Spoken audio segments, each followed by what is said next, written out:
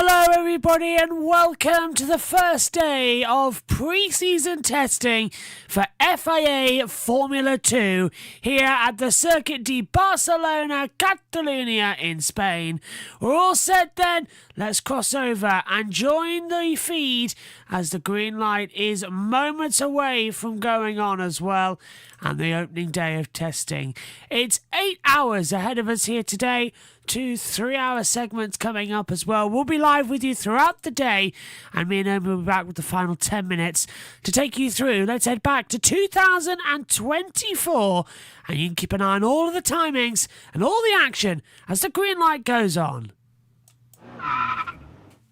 A whole new era of FIA Formula 2 is about to get underway here at the Bahrain International Circuit. 28 races across the 14 rounds. It all starts here. It's the sprint race, race 1 of 2024. Let's see what the new cars and the new generation of talent has to offer. Grid from back to front. Kushmaini sent to the back. Joshua Durskin starts in 21st position. Moving forward, 20th for Roman Stanak. Starting 19th is Emil Cordial as well. 18th on the grid, coming into it, there goes Ollie Behrman alongside Andrea Kimi Antonelli, the young rookie star. The two Premazo on the back of the grid. Richard Verschoor 16th, Franco Colapinto starts in 15th, his first race in F2. Moving forward up the grid, 14th for Rafaela Villagomez, Juan Manuel Correa back permanently, of course, in Formula 2 last year, now another season, starts 13th. Paul Aron starts in 12th position, his first race in F2, alongside him, Jose Maria Marti. Forward again, Gabriel Bortoletto, our GP3 F3 champion last year, starts 10th. He'll have the pole for tomorrow. Isaac Hadjar starts 9th. Zane Maloney's 8th on the grid. Dennis Hauger is in 7th. Moving forward, 6th on the grid. That takes us to Rito Mayata, who has got the Toyota Gazoo Racing sponsorship. 5th on the grid, Zach O'Sullivan. Enzo Fittipaldi starts 4th. Victor Martin starts in 3rd position. What can he do this year in Formula 2? Front row of the grid though for this one, Taylor Barnard in his first F2 race alongside Jack Crawford back on the mix on pole position in the number 7. The cars leave the grid then on the formation lap. Jess, just quickly from you, Formula 2 back. You raced in the F2 cars, of course, in the Creator Series. And it's a fantastic piece of machines, fantastic series. What do you think of the new cars and what do you think coming into the new season? Oh, Staller. Got going, all the Premas. Sorry, guess. Yeah, go on. I think with the new cars, it leaves it with an even playing field, especially around here. We don't know who's going to do well, and there's certain teams that we thought were going to do well, but haven't done well in qualifying. So I think we're going to be in an unknowns, but I'm really, really excited. From previous experience, the F2 car's an absolute nightmare to drive around Bahrain, but let's see how the best of the best in F2 do around there. But I can't wait. It's going to be good. Joshua Dixon is installed on the grid as well. So it looks like they are having a bit of a problem getting away from the grid. It seems for these clutches. Now, not much has changed on these F2 cars. The aero packaging has changed. The engines have stayed the same. We're now 55% renewable fuel, but let's hear from the top 3. Excited. Obviously a bit nervous as well. It's my first ever race. I knew that we had the pace to do something, and it came in the last lap actually. So I was taking the other laps as a bit of a reference. For sure, when I put my second set of new tyres, I should have improved more. But that's something I need to learn for future. There's a lot of procedures in terms of starts, tyre management, that you just have to focus on that in the race. And as long as I do all of the jobs that I have to do the best that I can, and learn as much as I can, that's the only thing really that I can do. And the results then will come. The driver making a step. So that's Taylor Barnard starting 2nd on the grid as well. Joshua Durskin's back in the pit lane. Omi, this is going to be a big one when the lights go out as well, because a whole new era of car they've got to get used to. We've never had a standing start before. The clutches on the F2 generation 4 cars didn't get away well. Gen 5 could be something to look forward to. Who knows? It's a complete unknown. It's a step into the unknown. 21 drivers now with Joshua Dirksen into the pit lane, and that's not what he wanted as well, but they will be getting all into position, and this is going to be completely wide open. We don't know what is going to happen, but it will be Jack Crawford, who is a winner in Formula 2 previously. He won at Austria, the sprint race last season. Let's see if he can win from the front. But then you have experienced drivers like Martins, Fittipaldi up there as well. Sullivan looked rapid yesterday. Ritomo Miata, so many talented drivers in this field. It could really be anyone who takes victory, and definitely for the championship it could be anyone. This is looking like it's going to be, we're going to be in for 23 laps of absolute pure action as we ride on board with Victor Martins. A bit of a disappointing yesterday, but let's see if he can turn it around today from third on the grid. The field separate from the racing line on the right hand side of the track, then pull over to the left. 2 by 2 staggered formation, 8 meters between each side of the grid and each grid slot. Joshua Durskin will line up, 21 on the track, 1 in the pit lane. Kushmani sent to the back after the weight limit penalty yesterday, with the sensors being errored as well. Medical car at the back. This could be one of the closest seasons we've ever seen in Formula 2. A whole new generation of cars meets a whole new generation of talent, with 5 shining lights to illuminate, to kick-start the season. Lights out, race on, and it's a good start from Jack Crawford. It's a much better start from Enzo Fittipaldi, who moves across the track. He goes side by side down towards turn 1 with Zach O'Sullivan, who's made his way up into second position. It's Jack Crawford in the lead, and it's going to be a 1-2 for the 2 teams as out goes O'Sullivan side by side. What a start though. Crawford keeping it back in position, he gets it in, but O'Sullivan keeping all back out. Maita's dropped back a little bit as well as they run up the hill towards turn 4. Congratulations, they all made it through cleanly as they get through 4. No, Spinner in the back, I can hear it. Spinner, yellow flags out, I've stand corrected. Someone's already off in the side of the track. Is it Cordeal? He's been dropped back a little bit. Into turn 4 and 5, down into 7, 8. And it's side by side. Crawford leads, Martins up to second position. O'Sullivan for the boundary. I think it was Cordeal in the back. Yeah, Taylor Barnard didn't really get away too well, though. He's lost a couple of positions. Crawford still leads. It was Sullivan and Martins who are battling. Lockups are plenty as we go down to the braking zone. There we see Correa locking up and running a bit wide off the road.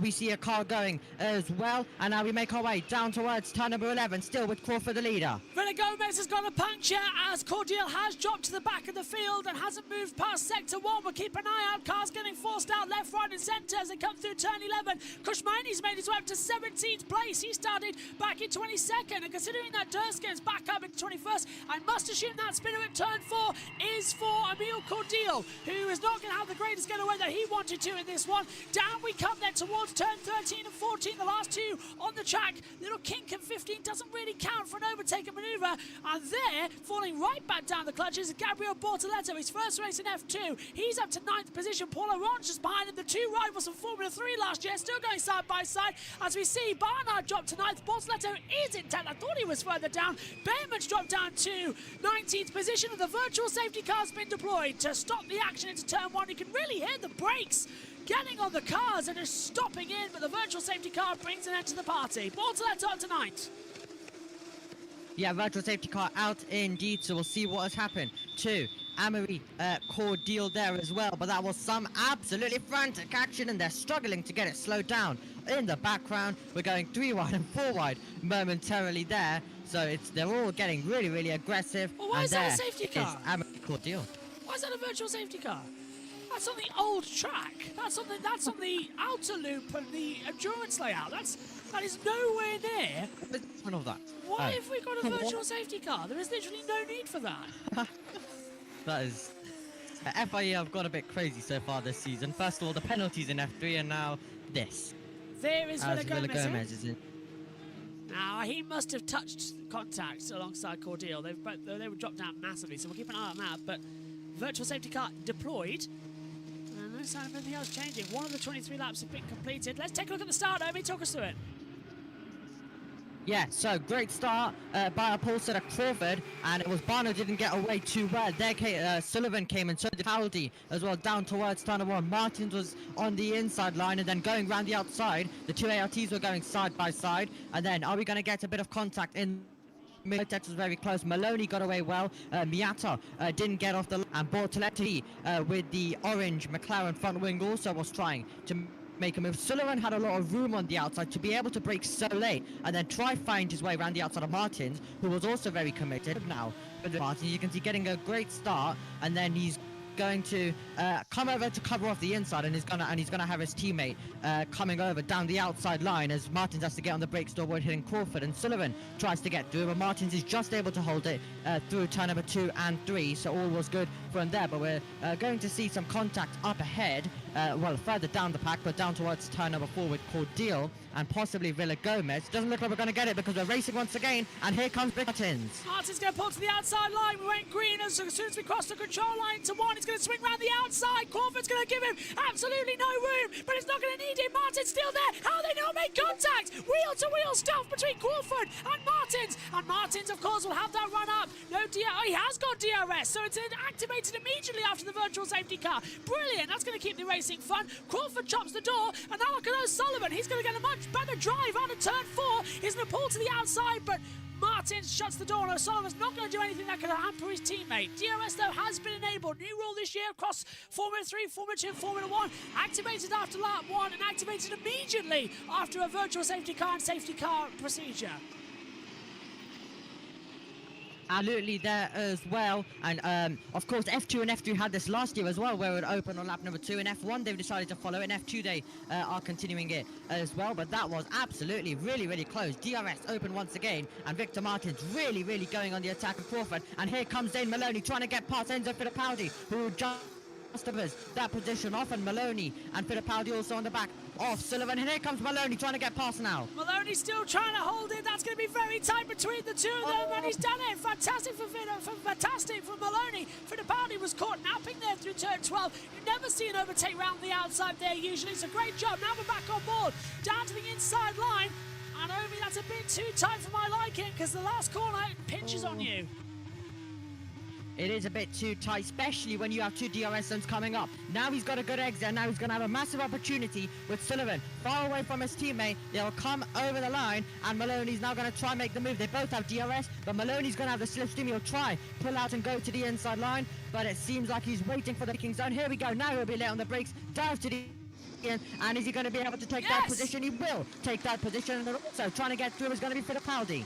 O'Sullivan down to 4th, and Fittipaldi now with the kick sponsorship of the side livery of the car, going to try and get through on the run up towards 4. He's got the DRS, thinks about a move on the inside lane. The brake's going to go for it. He might even take out the other one. Very close to contact between the 3, but it didn't work out. Fittipaldi was too late on the brakes, and just a little bit of trail braking for Fittipaldi and O'Sullivan to keep it through. Maloney, though, up into 3rd place. Great job. Just keep it going as the stewards investigating car 12. And so that's going to be Cordial and for sure noted for that contact on the opening lap. So Colapinto and Cordial, interesting.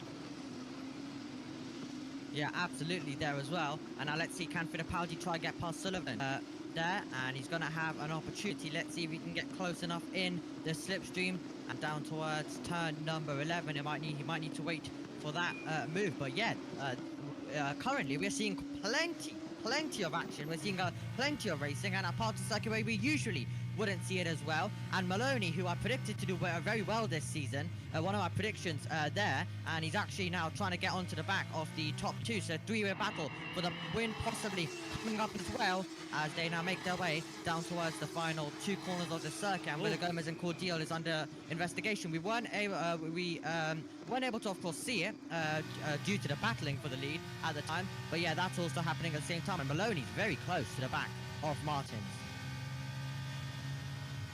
Martins has the DRS to Jack Crawford, of course. 4/10 the gap across the line.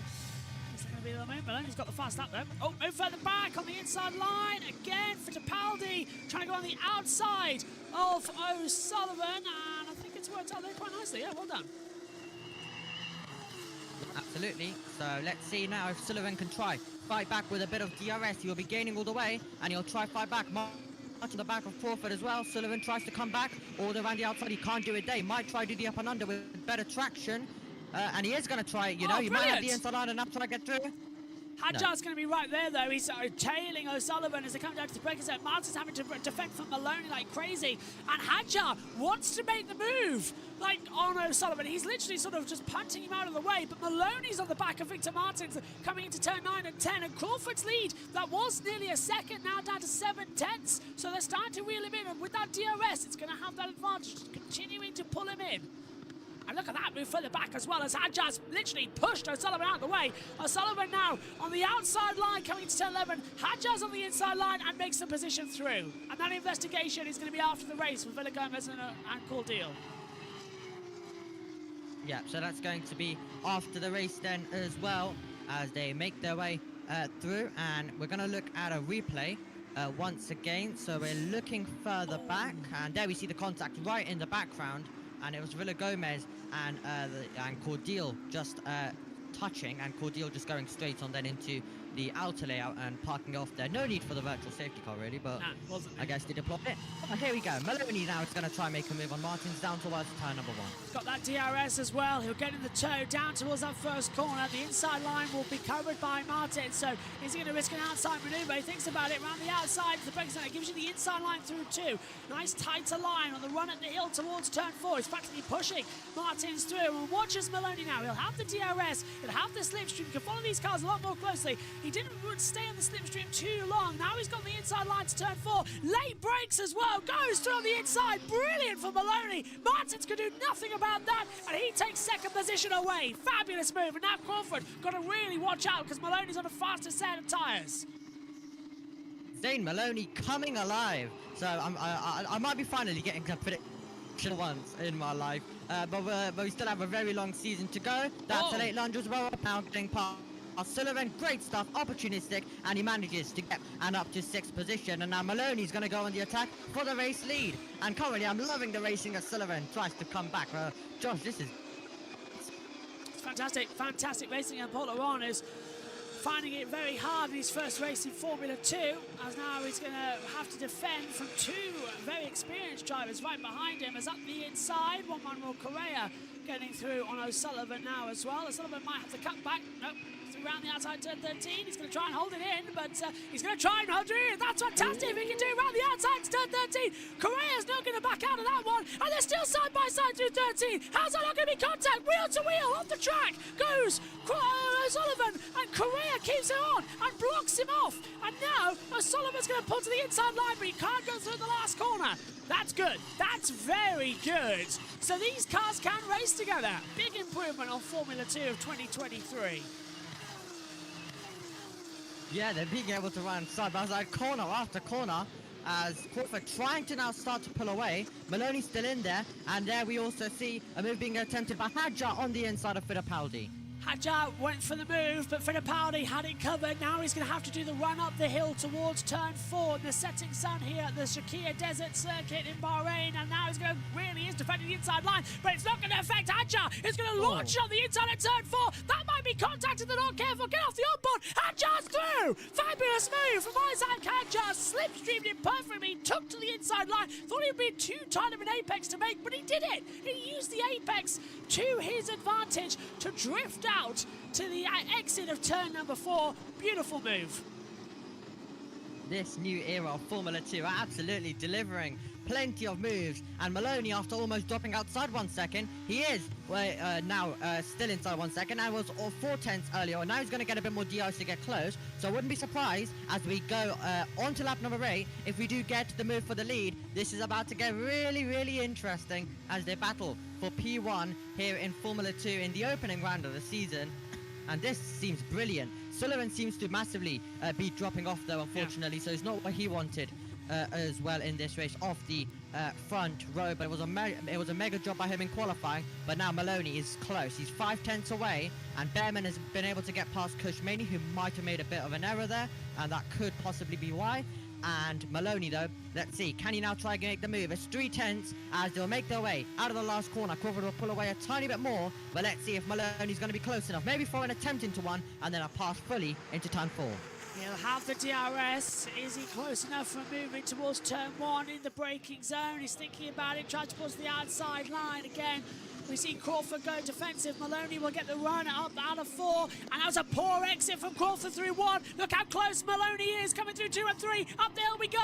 DRS will be open. Maloney's going to go to the outside line through 4. Crawford tries to cut him back in the middle of the track, but Maloney's already there. Swings around the outside line. Crawford's going to go in too deep. Maloney will get the cut back, get back on the power side by side. Crawford around the outside line. He becomes the inside line though for Maloney, who takes the lead in the sprint race at the Sand Dunes section. Beautiful move. And Maloney's really pushing it. The Umber-Bates driver is absolutely loving this, and Crawford's not giving up. Round the outside at turn 8, can't get the exit on, and here comes Victor Martens. Three-way fight for the win.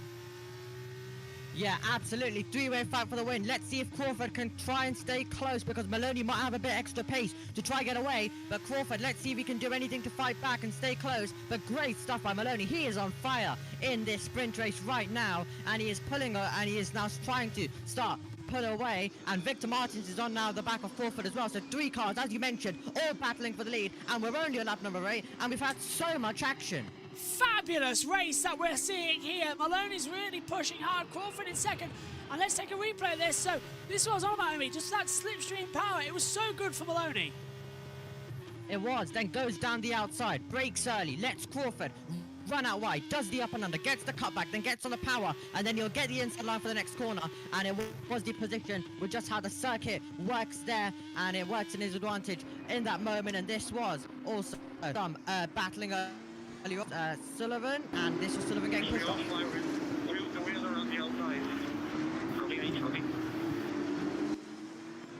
Man, Marty pushed me wide, so that was a different replay that we haven't seen. So that we saw the battle with Hauger. So where's he now? Yeah, so Hauger's behind Sullivan still, so it was Marty who's now ahead. So Marty's pushed him off the track. Now we're seeing Victor Martins having a push on track. Crawford coming up the hill towards turn 4. Verschoor's past Correa. Crawford and Martins now in the battle between them. Track temperatures dropping, by the way, now 25.9 degrees, air temperature 19, as this sun begins to set here in Shakir. Just a fabulous... Oh, Franco Colapinto! Yeah. So Colapinto's been given a penalty. Barnard and Bortoletto having some battle, an amazing battle, because they've been side by side for a bit. Colapinto has a 10-second. Incorrect starting location. Oh. Interesting. So has he gone one forward, one back? Must have done something different. Yeah. That 9 of 23. There's Crawford still holding off from Martins, but Zane Maloney leading this race here in Bahrain. And then Pete Motorsport, that's going to be... Is that Dennis Hauger coming in? Yeah, because it's Bortoletto just behind him. That's Barnard. Just our timing screen's wrong. Bortoletto's passed Barnard. Bortoletto's back into 10th place, so we've missed that on that lap. Yeah. Yeah, I didn't mention it, but it does.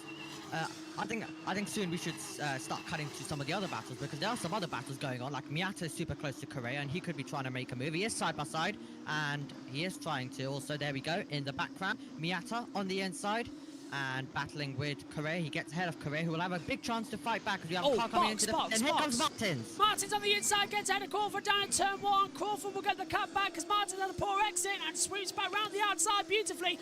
And Franco Colapinto in for that 10-second stop-go penalty. So disappointing he's had to take that penalty so soon in this session. Really is down the gears. Yeah, absolutely. As well then.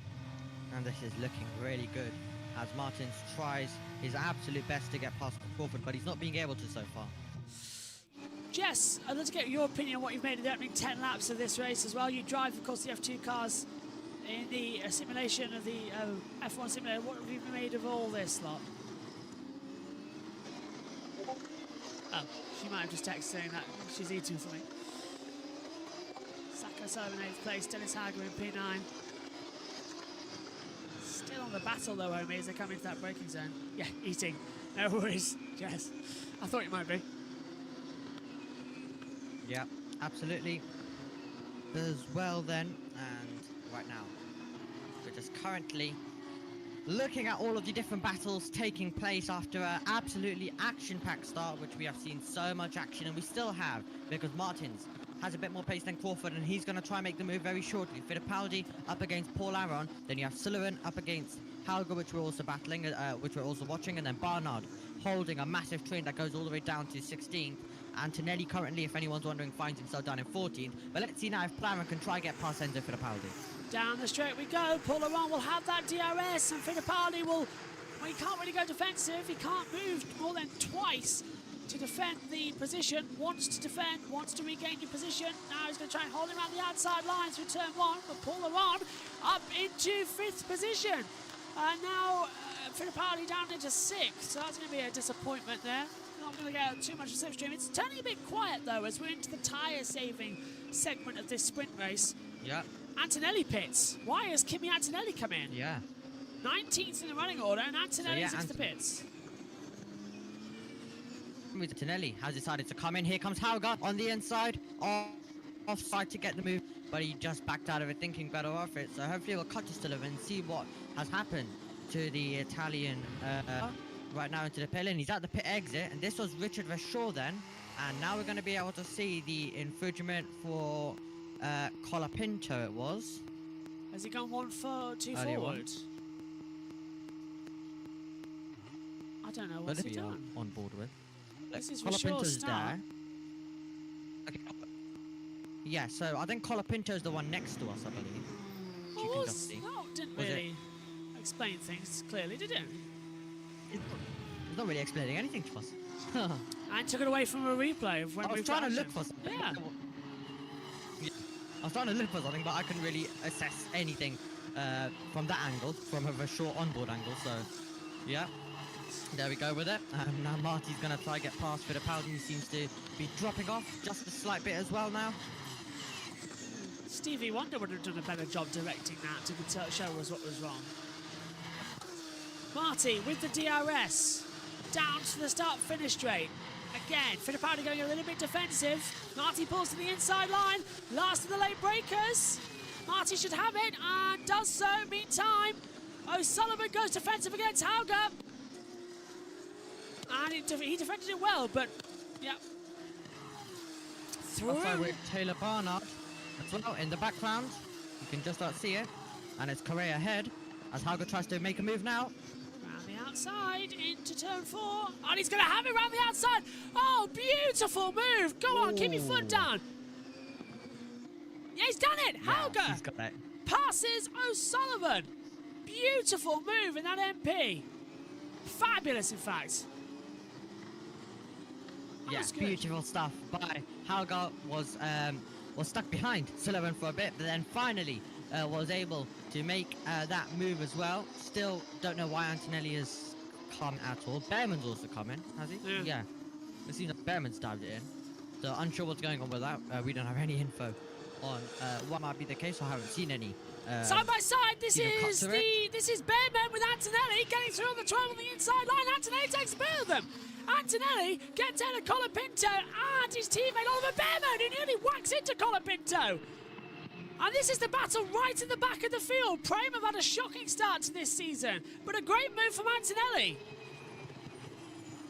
Yeah, great stuff by Kimi Antonelli. Seems like they're just now put on a faster compound and are just pushing on. But yeah, let's see now can Behrman try get past Colapinto, because Antonelli's driving up the road and a lot of people are going to be loving that overtake.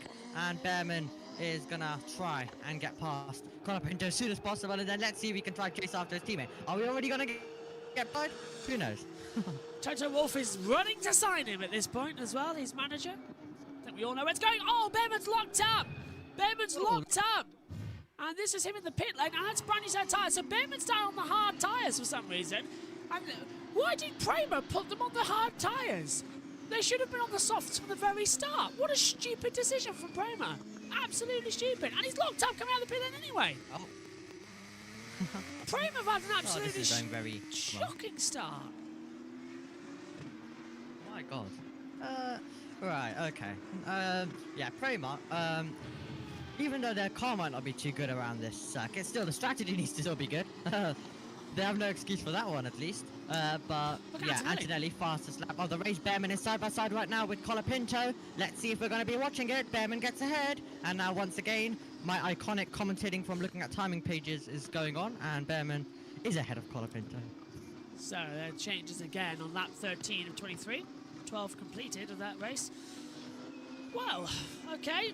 Regroup. Antonelli though with a 1:46.072. He's got the fastest lap of the race so far.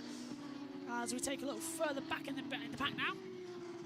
This is going to be Dennis Hauger we're looking at, with Fittipaldi just ahead of him and O'Sullivan behind. Bortoletto started 10th, has kept 10th position. Of course, he's on pole position for tomorrow's feature race, after Kushmaini had his time deleted post the event. Night has fallen here, so the lights have taken over. We're now into the night. You wanted to see a night race, Somi, with Formula 2 cars. You've got it. Here's Careers Radio. My mirrors are falling off, so if they get close, just let me know so that I can move the mirrors, because I cannot see behind me. Careers' mirrors are falling I saw off. something fell off. Yeah. As Moore overtakes it towards that first corner come. Speaking of Bortoletto, making a move. Maney. Oh, sorry, it's Maney. Yeah. Yeah. And this, Hauger round the outside of Fittipaldi into turn 4 for 7th position. Can he get the move stick? Yes, yes, yes, he's done it. Brilliant job. And O'Sullivan's going to have a go at Fittipaldi now through the sand dune section. Closing it up once again as they head down towards turn number 8. He looks to the inside line. Brilliant late manoeuvre. O'Sullivan late in the brakes. Fittipaldi will keep the power on to try and get the exit. Great job from O'Sullivan. Up into 8th position. Bearman now fastest up of the race. 1:45.841. He responds by 2.5 tenths of a second to his teammate of Kimi Antonelli. Yeah, absolutely. So Bearman now with the fastest lap, and he's going to try hunt down Antonelli. And then it could get a bit interesting for us here. The battle that a lot of people over the winter, when it was announced they would both be there, have been talking about, that a Bearman-Antonelli championship fight. Well, maybe not a championship fight as Correa locks up. Maybe not a championship fight yet, but definitely some battling, and a lot of people are predicting them to... Yeah. People comparing the two of them for this race, because a lot of people are saying that Primo might not be as strong as this race. So, I mean, Antonelli and Bearman both are the same setups and all that, so comparing those two definitely can be your only comparison you can make from this one. And then we'll see what happens next time up. So that could be an interesting battle as well. And Bortoletto's going to have a chance to get past Fittipaldi in the background as well. Here is Marty. He's got onto the back of Paul Ron, trying to get back to Bayern Academy. He's and, done it. Trying to well, and Bortoletto has Fittipaldi, and Miata is trying to make a move. Ritomo Miata. Let's cut to it, please. In the background. Miata's passed Fittipaldi And too. Miata's got it. What's happened to Fittipaldi then? Dropped 3 positions for the past lap. Tyres could be a factor if they've started to go off. This is the one problem with sprint races. You don't usually change tyres, so soft to compound wears off quicker. Those on the hards, you suffer at the start. Oh, Oh! Oh, no. Yeah, Victor Martins Fritz, what are you scaring me? with Hadjar. Oh, well, they are close together, but it said it was dropping down the order, so I was like, what? Okay, Yeah. deep breath. The graphics are lying to me. I was looking at everything as Anyway, well. Hadjar's on the back, I believe. Yeah, not Hadjar's just on you. the back there, so... Not just you. I was seeing the same stuff. Yeah. Stand it down to 17th position. Keep on the power, guys. Come on. Back on full speed ahead. Yep. Jackson and Stanek were both battling, and Ander Bearman's now inside 1 second of Antonelli. Oh, here we go. Here we go. Okay, right. The rest of the drivers, you guys can quickly solve your battles, right? Because I think we want to watch Bearman and Antonelli in a bit. So that's again something. I agree. Okay, right. That's what we want to see. Yeah, first of all, let's see Hadjar try get past Victor Martins. Could have an opportunity into 1, if not 1, into 4, as per usual. Bit of a move going on here down towards turn number 1 as well. Crawford under pressure. Martins now we're seeing as well under pressure from Hadjar as we see on the move. Aron around the... Yeah, Marty passing Aron. Aron on the outside, can't get through at turn 1. Oh, and a great job. Well, Martins went wrong. Martins went wrong. And now, pushing full power, Hadjar's going to make the move and shuts the door. Now, the one problem I've got this year with Hadjar and Jose Maria Marti is they're both in the Red Bull liveried car, but also they don't have their number on the front nose. They've got it in a different language, so I can't see it correctly because they're not in the standard position. It's too high up, so you can't see the numbers. So you're always misidentifying them because you can't see who they are on the track. This is Martin. He made a mistake. Yeah, so he did make a mistake, but the timing page thought it was a bigger mistake than what it actually was. So this was a mistake, a bit of a snap, and then just having to cut the corner, slow down a bit, and that allowed Hadjar all onto him, and it allowed Hadjar through as well, and they all make their way through. Bortoletto has, well, the shorts pass for the Fittipaldi as well. Bortoletto and Miata have been battling while all of that has been going on. So we're getting plenty of battles. It's not been one of those quiet races. It's starting to quiet down overall, but we had an absolute action-packed start, but we're still getting moves absolutely everywhere though. Still moves are coming, and definitely we are getting plenty of action with this new era of FIA Formula 2 as well. And Behrman, it looks like he's now just staying around 1 second. Antonelli not letting him get inside the 1 second. You'll have the Behrman fans hoping that he can get past Antonelli fans, hoping that he can defend, in a big comparison by every other single fan made between those two drivers. Yesterday, I saw a lot on social media about qualifying of Antonelli out qualifying Behrman. Everyone was going wild about that. So they're going to go wild in every single thing that happens between Antonelli and Behrman. Barnard has dropped down. Yeah. 2 places. And here's Marty on Aron, further back. Aron was on the inside. Marty just slipped through on the inside line. Thank you very much. I'll take that position. You're not using it anyway. There's Martins. And there is Martins. Struggling now as another Campos is going to go on the attack. Correa gets past Fittipaldi, so Fittipaldi has had a terrible race as well. Barnard is into the pit lane. So Barnard's dived it into the pit lane. But yeah, Martins is going to be under a bit of pressure by Marty. Campos looking very strong as well, we have to say. Why have the Prema cars been so slow this weekend, says Assar? They've just not been competitive at all. Qualifying was impeded on their lap times, and then the race they started on hard tyres and they should have started on softs. And then had to pit to change to softs, so they threw away their strategy. Yeah, Marty just ran a bit wide as well. Turn of against Taylor Barnard, unfortunately. Out as well, having started on the front row. But yeah, I think Kramer will be strong once again from next week onwards. Not really suiting the circuit is the Prima setups and all that. So hopefully from next week onward, we're back on there on top. Then you'll get much more of an idea. But we currently have all of the other drivers dealing for positions. This is for 4th place, with Marty surely being able to get through into turn 1. Dive bombing on the hard, and he's up to 4th position. Martin's going to try and hold it around the outside, though, through 1 and 2. Hasn't done it. Through goes Jose Maria Marti as Maney passes Fittipaldi for 13th position. So Marti passes Martins, Maney passes Fittipaldi further down in the field. Lap 18 of 23 of the opening Formula 2 race of the season. And it's a sprint with the features tomorrow on Saturday. Just for the first 2 races. I missed, it's the Monaco format, that's what we've got to remember. As well, and yeah. Monaco's going to be fun with these Yeah, guys. well, I guess the old Monaco format, because yeah, I guess it's exactly what they used to do. However, last year, of course, they did Thursday practice for F3 and F2, Friday qualifying for F2 and F3, and then it was basically Saturday, Sunday, the exact same. As if I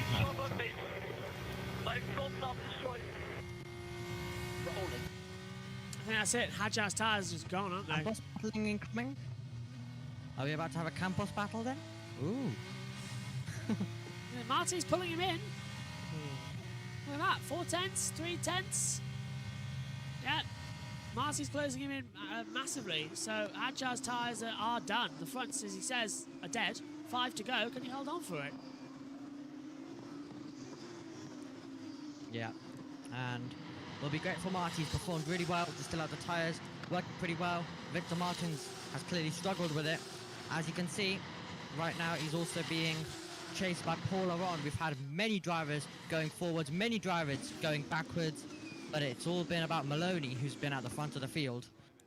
He's been rapid, and he's now running at a good pace, 4 seconds of the gap. So Maloney's been on fire in this race. Fittipaldi's diving it into the pit lane, so we're getting a few more drivers diving it in to the pit lane right at the end of this one. And Fittipaldi, a bad race for him, having dropped off a bit. This was Isaac Hadjar into turn number 1. And are we getting a lock-up? We're getting a bit of a moment under braking and a bit wide. That's not going to help his battle against Marty at all.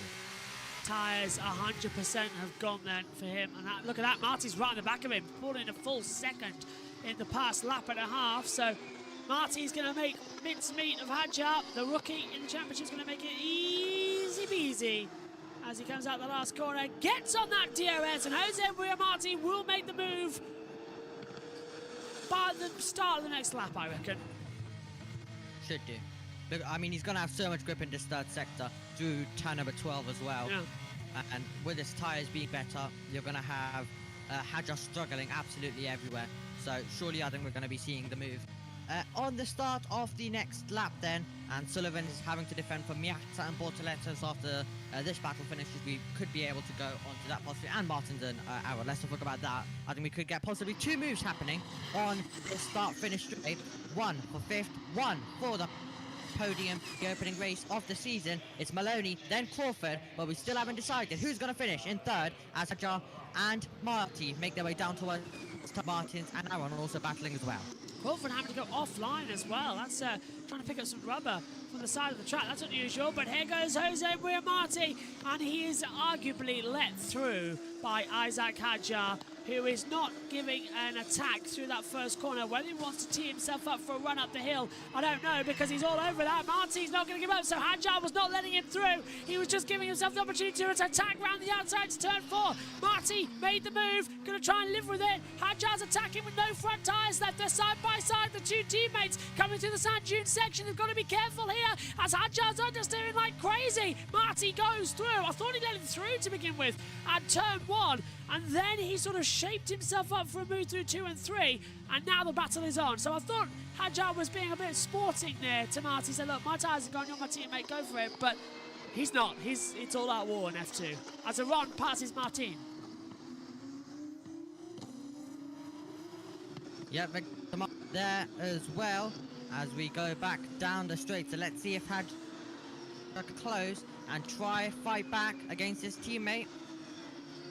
He's still able to fight back. There we look in the background to see Victor Martins has been passed. He's also trying to fight back. You've also got Hauger now there trying to make a move. So the race coming alive at the end. It was drilling at the start, and then we had a tiny bit of a lull with still some overtakes, and then it's going to be drilling at the end as we still have many places to sort out in this one with Hauger having a look to the inside of Victor Martins, who's trying at the same time to get past Aron. This 3-way battle, maybe 4 and 5 actually, and 6 and 7. There we go, 7 cars. Got there in the end. All battling for this one as we make our way down through turn 13, 14, lock up there as well, and we're going to be making our way onto the start-finish straight then. Down 1, 2, 3, 4, 5, 6, 7, as Amy said. Martins versus Hauger as well. Then it was Sullivan.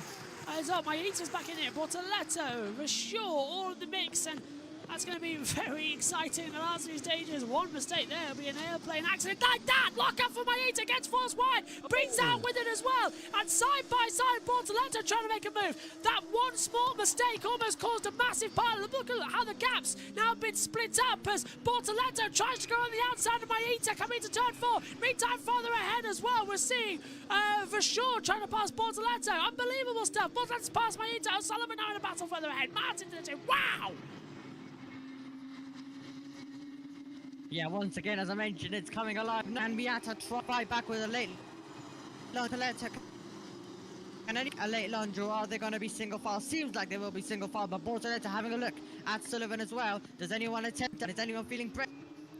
I'm on, so moving to turn number 2, the closest one, 2. And there's a lock-up there from Hauger as we make our way towards now turn number 11. But this is absolute fantastic action as Hauger still looking for a way through on Martin, and so is Bortoletto. Let's hear from Martin. Bortoletto locks up. Marty's not fighting Hadjar, so they're saying they're not fighting. But there's lockups left, right, and centre. They've got to take care. Just keeping on the inside. I just thought, we've got a Channel 4 show tonight on Friday, haven't we?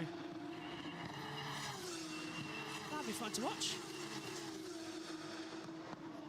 Again, just having that pace. We can't hear you, Josh. Can you hear me? Oh, yeah, okay. Wi-Fi's gone. No, not again. That's always fun. We can still hear them. Penultimate lap of the race and everything's gone dead. Sorry about that, Feromi. And a move on the inside line. Bortoletto making the move. Hauger on the inside of Victor Martins. And Bortoletto trying to get ahead of O'Sullivan. Side by side through turns 1, 2 and 3. Still trying to have the attack between them. As they run up the hill, we go once more. 3 wide, trying to make the manoeuvres. Bortoletto alongside Martins. Martins going to shut the door. O'Sullivan's looking on the inside too. My 8 is in there. 4 wide into turn 4. Martins around the outside. Bortoletto backs off. My 8 tries to get the push down. Bortoletto goes through. Gets ahead of Martins with an exit drive through turn 4 on sheer dominance. And again, my 8 just getting a twitch. O'Sullivan down into the braking zone at turn 8. Gets on the inside line. Correa's in there too, trying to find in for sure. In a battle. And all of a sudden it's changed out. For sure down to 11th. Maeta in there too. Aside for sure's on the inside. Maeta goes through. That's going to be contact at turn 10 if they're not careful. Martins has dropped back several positions. Really hard end to this race. They've got to be so careful now. They cannot find one error. There goes Maeta up the inside of Victor Martins, making the move. He kept that position tight, he kept it smooth. He knew the pace, he knew the position he had to go in. Again, nothing but contact, nothing but worry. Final lap of the race. We've lost Omi and Jess at the moment. Again, there we see Bortoletto now trying to get ahead of Hadjar. Meantime, further back, for sure, gets ahead of Victor Martins. He's down now to 11th. He's outside the points-paying position. Zane Maloney at the moment stands in great job as we see Bortoletto passing Hadjar for 6th position. Hadjar's trying to come back and around the outside for sure. Battle with Martins. Martins at the inside for sure. Goes defensive. For sure still going to be there. There's action everywhere in this final lap. For sure gets ahead of Martins and have the run. Hauger's going to have the run of Bortoletto. Maney and Correa battling further back as well. Martins trying to make the move, not going to pay off this time. No matter where you look, nothing but action, nothing but intrigue, and nothing but a good race. Maloney is going to win the opening race of the year as they turn into 8 once more. They'll try and have the battle and the procedure to keep it going. An absolutely insane race. Proper action. Here is Zane Maloney as he is coming through now again. Oh, there goes Omi. Bortoletto holding off. Can he get Paul Aron for 5th position? Don't forget, Bortoletto, our Formula 3 champion. He's going to have the power tomorrow to be on the attack. Zane Maloney has outdone himself, outshone the field. The man from Barbados will be number 1 in Bahrain. Zane Maloney wins the sprint race in Shakir. Crawford will come home in 2nd. Jose Maria Marti will finish in 3rd place. Hadjar 4th, but who's going to be 5th? Paul Aron or Gabriel Bortoletto across the line? Aron, Bortoletto, O'Sullivan, Hauger, Marietta, for sure the top 10, and Martins at 11th. What a cracking race. Absolutely brilliant.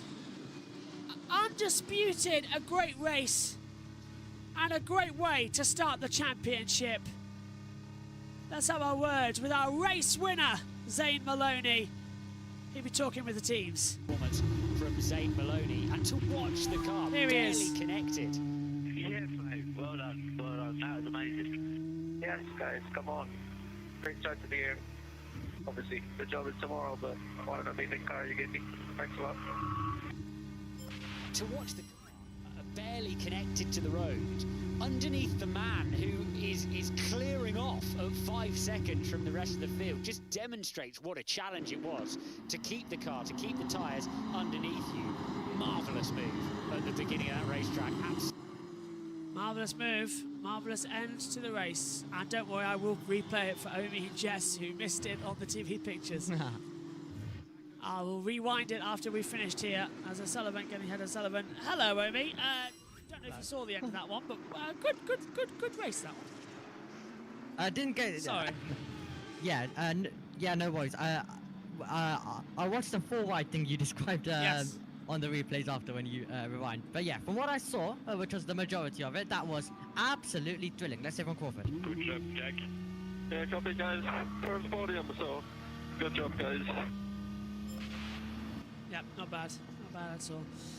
Now, the ideal thing here would be for Sky to go off here before the podium, like usual, and I can rewind it for everyone to see that last lap again on Omi and Jess's side.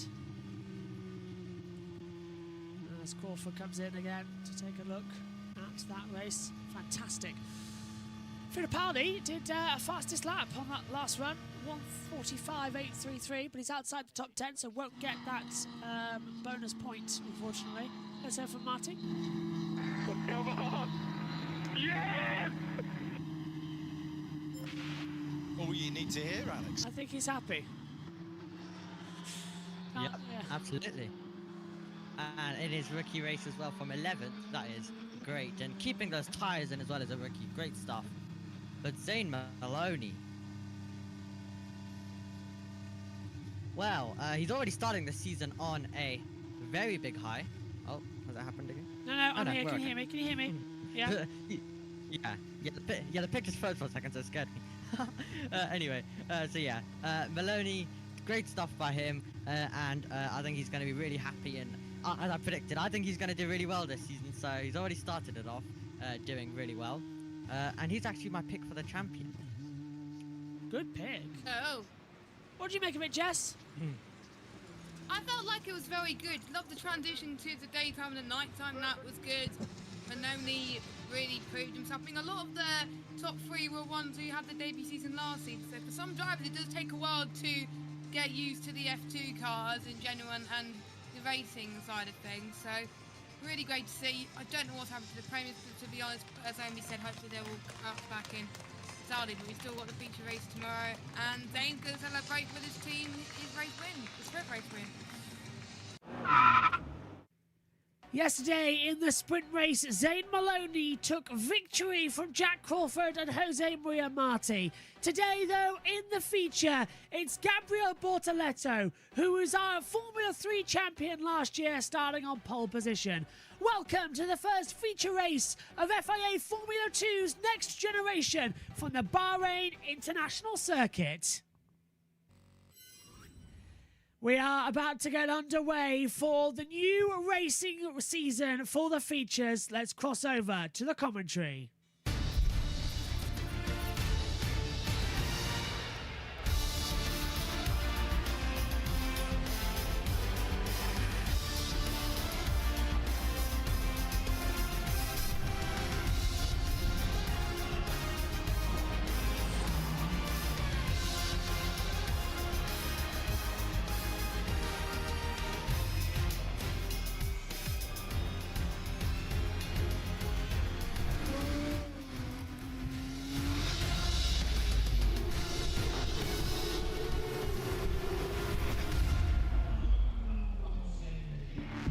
Previously in Formula 2. Formula 2 is back. Bortoletto Neto has gone to the front of the field. Miney looking to respond to his teammate, and he does. Invicta have found the way to talk to this new Formula 2 car. Thank you for the car, man. Honestly, it was so good. Chris Miney is at the back. He was disqualified from qualifying. And the new season is underway. And that is outrageous from Maloney on the charge, from 8th on the grid to 2nd in the race. This is Bahrain racing at its best. This is great overtaking from Zane Maloney to the race lead. Who blinks first here? Who claims the place on the podium? Pepe Marti. Brilliant brawling. Who's overtaking? Control, select everyone. The boy from Barbados will see the checkered flag first. That was unbelievable. It's the first feature race of a whole new generation. Welcome to FI8 Formula 2 in the middle of the desert. It is the Shakir International Circuit, renamed the Bahrain International Circuit, our opener here for 2024. It's our longest ever season, 14 rounds across 28 races. It all starts at this 5.412 kilometre circuit, 32 laps ahead of us today. Top speed in these new generation of cars, 308.3 kilometres an hour, translates to 191.6 miles an hour. And taking a look down on the grid as well, we are almost ready for the procedure to begin. I'm delighted to see that Cordeal is back up and running after stopping a little bit on the track. Alongside me in the commentary box is Jess and Richie. And Jess, yesterday in F2's sprint race, it was absolutely insane how close racing we got. Now we've got a mandatory pit stop involved and the feature should be even better. Morning. I was on mute there, sorry. Morning, everybody. I can hear myself. It's very echoey, so I have to unmute myself a little bit. But yeah, yesterday's race was great with Maloney taking his first ever victory in F2, which was great as he recovered from 8th on the grid for that one. But we got Bortoletto starting on pole position after Kushmani got pushed to the back due to some incidents that he had as well. Marty was looking quite good yesterday. A few places. Now Isaac Hadjar's going to be starting on the front row as well. So the ones who joined at the start of last season are going to potentially do quite well because they got that experience. But we saw the likes of Tainted Barnard drop down a little bit yesterday, and let's hope he can make his way up through the grid. So a lot of unknowns, but it's great to see the F3 champion starting on pole today. We look down on the grid. Hopefully that's changed some of the echoey and discordness as well. Let's take a look at the starting grid then. On pole position, it's Gabriel Bortoletto. Isaac Hadjar is second on the grid. Zane Maloney starts in third. Dennis Hauger lines up on row 2 in fourth position. Third row of the grid sees Ritomo Mayata alongside Zach O'Sullivan. Then it's Enzo Fittipaldi starting 7th. Victor Martins is 8th on the grid. Fifth row of the grid sees Taylor Barnard starting 9th. Jack Crawford starts in 10th position. Jose Buiamati is 11th, with Paul Aron starting in 12th position. 13th on the grid, that goes down as well with Juan Manuel Correa. 14th for Rafael Villagomez. Franco Colapinto is in 15th alongside Richard Fishaw in 16th. Kimi Antonelli is 17th. Ollie Behrman 18th. Bad weekend for the Premers. Emil Cordial's 19th, Roman Stanak's 20th, 11th and last row, Joshua Dursken alongside Kush Maney, who was sent to the back, is right at the back. Richie's with us as well. Richie, time for a feature, and hopefully it's going to be good, because with a pit stop involved, we always see drama, so it's like close racing at the start, a little bit of a lull, and then right at the end, everyone pounces who's got fresh tyres. Yeah, I think we saw last time, didn't we? In the sprint race, it was a brilliant race, of course. Lots of battling between all positioners on the grid. But today, I think we're going to see even better of a battle. With the race being longer, it gives more drivers a chance to close in, get moves done, and also keep along in that DRS train. But looking at the grid so far in this race, I'm going to keep my eyes on Miata. We saw yesterday he started in, I think it was around P6, had that incident on lap 1, dropped into 18th, but clawed himself back up to 9th. So I think he's a driver to keep our eyes on. Of course, Bortoletto, from champion in F3 straight to pole position in F2, is going to have a lot of pressure on him. I think a little bit more than he would have done if he wasn't on the top step Obviously, in qualifying, obviously, Kushmani did get that disqualification. Bit sad for him, obviously. I think he would have also been someone who could have definitely converted the pole into a win. We can hear now from our P1 pole sitter.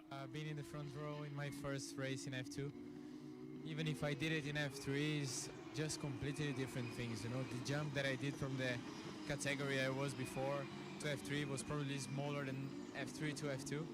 Car is very different, so adaptation was a key here. And yeah, I mean, it was a great quali. I'm quite happy with it. I'm trying to do a solid start and you know, managing the tires, doing a great pit stop, doing the basic very well done will be enough probably. That sounds really easy then. Not that easy for sure. There is Gabriel. So that's Omi's down in the pits. Omi, what are you going to be looking for the feature race here today, and how are you? Doing very well. As you mentioned, really looking forward to this feature race. We're currently watching Ollie Behrman put him with a lot of work to do here in this race. So let's see if we're going to be safety car free. We've been able to so far this weekend, but it can easily change feature race. And I think this is going to be a great race coming up. Yesterday we had a mix of strategy, even though it was the sprint race, and I think in the future it's going to be really, really chaotic all throughout. Bortoletto on pole, and Maloney, who looked very fast yesterday, starts in third. So let's see what he can do, and can he do the double by taking the victory. Half the team starting on hard tyres, some starting on the medium compound. I think anybody's gone for softs. They used those up in the sprint race yesterday. We are almost all set to go. The tension is rising. The little bubbles starting to form as well everywhere.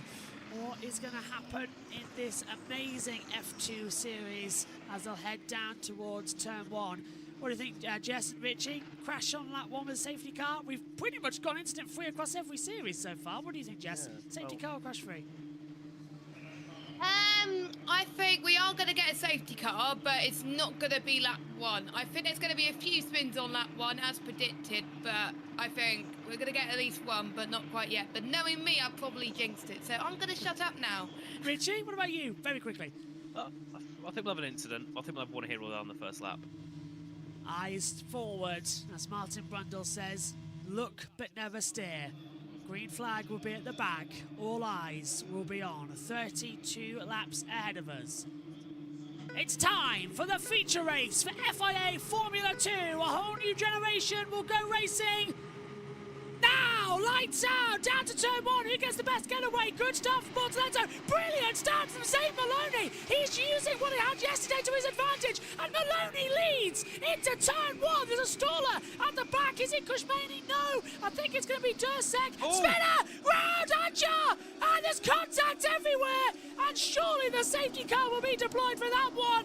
Unbelievable! It's happened immediately into turn 1. Now the lead of the race to Zane Maloney. Now the lead of the race changes again. Who's got the lead? I think it's Sacco Sullivan. And down into third, that goes Bortoletto.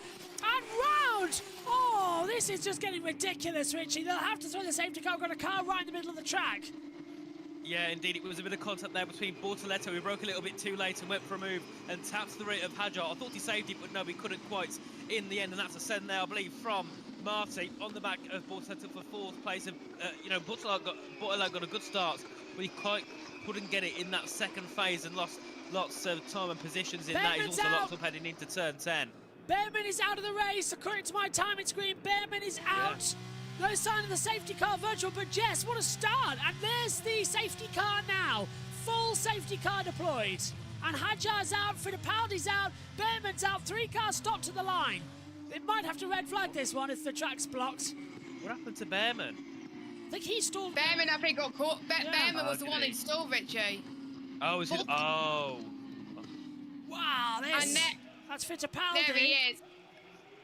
And the Red Bull Academy drivers not doing very well, aren't they? But Bortoletto, is that the right order that you see on the screen? Is that Maloney leading, or is it? I think Zane Maloney's leading. So from the sprint to the feature, he's going for it.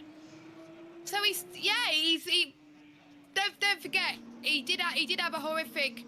He started 7th in the sprint, I think. So he was quite higher up in the feature anyway. So Yeah, so it's got Maloney, Sullivan, Hauger, Bortoletto, Marty. So Bortoletto did not have a good start. Cars to use shortcut at turn 1, so they're going to bypass that part of the track and use the runoff area. So Behrman stalled on the grid, I understand. Why we've got Bortoletto going towards the pit wall, I don't know. I think that's check damage, presumably. Yeah. So well, look at the position changes, Josh. Aaron, Marty up 6 positions, Colapinto, Vershaw, only said Verstappen then, no, Vershaw up by 6, and Stanek up 7. Here's the shortcut at turn 1, and we never usually get to see this, but they're using it That's quite cool. to bypass the track action. That is very nice. Good thinking from the race director there. Right, here's the start. Now watch Bortoletto. He's going to bog down. Too much wheel spin. Great start from Zane Maloney on those soft tyres. Goes right to the outside. Hadjar immediately goes defensive. And then it's going to happen to turn 1. Bortoletto locks up on the brakes. He'll put him into a spin. And then he's just going to get collected by Fittipaldi, who has absolutely nowhere to go.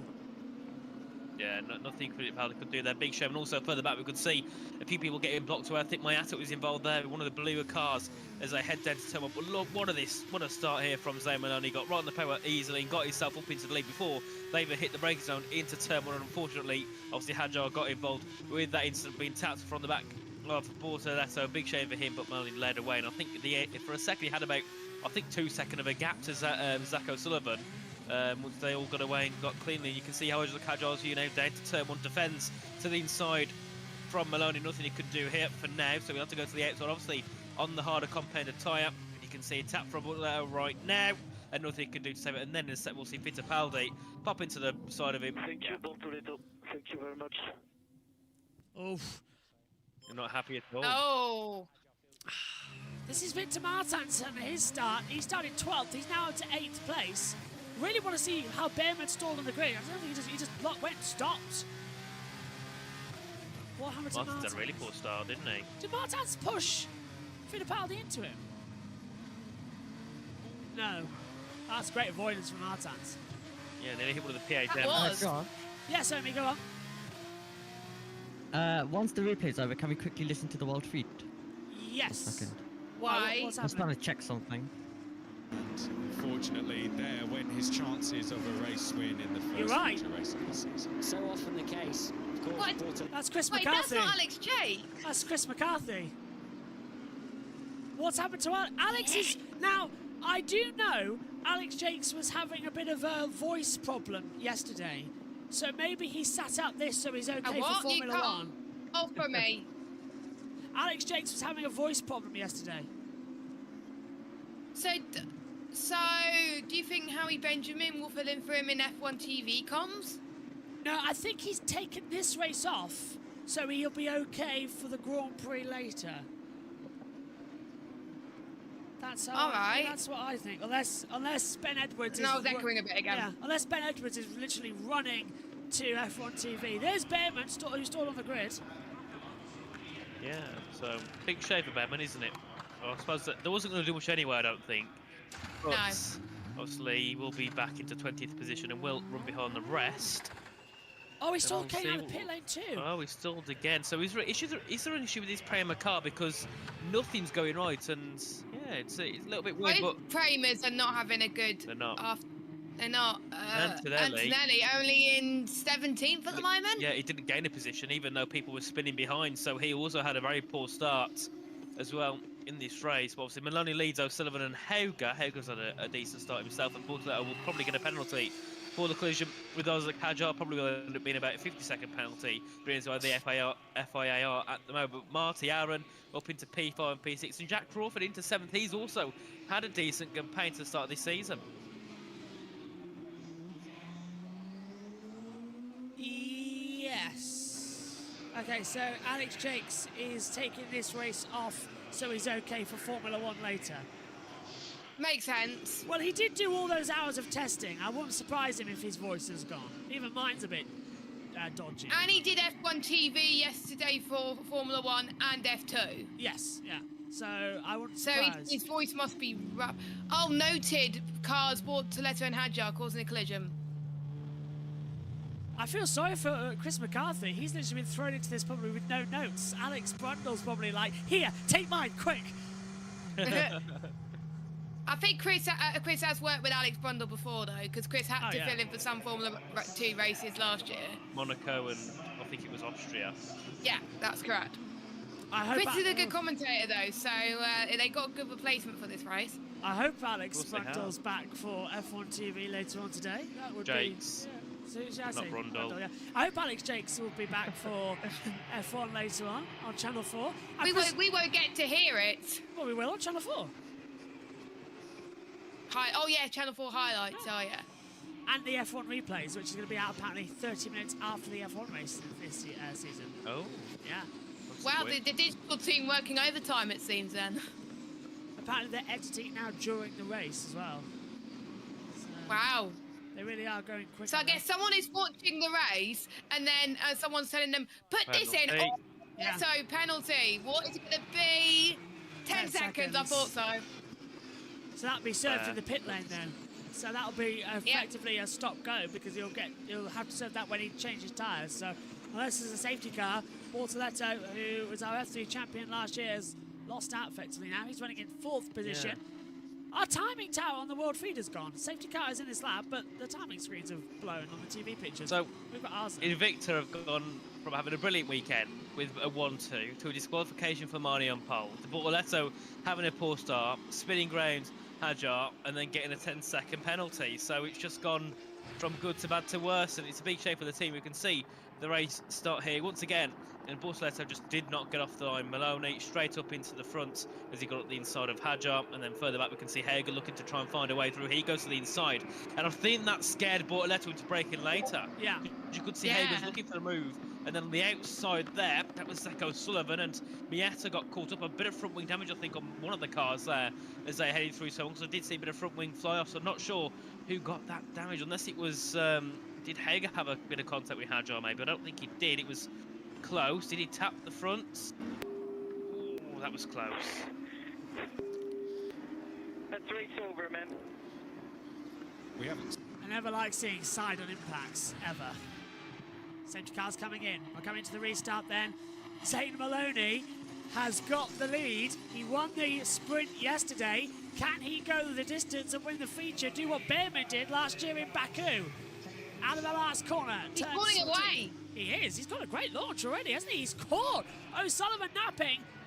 We are racing again and off the track already, losing a position further back, I believe, when Paul Aron, who's now got side by side with Maietu as well across the line. We're racing again here in Bahrain. Cars left and right down towards turn number 1, and Paul Aron having to go a bit defensive, but at the inside, Colin Pinto and Rashaw around the outside making manoeuvres as well. Great getaway from the pair of them. So Rashaw tonight, Aron down to 10th. Victor Martin's getting involved as well in that little battle. Paul Aron now back into 9th position, going defensive. Rashaw pulls to the outside line, trying to get a position back on him around the outside, coming up into turn 4. Keeps his foot floor down, and he's got him. Great move. Rashaw out tonight. Indeed there. Oh, Martin to 3rd there, trying to get up the inside of Hager. Brilliant move as they head down to turn 8. Brilliant from Pepe Martin. We can see further back as well. Crawford looking to gain in on the back of Bortoletto. Vashaw now looking to make another position, this time ahead of Colin Pinto as they head in towards turn number 8. And Vashaw is on an absolute charge here, Josh. Can he get the positioning in? And look at that!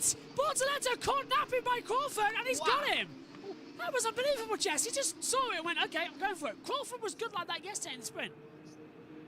Yeah, turn 10 is a very heavy braking zone, and Crawford seems to be a lot more confident than Bortoletto in that braking zone. And maybe with Bortoletto getting that penalty, that's probably on his mind at the moment. But we have another car going side by side into turn 11 and 12. Couldn't quite do it though in that car, so he's been forced to stay behind for now as well. And the gap's pulling away from Maloney. It's about 1.3, 1.7 seconds separating the top 2, so Maloney just found some pace, and the other Sauber liveried car, Dennis Hauger, is in 4th spot. Actually, no, it might not be Sauber, but you know what I mean. Dennis Hauger in 4th spot, but he's got lots of cars chasing him down as well. So the cars are pretty much spread across the grid, but the front lot are trying to make a difference around here. And there is Jack Crawford chasing him down, Dennis Hauger in towards turn number 1. Remember, Maloney's on the soft compound tyre, and that safety car for 4 laps as well will be able to keep him going longer. What's the best way to sync up the world feed? Some keeps in half the mic on the world feed. Yeah, hang on a minute. Let's go for a lap so you can get in sync. Well, Crawford trying to get the move done, but he might have gone slightly too deep on the brakes and has done so. For now, he has to tuck back in. Maybe we can see him lining up this move for turn 10. He needs to make progress now at this stage of the race, because he knows that these soft tyres underneath him are going to be falling away more quickly than the hards that are on Hauger, and that's the battle for these soft tyre runners. They've got to try to make the moves early because they can't afford to be held up. And he's up the inside. Crawford makes the move at turn 9, and a sweet one as well. He gets ahead of Dennis Hauger. Hopefully you've synced up. We're usually around about 5 seconds of difference from TV pictures. Is the YouTube. It's on ultra low latency. Yeah, but if you're on Sky Glass, it's about 20 seconds. Yes, it is, yeah. And it's involving Aron, Maeta and Crawford. Noted for safety car infringement. No, not Crawford. He's just been making some stellar movers. Could be a penalty coming for him. Knowing them, it could be 10-second penalty, which could really hinder his rest of his race. But he's got to forget what that was on that line and focus what's ahead of him right now. He's chasing down P3 at the moment. He could be on the podium, but he may lose that podium if he's not careful. Gomez down to 8. What's happened? And Correa. What's happened to him? They're flying around like crazy in the back of the track. What's going on? Yeah, Antonelli into 14th. He got past Villagomez, and Villagomez went down a few positions. Correa as well, moving down a few, so something must have happened. This is Mayata there, into turn 1, up the inside of Bortoletto.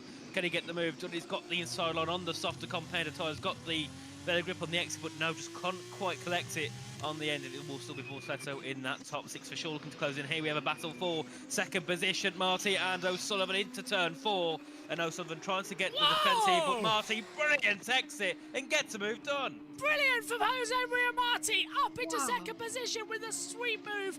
Correa's into the pit lane. Don't know if he's got damage, but that was brilliant. Soft tyres compared to the hards. You can see the difference, and this is going to be the reverse later. Those are the hard tyres will have the softs, and they'll be right back up there in the latter half of the race. If there's a late race safety car, we're really going to be in for some battling.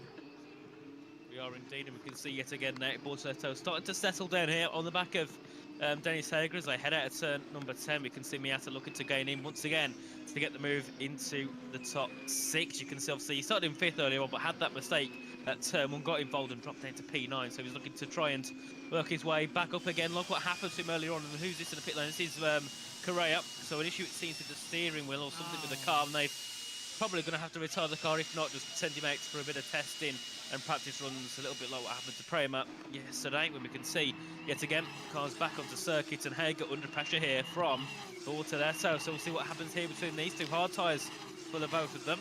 We'll see, can Bortoletto get the move done, because Jack Crawford's left Dennis Hager, but the issue that Crawford's got is he's got a 2-second gap to O'Sullivan in 3rd. Now watch Bortoletto, he's got 3 tenths, but he has got that penalty coming later on, but that'll be pit stops, remember. Can he get ahead of Hauger towards turn number 1? Hauger goes towards the pit wall to go defensive. Bortoletto pulls to the outside line. Late to the brakes. It's going to be a tricky manoeuvre to get that one sorted because Hauger will have the toe in. So Bortoletto cuts back, tries to get a straight line exit out of 3.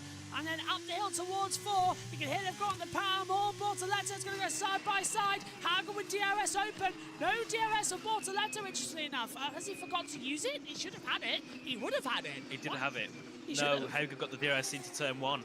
Right. It's quite tight. It's quite tight. You've got to time your overtakes right into turn number 1 to make sure that you don't get the overtake done until you pass the DRS detection point. Once you pass the DRS detection point, as we've got a dive bomb there, for sure. I think one of the Trident cars. For sure, diving on the inside of Maeta at turn 8 as well, getting a great move. And Maeta can't do anything about it. Shaw's on a charge, isn't it, at this point? He was down in P11 at the start, got himself some pretty decent moves done and got that one down.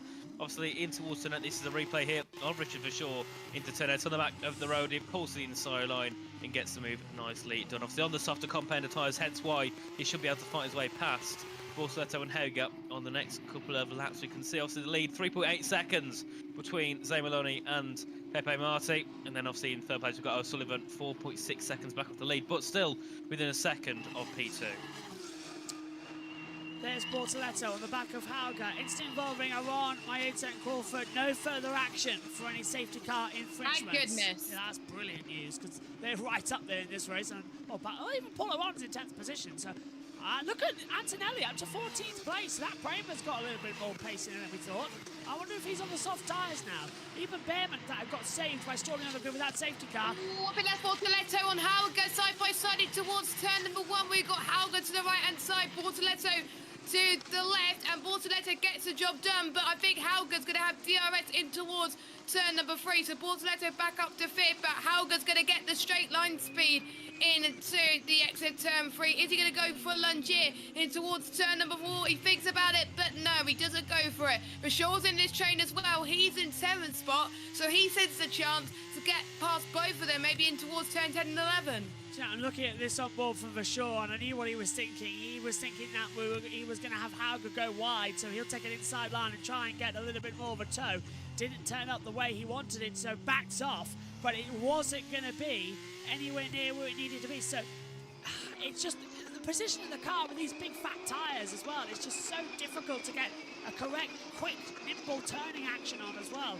And don't forget, this new generation of cars, they do have power steering now in Formula 2. It's no longer a less power. It's no longer no power steering. It is power steering as well.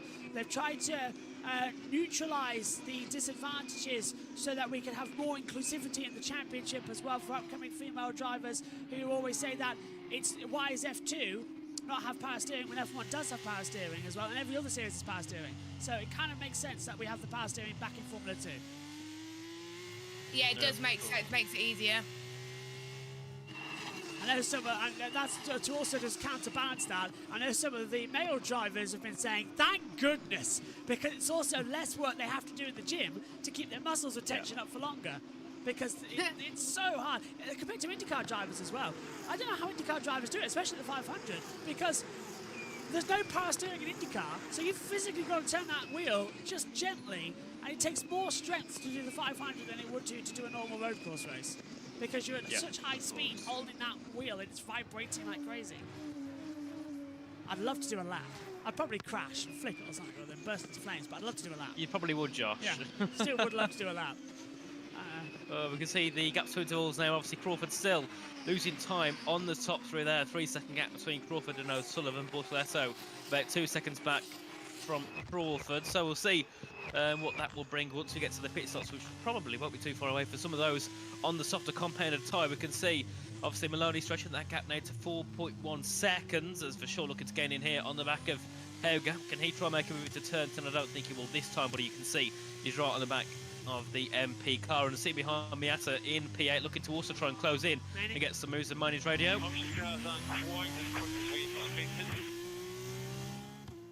Yeah, and also Antonelli making a move. I thought they would be quicker on the options. I really did, to be fair. So much more speed for the soft runners at this early stage of the race. Track temperature at 39.1 degrees. So if you're on hard tyres, probably last longer, but on softs, they're going to be eating up quite quickly. So the quick early pace, slower towards the end. Hello, Mass. From Indonesia. Hello, welcome. George is commenting on with the pictures at the same time. Brilliant. All synced up. Now, on board, we see Malone. Oh, Martin's into the pit lane. Victor Martins dives into the pit lane then, so he's our first one who's going to change tyres. There he is going in. And he was on softs. So Correa's officially out of the race, by the way. So is well, we know Hadjan for the Podium, but Correa's officially retired from this feature. What tyres are available? Is it softs and hards? Yeah, because they used the mediums in the sprint race yesterday, so it's soft and hard. Martin, hang on, is the hard tyres the white or the red? Hards are white, softs are red. So why has he gone from hard to soft on lap 11? Did he? Yeah, he's onto a red wall tyre now. He's on a white wall tyre, so very Is he doing it? I swear he started on softs. No, he was on the white tyres. I'm sure he went to red tyres. Surely softs. I've had experience by doing the Creator Series. The softs can't last this amount of time. Martins is going to struggle. I'm having a look. I'm going back in time. I wanna see that. Is it on timing 71? Does it say? No, about that? we've got no tyre data. It's really annoying. We should have tyre data, but we don't. We just seen, by the way, a battle between Richard Verschoor and Dennis Hauger. Didn't get through, and now look at that. Maeta sits in chase Verschoor for 7th position. Yeah, it says here, Martins is the first of the drivers to pit swap, but he's hard for soft Pirelli tyres and rejoins down in 19. Yep, it's just come up on the That's commentary too tab. early. Far too early. That's bad. Maybe is he going to work his way up and then pit again? Because surely the softs won't do 21 laps. It's a long way to take them, isn't it? Is he going to hope for a safety car potentially? Because we had one already, and it's quite common in F2 around Bahrain and the feature race especially, because it's not night time over there now. The wind is kicking up here, and the sun as well, so the drivers can make more mistakes as we see a move, Josh. Maeta on the inside line of Verschoor down towards turn 1 in the inside line, and beautifully makes it stick, but Verschoor will have the DRS, so we'll try and get a straight cut through 2 and 3. It's pretty much a straight line run. You full throttle the exit of 2 up the hill towards turn 4. DRS will give him a nice advantage. Maeta has it too, doesn't go defensive. Verschoor thinks about to move on the inside. If he's smart, he'll keep on a tight line and get power down early. It's exactly what he's done. Maeta drifts out wide. Verschoor's going to go side by side through the sand dune section, but Maeta just got the grasp on him before turns 5, 6 and 7. Of course, a nice move, of course, from Miata. We can see further that Sanek there ahead of Miney. And also, obviously at the front, that gap still 4.3 seconds between Maloney and Moss, so that gap is only going up and up and up every lap that we go through, and Behrman up into 14th. So the Prama's looking a bit stronger here in the race pace. In this first, obviously, qualifying, we know they qualified then in P17 and P18, but now sitting P12 and P14. So maybe Antonelli could get himself a point, which would be brilliant for his opening race here in Formula 2. So back into the braking zone for turn number 11. As we take a look at Franco Colapinto. Now switching to Paul Aron's little battle between the two of them. There we go. MP in blue never gets used to me. Sorry, I can't. It should, weird, isn't it? Yeah, it should be in orange. Wasn't Colapinto orange last year? I think he's changed it. In F3. Yeah. Yes, yeah. It's too weird for me. Can't handle it. Omi, what are you making of this race down there in the pit lane? Well, it's a bit quiet. We had the start, that was chaotic. Now it's calmed down a tiny bit, as well as Taylor Barnard in the background drives it into the pit lane, but he's gone with the blue due to the Williams backing. Of course, yeah. With that. Yeah, Halgren. Barnard. Oh, Barnard. There's liveries that look similar. It's confusing. Well, hang on a minute. They've taken off hard to put softs on. So they're taking them quite a long way then to the end of this race, and then it makes you think, when do these soft runners start to pit? If the hard's doing a lot less, they might be able to go a little bit longer on these soft tyres and then pick to a set of hards at the end. And once the softs start to die off the hards, will get themselves into a bit more of a working window. We can see here, obviously, Hauger in sixth position, with Miata behind him, and Verschoor in P8, and then obviously behind them we've got Colapinto and Aaron Redder at the top 10, and Antonelli into 12th, obviously with that pit stop from Barnard. Could be a top 10 at the moment here for Prema, and mine is also a brilliant start, hasn't he? Started down at the back of the grid after getting disqualified in qualifying, and now into the top 12. Really confused about these tyres, because usually the softs run better in really cold conditions. So if it's been raining and now the track's damp, you stick the softs on, and then if it's really hot and sunny like it is now, you put the hards on, because the hards take ages to heat up. So it's like the polar opposites. That's what you do, and it's really getting to me like we're seeing the soft tyres working better than the hard tyres in really hot conditions. It doesn't make sense. They should become almost like chewing gum. They shouldn't go this hard. Unless Willy Wonka's decided to make the tyres this year. What is happening with these softs and hards? Down the back straight we go, towards turn number 1.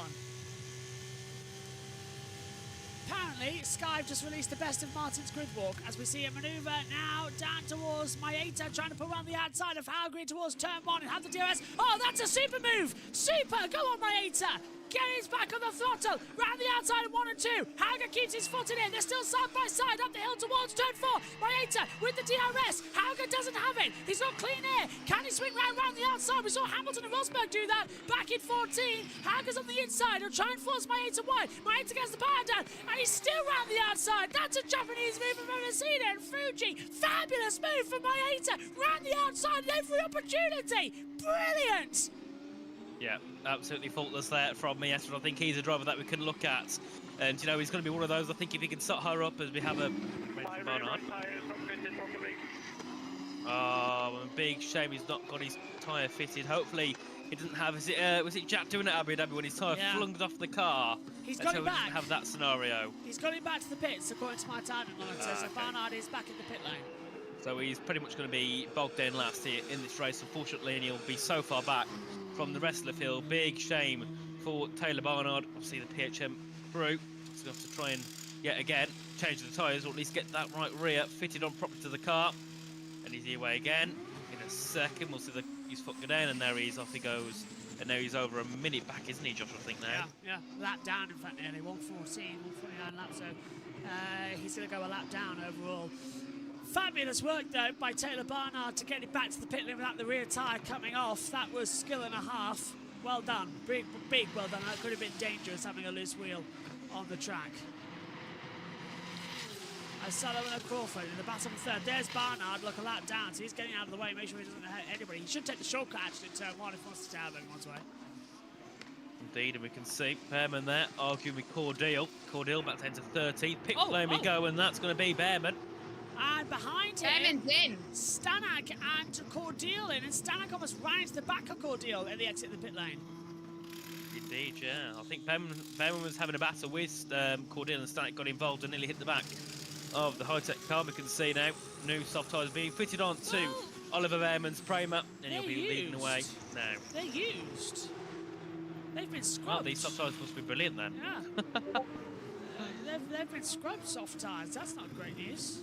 Oh no, and Stanek gets out ahead of Cordeal. So Cordeal lost time in the pit lane there.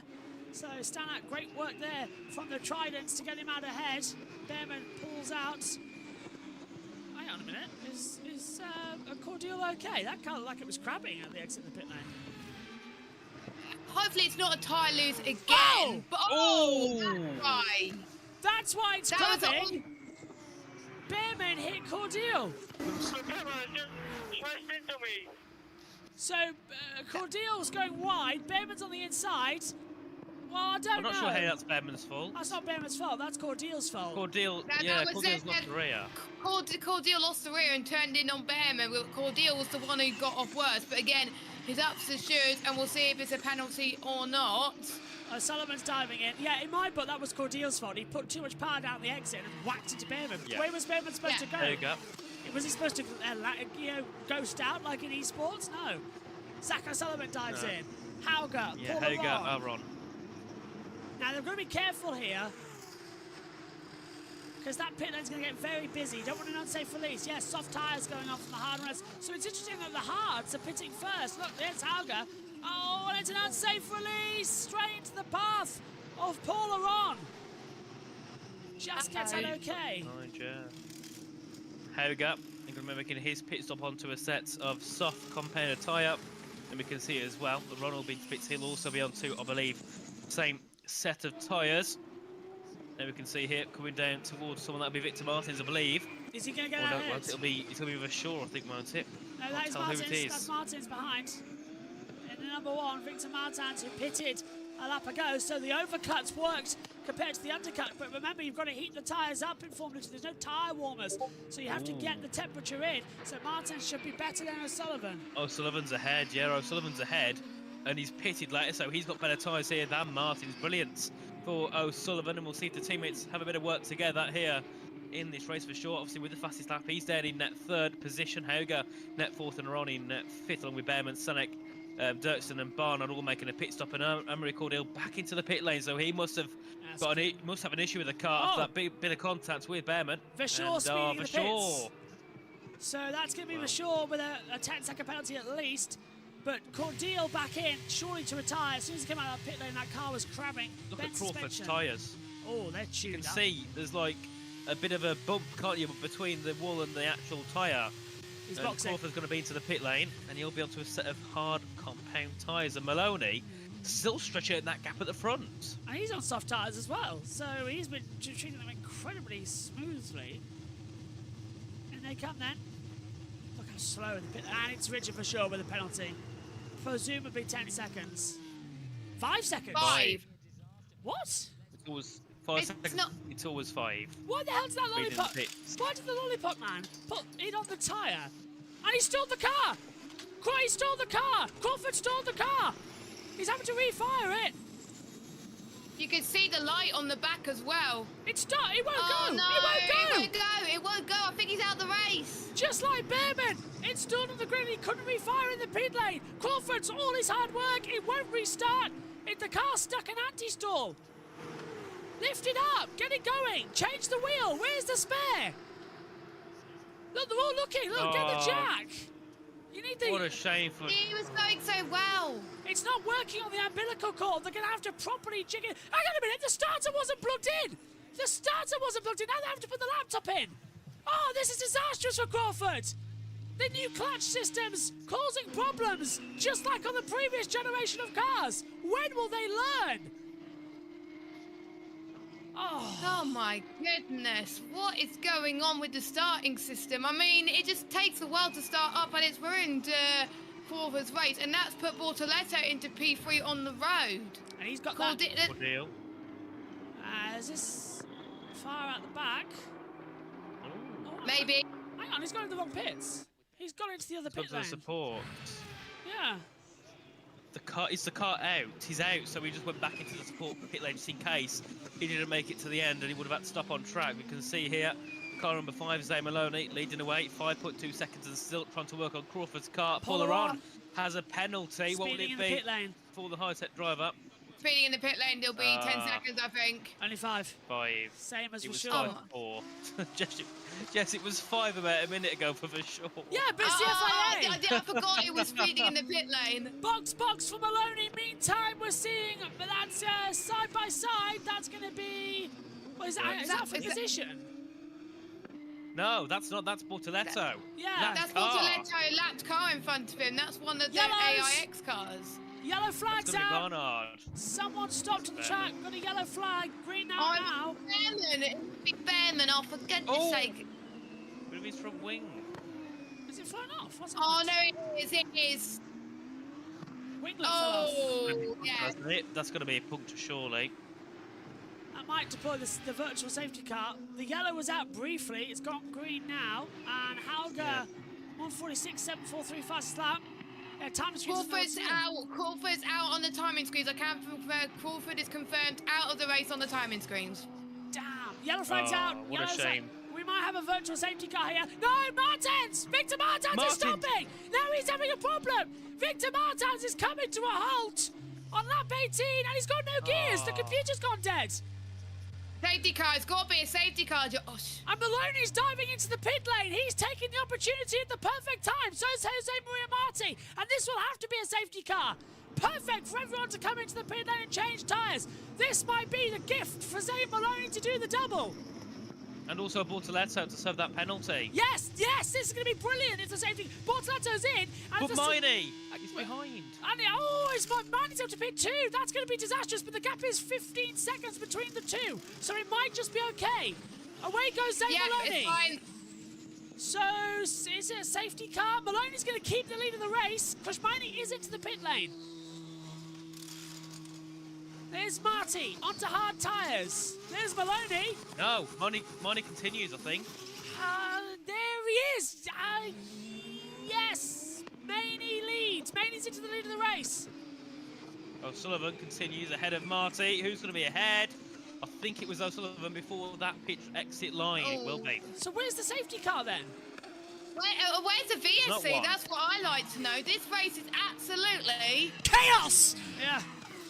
Brilliant use of that. Yeah, there's no safety car, just yellow flags here on the circuit. And that's for sure coming under pressure from Hauger down up towards turn 4. For sure goes defensive. Hauger sticks to the outside line. Got much fresher tyres though. He's going to send it wheel to wheel stuff off the track. Keeps it on. Hauger gets through. Beautiful move, but there's a yellow flag and the safety car's out. Yeah. But did Hauger overtake in the yellow flag zone? Because it's out in sectors Yes, 1 he and did. 2. Yeah, I think he did. Hauger managed to give that place back. We overtook under yellows, and the safety car is out.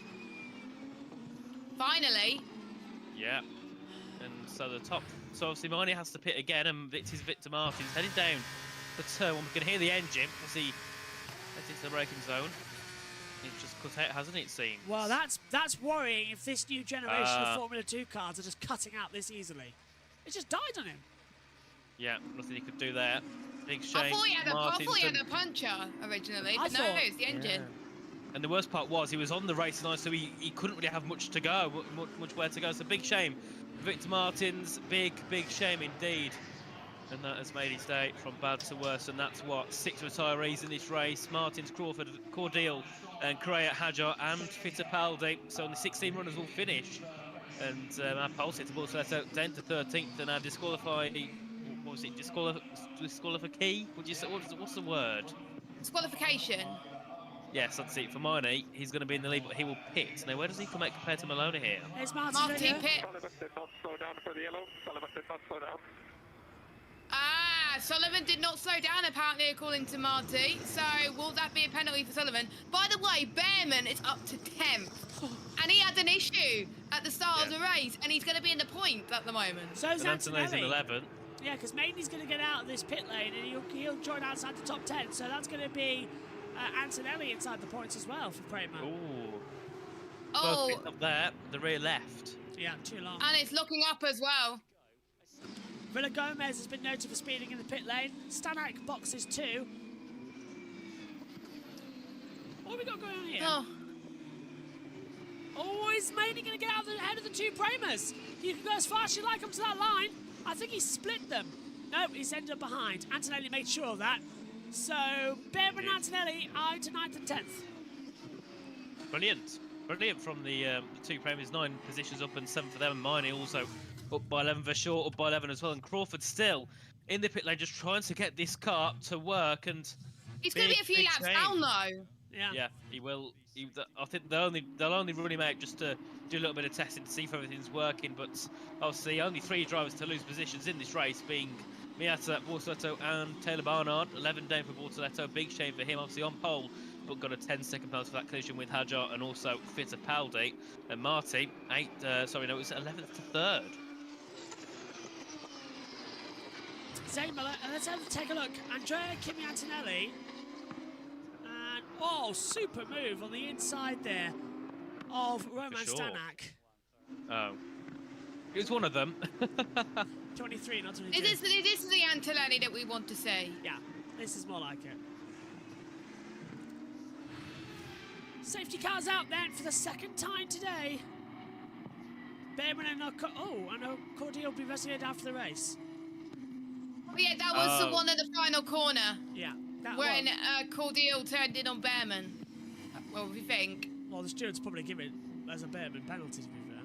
But it should be Cordial who should, because That's probably why they're investigating after the race, because it's no clear cut on whose fault it was. Behrman got the better exit, but it was a weird sort of launch out of the corner for Cordial. Villa Gomez penalty, 5 seconds for speeding in the pit lane. Has to be, yeah. It takes ages to come up though, doesn't it? Yeah, it does. 5 seconds. Whereas we're multi-view or the T3, we get it directly through the race control, so we get to see before it comes up on the world feed. Yeah, I can't wait for multi-view to be more with F2. Let's hear though from special because the tire degradation is really high, especially in this track. So it's, in testing, we did a lot of long runs in order to try and maximize and to try to manage this tire degradation as best as possible. It wasn't easy, of course, because obviously I never experienced such a tire deg.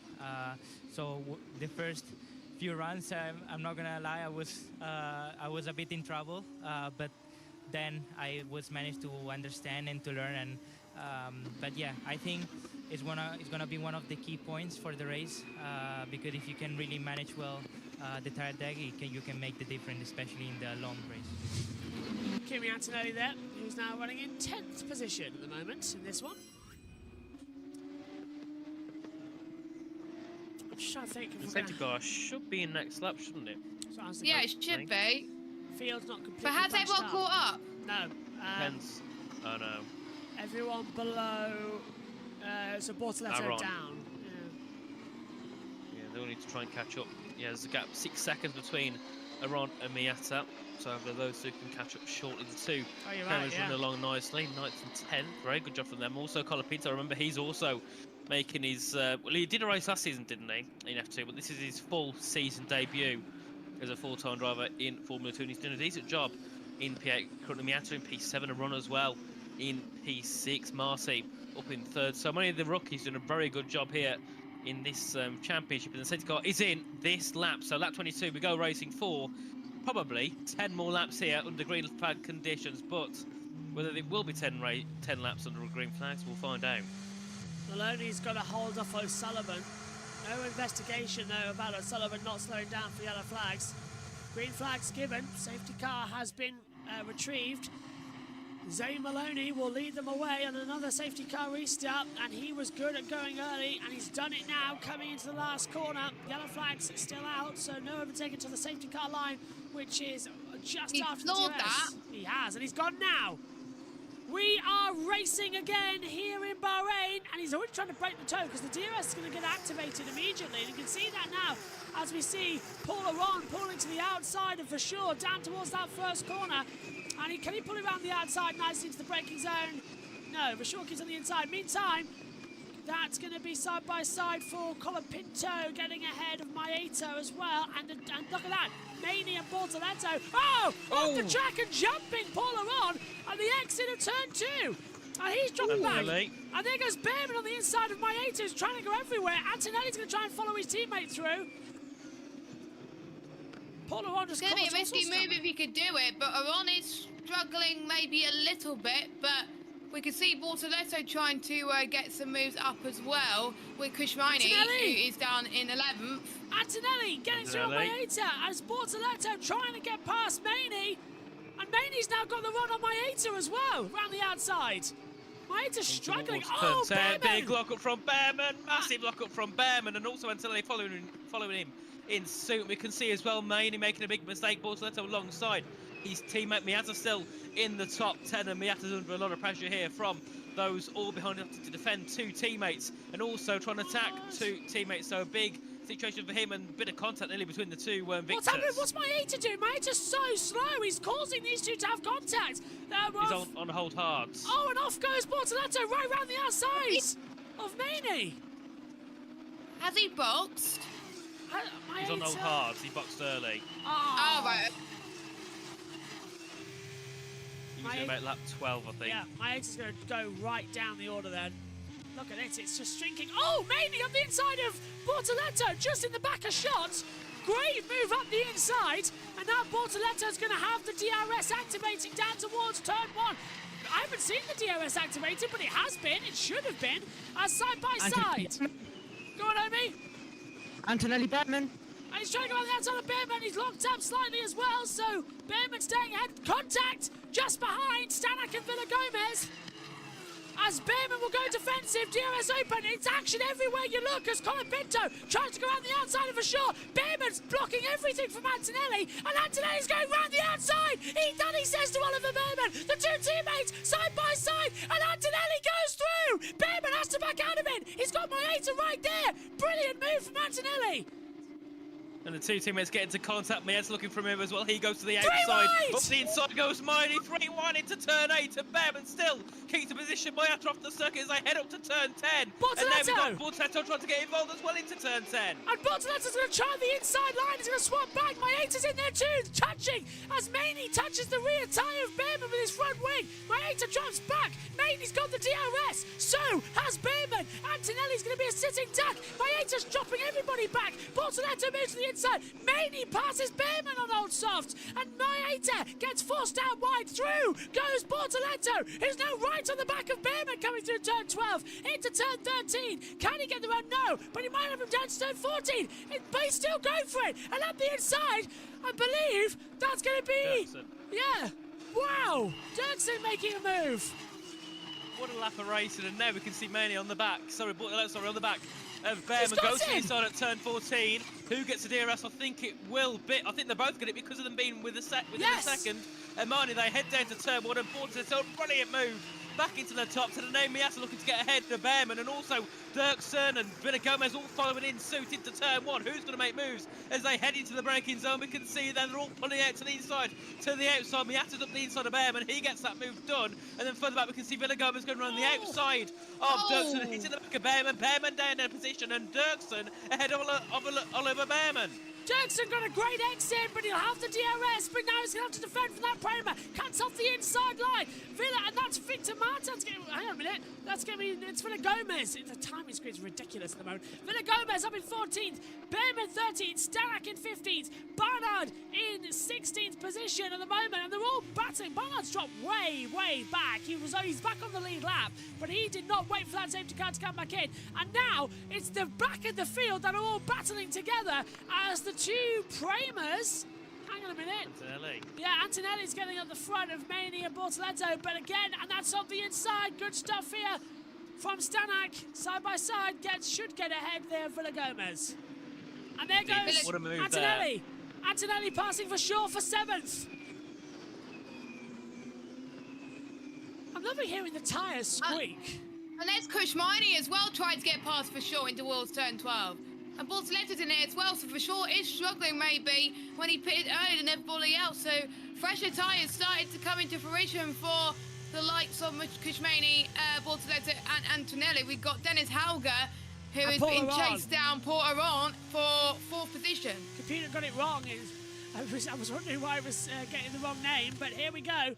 Down the straight once more, trying to close back in on the inside line. Kushmani's up to 8th. He's passed for sure. And there goes Paul Aron getting out of Hauger for 4th position. Great job from the driver who's dropped from the Mercedes program this year. Oh, look at this! 3, 4 wide as Kimi Antonelli just holds on. Here comes Maney on the inside. Round the outside comes for sure. Bortoletto's getting involved too. Oh, and it almost looked like for sure was standing still. The two Invictus Virtuosis just put pedal to the metal and they both clear them.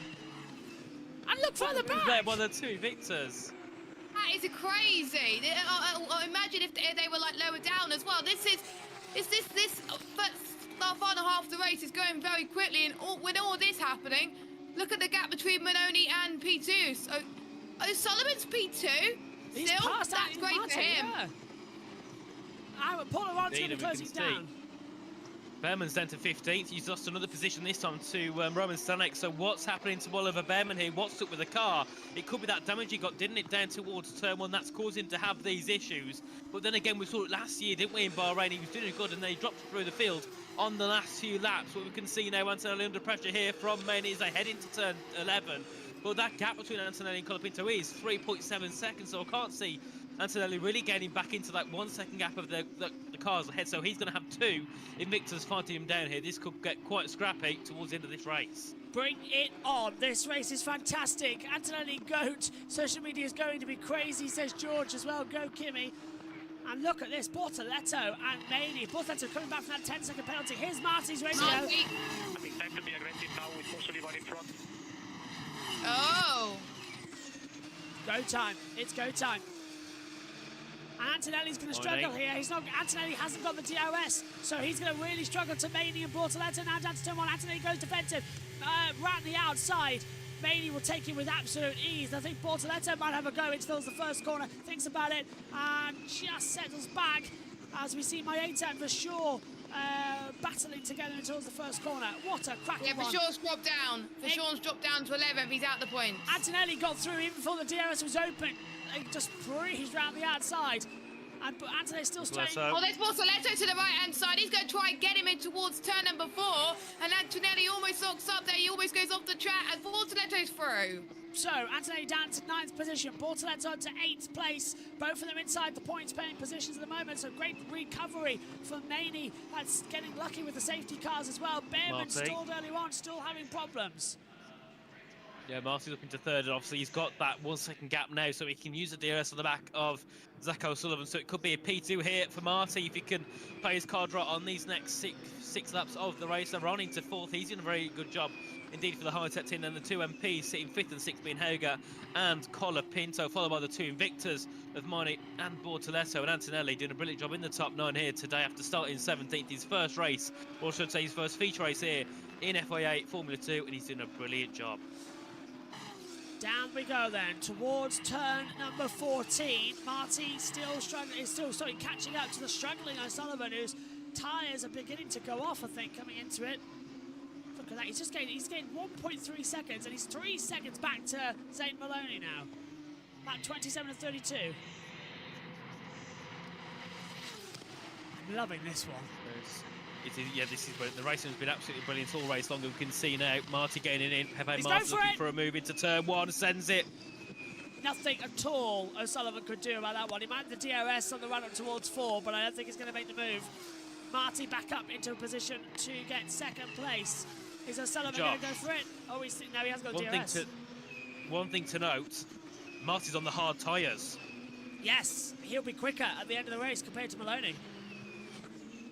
So we'll see what happens here. Obviously, Maloney did start on the soft as well, so he'll be on a set of hards, but that means those further back who are also on a set of the harder tyre can try and gain in. I'm not sure what's happened to Antonelli. He's dropped 2 seconds now from the 2 Invictus. We can see Mayas looking to gain in. Dirksen into 11 ahead of Ashore. He's looking to try and score some points for the PHM team on debut here today. And Rowan's a little bit too far back from scoring any points. We can see as well Colapinto right behind the back of Hager. Do you think we'll see them two have a bit of a battle this race? 100%. What about you, Jess? This race is just turning into absolute, well, I'm not going to say it, but you know what I mean. It's absolutely crazy at the moment with these guys. I mean, it's F2, new generation of cars is amazing. There has been a few squabbles from cars cutting off, but this is showing that it could be an even playing field for some of these drivers. And I was not expecting the soft to go this long as Dirksen having a battle. And that's a replay of him going in towards turn number 1. I think is that which for sure? I think so, yeah, it looks like it, doesn't it? Yeah, it does. And there we go. I think we got like Aron on Zach O'Sullivan. So O'Sullivan is in 3rd now, so he's struggling a bit on those tyres. Maloney still leads. Marty 2nd, Sullivan 3rd, Aron 3rd, 4th, and Hauger 5th. Everyone's looking for moving to turn 1, towards the inside. Let me get some move done nicely there. Gets the DRS well down towards turn 2. Goes deep though, he goes very deep. That allows O'Sullivan to try and get a bit of a switchback as they exit out to turn 1 and 2, down towards turn 4. And I think the DRS will be available for Aaron, it will be. And can O'Sullivan try and pull himself along and get a move done into turn 4? He's going to go to the outside line. Can he get it done? I don't think he can. Further back, we can see Hager and Colapinto nearly come into contact, the 2 teammates for MP. And still, Hager defends the position. Colapinto was diving all over him down that start-finish straight, and he had him up towards turn 3 and 4 as well. He just wasn't going to give up.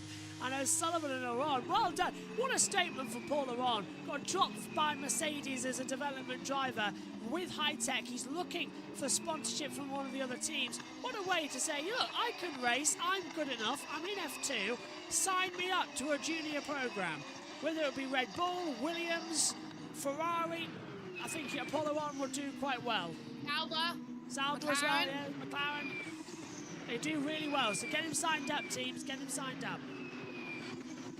Showing Mercedes they were wrong, because they've put all their eggs in Kimi Antonelli. Yep. And Aron's doing better than Antonelli, so yeah. That's going to be a big ego boost for him. There is a bit of it's hard to compare the both. Obviously, Antonelli was in Frecker last season, Aron was in F3. that is true. So it'll probably take a few races, Richie, to get used to.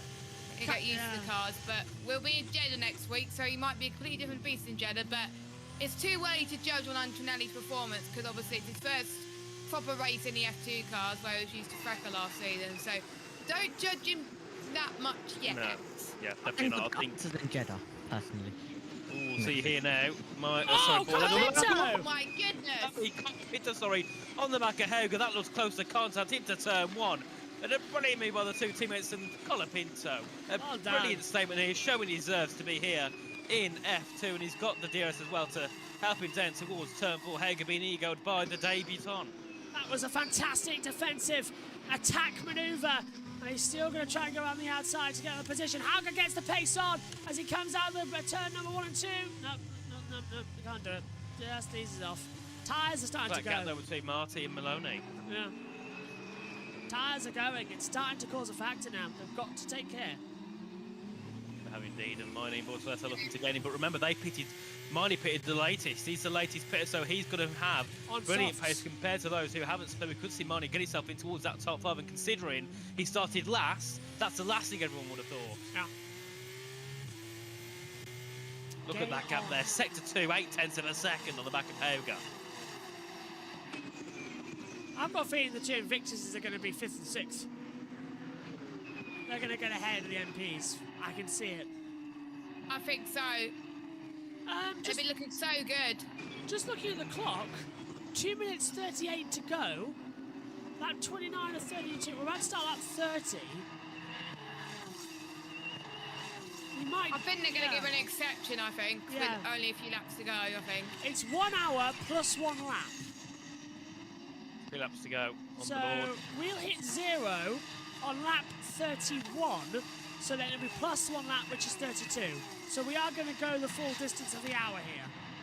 Whoa. You can see Bortoleto looking to gain in on the back of Marnie as they head into turn 1, and any moves being made. Marnie's going to send it. Look at Bortoleto. Late send there. Bortoleto's going to get the better exit though compared to Marnie because he compromised that first corner. Look at this.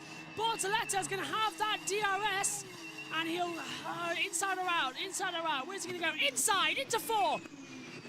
Oh, but Maney thought the same, and that's compromised his exit. And now we're going to see Bortoleto sweep through. Maney tried to have a go at Hauger, hasn't worked. And Bortoleto, thank you very much. Get out of my way, and the two teammates nearly touch. Down through turn 5 and 6. Wow. That could have been a disaster for the two Invictus cars, but they still kept on the road just about. They're not holding back, are they? They are properly going for it today. They are indeed. We can see further down, obviously, Seneca and Verschoor. Big shame for Verschoor, was in the top 10 earlier on, now in 13th, so he'll be looking to score no points. This is a replay here from Marnie's view in towards turn 4. Look at that, nearly took the back out to Hauger. And then we can see Bortoleto got a greater run on the exit of the corner, gets himself obviously ahead of his teammates. And well, you know, Colapinto, Bortoleto debuts this season getting ahead of teammates that have been here for 1 or 2 years in the series. They nearly touched. I want to see the back of Bortoleto because that's where he did. But now he's going to have a go at Hauger.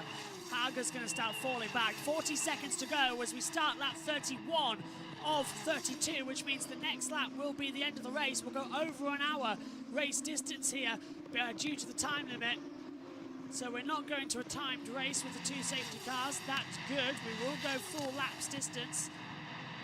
And look at Bortoleto with the DRS. And Hauger goes defensive. Bortoleto sends it around the outside line. They go wheel to wheel. And look at that. Bortoleto still keeping a wheel alongside into turns 2 and 3. They'll have the DRS on the run up the hill as well because he was behind off the track and on the gravel, almost into the path of Maney. Goes Hauger. And now Maloney's going. So now Maney's on the inside and gets through. Well, that was a disappointment for Hauger. That was. That was bad, wasn't it? That could have ended a lot worse than it did. Marnie named to P7, and yeah, I think Invictus have done a brilliant job today. Zane Maloney's going to do a double here. He is indeed. When was the last time that happened? Behrman last year in Baku. He got a grass on there, didn't he? Yeah. Fastest in practice, fastest in qualifying, and then won the feature on the sprint. And got the fastest laps in both. So he did quite get the Grand Slam, Maloney, but he started, I think, qualified 3rd or 4th, I think, in the... We got the double. Yeah. Only one. I wonder who's got fastest lap, though? It was Hauger. Yeah. Oh, it's Hauger at the moment, okay. 146. Yeah, 146.7. Time has run out. We're at 0. So we're now one more lap here. Yeah. What are we going to see, eh? Well, Colapinto's in the DRS of O'Sullivan here as they head down towards turn 1, so we could see Colapinto going to move ahead of O'Sullivan, and Colapinto, look at that. Every lap is quicker, a second, 8 tenths, 5 tenths, but only 2 tenths quicker on the last lap. They're heading now down towards someone on lap 32, the final lap of this race. Can Colapinto get himself into the top 4? Down we go towards turn number 1. Colapinto on the back. O'Sullivan goes defensive. Big lock up from a car in front of Paul Laurent. And look at that, it's almost like he stopped. What's happened to Colapinto? Look at that, he's pushing O'Sullivan round, and O'Sullivan's going to lose out here big time. Yeah, he's going to go defensive. Yeah, his tyres are absolutely gone. Look at Bortoleto. Short and are on, no further investigation. Bortoleto cuts to the inside line. He fancies having a go at a much slower Colapinto, almost banging off the track, and that's what Bortoleto can do, everyone. Still side by side and gets through. So Bortoleto, brilliant. Shame it's not the podium. Go on, Richard. No. Could be a top 4 though if he can get this move done, but I don't think it was that easy for him to do now, being he's run the last lap of the race. He's got to get O'Sullivan now, who is a bit slow at the exit, and he's running out of time unless it's a drag race to the line. Zane Maloney won yesterday for the first time in Formula 2. He's going to win another race here today and do the double to kick off. Maximum points will be his in FIA Formula 2. Here he is.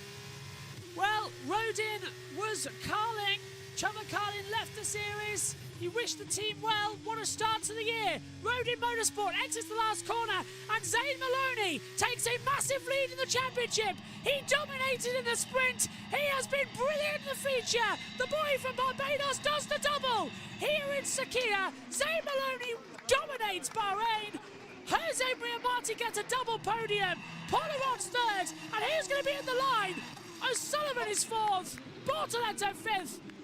Then it's Colapinto, Maney, Hauger, Maeta, and Kimi Antonelli gets a point on his F2 weekend debut. Brilliant race. Yeah, Maloney and Rodin very happy about that result, and also Miata in the top 10 as well, finishing in 9th, right behind the back of Hauger. So Rodin, what a lineup they got this year. It's going to be a beast of lineup, isn't it? Yeah, it is. And I think a few people have been dropped down due to their 5-second penalties for speeding in the pit lane. So for sure being one of them. Dropped down to 14th place as well, for sure. Villa Gomez the same, Stanak the same. Let's hear from Zane Maloney. He's done the double. Well done, mate. What a race, well done. Yes! Come on. What a start to the year. Oh my goodness, this car is amazing. First driver to do the double since last year, Ollie Behrman in Baku. Maloney's just done the double. And he did it with a brilliant start as well. He got the lead straight away with a great launch. Here's Marty. Double podium for him. Not too bad, huh? Not too bad. Yeah, good boy. Yeah, great job, guys. Marty finished third yesterday, second today. Double podium for him. Paul Laurent gets winning his first Jeddah one. next week. Oh yeah, definitely. 3-2 and now 1 in the sprint race next week. This is at the line. Bortoleto versus Colapinto. Sorry, Zach O'Sullivan. Fair. Colapinto was behind at that point. Good race. Good race. Good start for Formula 2 and Formula 3. I now just really hope that Formula 1 delivers.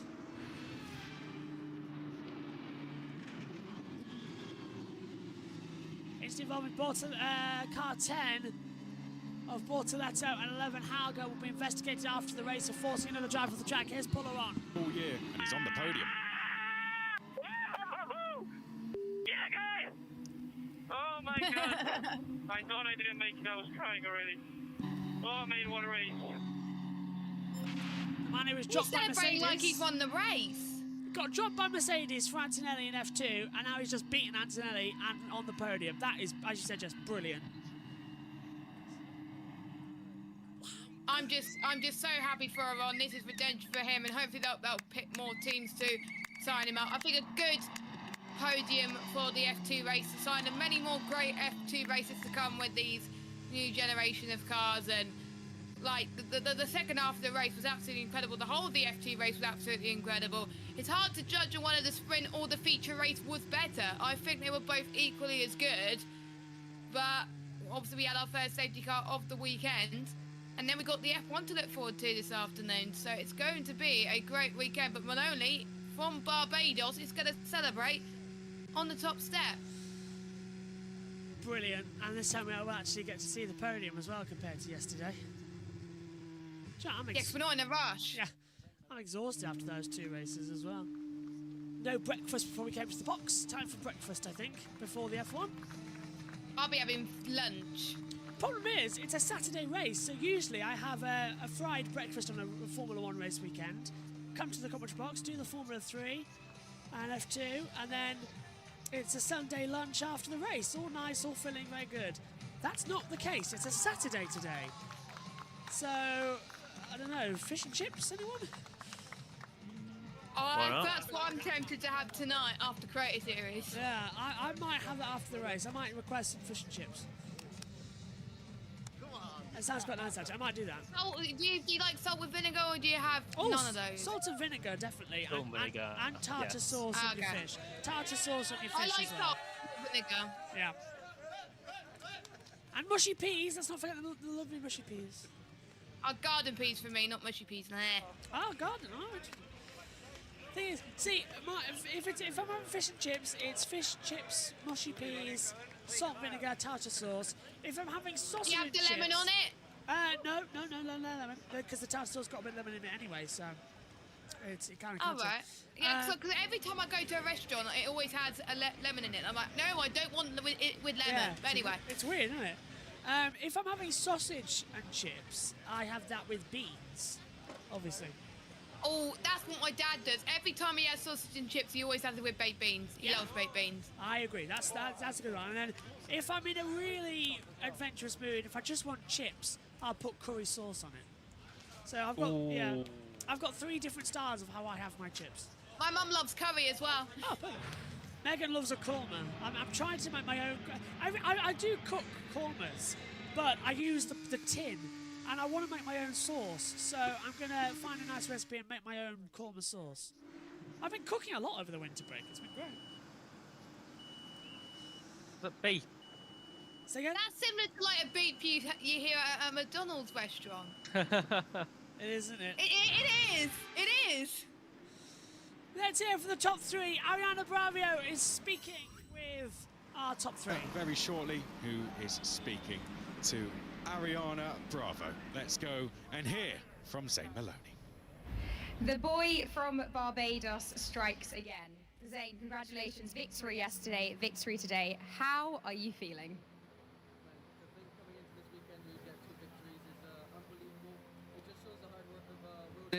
Throughout the off season, I mean, they did an unbelievable job, and I think from the start of the weekend we knew on any tire in any condition we were at least one of the fastest. But I mean, to get 2 victories is just unbelievable.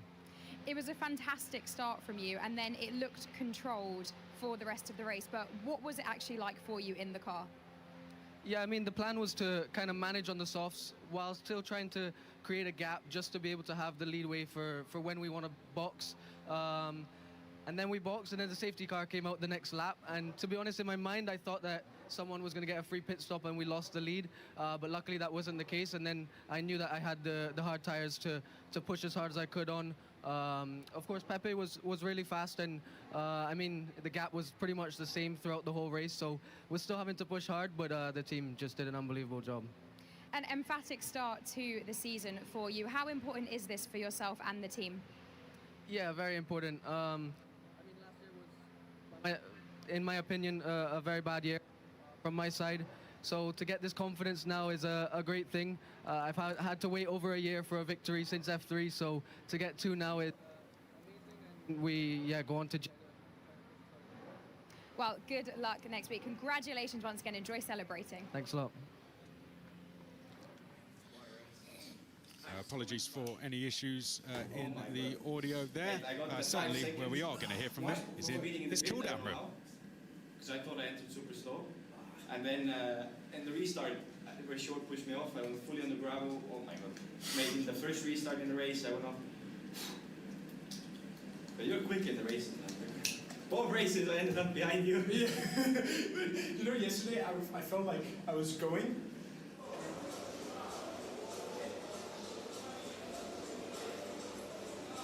No, and then I passed, but today was the opposite, mate. I was honestly, like, I don't know if the radio was shown. I literally said on the radio, like, what? Because I was, even though it was a new prime, I was like, okay, we're getting destroyed. Oh, well, I don't know what I want to say. Oh, yesterday I saved my race by letting you go. If I tried to push to keep it behind. No, I'd say with me, so you. If I'd fought you at the beginning, we would have both lost the race. But mate, these races are so fun. They're so predictable. You can send it up, yeah, you can send it like down the inside everywhere. Yeah. I made all you my have to brake so soft. Yeah, because you can just brake. I basically made most of my moves like in the middle of the track, not with DRS. Most of them were for me with T1. Just like braking, getting the DRS. Mate. One more, huh? Good job, mate. Are you the first to do the double with this format? No. Only last year. Oh yeah. And Dribble. Yeah. Dribble also. My water race. What happened with Isaac? I think him and Gabriel touched. Turn 1. Yeah. Oh no, Halbert.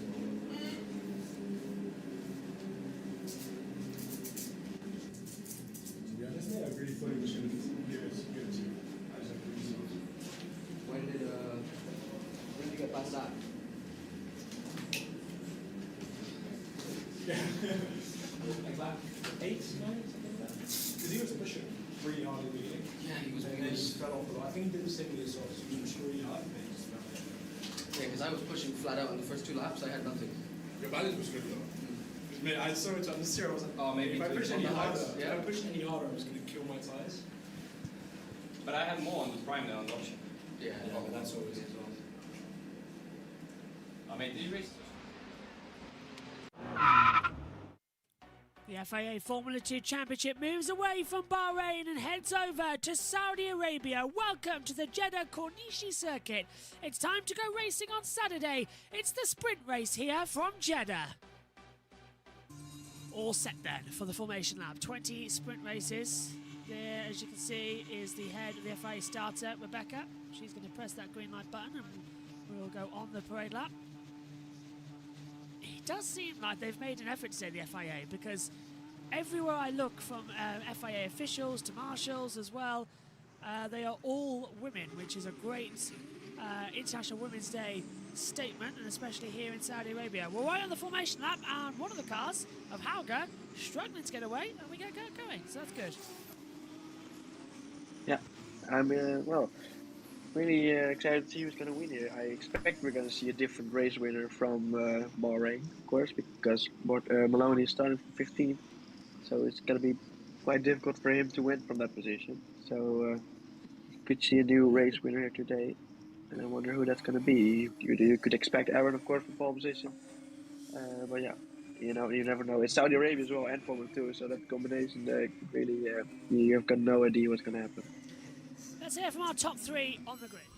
It's a street circuit, but you can still overtake. So I'm really looking forward to have a good start, and it's a win is clearly there.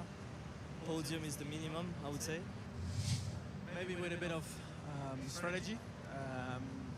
Normally you can try to do something different. I think in Jeddah the free air is important, so maybe we can do something there. And ultimately the pace is always an important factor. So some good moves and good pace.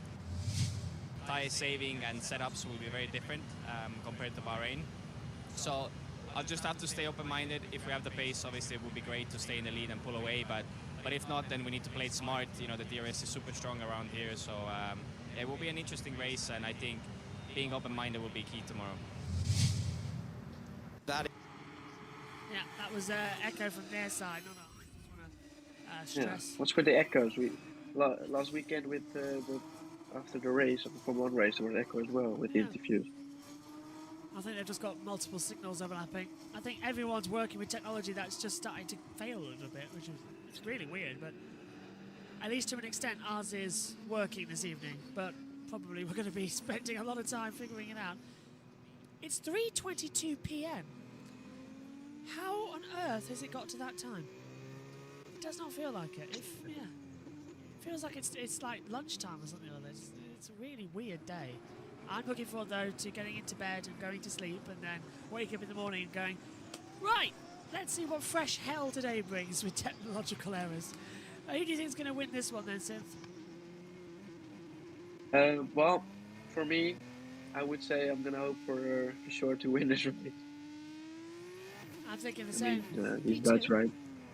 I don't think Aron's going to win. I think it's going to be for sure or Hauger. Antonelli might get a podium. Fittipaldi starts 6th though. The last time he started 6th, he ended up with a broken back. So, I was thinking, yeah, at this very track 3 years ago. Yeah, I think it was the first time we raced here with Formula 2. Yeah, I think it was at the feature. It was, yeah. I remember watching that and then seeing, oh, there's a red flag. Oh, what happened? Right, Stanek lining up. He's going to be pulling in further back on the grid in P11.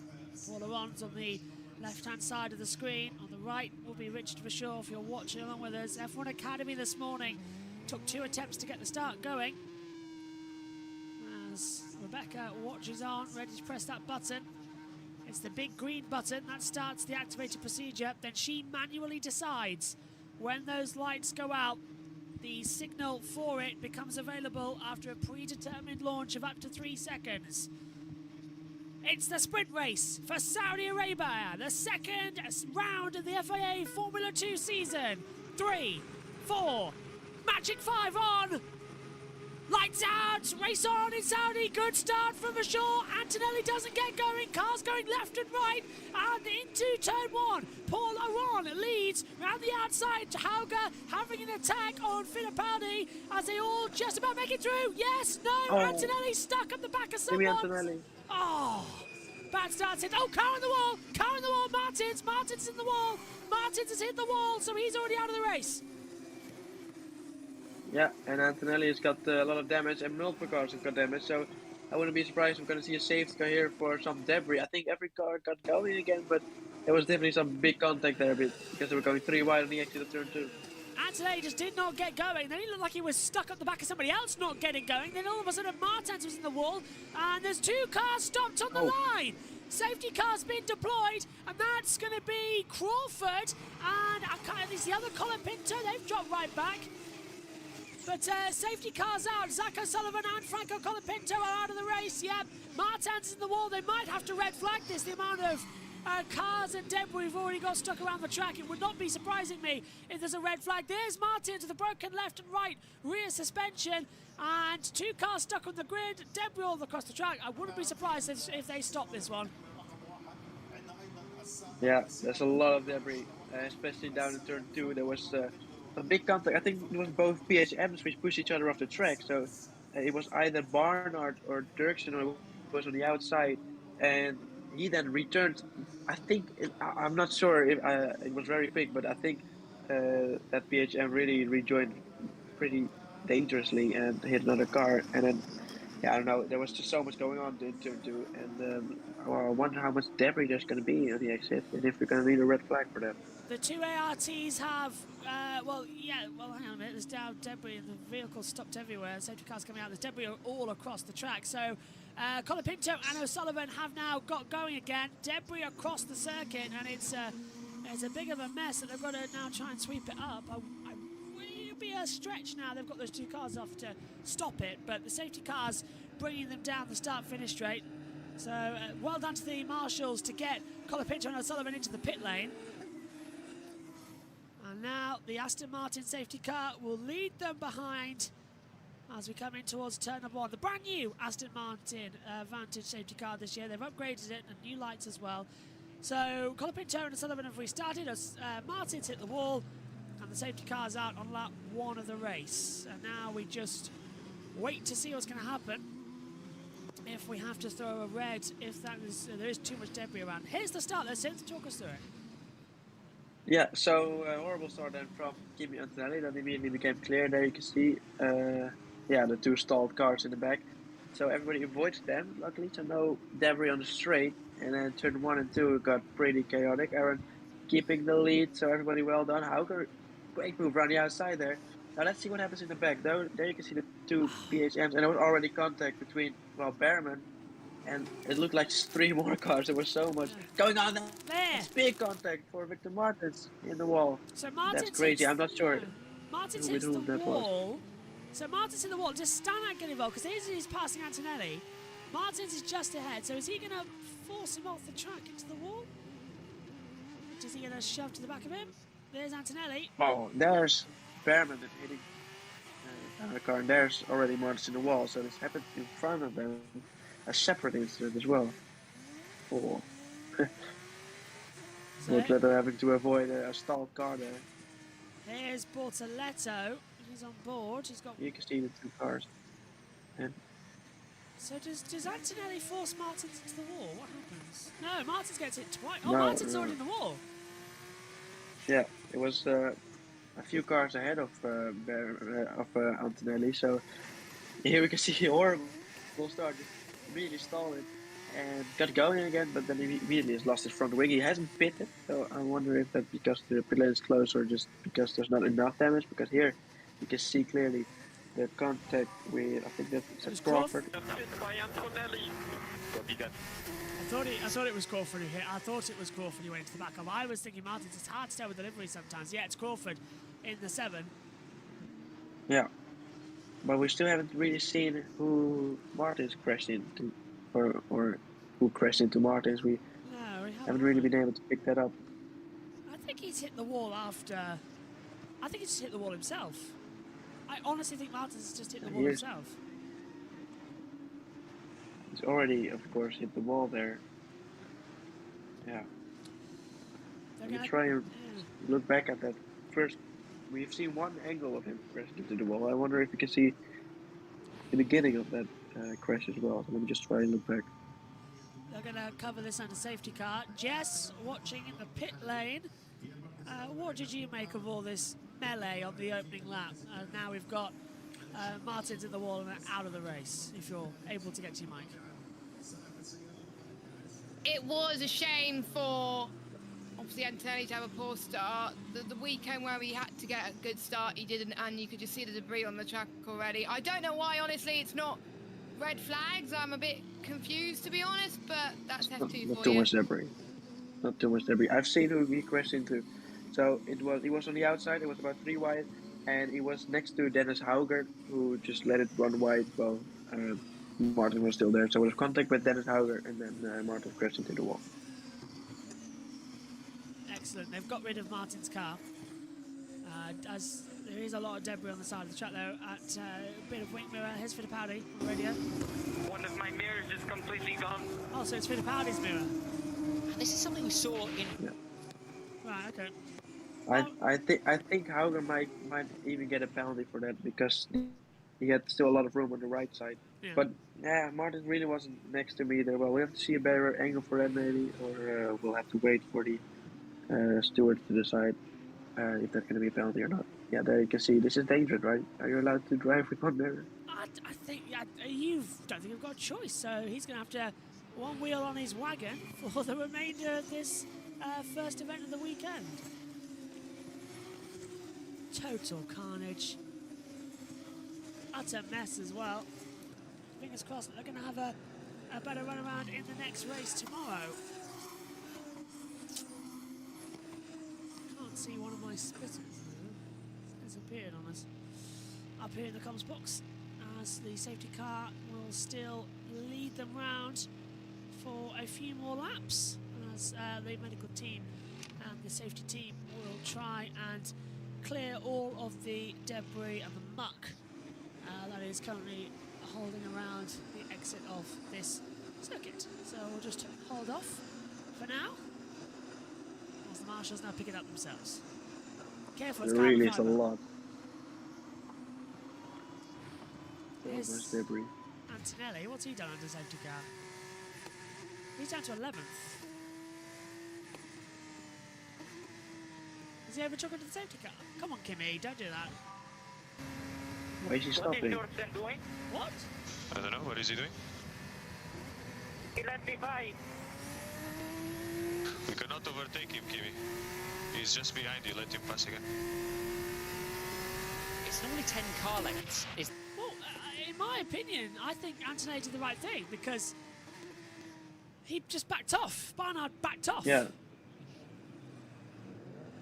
Yeah, and if, yeah, you could have argued that he was just maybe stopping the car, maybe condition with his car, because it really was weird what happened to Dirk. Does he drop down more positions, or he's behind Barnard as well, unless it was Barnard who slowed down. I couldn't see which PHM it was, but It's one of the two, isn't it? It could yeah, be that was Dirksen.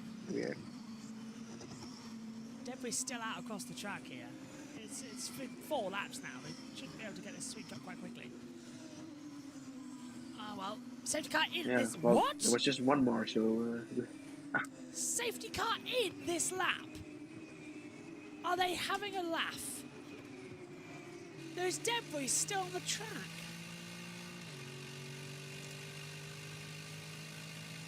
Physically pains me, it really does. I can't see any actually. I think it's pretty. I think there was more. Oh, I don't even know the word for that, but I think it's cleared up pretty well. Come on, let's go racing then. This is the order. We've only lost Martin, so we're down to 20 runners. Interesting there that we have 2 different stallers. Again, there's clutch systems having a bit of worry of these new cars. It's only the 3rd start these F2 cars have done in this generation.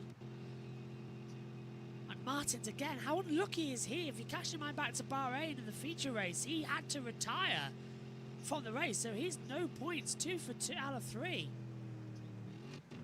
Really shocking. Yeah, this really, I don't think it was really his fault either. It could have been either a racing incident or Dennis Houder's fault, but we still haven't heard from the stewards anything that they're under investigation or anything. So I guess really unlucky for Martin.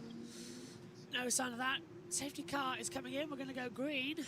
34 minutes left on the clock to do 16 laps, 15 effectively. Should be easily done as they come up towards the line. Paul Laurent's got to choose when he pushes pedal to the metal. Is he going to do a Verstappen though and take them up to the line? No, he's gone early. For sure, Hadjar following him too. There's no overtaking until the finish line, so there's going to be a massive DRS activation as well the next lap. Who's going to get that turn? We go racing again in Saudi Arabia. Across the line we go. Down towards the first corner. Ron, for sure. Hadjar, Hauger, Maney up to 5th. And immediately, Fittipaldi trying to have a look through on the inside line as well, going for an overtake on the inside line. And again, Martin not wanting to give way. They all get through cleanly with turn 1. I think Antonelli was in a bit of trouble further back as well. He's got Barnard and Dirksen all over the back. No steward's investigation on that one. As it's a clean restart there, Simpson, and that's exactly what we like to see. Yeah, no contact so far. We're going to have to wait for the next straight, of course, because the DRS will be opened at that point. So then the real racing can start, but we might see some moves already without DRS soon. I mean, usually down in this sector, there's really no way to make an overtake, and it's just really hanging on behind and trying to get as close as possible before getting back on the main straight towards turn 1 or maybe towards the final corner. Antonelli and Crawford has been noted for causing a collision. So Antonelli running to the back of Crawford has been noted by the stewards. It's not yet under investigation. Yeah. But Crawford didn't get a puncture or anything. I don't think he really... I don't know, he did have to stop because of it, so I think it was definitely Antonelli's fault himself. But, well, I'm not sure that's going to be a penalty. Looking on board with Roman Stanek now, just keeping in his position of 8th position. He's got Fittipaldi just ahead of him, but this is mainly on the back of Hauger coming down towards turn 26 and 27, the last 2 on the track. They'll have DRS next time around. It's not going to need it. Dives up the inside line. That's going to be quite tight between the 2 of them. Mainly's almost towards the wall, and touching the rear left tyre wall goes Hauger. But now DRS will get activated as they hurtle down. 15 to go. And everyone now with a target on their back and towards that first corner as the sun sets here in Saudi Arabia. Big move on the inside line though, as we see as well. That's going to be a great move for the Saubers going through on the inside line. Passing, and it's Maloney, of course, our championship leader, passing Roman Stanek. Yeah, well done from Maloney. He started P15, of course, so he's already up to P8. He's won both races in Bahrain, so he's doing a really good job so far. Still want to put money on him winning today? We never know. It's Formula 2, right? You never know what to expect, but he's still got a long way to go. He's in 8th place now. I think Vashaw's going to be right on the back. He's got the fast lap of the race, 1:47.676. No further action for Antonelli Crawford, so they've got away with it. So it's racing between the two. Oh, sliding around at the back. Yeah, this is looking out fine to me. I think DRS will be open this lap, right? So towards the turn 22, 23, there will be some DRS. But you can't really overtake there, so it's just for closing up and then maybe going for an overtake down to the final corner, and if not, turn 1 can be the place to make a move. Everyone there's Bortoletto. He's at the back of Dirksen and Barnard with Antonelli in 11th position still, as Maney's teammates up front in the battle for the lead as DRS now gets activated. Now we're seeing a move for Depaoli, trying to go on Jose Maria Marti. Thinks about an outside manoeuvre. We're watching for sure having a go at Aron, but did for Depaoli make that move into the braking zone? No, he did not. And Aron's having to go defensive for the lead of the race. Vashor has that DRS, so does Hadjar, and Aron goes left towards the wall, right towards the pit wall. And again, now Vashor pulls to the outside line towards the first corner. Aron goes left on the brakes. He turns in, keeps the position in. Hadjar's coming right there, so's Haga. Maney now trailing behind them still, but now we've got the race on as Crawford up into 9th ahead of Stanak. Yeah, for sure, just being patient so far, maybe try to just wait for a better chance. He knows he's got the pace, so maybe that's the reason why he decided not to go for a move around the outside in turn 1. And really, Hadjar, he's got to watch out for that as well, because he's got really close behind as well. Keeps it together, and Martin's Hauger incident has been noted for turn 1 collision. So you were right, as you said, Cynthia, because you look back on it. Hauger hit the back of Martins, and Martins went to the wall. Love F1 TV. Yeah, so that could be a penalty for Dennis Hauger. He's currently in 4th. That would not be very nice for him, of course, but maybe they're going to see it as a lap 1 racing incident, because it was really hard to see as well if Hauger really didn't have anywhere else to go, because yeah, the camera angle wasn't that perfect. But we're on board now with the frame, of course, of Antonelli. Here DRS goes open, but they both got DRS, so don't really got much of an advantage here. You can't really overtake in this corner, because this may be the most difficult corner off the track, very high speed. But then towards the final corner, it's quite a good spot, hard braking, and really good chance to overtake. Now on board, Antonelli's going to try and have a go with Stanak. Just going to get the toe in with the DRS activation just after this part of the track. They've always played DRS chicken.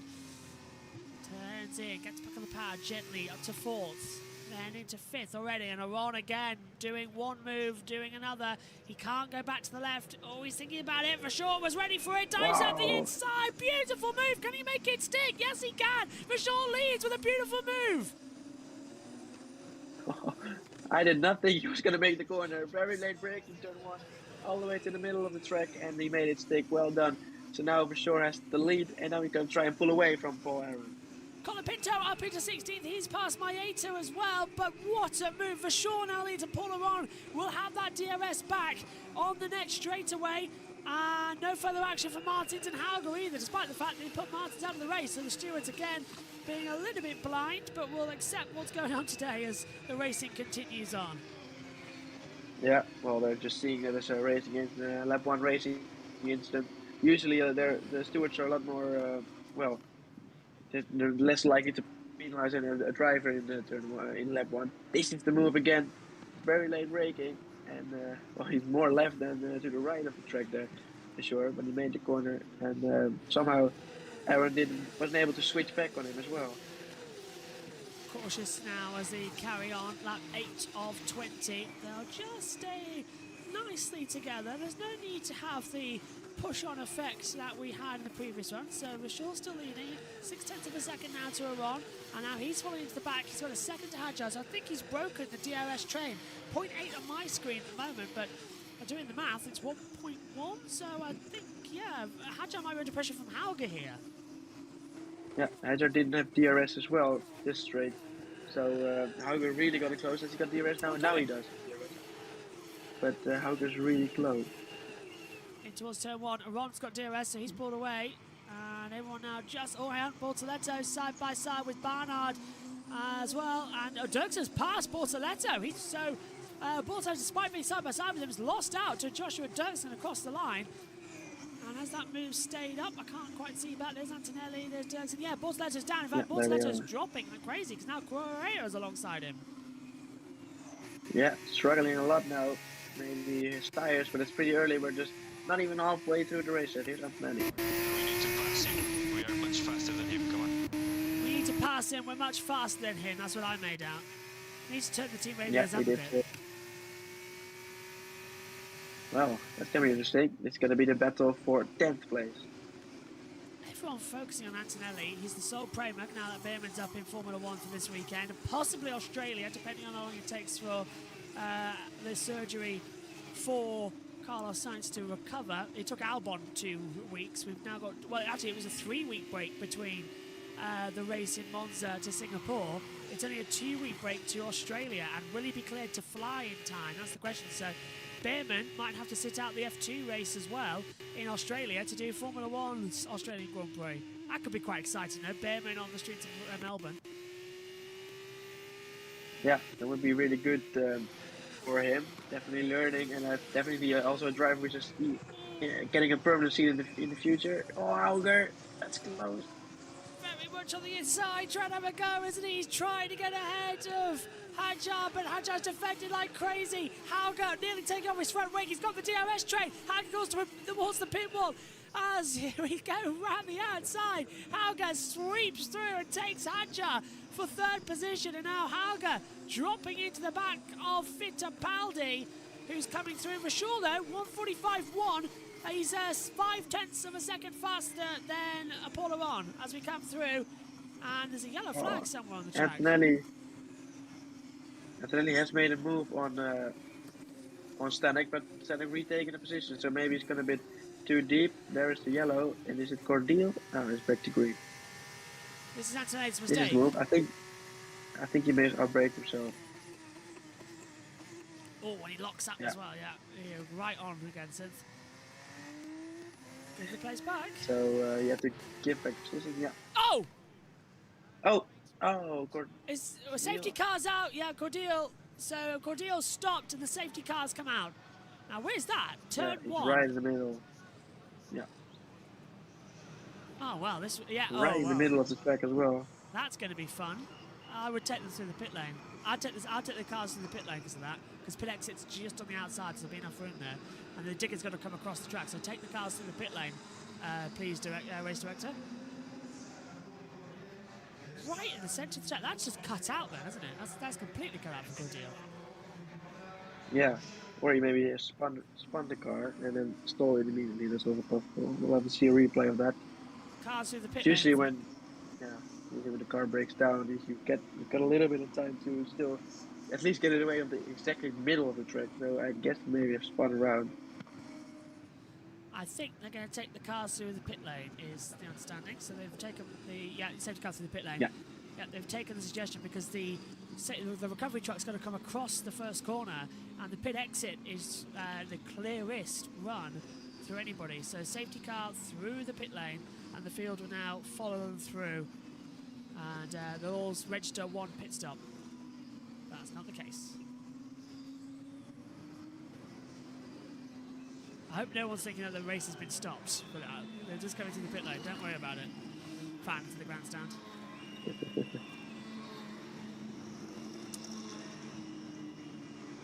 So clear they come through, and of course you can make a pit stop if you fancy it. So even though safety cars at the pit lane, you can put new tyres on if you fancy it. So would anybody risk putting on a set of softs with 8 to go? I would. I'd take it. If you're like Villa Gomez or something, why wouldn't you? You can stop. You don't. It's not. You can't go in the pit lane. No one looks ready yet. Yeah, safest way to take the exit of the pit lane line there, as we're seeing now, as all the cars come out of the track. So, safety car again. What's happened to Cordial then? He spun on the curb. Yeah, he did. Yeah. That's weird. I guess something failed. But he got it around again and then stalled it. That's what happened, I think. Typical. A weird moment. Oh, we nearly saw contact for Villa Gomez as well. Spins it round and then the clutch goes. Can't get. He never kept his hands on the car, so he goes to engage the first. The revs have dropped and out goes the clutch. Never faded back in, so he's out of the race. They might be able to refire him, but we don't have an AMR safety team. So maybe we should have that to refire the car and get it going again like an IndyCar. Oops.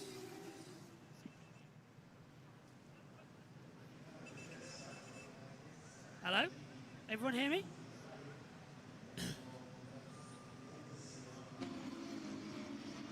Okay. We've had a little glitch on our side. Let's pass over to the world feed. Yeah, to see this wonderful transition from the late evening into the full floodlit setup that we will be.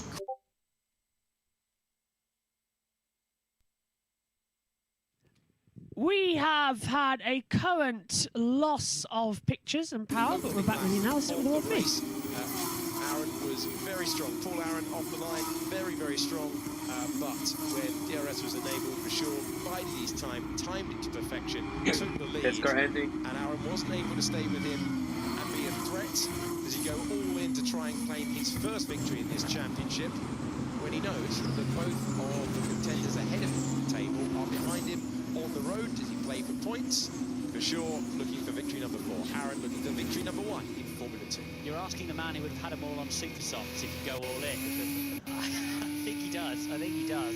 If we wanted to take points, looking at this from Aaron's perspective here, you've got Behrman withdrawn. You've got Maloney sitting just inside the points at the moment.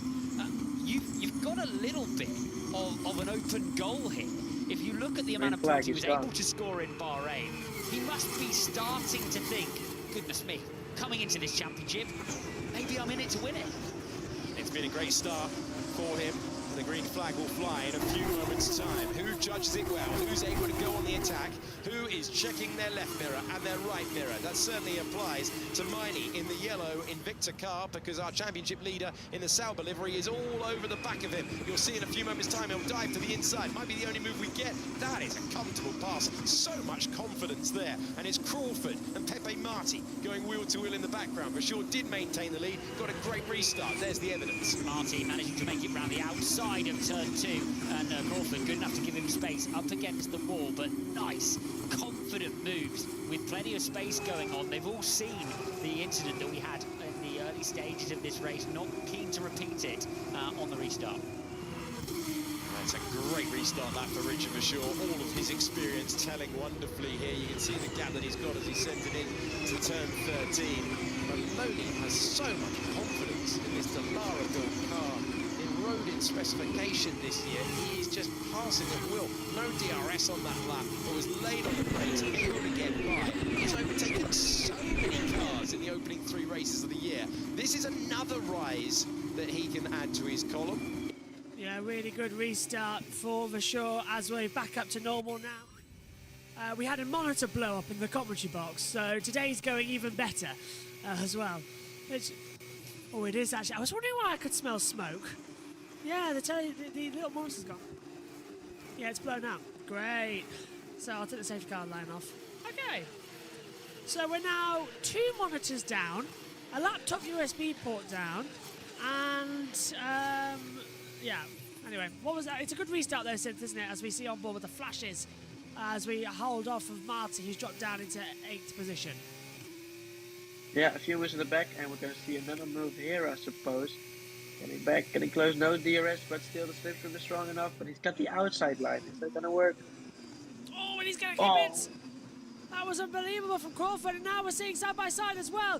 The two, this is Dirksen and Barnard battling it out. Dirksen's trying to go around the outside. Barnard losing down the place, and Dirksen's going to keep the inside line. Barnard's going to go through on the outside. Bortoletto fancies a way through as well. Just behind the Invictus. That's going to be contacted. They're not careful. Off the track goes the 25 of Barnard.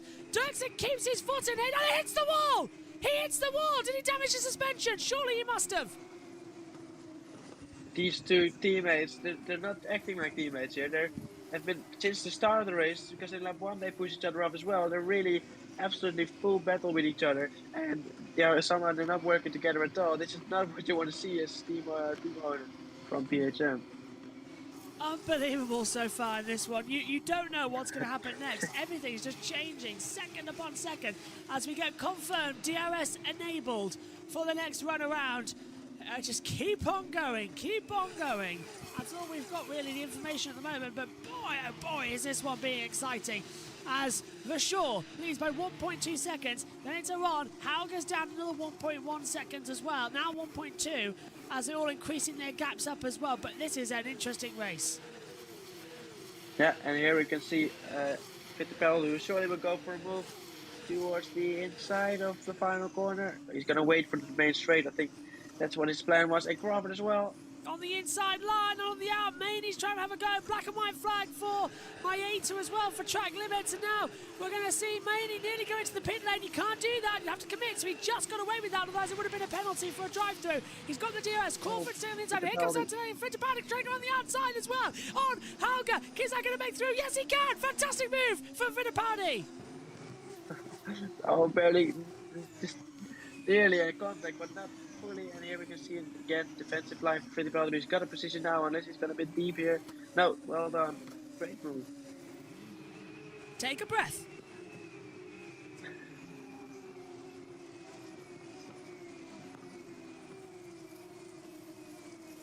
I can't breathe. It's fantastic stuff right now. Have a break, have a Kit Kat. Oh yeah, Jess, do you know that the other monitor's blown up, the replacement one for the Dell? Yes, I was listening about that. Yeah. It's just, today's going well, isn't it? Yes, I just kind of want to get through this day and have a nice rest. Same here. That was since he hit the wall quite hard there, Dirksen. Yeah, that's pretty stupid. Did they get it again? Again, these guys are really pushing, and now they've nearly both lost a position. It's crazy what they're doing, and they're really not helping each other out. Colin Pinto just took the pair of them off the track. Now, did he get the position back? Yes, he did. What is happening out there? Antonelli's up to 10th, by the way, so 2 more positions. He gets some points on the board. Still trying to push as hard as he can. So exciting, this championship. Yeah, it's a really close race as well. And we can see Maloney getting close. Hauger's got the DRS and Paul Aaron does not, so Hauger really getting the advantage there. Looking, and there's Maloney. Oh, he's going to try and go through on the inside line. And Maloney gets forced onto taking the entry to turn 1 exit. He'll have to get the place back there, and he does so immediately. Our championship leader knows the rules. Oh, it just gets in between Hedger and Crawford. So didn't lose the position there either, and there were again some battles in the back as well. Antonelli getting really close to Marty there, so he could get up to 9th place pretty soon. As we see this battle between 3 cars as well, getting really close. For sure, keeping on the battle. 1.3 seconds to Iran. Right. Everybody clap your hands as they try and get through. Just come on, a few more laps, boys. Vershaw is doing amazingly, but now Hauger on the back to Iran by 0.7 of a second. Maloney, as you said, split between the two, so he's going to be right there. Lovely attack. Oh, and now Maloney's under pressure. Okay, here comes Crawford. He's going to go towards the inside line. There used to be a wall there. Come on, chaps. DRS open. Who's going to be a win between the two of you on the inside to turn 22? Crawford makes an unlikely move and makes it stick. Just about. Jumps over the curb. And now here comes Maloney with the DRS again on the run down to turn 27. What a fantastic couple of corners. So does he go? He goes to the outside. On the outside of the final corner. Is he going to make a stick? He's going to have a better action as well around the final corner towards turn 1. So maybe he's going to go for that. It looks like he is going for the cutback. DRS open for both of the cars. Well, actually, yeah, I think both have DRS. No. They played chicken. Hauger's going around the outside of Iran, and there goes on the inside. Maloney gets through, and he's going to try and defend the inside line. Crawford could get through. As we see Antonelli. Contact! Antonelli nearly off the track. Rubbing wheels gets through on the inside of Jose Maria Marti. this race has got a lot of moves, a lot of overtakes, and well, that's a great move then from Kimi Antonelli. He's up into 9th place, and we're now getting close to Maney and Crawford, and he could be really, he's in a really good position to get some points. He's got some great pace. This race is just chaotic. That's what we love about Saudi. It does give us good racing. Down to turn 13 then. Hadjar was faster on lap 12, but lap 13, 14 it was Maloney. 15 it was Hadjar. Into the banking. And Antonelli takes a wide line. This is over 9th position. Marty's in 10th, but Maney in 8th, trying to find positions back as well. Cuts through to the inside line. Antonelli getting a good exit. And still takes it together. Down to the braking zone we come. Yellow flag, sector 3, Debris on the track. Debris. Right on the racing line. Front. Don't hit for it. sure. Yeah, it's got to be from for sure. It's blue though. Who's that fitting? Don't hit it, guys, whatever you do. That's where the DRS is as well, isn't it? So, virtual safety car. Virtual safety car. Hopefully don't have any damage. Yeah, they've deployed the VSC quite rightly as well, because that was too much. Now, who's going to box under this virtual safety car? Come on, guys. Give it. Oh, Correa's out. It's from Correa. Yeah. I wonder what happened there. That's really, that corner, is it 22 or 23? 22. That's really one of the scariest corners around this track. And he may have hit the wall on the exit. Can we see some damage on the wall? No, maybe it's just some contact before. Well, yeah, there should be a short virtual safety car. Let's have a look. He's going to hit the wall on the inside, I think. He hit the wall. Oh, that's yeah. what happened. Yeah. And then broke the suspension. That bounced back quick. Correa clicking the barrier. Click the wall, turn to return, done. Yeah. Green flag is out again. We are racing here in Saudi. Bashir puts pedal to the floor, but that's going to be how goes right on the back of a Ron. We'll get DRS immediately, remember, under these virtual safety car procedure rules. Won't be too long they'll spend under the brake. I don't want to say it, but they are being that cautious as well. We've just got to get to the end. 10 minutes remaining in this one. 3 laps after this, so we'll make it to the end with ease. The ears will open here. Really, when we saw Crawford and Maloney here, this is really, you don't want to see 2 cars on this straight, on this DRS straight, because it's just so high speed, and this corner turn 22 as well. It's really, it's just scary to see 2 cars go side by side. Oh, Dennis Auger gone straight on there. Just had to bail out because we got a bit too deep. So luckily, that's just what I'm talking about, that corner. You really don't want to go off there. We've seen some big crash in the past. Now Hauger will have DRS, and Aaron won't. He's getting really close. Hauger's going to have DRS in a very few seconds, and then Aaron's going to have to go defensive. He did it to Vishore quite along the previous run around. DRS open, 3 laps to go across the line. To the inside goes Hauger, jinks the car, and he dives through, brake hard, turn in, makes the apex. Yes, Hauger up to 2nd position, passing Paul Aron. Well done. Well done. Great move from Hauger, which was coming from a far long way back. Antonelli has gone into the points. Oh, yes, he's past Maney. There he is. Antonelli up into 8th position. Fantastic. Oh, and he's jumped the curb. Oh. Behrman did that in practice. Then if he throw it away. Antonelli. I thought, oh, I cursed him when he jumped there. I thought, oh, he's going to be in the wall, isn't he? Yeah, it looked like he was going to fly into the wall, but luckily was able to keep it on the track and not even lose a position because of that. But, well, can't be good for the floor either, but got away with it. We then see a replay of Hauger. He goes straight on here. We saw this as well. Had to bail out to try to avoid a crash. And then eventually made the overtake as well, immediately after. Well, he really is the flying Finn, Kimi Antonelli. Do you think he maybe did that on purpose, got the corner there, just to get a little bit of extra speed?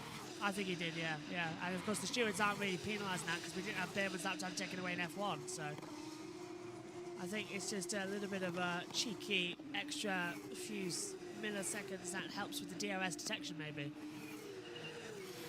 Maney's right in the back now, Antonelli.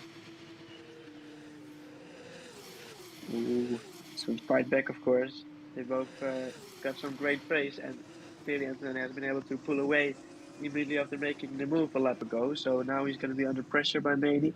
As well, Aaron is still within the RS. Oh, and here we go on the inside. Maloney's passing on the inside. That's perfect. Everybody's going to make a mistake running deep. And Hadjar thinks about a move back round the outside, but Maloney had him covered with better tyre exit pace. He's still covering though. Yeah. Good move from Maloney then. He's up into 5th place. Yeah, he's really... I think he may just be the championship favourite at this point, because look at the pace he's got. He started... Why didn't he start 15th, I think? So he's just doing such a great job already. He's getting 10th position. Come on, let's get going. This is a fantastic one. 2 to go, 1.5 really, before the checker flag comes out. I really hope as well we get to see the podium, because the F1 qualifying is coming up after this in around about 50 minutes. Don't feel like that was that long away, because it's weird how today's working out. It really is. We're just sort of coasting towards the end, and we're nearly there, everyone. And that... Aaron, who's slowing down? Hadjar. Hadjar is slowing down. Hadjar's slowing, and he's got a problem. He's letting everyone through. What's going on? He's stopping Antonelli. Oh, what? He's off the track. He's got no... I reckon he's lost drive. He's stopping. Hadjar is stopping. He's losing power. Now this could bring out the safety car on the last few laps of the race. Can he nurse it back to the pit lane, or just get it off the track at least? Last Aaron lap. still within the RS. Can he have a go? And they're all changing fastest lap, because they're all now right alongside. Pulling, lay on the brakes. Oh, Ron just turning in nicely, getting it through. He'll have more DRS. I'm keeping my eye, and Hadjar's made it to the pit lane since. Yeah, okay, that's good news then. Aaron still has one more chance, I think, towards the final corner. Or so maybe a drag race towards the line, but he's really going to try and get very close. O'Sullivan's out. Yeah, through the second. Exactly. O'Sullivan's out of the race. O'Sullivan's out. He's in the pit lane too as Hadjar, so O'Sullivan's out of the race as well. Oh, what's happening at the back? Hadjar, that's really painful, of course. He was around, what was he, P5? And now he's lost it all in the penultimate lap of the race. We're down to 16 runners in this one, so that's even worse from a sprint race here in Formula 2. Lap 2020 tomorrow at 28. As they turn and fly gradually back on the power. Is Aron going to get anything to Hauger across the line? No, but Richard Verschoor is about to dominate the sprint race here. Great start, great overtake. Got ahead of Paul Aron at the restart, and then now it all just went his way. He's going to hold on for a few more corners. I think Aron might have one opportunity for a drag race to the line. Oh, still incredibly close. Hauger's going to have DRS. Hauger's going to have DRS on Verschoor to the line. It won't be enough, though. Richard Verschoor will take the checkered flag to become our second winner in 2024 and wins the Saudi Sprint. Hauger is second, Aron third. 1.5 seconds separated the top three. Fittipaldi's fourth, Maloney fifth. Crawford just about holds on for 6th position. Antonelli in 7th. And Jose Maria Marti, the last point, in 8th. Maney 9th. Tried his best. Just where he started as well. Stanek 10th. Dirksen 11th. Bortoletto, Colapinto, Maeta ahead of Barnard. Villa Gomez rounds out the finishers. Richard Verschoor wins for Trident in race 1 in Saudi. Good race that since. Very good race, and I think Marty actually overtook Maney in the final corner for that final point. Yeah. So that could be actually a really important move. What was the gap at the line? 0.3 of a second. Wow, so a complete drag race between them. Not a bad result. Good day. Yeah. Here he is. Brilliant. Great job, mate. Great job. I'm so happy to be back with you guys. We had a difficult start in the rain, but we turned it around. Let's go for it tomorrow. We have a good pace. Go on, Synth. Yeah, well, we said it as well, right? For sure, and Hauger would probably be faster than Aaron, and well, it's exactly what's happened to the result. This is indeed, I think, Marty, is he gonna go from that far back? Oh, he made a mistake. Oh no. Maney made too many errors and he went straight off the track, and Marty said, thank you very much, I'll take that off your hands. Dennis Hauger finishes second, let's hear from him. For him, here's the PT. And Dennis, well done, P2, congratulations. Oh, nice to get a podium at least. Well then guys, good car, good pace. This is where we're supposed to be, so let's go. Well done. Nicely done. Yeah, very nice. Now Sky might go off air shortly because they've just taken control of the F2 broadcast, just to let you know. So in a second, Simon Lazenby might interrupt to say that they are signing off. I hope we get to hear from Paul Aron, who again finishes on the podium. Somebody in Formula One give this man an academy drive, because Mercedes dropped him, and ever since he's turned up in F2, he has been nothing but superb. That's 2 out of 3 race podiums in a row. Absolutely amazing, isn't it, Synth? Yeah, absolutely great drive from Paul Aron. It didn't take much, and it would have still won the race because he got within DRS of Hauger, who was in DRS for sure at the end. So it could have been, if a few minutes left more, it could have been really interesting still.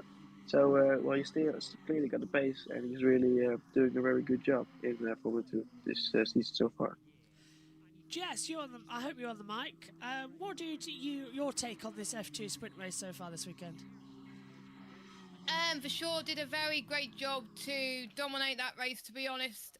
And I agree with you, Josh, 100%. Please give Paul on a academy drive and F1 team, because he's just proven that he's really adapting to those F2 cars very, very well. But yeah, good sprint race. The F1 qualifying will be coming up later on today. We're lucky actually to be on here at all, because at one point during today we thought we're going to have to abandon it all and just do like recording the live timing and do them again later. But we've managed to get it all sorted. Yep, that's it then. My thanks to Synth and my thanks to Jess as well. Next up is qualifying coming up later in about half an hour for Formula One. Sky taking us off air, which means we won't get to see the podium or the top 3 interviews for some reason, because, you know, Sky are idiots and we never get to see that. So thank you very much for your company. It's Richard Verschoor who wins the sprint race alongside Hauger and Aron. They're 1, 2, 3. We'll be back for the feature race on Saturday morning. Join us then for all of the action. Next up, it's F1 qualifying and MotoGP practice. Thanks for your company. We'll see you later. Bye-bye. We are live from the Jeddah Corniche circuit. It's Formula 2 and the feature race here, and we welcome you.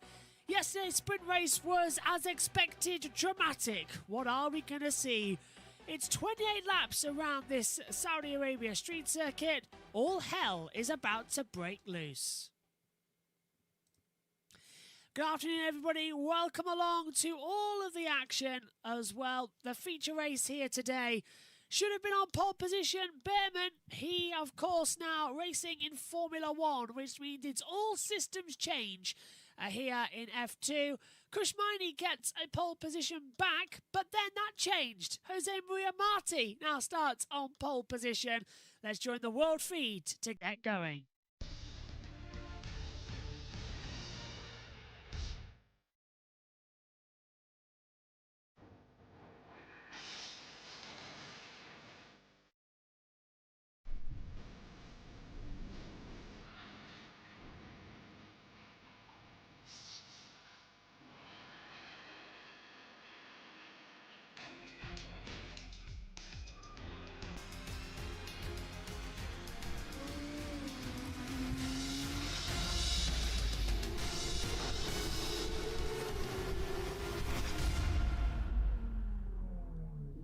Previously in F2. We're ready to continue the new season right here, right now. Oliver Behrman with pole position. Oliver Behrman, 18 years of age, will become the youngest ever Ferrari driver. We're underway in Saudi Arabia. Contact at the start of the race. Martin's race is run. Very late move, what a fine way to take the lead. Hauger is pulling out on slipstream. He's taking a place on the podium. Cordeal has come to a halt. Wheel to wheel we go, and Crawford moves ahead. The Maloney Express continues apace. Oh, that's what happens if you go over the curb. Hauger takes second position. Look for the checkered flag. The Dutch driver will see it first. Verschoor has been disqualified for a technical infringement. Hauger takes the win. That was yesterday, when all changed after a sprint race that delivered nothing but action. What are we going to see here today for the feature? Welcome to Saudi Arabia, the Jeddah Corniche circuit. And this venue has hosted 4 F1 races, but 8 now F2 events across sprints and features, and is absolutely awesome.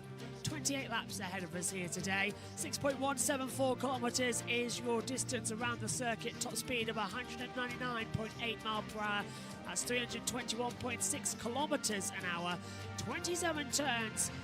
Action zones that keep showing us exactly what the track is like. Alongside me in the commentary box for today's race, Simthal, and welcome back, Omi, to the commentary box for F2, who has been very busy this weekend, so delighted he's here. Richie's going to join us shortly as well. From the pit lane, Jess Ball also in the pits, because to be fair, she can't get away this weekend. And Synth, starting with you, what a race we saw yesterday. Richard Verschoor took the win, but he's been given a penalty. He now starts 8th in the race today, but lost out on a crucial sprint win yesterday where he was dominant. Yeah, well, name a better duo than Verschoor winning and being disqualified after the race. But yeah, it was a very good race yesterday, a lot of battles, and I expected to see it today as well, but of course for a longer period, because it's a feature race, plus there's a mandatory pit stop, which could make things a lot more interesting as well.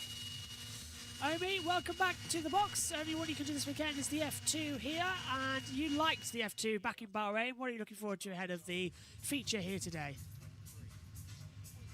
Really looking forward to it. Now, F2 luckily is the series that I've been able to watch the most, which I've actually been able to watch every session but practice live as well, because F2 is just something that you cannot miss. We'll quickly go to the starting grid, Josh, and then I'll continue. Rafael Villagomez is 21st with no time set during qualifying after he crashed into the wall and missed it. Then we get 20th from Mayo Cordeal. Ritomo Maeta starts at 19th. Disappointing weekend for him. Then it's Joshua Durskin 18th and Taylor Barnard in 17th place. These two running into each other several times yesterday. Juan Manuel Correa starts 16th. Zane Maloney, who was our championship leader, still just about remaining. That is 15th. Gabriel Bortoletto is 14th, with Zach O'Sullivan starting in 13th position. 12th on the grid. That goes with Franco Colapinto, and Roman Stanak starts in 11th. Take it further into the top 10 on the 5th row. Jose Maria Marti still 10th. Doesn't get the pole position, unfortunately, so that's a disappointment. Follow on starts at 9th. Richard Verschoor is 8th, with Isaac Hadjar in 7th place as well. Forward, 6th on the grid. That goes as well with Dennis Hauger. Andrea Kimiantelli starts in 5th place. Move forward. Row 2, Enzo Fittipaldi and Victor Martins, and row 1, Jack Crawford, and Oliver Behrman should have been on pole position, but he's now in Formula 1, so Kush Miney gets a pole back after losing it out last time, and all the zigzagging around setting the grids, Miney does get pole in that Invictus Virtuoso racing. Jess Ball's in the pit lane for us as well. Hi Jess, excellent F1 Academy race just now. You're going to have some food during this and voice your opinions, but what do you expect coming into this feature race today? Well, I'm happy to see Miney on pole position, and we got an investigation after the race for Maloney and Sullivan unsafe release. We'll talk about that in a minute, but I think there's certain drivers that will look to redeem themselves, Sullivan, for example, as well, and I expect Maloney to climb up there as well. He finished 5th after starting like 16th or whatever, so watch out for him. But I think it's a longer race, mandatory pit stops. Oh, someone stalled. I'll let you carry on. I think, it's Barnard. Taylor Barnard stalled on the grid. We saw this yesterday, since, didn't we? Cars just stopping on the grid and having to be wheeled back into the pit lane. Yeah, there were 2 cars who stalled at the start of the race, but now we've already got one on the formation lap. This should be cleared pretty quickly, and then he'll probably have to start from the pit lane. And Omi, Yeah, yesterday we had O'Sullivan and Colapinto, who were the stallers. That was off the line, but yeah, it's going to be an interesting race as well, and cannot wait to get underway here in Jeddah. We had a fantastic race yesterday, so I think this is going to be really, really exciting. And yeah, Vashor was disqualified a few years ago in Austria, but let's hear from Kosada Kushmani. I think we're just going to have to learn, you know, get some data off the sprint race and make sure we're on the right strategy for the feature, and then have a good car underneath me, and I'm sure we can fight for the win. Of course, I think, you know, it's a new car. Every time you hit the track, you need to get some data, and we're all learning step by step. Hopefully, we'll be in the top spots in the races. That's where the big points are anyway. That's Kushmani's take on matters coming in today. Fingers crossed he's going to have an exciting time. Waiting on the commentary tab to kick off. It hasn't just yet, which is making me worry that maybe the timing screen won't load in quite correctly. So I'm just double checking everything. No, it is going to work. That's good news. Yeah, we're going to have a new feature around for the F2 lot when we get into the next race as well. We'll have a new battle screen to take a look at as well, with more timings and datas and informations. Similar to what we just saw with the F1 Academy timing screen as well in the previous session. Stanak turning it in, keeping it calm. It's going to be a very entertaining feature. Reminder that we have a mandatory pit stop in this race as well. 28 laps. You could go 14-14, but ideally I was thinking those on the ultra soft tyres are going to come in around about lap 8 to 10 and take them the medium compound either 20 or 18 laps in distance. We know they can do that. We saw that yesterday. Them take them 20 in the sprint race as well. Tensions rise, Synth, and what do you think? Safety car in lap like yesterday, or will they all get through the first couple of corners cleanly? I mean, it's Saudi Arabia and Formula 2. I think the chance of a safety car is really big in this opening lap. Omi, we know that stallers have been having problems here, and there's not much room. If you stall here, you're going to be in a bigger contact. Yep, I'm predicting Crawford for the win and Maloney and Antonelli completing the podium, but we're about to get underway for the second feature race. Medical car at the back. All eyes to the lights. Green flag at the back. 1, 2, 3, 4, 5. Pause. Go!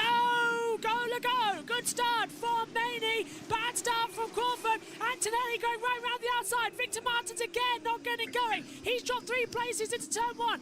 Antonelli up into 3rd position, battling as well, side by side, coming as well with Enzo Fittipaldi crash in the middle of the pack. That's a big one. That'll be a red flag. The track's going to be blocked.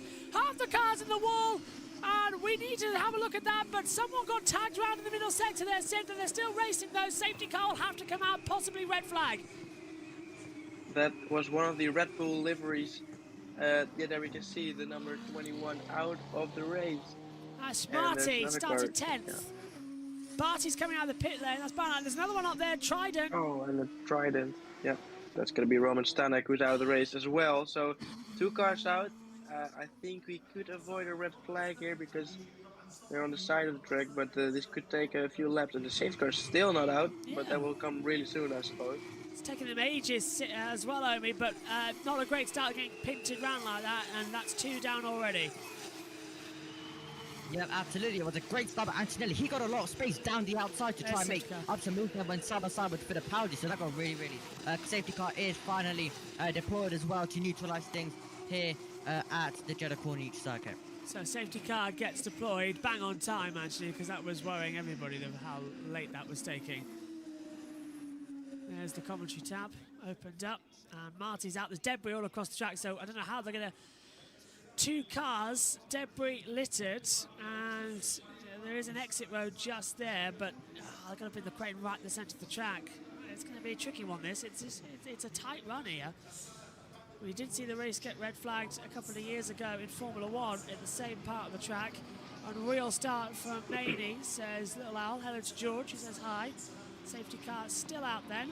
Stanak retires, Marty's out too.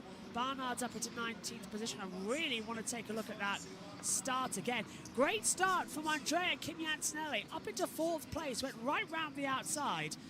And they've got to bring the crane onto the track. It's a long lap here. It's over 6 kilometres. So They should be able to get this one cleared, hopefully without stopping the race, even if it is only for 10 minutes. But yeah, there's the new Aston Martin Vantage safety car coming through. Bortoletta's into the bits. Here's the start there, Sims. Yeah, so it's a good start from Maney. Crawford did get away well, but he's lucky that Martin also didn't get a good start. And Antonelli from 5th, nearly able to get... is there an immediate puncture or something there for Bortoletto? Some damage on his car. As we see the replay here, Antonelli going around the outside, nearly taking 3rd, but he got a bit too deep. Now let's look at the contact. Well, I We think can't see here who spun around Marty. Did he drop it of his own accord? Oh no, he got hit off. Wow, no, he's been hit by... 12, Colapinto. Looked like a Williams. Yeah. Looking livery. 90% convinced it was Colapinto. We're about to see, because here's Stanak's on board. And Omi is just going to Constantino up together. Yeah, absolutely. So Stanek has the high-tech directly there in front of him. They go side by side. There is Marty right. Oh, he did drop it. To the side. He's just gonna. Yeah, didn't he there? He dropped it. Oh my god. Martin he completely lost it himself, and then Stanek stalled it. Yeah. Who got it? See, we didn't have too much grip there as well when we saw. Oh, Aaron. Yeah. It just crashed into me, this guy. You spun, Marty. You absolute moron. In fact, Jose Maria Marty, get out. Get out. He didn't crash into you. Unless he got a puncture. Yeah, no, I don't think he did. Colapinto was right there. He didn't hit him. That was your fault. You dropped it. There was no contact. We just saw the onboard. Get out. If you're going to say that, get out. Take self-criticism as a racing driver. It wasn't anybody else's fault. You dropped it, and Bortoletto stopped at the end of the pit lane.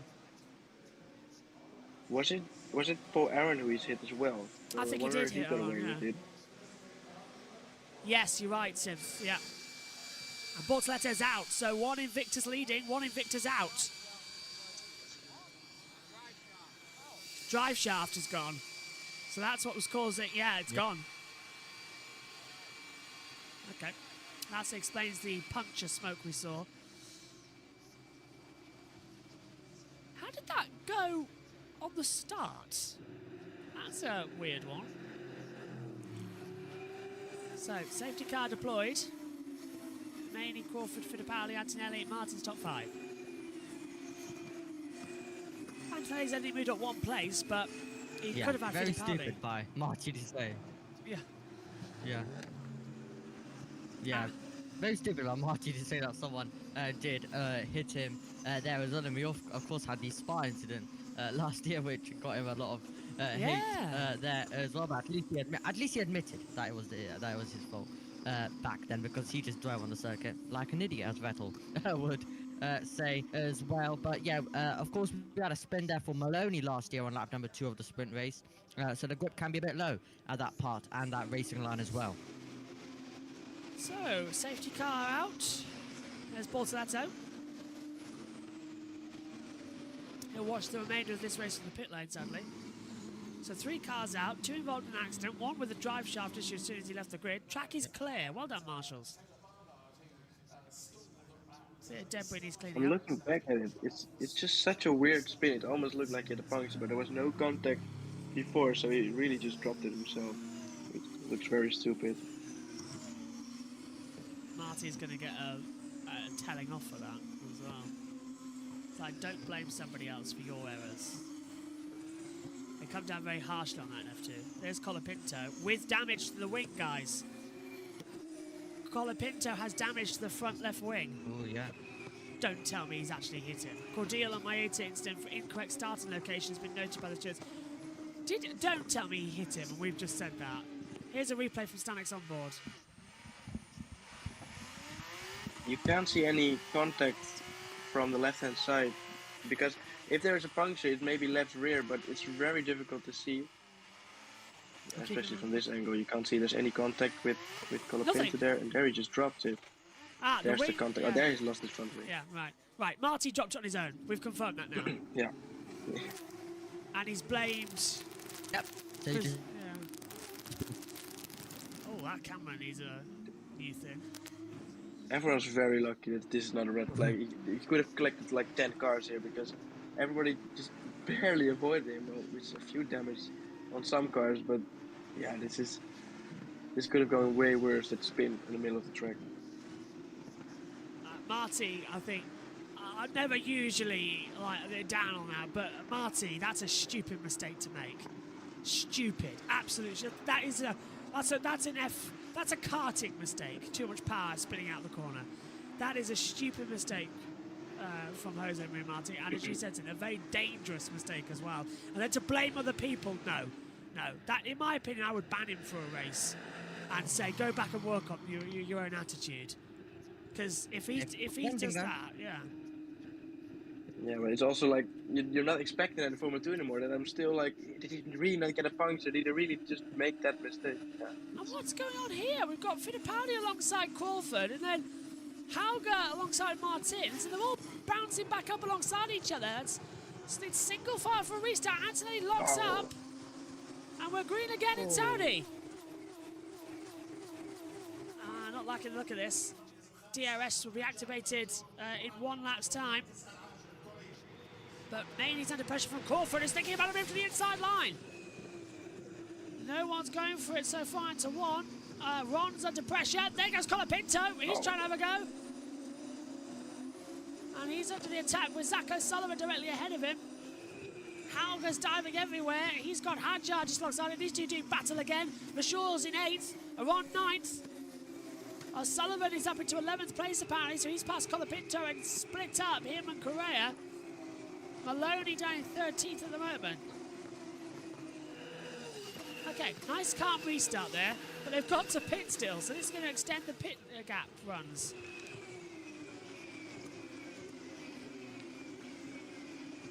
There are very few drivers on the yellow medium tires. I think the first one may have been Stanek from it, well, not anymore, of course. Here we can see what's happened to O'Sullivan. He went for a very late move on the inside. What's the contact? Oh.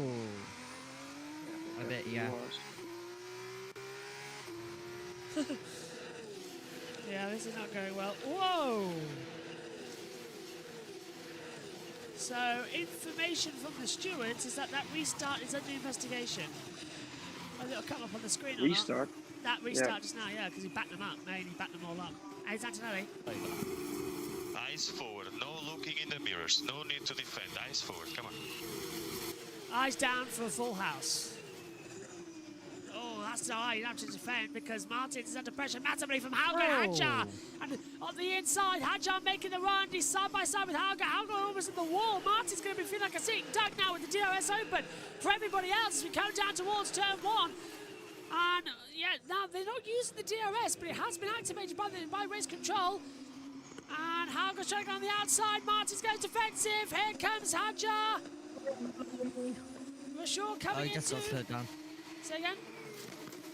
Yeah, Maloney was looking for a very, very late lunge in the background, but it seems like they were all just able to get through. Hauger still having to defend. We make our way through turn 4 as Maney says the fastest lap. The top 4 starting to pull away, and Martin's left battling with Hauger and Hadjar with this train right now, all very close together. But Maloney already trying to make plenty of overtakes like we saw yesterday. DRS is enabled, but Crawford is going to have to be inside the 1 second if he wants it around the 3 DRS zones that this circuit offers. It took a long time to activate that DRS. Really long time this one around. Yeah, well, because that when it went on straight, of course, the DRS detection point for that main straight is before the start of the lap, of course. So DRS you couldn't open the DRS at that point, but from now on you can. So who's going to have that advantage? Antonelli, Fittipaldi, Crawford certainly. Martins is 2 seconds back to Antonelli, so he splits up that little gang, and everyone else behind has got that DRS train. Incorrect starting location for Cordeal and Maeta is under investigation now by the stewards. So it's noted, now it is being investigated. They want to take a look at that to make sure everything was perfectly legal. Down the straight we go. Yeah, it's open. Yeah. Maney's going to be feeling very cautious here. Crawford's going to be on the attack. In fact, the top 4 have got a chance of winning this one. Hauger's past Victor Martins. And here, Martin's out with the DRS. Yeah, he's going to try to fight back down the straight. He's going to bring Hadjar with him too, though, as well. And that's going to nearly end up in contact, because right around the outside, taking all 3 in there. Great move from Hadjar if he can do it. He only gets Hauger. Martins goes back through, as Maeta got a penalty. He tried to get 2 in one move. That was, well, if it worked, that would have been incredible. But he's still very close behind to overtake Martins on the next lap then. This is better, a lot more better running. Lovely to see. Yep. And my prediction, of course, is Crawford to win. So let's see how he gets on. He's right now just outside the 1 second, but trying to get back in. Miata has been given a 10-second stop-go penalty for incorrect starting location. I was wondering when that was actually going to come up because it just flashed penalty. It didn't tell us what for. And look Crawford might be under a bit of pressure by Fittipaldi, as we also have Hadjar pushing Martins all the way right now. Through 18 and 19, down the back straight away. Martins now is going to be under pressure for DRS open. Crawford says box, box. So Crawford's coming in this lap. That's why he's backed off from Maney. Oh. It's scary to see cars go side by side towards turn 22, so is he going to stay behind for now? Yes, he is. I think it's better to see cars go never for a mind, move outside. Polaron is off the track, but he's back. He's going to have to let Vershaw back through, but that was bold. As Cynthia will say, it's scary seeing cars go side by side there, and then bang, here comes Polaron. You can't go side by side to turn 22, as Aaron found out. Oh, look at that. Dirksen getting ahead, Maloney getting ahead now as well. He's passed O'Sullivan, Dirksen batting with Colapinto, and there goes Hauger. And no, that's into the pit lane. So Hauger pits, Crawford in 2, and now Martin's under pressure around the outside. Hadjar swings into turn 1 and gets ahead up into what is now 4th position. Maney down for the lead of the race by 1.6 seconds to Fittipaldi. And Aron for new tyres as well. Mediums go on. Lap 7, so a couple of laps earlier than we expected. It's a long way to go now. Even with that safety car, I was expecting him to go a little bit longer than this. They've only gone lap 7. It's a long way to take those medium tyres, 21 laps. Yesterday they managed 20, but oof. Maybe hoping for another safety car. Yeah, I'm thinking the same thing as well. Maney, box, box. So he's coming in this lap. Yep. So the race leader is going to be pitting as we have Miata once Another again. one? Is that another one, or are they just going crazy and putting up again? Hadjar's coming in as well. I'd assume they're going crazy. Yeah. Correa on the back, trying to get past Martins. Yep, we had a brave move by Crawford on Maloney at turn number 22. Yesterday, that was some great side-by-side action down towards 22. But most of the opportunities down towards 27 as Colapinto also gets past Sullivan. And of course down towards... And Marty Sullivan has been noted as well. Marty's on the... yeah, oh, incorrect starting location for Sullivan and Marty. Wow. Oh, round the outside of the final corner. What a move. And Martin's immediate pits as well. So that's the top 3. Oh, wow, they're all in, yeah. Pit lane is Piccadilly Circus. And Maloney in a battle as well with... I can't see who that was down the straight. Barn, right. Oh, yeah, that must be Dirksen and O'Sullivan battling because, Yeah. there's too many green cars. Oh, save it, boys. Just come in. Antonelli's going to get in a few places here as well, by the way. Antonelli's going to move up to net 3rd in this race through the pit stops. I think Fittipaldi's still got out ahead of him, though. No further action for Sullivan and Marty for incorrect starting location. Yeah, so Crawford lost that massively there, didn't he? Yeah, big time. He's got the warmer tires now, so Antonelli's got to watch out these first couple of corners out the pit lane. The Crawford's all over him. Yeah, this is going to be quite easy for Crawford. Come on, make that move. Antonelli is in the DRS of Fittipaldi as well, so if he can hold on for now, he should be able There he to is. keep that position, but wow, he's got colder tires. That's around the outside of the banking. That's not using an overtaking opportunity, and wisely so. Antonelli pushes him high up and off track. That was wise from Antonelli. Risky, but wise. Legal. Yeah. That was very hard. Bit of lag. Not number 22. we're going to see anything now coming. Crawford, he's off the track! He's through before turn 22! Crawford with an amazing move! He's really got a long advantage with those warmer tires, but now still Antonelli will be within the DRS to try and fight back. Trying to get him back, you can see him closing up, getting go for a late move in the final corner. Just waiting behind, maybe turn 1. DRS, oh, and a big twitch! Crawford twitch mid-corner, here comes Antonelli. DRS is going to be open, tyres will be up to temperature, and he'll either pick the inside, no, he's going to go the outside, nearly takes off his front wing. Where's this going to put Antonelli? And he's got him before the move into turn 1. Crawford tries to fight back, not working. And, oh, he's gone wide! Wow. And here comes Crawford back on the inside, exit at turn 2, forces, returning the favour. Off you go, youngster. Nearly pushed him in the wall there. That really didn't. There was no room left there for Antonelli on the outside. So some hard battling going on between the two of them. Yeah, it's a bit of. Oh, you do this to me, I'll push you wide. Unless, well, there really wasn't. He wasn't really able to push him wide there because there was a wall on the exit. But this luckily went well. I'm reminding it. Oh, here's Antonelli. We can do it. We can do it. I know we can do it. Come on. Words of encouragement there for Kimi Antonelli. Losing time though. Here's the replay. Yeah. Bit of an error in turn 1. Just a bit too deep. And the moment of oversteers down there, he had to really back out to avoid an incident. That was almost. That's Crawford sticking out the elbow, returning fire after what Antonelli did down at turn 13 in the previous run. And now Hedger has joined the battle as well, so this could be a 3-way battle. Does Antonelli have DRS here? Just about, so that will help him defend from Hedger, but still Hedger I think is going to go for a move in the final corner. He's going to think about it. Don't lunge up the inside. That's a late one. Antonelli will get the cut back, and crucially, he'll have the DRS down the straight. I think they both have. Yeah, Hedger you're right. yeah. Come on, Kimi. Oh, he's almost towards the pit wall! Yeah.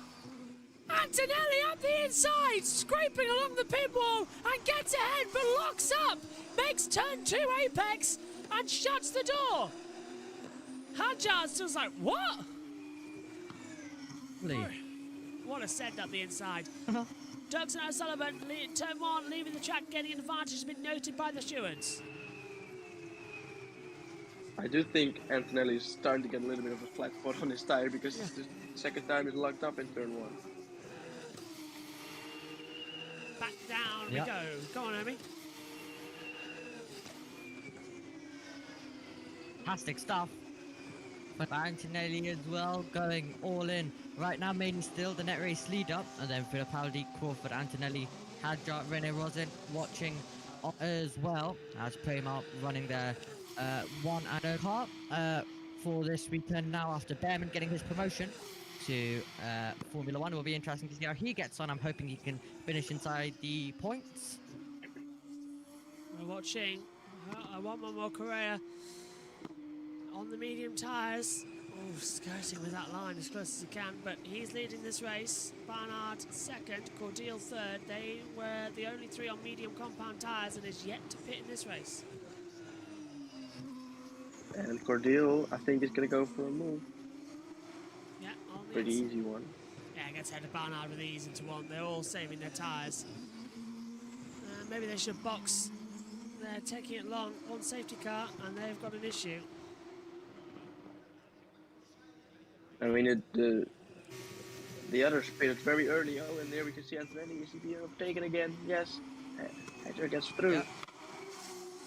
Poor old Antonelli lost out there. The DRS was too powerful, and Hadjar went whoosh around the outside. No further action for Correa and Colapinto for turn 4, leaving the track and gaining an advantage. Didn't know that one was under investigation. But yeah, there's a replay. And this is Kimi Antonelli. He's going to get swamped, isn't he, since no DRS? There's so much that we don't even know. Yeah, there is. When you're this close behind, you're just a sitting duck for Antonelli in this case. It's just a sitting duck. There's no chance of defending with the DRS on the start-finish straight. So he just flies past, and Antonelli has to hope he's going to be able to yeah, stay close behind him for the rest of the lap, so he can try and retake that position next lap. As in the back, you see Maloney getting past Martins as well. And into the pits comes Maeta. He was on ultra softs. He's now going to change over to soft and well, the mediums, and he's way behind now. Down 18th after those penalties, and is he retiring? Oh, this is... Oh, he stalled it. Oh no. And this is what we see with these cars. They won't restart properly. Yeah, so for CS:GO now, this is going to take a while and cost him a lot. Yeah. So. Couldn't even get the starter in it. Turn 13, that's, yeah, Robert Antonelli is forcing another driver off the track. I mean, I liked it, and I mean, eventually Crawford did the same back as well a little bit, but should that be a penalty? He did force him off, of course, but he was ahead. I don't know. I'd still say both of them. I think was close racing. It was close racing. Yeah, I agree. Yeah. And also, Fittipaldi started to finish, so we're going to get a battle for the net race lead coming up very, very shortly. 1.5 setting fastest lap. So he's giving chase. We've got a battle for net third right now. Crawford, Hadjar, and Antonelli over that position. So we've got some interesting battles now coming up. And Fittipaldi's real 1.21. Now it's 1.1. He's almost gonna get. I think he's gonna get DRS on this lap here. On board with Antonelli. Into turn 13. Sweeps it in. Yesterday's F2 race went to the night. This will stay in the daytime. As they cut across, nearly off the track as well. Yep, he's inside 1 second. It's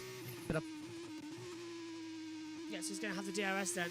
Pulls down the back straight away. DRS now will be activated. And Antonelli can set off after Hadjar, but as you say, bats at the front. Mainly in for the party. We're watching on that. 7 tenths between them at the moment. And now 6 tenths. So mainly in for the party, P4 and P5 closing in. It's a slow burn again, this one. It's just taking its time to gear up and get going. And still there are quite some battles going on.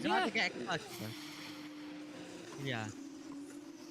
Omi, I think you're lagging massively. It's about to get really exciting though with Fittipaldi. Oh. Yeah. You've been glitching up for... I noticed it in Bahrain. You're glitching now.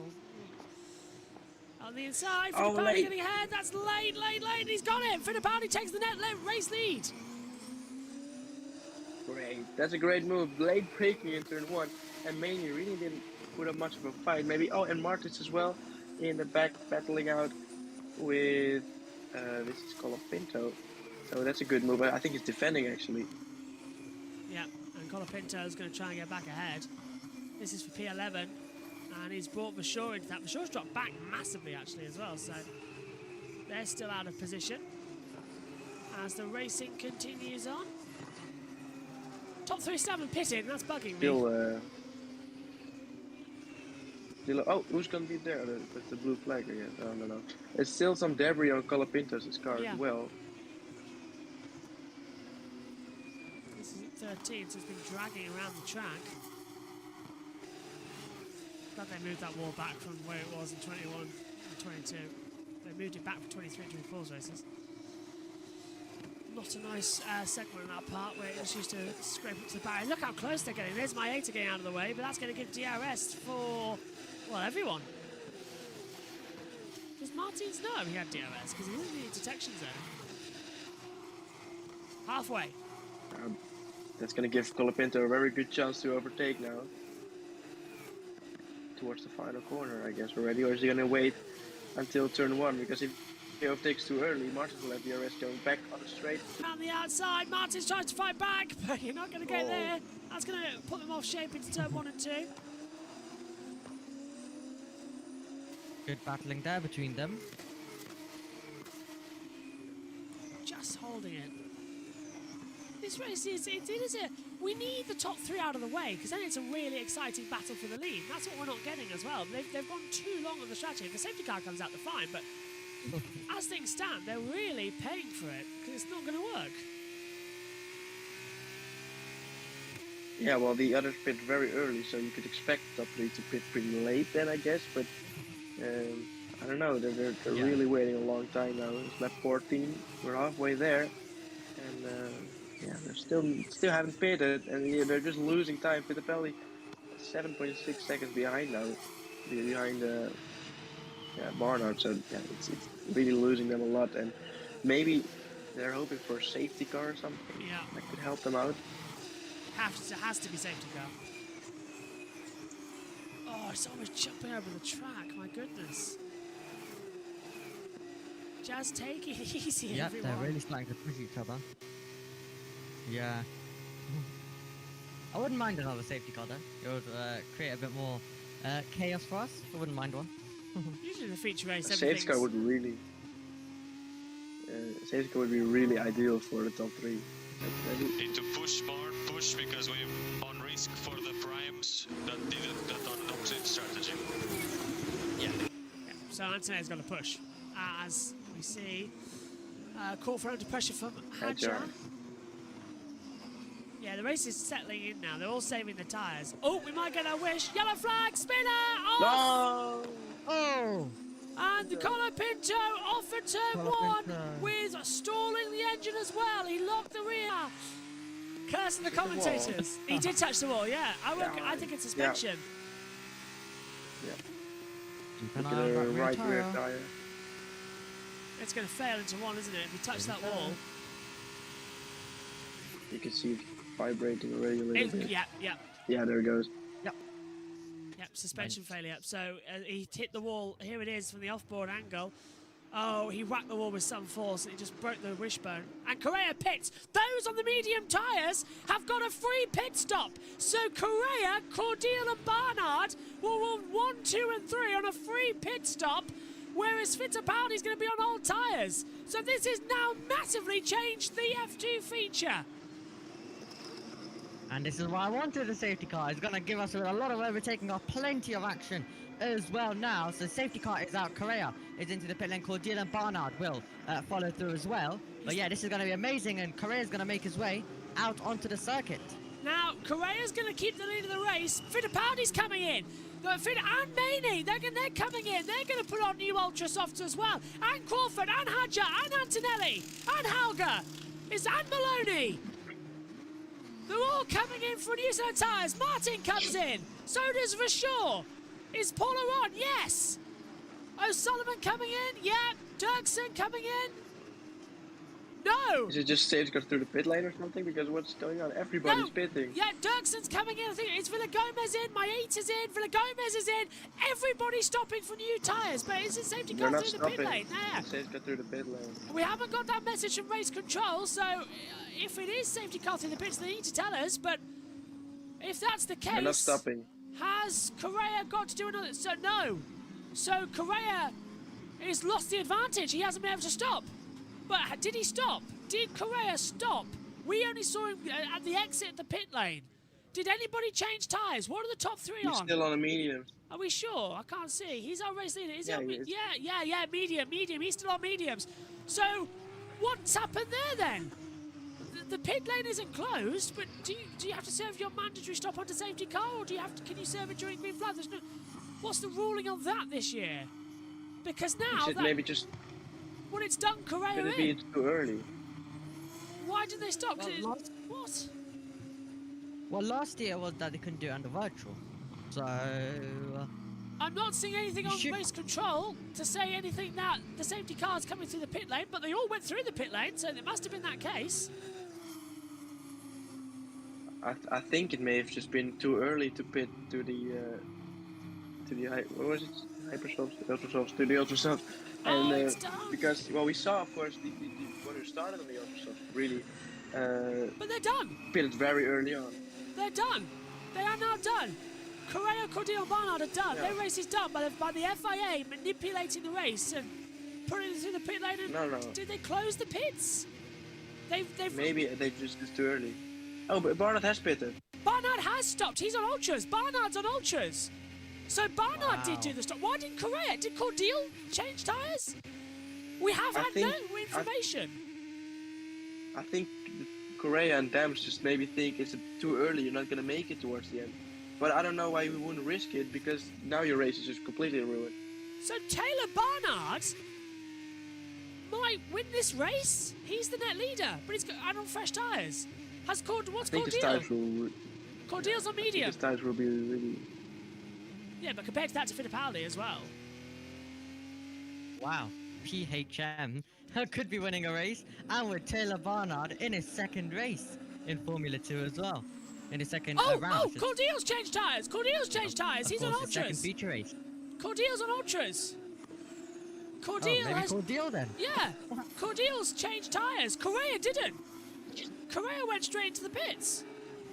Correa radio. For me, we need to do the restart and wait until there's another safety car. Or then we pit with 2 or 3 laps to go. Idiots. But we wait until the last moment otherwise. Yeah, we keep as long as possible to the prime. They've mishandled that massively. What are they thinking? Those Ultras will make it to the end of the race from here. They should have gone on. What? Yeah, unless Cordial and Barnard will get like a puncture towards the end or really lose out massively. Otherwise, I would not understand why Correa and Dams haven't decided to make a pit stop. Why they wouldn't have decided to change tires. I have not. Lapped cars man overtake. That is Maeta. Miata. I mean, you have to take the risks. You've been given a gift that is the safety car. You have to take risks. You're nowhere in this race. You have to take these risks. As we see a lock up ahead as well by Cordial. But could Cordial win this race? Wow. I am shocked. They should have pitted. Why didn't they pit? Where's the logic of waiting for another safety car with that? You're not going to have the gap. You're not going to get a gap big enough than you had. Whoever... Oh, what the hell are they doing? That is the stupidest thing I think they've ever done. That is appalling. Correa's got more sense than that. That is absolutely appalling. You had a 30-second gap to Fittipaldi. You could have changed tyre, and there's my etiquette through. He could have what? He's not going to get that gap again on old mediums. His tyres are older than everybody else's. He is going to plummet down to the back. I do not understand why they didn't pick Correa. Correa obviously has gone to the same school as Bono and Hamilton from Abu Dhabi 21. You pit. You get a safety car. You got a gap. You pit. All the time. Pit. Look. They've got their mouths open. Yeah, because you can't breathe through your nose. Mouth breathers, a lot of them. What are they doing? Unbelievable.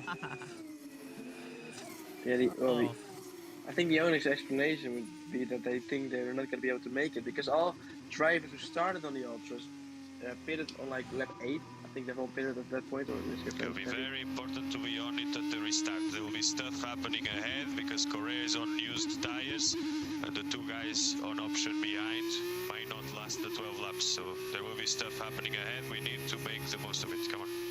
That's an old radio message because there's 10 to go. There's Barnard. Down there, the Prema stuff. Give them all congratulations. Nice to see. But that's what I said. I think 12 laps is too much, or at this point it's 10 laps, of course. I think it's too much for these Ultras, because the people who started on those tires pitted, I think, around before lap 8, and that was with a safety car. So I think it's too early. I think they, or Correa and Dams might fear they wouldn't have been able to make it towards the end with those tires. But I don't know why you wouldn't take a risk, because at this point I think they definitely hasn't got a chance of points anymore. I am beyond shocked. I'm desperate. I want you to screw it up more so we get more Josh rants. I love the Josh rants. Can we have more? It's such a stupid decision.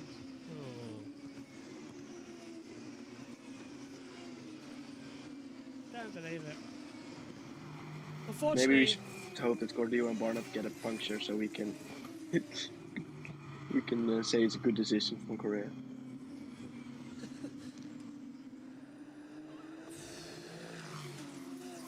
Right, they're coming in. Safety car's in this lap. I'm just trying to work out what the hell's happened. Still can't. This is going to be chaotic because Correa is going to be much slower than everybody else behind. So he's going to hold up everyone, and this could be quite chaotic. Lights out on the safety car. We will form up. Oh, that was bad from Correa. He braked hard through 22, and Cordial almost ran into the back of him. Don't stop mid-corner. Do you know, I'm starting to not like this guy, and I was supporting him after his accident in 2019. But I'm starting to not like Correa. He's doing things a bit dangerously this weekend. You don't stop mid-corner. In fact, can we just sit down with Correa and just have a word with him? It's like, you don't stop mid-corner! Look at that, look, he's now locked up! Green! And he's punched it way too early. Yeah, he's gone early. Oh, look, there's debris flying everywhere. Someone's had a winglet go.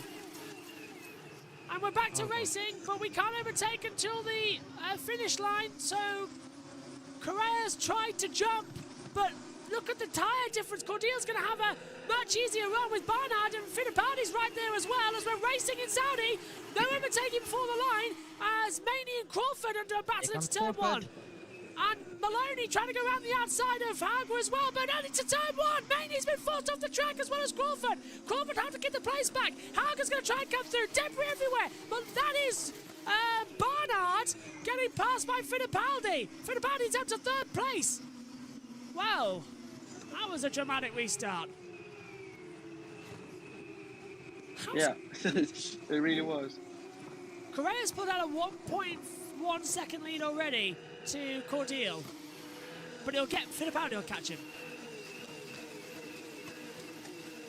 I'm surprised Fittipaldi was able to overtake Barnard because Fittipaldi should have, I think Barnard should have the better tires now, but Barnard also got pushed off a little bit in turn 1, or at least he tried to hold on to that move on the outside, well, it really wasn't possible, but is he giving that position back? Oh, he's slowing down. Hadjar stopping again! Not again! Is he stopping for a second time? Yeah, he's stopping! This might be the safety car that we were looking for! Hadjar slow again! Not again! Not a second race. Yeah, same problem as yesterday. Same problem as yesterday. He lost. The same thing happened yesterday. The car just gives up. Oh. And Campos frustrated and banging the foot against the table.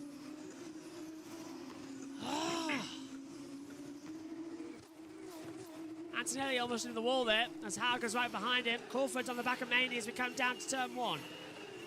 DRS activated this lap.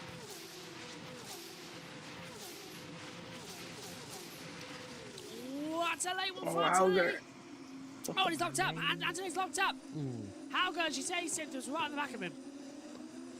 Oh, hello. Yeah, switching back, but just a bit too far. DRS will be enabled the next time we enter a DRS straight, so gonna be watching out for that. And you can see Maloney really close behind, of course, some great pace. This is a replay of turn 1, the restart. 2 guys being pushed off the track there. So it's quite chaotic, but everybody managed to get away with it without any contact. But this is Barnard trying to hold on around the outside, which really.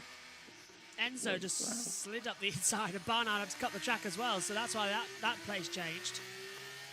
Yeah. But now Cordial is really attacking, so it looks like he's been able to bring his tyres into it. Cordial's really attacking. Here he is. He's right on the back of Correa, so we should be getting a move now with DRS enabled as well. Yeah, and if he's wise, one man, well, he'll know what's happening. He'll back off. Correa will keep through. One man more Correa, and after one man more Fangio. Jumping over the curb. And Cordial's really firing his way through now. Down the back straight, DRS open. Here he comes into turn 26 and 27. Will he go for a late lunge, or will he wait for turn 1 and the opportunity to get another DRS here? He's going to wait for one, but Cordial gets it in, but he's had a lock-up from Correa ahead of him, so that's going to take his R-line a bit out of it. It's much, much, much closer. DRS open. Pulls to the outside because Correa defends the inside line, and it's breezing into the lead. It almost looked like Correa was standing still. And in the meantime, against the gravel, And he goes up and takes 5th position as we see Martins being passed by... For sure, yeah, for 10th place. Final point. Oh, Amir Cordial leads. That's not a sentence that we were expecting to say. And he might even win this race, but Fittipaldi now is going to be on the back of Correa. So Correa is going to start to be mugged by absolutely everyone in this field. Dirksen and Sullivan has been noted for leaving the track and gaining an advantage. So we're still battling then, and Correa still trying to stay close to Cordial. But this race coming alive once again as Crawford is super close to the back of Taylor Barnard. Every dog has his day. Is this a real Cordial to win in F2 in a feature race here in Saudi Arabia? Correa's staying with it though. Crawford's getting really close. Yeah. Oh, he is, isn't he? And Antonelli as well. They are very close. Wow. You get all behind Barnard. Barnard's really holding up everyone up. Here's Antonelli. What can he do? Can he get ahead of Crawford? He's going to get ahead of Barnard. Barnard's going to drop. He can't switch on those ultras. He destroyed them on the restart. I think Barnard might lose 2 positions in 2 corners. Yeah, thinking the same thing. DRS will be open. It should be easy for Crawford to get ahead of Barnard, and then Antonelli can follow in the wake. Correa's still on the back of Aaron. Cordial, I should say. Oh, he is. Yeah, only a 10th between them. And I think there was a little move there into turn 1. And Antonelli's going to have... Hang on a minute, that's Fittipaldi having a go... Hang on! They're all 3 together. What's happened there? Fittipaldi's going round the outside. He gets ahead of Correa. Is he going to get ahead of Cordial into turn 1? He's going to try. It's 3 wide. That's going to end in contact. How did they not? And Fittipaldi takes the lead. Round the outside. Passing 2 cars on the inside. They don't make contact. And Enzo Fittipaldi leads with sheer brilliance. His grandfather will be proud. Wow. How did they not collide there? 3 cars into 1, all battling for the lead. That was incredible, Sintel. It was so close to contact. Literally, the 3 wide. And I think Antonelli shortly gained 2 positions in 1 corner as well, but he lost it again. How did it not make contact? You can see what's happening behind with Antonelli. Oh, they both go off the track. Yeah. And what? Yeah. So both had to give the position back to Barnard then. So we were watching that, and Antonelli, Crawford, and Barnard were also 3 wide. But Antonelli ran off the track twice, brought Crawford with him, so Barnard's going to go through on the pair of them. And that is Hadjo out of the race. We knew that was coming. What a 3 wide moment that was. Fittipaldi leads, and now Barnard under pressure. Oh, towards turn 22. Watch out, Maloney looking. He's just a bit too far, waiting behind, possibly going for the... Oh, and going very wide. Oh, no. Turn 22, and what's happening here? Dirksen's got a penalty. Okay. Not sure what, 10 seconds. Why? Dare tell us? Dirksen. Leave the track getting an advantage, yeah. And Maloney round the outside of Barnard into the last corner, gets the move stick after running off the track.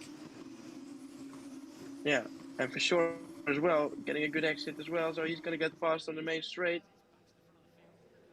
Here we go. He's going to look to the inside. Late to the brakes, but not quite close enough. Meantime, for sure, getting ahead of Barnard as well. And Barnard's dropped back from 3rd to 10th in the space of 3 laps. You would not expect that because he's got the newest tires. Yeah. And those, there are other softs as well. You see, I think these tires really are not going to be able to make it to the end if he pushes too hard. Fantastic, this one. It's turned into a bit of a lively race. Fittipaldi now 2.3 seconds ahead. Brilliant leading this one. That was an overtake worthy of a championship. Oh, one of the boards is loose. In fact, did Cordial just hit that wall? Is that why they moved? I saw he touched the wall there. Wow. Sure. As Barnard loses another position to Martins and Aaron as well now. He's just dropping down the order and he's outside the points as well. So his race is basically over now because his tires is not going to be able to make it if he pushes any harder. So he's really struggling with those ultras. But Cordial definitely is it. Yeah, the 2 PHMs could be about to do battle again like yesterday. But we have drivers who are about to do battle. 3rd down to 7th, Correa, and also Cordial being attacked there, as Dirksen does get past Barnard, but here comes Correa. Correa's going to go for it round the outside, almost into the wall, and Cordial's offending like crazy, putting that car at the centre of the track. Maney locks up. Here comes Crawford as well on the back. He'll have the run with DRS. Correa, the same, trying to get second position. And he hasn't stopped yet, One Manuel Correa. Don't forget about that. He has yet to come into the pit lane. These are on old mediums. Yeah, so no real reason for Cordial to defend gone that position wide. hard. And that's going to put... Oh, that's contact! What happened? What was that about? They're going to go side by side now. And that's going to be contact, and they're not careful. Correa's on the inside line. Maney's right behind into 4. And they're all drifting off the track. Yellow flag set to 1. Yellow. So who's off in the wall? Gone green. Sullivan. Maney's passed. And Main. Yellow flag again. Yeah, yellow flag's out, so someone's off. Maney's up to 3rd. Correa still 2nd. But Crawford's going to be put onto the podium when all this is done. What's that yellow flag for? Virtual safety car, whatever it is. Yeah. Sullivan. Yeah, surely Becker Sullivan. Yeah, he's What's stopped, happening in this race? Oh, and oh, the virtual safety car's called. That's Crawford who just had to wait. He just wanted to go for a move there, but then the virtual safety car came out. So what's happened at the back? A spin from Sullivan, and he stalled the car probably. Okay. That's another Virtual problem. safety car's the right decision because they can clear it pretty quickly, I think. Yeah, this is a right one. They're putting in the safety car again. Correa's angry because he can't pit under virtual safety car. Is he going to lose it on his own, or is he in a battle with someone because he's against the pit wall? He's defending. There's a car alongside. Yeah, he's side by side. It's an MP. Oh, he's lost it on his Wow, own. he's lost it himself. And as soon as he Yeah, so lost that would it... have been Hauger. Yeah. No. It's That's Villa weird. Gomez. Looked orange from the onboard. Yeah. Green flag. Looked a bit orange, didn't it? Yeah, it did. So, virtual safety car's ending. We're racing again. Fittipaldi is 6 seconds ahead of Correa, by the way. Now 4. Maney under attack from Cordial. Virtual safety car restarts changing it all. Oh, and What's happening with Maney's dropped back. What's happened there? And oh, it's all going to be a Martins? mess. Look, there's going to be contact. They're all coming into turn 1 way off the pace. Antonelli's forced off the track, and Antonelli's losing a handful of positions. Crawford goes ahead, and that was the thing. Hauger going for a late move, but Maney was dropping back, and somehow Cordial didn't go through. No, I think was it Martins and Aaron? I don't know. It was very weird, but yeah, no yellow flag. So did he spin? We're gonna see here Aaron and Martin. Is it with Martins? This is under green flag conditions. Oh, he got hit. He's been hit by Victor Martins. Oh, Martins, the second time he's run into someone or been hit the wall. Look, he didn't stall that. This is Kimberly Antonelli. Look, watch. Lock up ahead, gets forced off the track, has to jump off. That could be a penalty as well for Hauger. Well, it didn't really cost Antonelli that much because he returned where he left off. So maybe no penalty for Hauger, but definitely was his fault because he just braked too late and forced him off. And oh, here we go again for turn 22. Will there be any moves here? I don't think so. Right, Correa's going to get out of the way. Box. Yeah, so he's not going to get any points today, I think. Oh, what a disappointment. He could have won that race. Yeah, Cordial's still in 4th.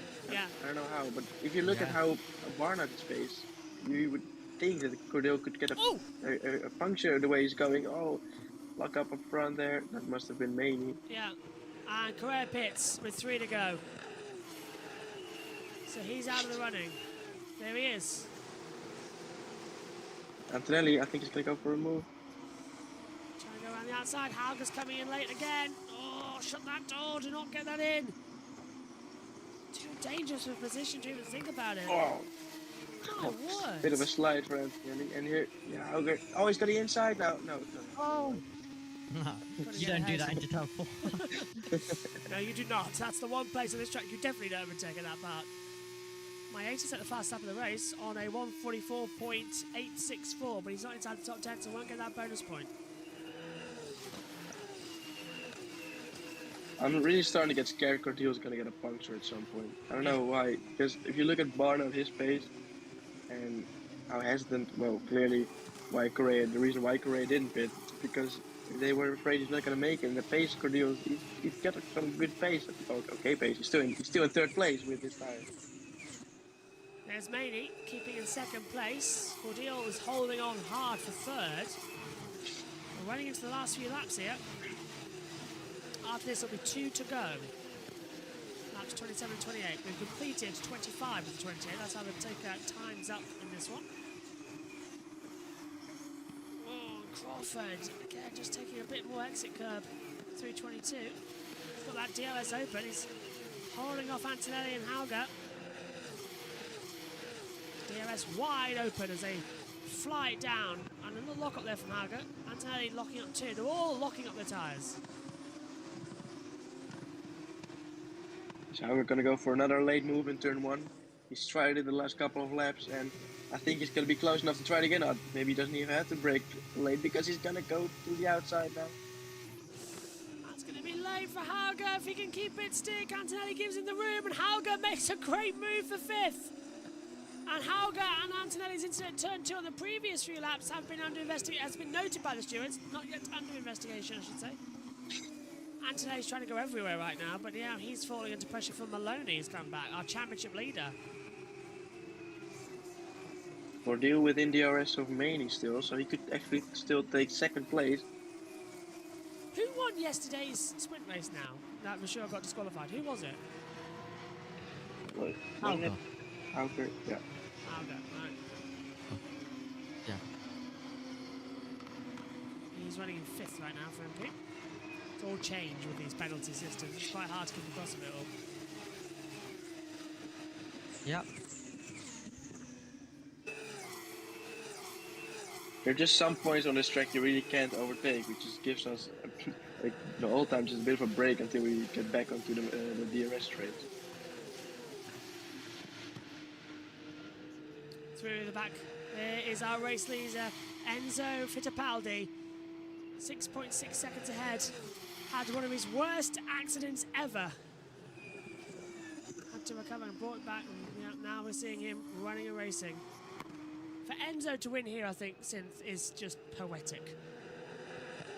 Yeah, it really is. It's been, but this is the way he did it as well, right? He just wanted to win each. That's the fastest lap as well. Why not? But that 2 into 1, that was just an incredible move. As we see, Cordeal, but he still takes second place on the final lap as well. With, he's getting really close, but there's such a big train behind him as well. It's just everybody's still got the DRS. Battle for second is between Maney, Cordeal, Crawford and Hauger, Antonelli, Maloney for sure. That's their second place. Fittipaldi, meanwhile, 7 seconds up the road. 7. Insane. I don't think we know who's going to win this one. Well, in second position, that is. Yeah, Cordeal's losing a little bit of time now. 8/10 might be a little bit too far. Yeah, that gap's Yeah, confusing. straight. And I run up. Yeah, go on, Amy. Oh! Yeah, I might just be a bit too short with the line.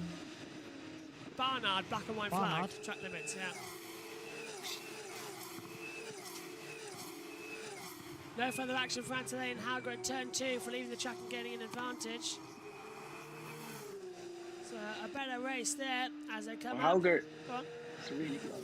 Oh, 2 tenths. There's Crawford. Crawford's right in the Hauger back. and Crawford side by side. Oh, they are. Right, come on. Get back to that picture in a second. This is where side-by-side would come in handy. But Enzo Fittipaldi, a 3-wide manoeuvre into turn 1, round the outside. Sheer brilliance. Enzo Fittipaldi wins the feature race. Maney will be second, and Crawford's got ahead of Hauger, and look at that, Cordeal's dropped to 5th. Get back to the action. It's 3 wide of the line. Hauger, Crawford, Cordeal, Antonelli, top 6. Maloney for sure. Wow. It was 3 wide at the line. This podium in 2 positions in the final corner, and it was 3 wide to the line. 31 thousandths of a second between Crawford and Hauger. Enzo Fittipaldi wins. Great race, Amy. Classic Formula 2, lovely stuff. But Fittipaldi takes his second victory, first feature race win for him. But he was side by side between Hauger and Crawford. Incredible stuff there, mainly getting second place. But Van Amersfoort can celebrate once again after taking victory. And here's the 3 wide since at the line. It was actually, oh, poor Cordeal got ambushed. Cordeal, literally an overtake left and overtake right of him. And this Hauger just winning out on the drag race towards the line. That was so close. Fantastic at the line. What a result that was. 15 finishes. One more than yesterday. Here's Fittipaldi's radio.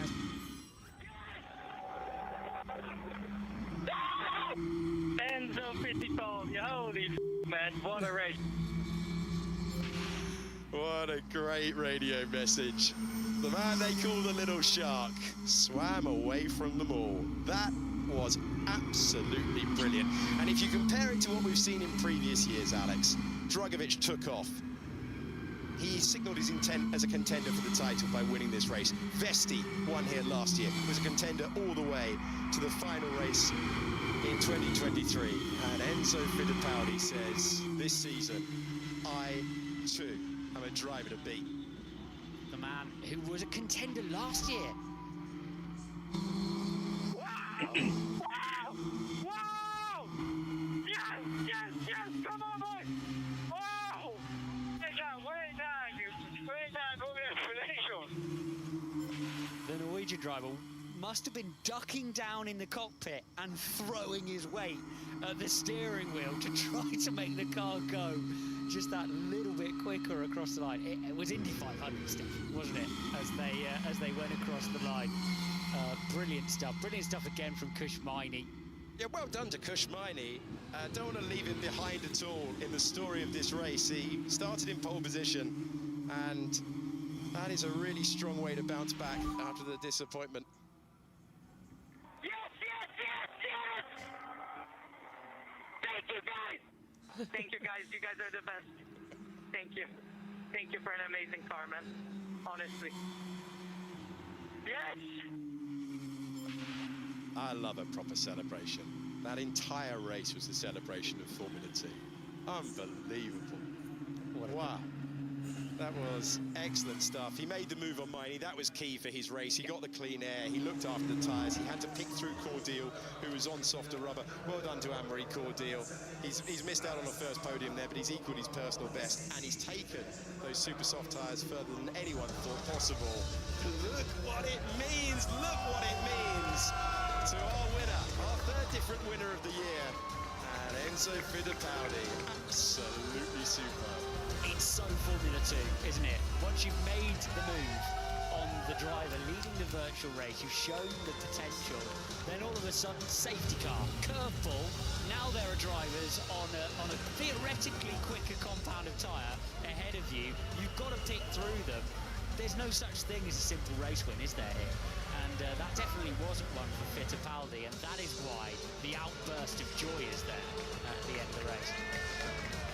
Great moments for the Dutch team, Van Amersfoort Racing. And the boy from Brazil is holding his national flag aloft. Well done to the Alpine Academy driver, Kushmaini. Super, super, super stuff. And he was in the mix as well. After that disappointment of losing the pole position for a technical infringement last time out, had to start both races from the back, kept his head well, and he knows it's all about the consistency. He's taken a real step forward, Alex. Moving to the team, and start of his second season, really, really, really assured. Certainly is. Alexa down there, media delegate for Formula 2. Her job very much to wrangle delighted drivers to the areas of interview. She's doing it with her typical strength and vigour.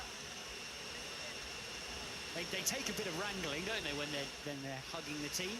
Yeah, you've got to celebrate these moments, though. You've got to enjoy every single aspect of fighting your way through, like he did. 6th on the grid to 1st at the flag. fourth on the grid, I should say, to first at the flag. Superstar from Enzo Fittipaldi, who put it all together in some style. Well done to him. So we're about to hear from the top three and hear from our race winner, Enzo Fittipaldi, who has done an absolutely amazing job. What a weekend we've had. 3 different winners out of 4 races so far this year, with Zane Maloney taking wins, and then we had Hauger yesterday getting the race win. Finished on the podium today. Good points for him. And Enzo Fittipaldi with a 3-wide manoeuvre, making it absolute spectacular race. As we're going to hear from Ariana Bravio now, down there in the paddock, and listening to the top 3. Here she is. Fittipaldi, the winner of the F2 feature.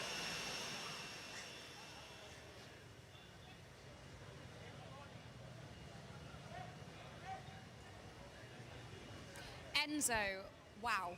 We need to talk about that move. Huge congratulations. P3 to P1. Bold and brave. Talk us through that. Yeah, I gave it my everything out there, and it was an amazing race. Just driving on the limit every single lap, and I'm just so happy. You know, the whole team, they gave me a great car out there. I can't thank them enough. You know, the car was absolutely on rails every single lap, and yeah, it's an amazing feeling. And your first feature race win, how special does this feel right now? Yeah, it feels, it's a lot of mixed emotions because, you know,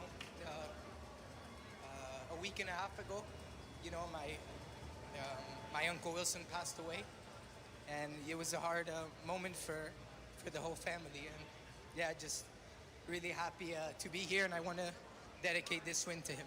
Absolutely. Well, how special is this? Congratulations, Enzo. Thank you very much. Thank you. Thank you. Well done. That's emotional win right Wonderful stuff. And you could tell that one was personal.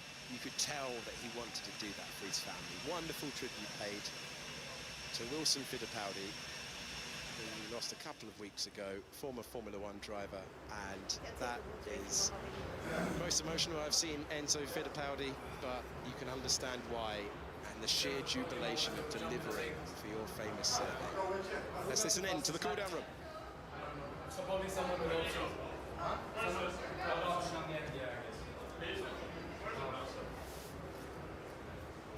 I got so stuck behind Martin on the first stint that Oi! So much fun. Mate! Thanks. Couldn't see you up there. You were like even ahead of that pack we were in. Yeah. Did you see my start?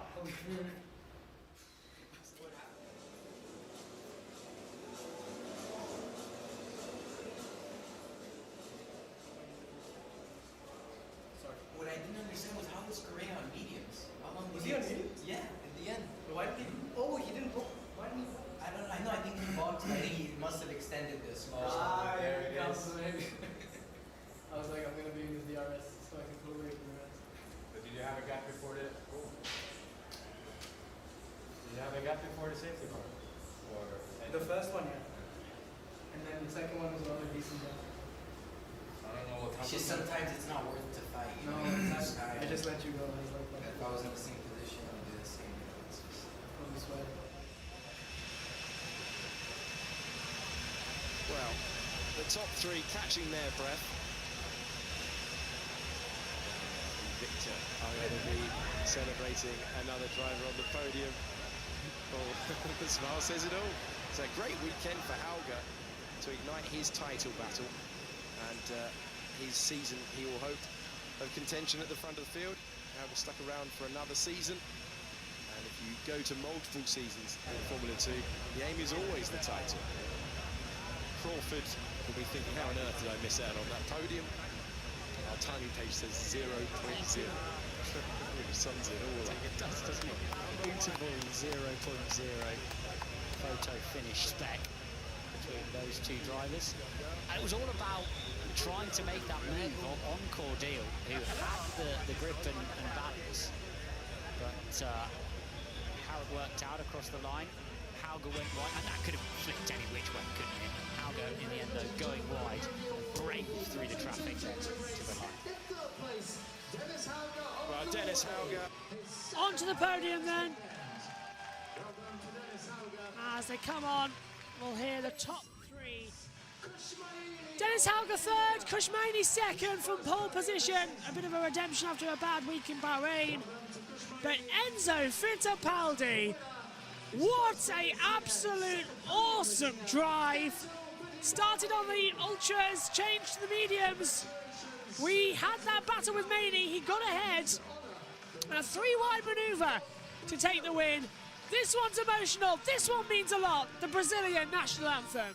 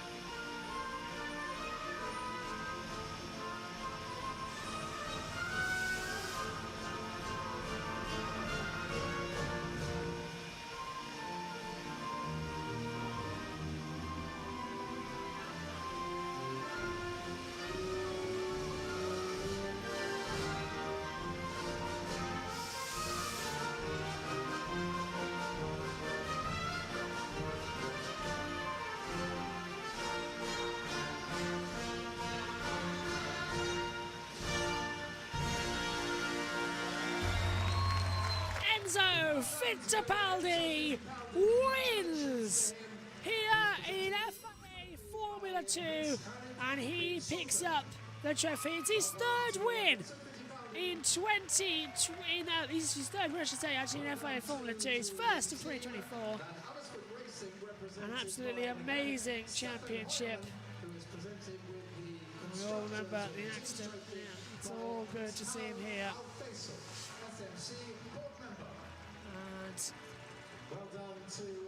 Yeah, not great. Fittipaldi, of course, for Enzo. This is an emotional win. It's been a full circle. He had a horrible accident here in 2021 when his car stalled on the grid. For him to win here is a bit poetic and a bit of redemption after the passing of his uncle a few weeks ago. This will be emotional for the Fittipaldi family. Maney takes second, Hauger in third. The dignitaries will leave the podium and the non-alcoholic champagne will fly. Saudi Arabia for Formula 2 has been delightful. And now it's champagne time! An amazing race. It took a while to get going, but it certainly delivered in the end. It's time for a celebration. Next time, we head down under. Formula 2 heads to Albert Park, Melbourne for the second time. And who will take victory in what is always there? Just pure drama. Synth, what's your takes on this weekend's racing? Yeah, some very good racing. Very interesting race once again. This feature, a lot of battles going on, especially of course after the final safety car, which really absolutely chaos, and somehow mostly managed to keep it clean, and it was just incredible to watch. And this win as well with that double overtake for Fittipaldi, it's brilliant. Omi, what about you? Fantastic, typical Formula 2 action, exactly what this series delivers week in, week out. Another fantastic round of the FIA Formula 2 Championship. Great to see Enzo Fittipaldi on top as well, and we had an absolutely fantastic race as the Brazilian flag there as well, and Enzo Fittipaldi having it there. But yeah, not excited for after Australia though, because then it's a 2-month gap, and I don't know what I'm going to do with my life with F2 and F3. We'll get F1 Academy, but that one now is a 2-month gap. Yeah, we've got to go. Well. We've got to go. We've really got to go. Brilliant Formula 2. Yeah, we've got to go. My thanks to you, Sins. My thanks to Omi. Thanks to Jess as well. We'll be back in Australia in 2 weeks' time. We'll see you soon. Bye-bye. FIA Formula 2 moves away from Saudi Arabia and heads down under. A racetrack that always provides entertainment and excitement. Welcome to Albert Park in Melbourne.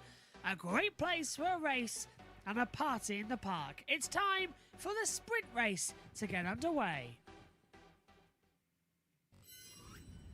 45 minutes of action for a sprint race at 23 laps of duration. We can't wait to get started. Welcome to all the action. It's time to kick off. In the commentary box, myself, Joshua Burge and Omi will take you through it, with Alan Lemridge and Josh T watching in the sidelines, giving any information they can throughout the race whenever they want to pop up. Here it comes. Sit back, relax and enjoy.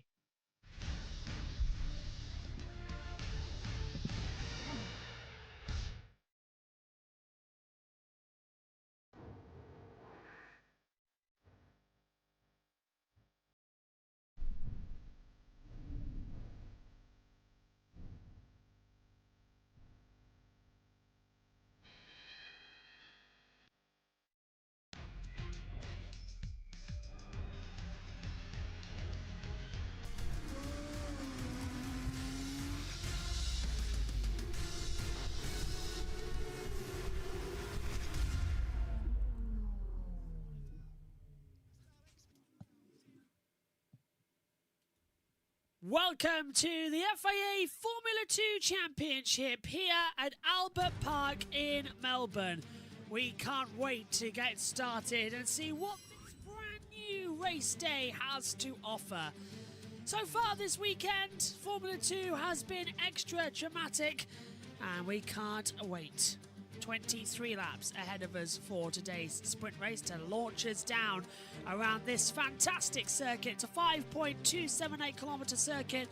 We have 4 DRS zones, which in the race this morning for Formula 3 was absolutely epic. 14 turns in total as well. 6 to the left and 9 to the right. And Omi, as we look down, the fans have packed in, all ready to go, and we can't wait. This is going to be absolutely fantastic. And what are your plans for the next 45 minutes of action? Because I think we're going to lose our voice. I think we are indeed. It's Formula 2. Jeddah was absolutely extraordinary. And Australia, as Formula 3 proved, 4 DRS zones. We are going to be in for plenty of action. We've got a very interesting grid with Roman Stanek at the front of the field, F3 champion from last season alongside him. And then you have the 2 Campuses who performed well in Bahrain, and then a bit more of a lull in Saudi Arabia. Let's see how they're going to be able to get on, but this is going to be a really, really exciting race. The fans lining up in the grandstands, getting ready to support a lot of these drivers as well. Great to see so many fans now looking at this race, and I'm sure they're going to be treated to some fantastic action from start to finish. The timing tower will get up when they all go through the sectors, and it'll figure itself out eventually. It's just having a bit of a paddy right now because we keep the numbers on so we actually know what's going on. But we'll go through the grid shortly as well, and fingers crossed we're going to be in for an exciting race. Josh T is for some reason changing his cameras around, I can just see, because we've kept the cameras on for this one. Can you still see the TV pictures? That's the main thing, Omi.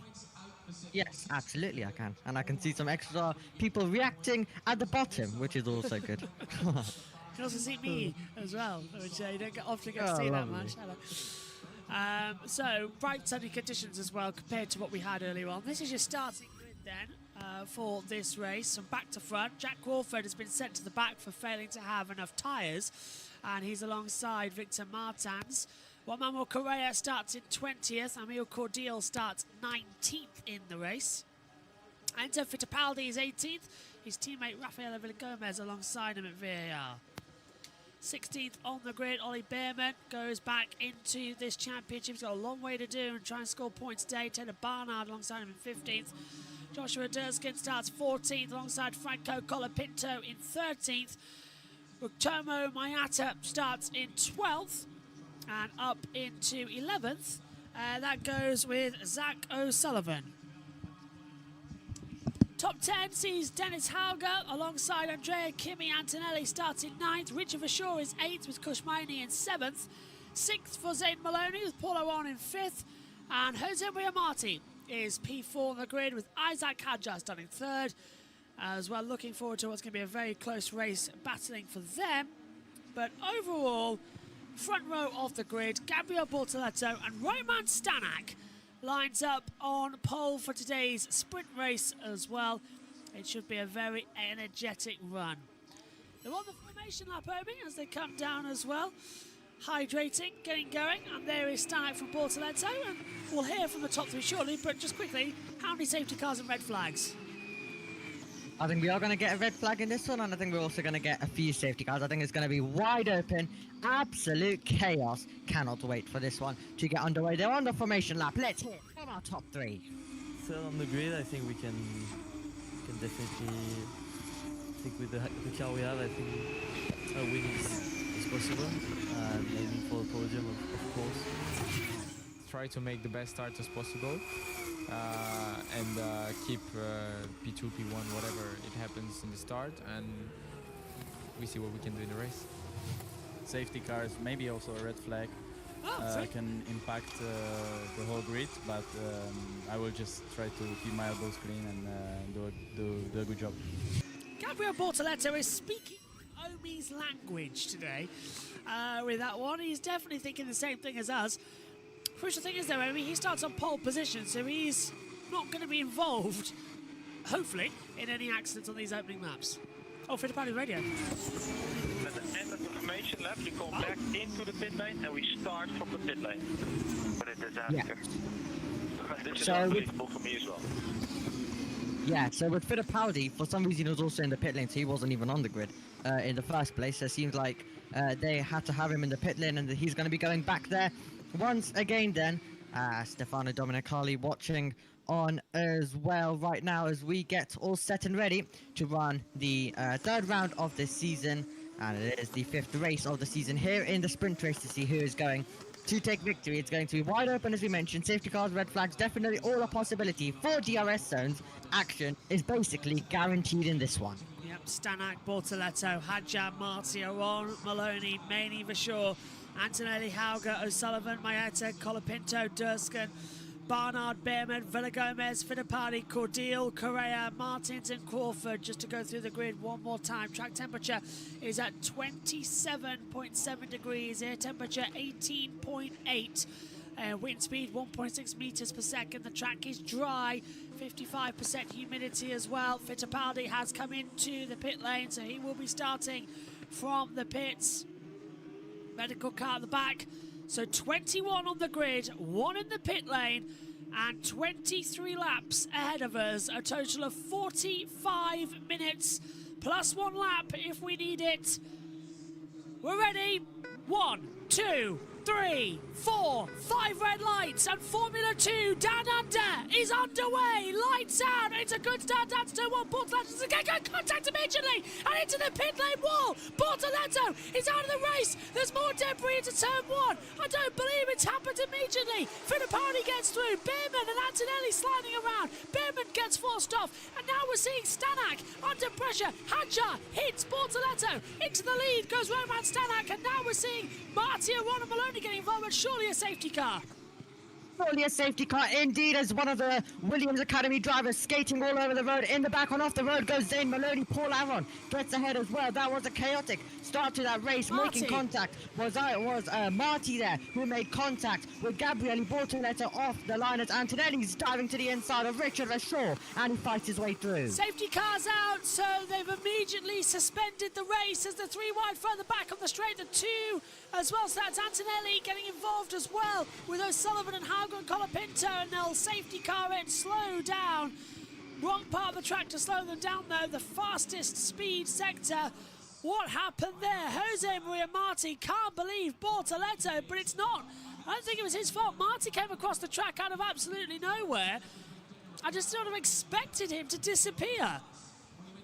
I didn't expect that.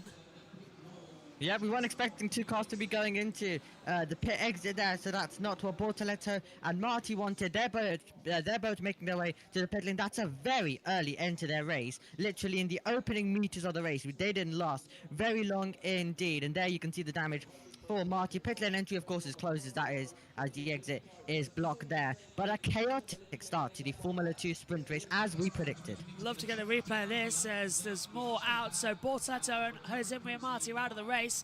Fittipaldi down into 20th position after that pit lane start. And this will take a little bit of time to clean up. They won't need to stop the race, thankfully, but they're going to have to get this sorted. Here's the start then, Obi. Talk us through it. So, the lights went out, Stanek got away well, and then you see Marty from fourth get away so well. He gets pinched in because Hadjar is also there, and they both just find the barrier. As let's hear from Bortoletto. Crash. The guy just shunted into me. Let's look And at this is a better, yeah, this is a better angle to see it, because you see Marty come over, and Hadjar also just moves over to Marty and Bortoletto on that side of the road. There was a lock-up by Maloney. So yeah, Hadjar really just comes over because Marty gets such a good launch from fourth. Hadjar looks to the lead, looks for the lead, but then there's just no room left. Hadjar's in the lead, but he'll be getting a penalty. What an idiot! From third on the grid, taking out 2 cars. Zane Maloney's up to fourth after he started sixth, and that was stupid from Hadjar. Absolutely stupid. Oh, and Fittipaldi was like, well, what happened there? Marty Radio? Yeah. Man, there's a good start. He was a victim of his own success, wasn't he? Yeah, unfortunately. Marty can't believe it. He had a great start as well from fourth, got up to second, and then Hadjar comes through and just doesn't go anywhere because Bortoletto had a poor start. He just wasn't get going, so they're struggling to move that car. They're going to need a tractor. Go on. Is that you, JT? Yeah, and anyone watching along... Are we good now? Okay. Anyone watching along may have seen some of the marshals if they've synced up with their arms spread out wide with a little bit of a hook. That's marshal language for we are going to need a JCB crane for this one. Fabrice says Victor Martin's up to 13th and 21st. Great start from him, yeah. Brilliant. He's got a right lightning getaway. I hope they have to stop this one as well. Safety car's coming in. Yep, so an early safety car here due to the contact that we had. Hadjar was able to take the lead, but yeah, he'll be under investigation. You have Stanek in second, Aram in third, Maloney in fourth, Maney in fifth, Antonelli moving up a few positions as well. Haugo up 1, so all happening here in the Formula 2 sprint race. What's happened to our timing screen? That's what I want to know. Really, actually, I actually don't know what's going on with our timing screen at the moment. It's not showing a sector 3 time for some reason. And it keeps changing itself, so, okay. Well, we knew there'd be one issue with timing 71, didn't we? Didn't expect it to be this, though. It just doesn't want to work with us today. Oh, well. Being a pain. Look, now it's moving again. So what's going on with it? Come on, work together. I'm going to have to adjust this. Take it, Omi. Yeah, absolutely. What a chaotic start to the race that was, though. But Isaac Hadjar in the race lead, but he is going to possibly be facing an investigation against him. Stanek currently running in second. Let's see if he can put some pressure on. We won't have DRS for 1 lap, of course, on that lap that we go racing. Then he'll get it afterwards. Aaron in third. Maloney was looking pretty racy as well. Had a lock up into turn 1. He's in fourth. And then Kushmani currently running in P5. Antonelli, as I mentioned, great start by him. He was able to move up to P6. So a great start by Antonelli. And he'll be looking to improve even further and see how he's going to be able to get on, as he's shown some incredible pace so far this season as well. And I think we have a quick little interview with Martin Di Bussa. If you prepare 10 scenarios, the one that you didn't prepare will happen. So that's something, a lot of it comes from improvising at the pit wall. And just reading how the race evolves, what are other people doing. So yes, of course, there is a standard things that you can plan for. Okay, what do we do if a safety car comes in this or this window? What is it in a safety car? What's if it's a VSC? So there's enough things that we have ready, but in the end, it all comes last minute. You have to make the decision to pit birds. That was actually Martin. I knew there was a problem. It's because it's because it's changed over when I changed it yesterday, and it's all gone a bit wobbly. So, It has indeed. yeah, I'm fixing the problem. Yep, but we've got some time behind the safety car, luckily, so we are able to do that. Fittipaldi massively helped with this. He's now going to be on the back, but yeah, it would have been like, he would have been like, thinking, what in the world happened there? He had two cars appearing in front of him before he was able to go and get going there. Victor Martins, as we mentioned, quite a lot of position to 13, so that is great stuff by Victor Martins. He's also with Behrman, who's currently in 14th, so those two looking good, and we'll be hoping that round 3, the two championship favourites, I think we called them at the beginning. I think everyone called them at the beginning of the season. Now, let's see if they can try and mount a late championship challenge after not having a good first 2 rounds. But Behrman, it was a good first round, but of course, it was a good qualifying, I should say, in the second round. But of course, for Behrman, it just he was promoted to F1, so he wasn't able to score points. So where did Victor Martins come from? 21st up the order. So Behrman struggles. Antonelli gets a great getaway. And Martin's just going to slip through everybody then. Must have done it on the back straight away. This is Maloney's viewpoint. I want to see Martins though, and that great stat. Oops. Yeah, we want to see Victor Martins and see how he got away. But Maloney found himself with some good room on the inside, wasn't able to keep the position locking up. So luckily not running too wide. So Behrman got away very, very well indeed. Great start by him. Antonelli actually didn't get away too well initially, but then he would make up some positions later on in the lap. This was Behrman to turn 1. He's close with the PHM. Oh, he got the grass. He also had a car on the inside of him. Yeah, he got the grass as well. There's Fittipaldi leaving the pit lane with 2 cars in. He had to... Did he go over the white line? How did he do? Because how do you navigate the debris? Yeah, I think race stewards will let him get away with that, otherwise they're going to puncture. So can't go straight through the pit lane. There's nothing he could have done there, really. Nothing at all. Right, Bortoletto, Hadja, and Marty, of course, is under investigation, and a 3-wide pinch down to all the way towards the pit wall taking place there. But great to see the fans all right now in the grandstand watching this, and the atmosphere has been absolutely fantastic all weekend long, hasn't it?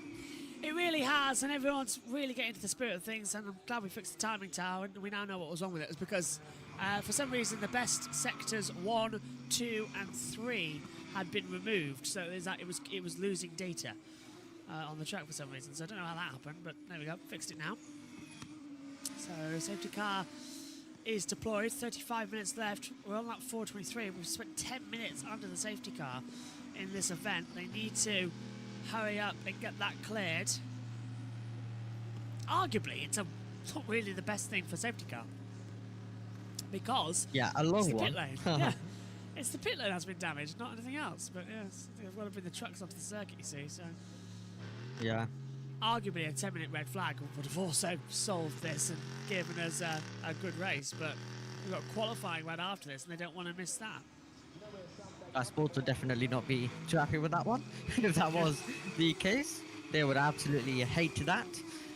But luckily for them, we don't have that taking place, unless that does happen later on in the race, which absolutely is a possibility with how this race is probably going to go as well. Hadjar will be leading us away. Stanek will be in P2. Let's see if any other drivers are able to make their way through the field. Let's see if Martins and Behrman can try and recover. Behrman not happy with these stoppages and the red flags that there were yesterday in qualifying. There was a lot of red flags, and it meant that he wasn't able to get inside the top 10. So he is this weekend on basically on another recovery drive, and he doesn't want, and he doesn't need that. It's round 3, and he's still got 0 points to his name. I didn't like the fact that we had all those delays in the qualifying session yesterday. It was going on and on and on for literally no reason. So delighted they've finally got it sorted slightly. Let's run through the order then, because it has changed. Hadjar, oh, hello. I've lost TV pictures here. Oh. Oh, well, I guess you can watch Josh's for a second. They're back. Oh, there we go. Methinks somebody has gone into my room and turned off the television, not knowing that's the power supply, because it's on a HDMI splitter. So that's a worry.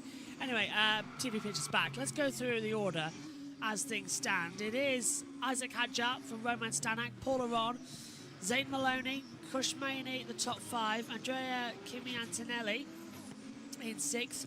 From Richard Vashaw, Zach O'Sullivan, the last points paid position. Dennis Hager's 9th. Franco Colapinto in 10th.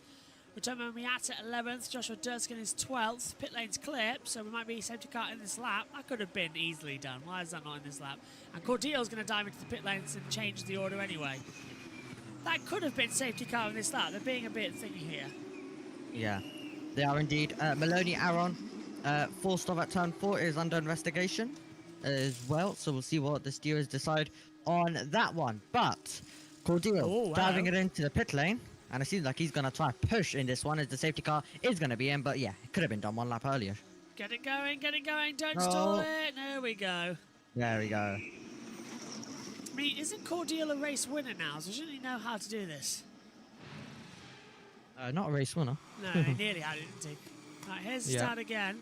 Right, there was Martins. He literally went to the outside and drove past everybody. Great start from him. Well, of course, we saw Sullivan there making some moves. I think Martins was able to. So Sullivan is the blue car that really appears out of our picture. Yeah, I was looking back to Martins, who's on the outside as well, just behind, I think, O'Sullivan, wasn't he? Great start from O'Sullivan, I must say, as well, actually, on that one. Yeah. They're not happy. Marty and that's Invictus. That's Campos, so that'll be Marty. And here's Invictus. Lucky to still have Isaac Hadjo as well in this contest, in the race lead, but still with an investigation lying over him, so that could completely change this race. And Marty disappointed, knowing that there was a chance of a podium, even possibly a victory if there was plenty of cash. But the safety car's ending. We are about to go Formula 2 racing once again. We'll go on to lap number 7. Let's see when Hadja decides to go. Behrman and Barnard incident has been noted, but now we've got 2x2 on the restart. And how much is Hadja going to take it? Hadja is under investigation, remember, so he might have a penalty for causing that contact. He's our race leader, so Roman Stanek wants to clear him. Paul Aron is in a great opportunity here as Hadja puts foot to the floor. No overtaking to the start line, but we will go racing again here in Australia on lap 6 of 23 for the sprint race out of the last corner. Green flags are out here in Melbourne. Hadja 7/10s already, weaving down the straight to Stanek. Paul Aron's right there too as they come across. Watch out for Antonelli. And further back, I think that's Correa and Corford having a battle. There it goes on the inside. Martin's passing Durskin into turn 1 and gets through on the inside line. Big lock up further back. And that's from Crawford, nearly passing Willie Gomez. And now here comes Ollie Behrman round the outside. Durskin blocks him. Behrman's going to go inside line. Durskin blocks him there as well. Behrman forced to the outside at 3, not going to work, and there's 2 teammates side by side as well, Crawford and Correa. The two dams were doing battle. Behrman still not successful in his bid to try and get past Dirksen. Martin's able to manage to get through though. He went to the inside of turn number 1, and to Maloney is dropping down the order. Oh no, what is he? Oh, he's just slow. Zane Maloney's just slow. He's gone through the gravel. Look, he's got tyre marks on him. I think he's gone through the gravel. So Zane Maloney's gone for a runoff at the exit of turn 7. What if he got a snap mid-corner and went through a trip in the kitty litter? As we come through, he's shaking the car around a little bit. Let's take a look at the rear tyres. I just saw some white dust at the side of his tyres and assume that's it. DS will be enabled the next lap, but up the inside as well, they're going everywhere for manoeuvres, aren't they? As that is, I'm trying to see who that is. That's an MP getting in the way. So is that? Yeah, that's Hauger. Yeah, Hauger. So Sullivan ahead. Yep, he has his teammate there. This was Zane Maloney then, making his way through. Let's see. Oh, he's going to lose the car, and he's going to go into the gravel. Lucky to not have a spin or hit the barrier, though. Yeah, I noticed because you can always tell because the tyres are just at the edges where they don't meet the contact patch completely with the track. You get that sort of dust mark on the circuit. DRS enabled.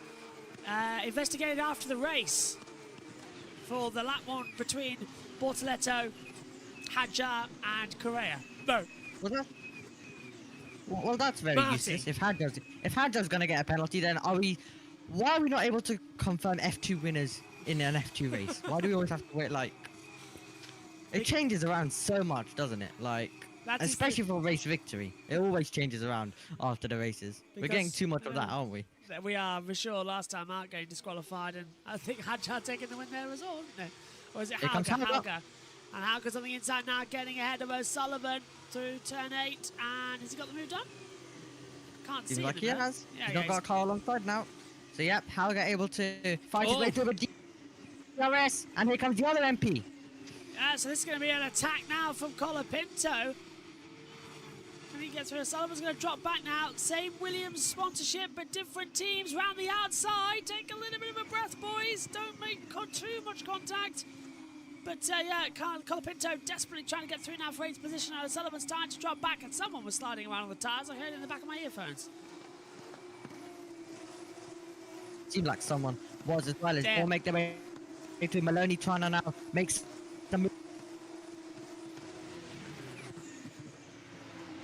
Sorry, there was a little bit of lag there, Romy, as they come across the line. And side by side as Maeta to the inside gets ahead of Maloney. Maloney's going to get in the DRS train, try and come back at him as well. On the run out turn 3, pulls to the outside. And Maeta's got that inside line to turn 3 covered. Maloney's going to brake late. That's a risky manoeuvre. He'll get the cut back. I don't think he's got it, Omi. He's shut the door nicely there, Maeta. Miata doing very well to defend, but Aaron is going to be all over the back of Roman Stanek now. So that's going to be an interesting battle to keep on Stanek versus. Yeah, there's an awful lot of lag at the moment in the system, so apologies for that. As we see Hadjar continuing on now, 2.5 seconds ahead to Roman Stanek and Paul Aron holding back up. So F2 started dramatic, but hasn't really given us the crescendo we were expecting until then, because now we've got Stanek under attack from Paul Aron. That's it. That's more like it. Here's the action we wanted to see. No further action for O'Sullivan and Maney at turn 3 for forcing another driver off the track. Well, that was due with Behrman as well, so I think they got that one wrong. Yeah, absolutely as well, but with where the action is as well, mainly currently P4, but sort of pressure, but will surely be attacking very, very shortly. Stanek under attack as well. Aron is right there with him. Stanek's trying to break that DRS train on the run down towards the 3rd corner. And it's not going to work. Pulls the inside. Stanek's going to hold it on the inside line. Aron will continue to put the pressure on. Now we've got Maney and Antonelli bringing in Richard for sure as well. So it's not over yet. They're still going to try and have the attack and have the fight. They are indeed. And this was Behrman to the inside. Oh, that's going to be close with Dirksen. And Dirksen's going to get pushed up into the gravel. Yeah, Behrman pushed me off. I mean, that's what he said. So, yeah, completely spot on with that one. Yeah, absolutely as well. Here we go, though. Battle for 2nd place going on once more. As here comes Aaron trying to get past Stanek. He's trying to go around the outside. Stanek's gone defensive, and we're on board now with Maney. Look at the toe he's got. He's got such a great exit. DRS open for him as well. And Maney's going to take 3rd place here. Can he have a run at Stanek for 2nd? Wow! I don't think Aron knows where he is. And he's having to attack. And where did Antonelli come from? Antonelli up the inside. Oh, my goodness me. Antonelli was briefly in 3rd position, and Antonelli spins. Contact. Oh. Off goes. So there's cars everywhere. And Antonelli's in the wall. Cars are everywhere. Paul Aron's off as well. And I believe off goes one of the MPs as well. That's going to be Stanek round. Unbelievable. Villa Gomez. Antonelli for sure. Contact everywhere. And the safety car out to command. Antonelli in the wall. Here comes Maloney trying to get past Miata, who tries to squeeze him as we make our way towards Town 1. They're both next to Cordial as well as Maloney locks up. Is he going to make the corner? Just about, but big contact for sure. Antonelli definitely involved in that one as well, and that was absolute chaotic as they're still battling. Martin's up the inside. Maloney's down to 8th position. The 2 Rodin Carlin's still there. Martin's right in the middle. And Behrman trying to get involved as well round the outside. Suddenly the race has come alive. Behrman sweeps round the outside. Gets ahead of Maloney. Where's the safety car? We've got 2 cars in the gravel. There it is now. Safety car's out. Villa Gomez, Antonelli and Vashaw are out of the race. Stanek now in 2nd, but he's 7 seconds back to Hadjar. How did that happen? Where did he get 7 seconds from? Timing screens are a mess. Stanek lost a lot of time. Yeah, Stanek, I think, Stanek dropped down to 4th, but then like gained back all those positions because of everyone spinning ahead of him. So that's why. But Antonelli, he was on a charge, but that's such a disappointment as he is going to retire here along with Richard Rashaw. Aaron dropped down the order with that moment, and there was the spinning Richard Rashaw, who wasn't in the battle, but was caught up in that one. Might have to red flag this one because the track's blocked with gravel everywhere, so this time it might have to be a stoppage. So let's take a look at this. Now, we're going to see contact from Paul. No, I don't know what happened there. It looked like there was oil Antonelli drops. just lost it. Antonelli, I think, lost it himself there, as well as he made his way through. So how and did then there was Rashaw a spin spin? for Rashaw. Aaron went off the road. So did they just spin together? And then, then we just had Paul Aron just flying off the track. Yeah, they just spun. They spun separately.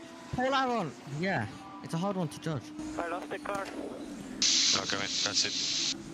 Sorry. Right, so Antonelli. Slightly diverted. Right, Rashaw hit Antonelli and it spun them round. Right, okay. And this was Zane Maloney down the straight. 3 wide. Oh, Mayata moving on the straight. That's not hunky-dory. And he locks up and runs it deep and just about makes it. Great move, actually, from Maloney. Yeah, I think he was also trying to leave some room for Aaron, who was on the outside line there. But yeah, possibly a little touch as well. But he did. But I think that car was going to go around even without that little touch for Antonelli. But wow, well, it was looking calm, and then it's chaos again, and we're going to have another safety car period here now on lap number 12. And I wouldn't be surprised if it is a red flag in this race, as we have cars absolutely all over the road and a lot of gravel on the circuit and a lot of debris. But they'll try to recover it. But we are going to be losing a lot more laps in this one now. So, lap 12 of 23, 21 minutes to go. Looks like we're going to go to a timed race, which means I've got to switch everything around again, which only means I've got to press a button. So it's a lot easier nowadays than it was before. Yep, absolutely. Martin's continuing to make his way up through the order. He currently finds himself in 8th there as well, so good stuff by him. Maney onto the podium. Hauger has a chance to get a double podium this weekend. He starts on pole tomorrow, so he could win tomorrow and maybe a third, maybe even victory. Who knows? If Hauger's got the pace, he could try attack the drivers ahead. Lap 12 of 23. And no sign of a red flag, but I don't think there's marshals actually down there. I think they're going to wait until they're coming into the last corner to throw the red flag if they want to stop this race. They had a JCB tractor coming from the side of the track going to recover one of the cars. Excellent. Which one? Behrman's. Sorry, Antonelli's car. Rashaw's is still there and it's coming into the other one. Okay. So they can cover this under safety car. That's a good thing then. They really are reluctant to stop this race, aren't they? Yep, they don't want to. I bet Sky would be paying them a lot of money to don't stop this race. They want to do their F1 stuff. Yeah. Even though I'll be so annoyed if Verstappen ends up getting pole today in F1 later on. I think we all would actually. Yeah, especially after this weekend is a extra hype about Ferrari as well. They've been doing well all weekend, and this time it actually could be on pace. So yeah, it's definitely is going to be really, really exciting. But right now in Formula 2, much more like it for Miata in P7. Taking a look at another replay of a short throws one to the inside, and there Antonelli already starts spinning, gets a little bit more of a tag, and then having to take avoiding action is Aaron, who then has to go into the gravel. Debris flying all over the road as well. Colapinto also almost spun the car, but he was just about able to keep it going in the background. He was the car behind Hauger there. But yeah, it all happened very, very quickly. And then we had, of course, Maloney, Miata, and also Aaron all absolutely squabbling down towards turn 1 where they went 3 wide. That was incredible. Zero contact between Rashaw and Antonelli there. Zero. So it was Antonelli spinning of his own accord. Oh, and Aron's got some Kramer and he's got Rashaw's winglet in there too. So That's been picked up nicely on the inside. 18 minutes to go. Indeed, lap number... Yeah, lap number 13, so it'll probably be going to a timed race. Will this one, due to the amount of chaos and time behind the safety car that we have had due to major moments in this one. But let's see if Stanek can try apply a bit more pressure on Hadjar, who we won't know if he is the winner or not till after the race, as stewards don't know how to make a decision there and then, as per usual. So I guess it's annoying, but we'll update you on that, of course, tomorrow as well, and then keep an eye on F2 socials as usual as Rashawn's car gets pushed off there with the tractor taken off. So Zane Maloney, Dennis Haugen, and Paul Aaron are the only drivers to score points in all races in 2024 in this season. As you can see, if you are synced up with us, the graphic right at the bottom telling us that information. And Dennis Haugen definitely performing well, Maloney performing really well, and Paul Aaron, especially him as a rookie coming in, he has done absolutely incredible, has Paul Aaron. So I hope that he continues it, but he's got a few places to gain if he wants to continue that stat and return back in the points. So we're under the safety car, waiting for all the action to start again.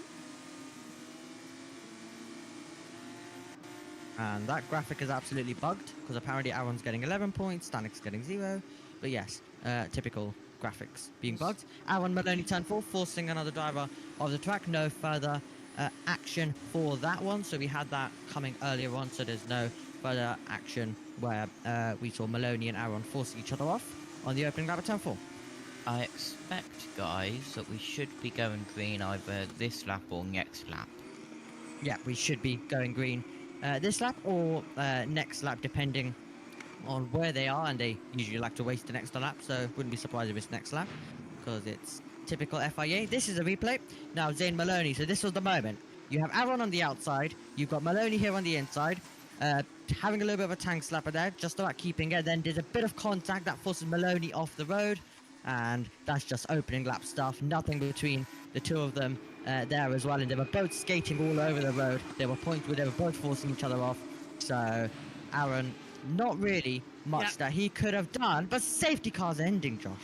Berman just getting incident involving, it's going to be noted for forcing the driver off the track.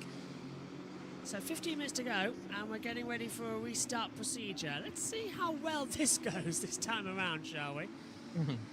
Green flag.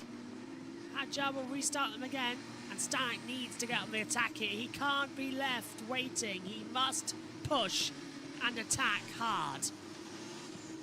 Here's Hauger. Well, this man could be coming at him. Hauger's going to be here on those mediums, isn't he? He's waiting to go, and I think Hadjar's going to boot at the exit. Yeah, exit at turn 11, same place as yesterday. I should have really realised that if I was driving. Miata's got away really poorly there. There's a bit of a gap. Yeah, he's got a cut lag again. That's going to really annoy Victor Martins. Simon's going to have to back up a little bit more, as he's going to have to call a Pinto. Racing again then here in Australia. And look, Hadjar's already put out a second to Stanek. A full second. It was 7 seconds earlier on in the race. What is going on? How's Hadjar doing this? Takes 2 cars out. Now he's getting a fantastic lead. What's his car running? Oh, off the track! Oh, contact! Yeah, and that's unfortunately straight on for Paul Aaron, who's got a winglet in front of his own car, so, and half a massive front wing, so his slipstreaming in Aero is going to be absolutely unbelievable. Meantime, Durskin, Correa, and then Crawford trying to run around the outside, and he's going to do it on the outside of his teammates. Contact between him and Correa, and Crawford goes through. Fabulous move, and now we're going to see one more Correa try and fight back down the back straightaway. Between the two dams for contact there. Behrman, Barnard, no further investigation. Turn number 1 for forcing another driver off the road. Maney is going to be putting a Stanek under all sorts of pressure. And now, let's see. We ride on board with Maney now. You can see that battle on your screen if you are synced up with us. And Maney, let's see if he can now try and attack Stanek and possibly chase down Hadjar if he does have the pace. Lap 15 out of 23. We expect this to be going to a time race. And let's see if we're going to get any more chaos. How is Maney going to be able to make this move is the question. Will it be a late lunge, or is he going to be waiting for that DRS and trying to find a way through then, but it seems like they've all kept it a little bit more calmer this time around, but it was Aaron who was all over the road, but the two dams were super close to contact of Crawford and Correa. Audio? Drove into the side of me. Copy that. Crawford reporting that on the radio, Alex. Yep, so already they're having a battle between them as they come down. Lap 16 of 23. Hadjar, Stanak, Maney, Hauger, as well as then Collar pinned up into 5th position. I think as well, he's going to put out 1.7 seconds. Yep, absolutely. So Hadjar pulling away. Maloney needs to try and recover in this race after a moment that he had earlier on. So into the pit lane comes Amory Cordial then.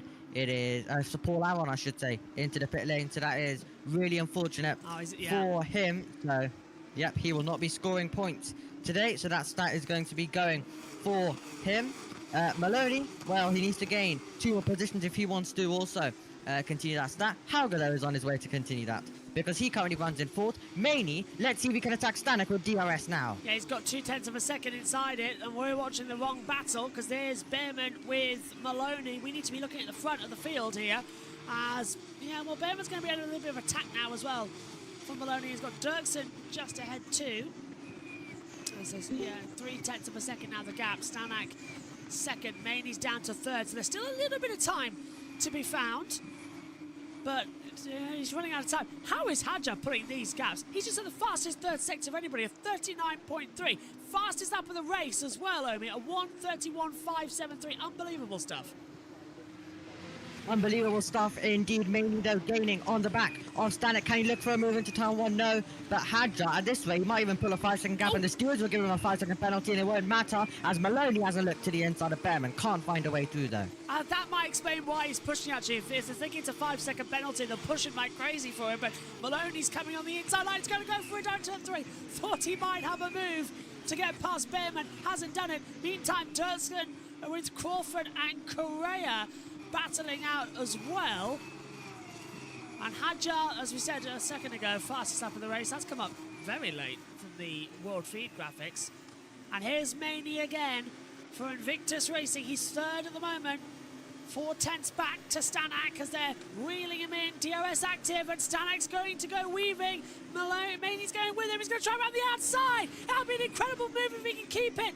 Ideally, he'd want to stay behind through turn 10. Use the DRS to 11, but Stanak lifted. It caused a bit of a problem, and that's going to upset Maney down to turn 13. And Hauger's going to go around the outside too. That's going to be careful there into the braking zone. He'll come back, and Dirksen's off the track. Yellow flag's out sector 3. I think he's in the barriers, and he is. This will bring out a safety car for sure. He stalled the car, and Dirksen is out of the race.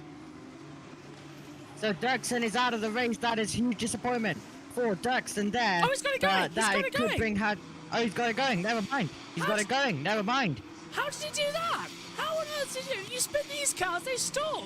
Oh, well, Joshua Dirksen's just gone up massively in my estimation as a driver to keep that clutching. Fantastic stuff. And we stay green for the end of this race. That's brilliant because we just might do it. There's 10 minutes to go, plus 1 lap of the race. Here's Colin Pinto's radio. I'm faster. Mate, if you're faster, you're fast. Yes! Yes! No team orders, MP. You're faster, you pass him. There's going to be no team orders today. No team orders indeed. Stanek still holding position. That little half move for Maney though at turn number 9. He either needs to commit to it or he needs to stay behind. Because that little half move puts him on the wrong racing line, allows Hauger the opportunity to come charging as well. But Colapinto could be the car, charging the Williams Academy driver, trying to get past his teammate. We make our way towards turn 9. Let's see if he can try and make the move down towards turn 11. He's got such a great run coming out of turn 10. DRS open for the pair of them though. What that slipstream's going to be like. It's like a magnet pulling you forward as well, and they just can't do anything. And Stanak is holding them all up now. 2.971 the gap between Stanak and the race leader of Isaac Hadjar, who's under investigation, remember, post-race for that opening lap contact. Well, practically 30 feet forward, he ran into the side of Marty, and then Marty hit Bortoletto, and they both backed into towards the pit wall. 5 to go, 8:30. We will get the full race distance here, despite 2 safety cars. And Maney's really now starting to get annoyed at Stanek. He's been steering in the back of that Trident for about 19 more laps. He wants to get ahead as Hadjar's becoming a bit of... yeah, well, this could be the race win, of course. Oh, my... That's a late lunge by Miata. Trying to get past there, that was late on the brakes, but he couldn't do anything with it as he tried to get past O'Sullivan, who maintains his position in P6. That's a battle for P6. Martins, Behrman, Maloney are also in that train right now. Fittipaldi trying to attack Taylor Barnard right now, lap number 19. This was Joshua Dirksen, so this is how he had the spin, and there was contact. You can see right at the bottom of your picture there, him spinning, and he was able to keep it going. That was the impressive thing. Was that with Crawford? Because he was in the battle with Crawford and Correa, so I think that's what's happened to him. He's dropped down to 17th now, but I think he's had contact with Crawford.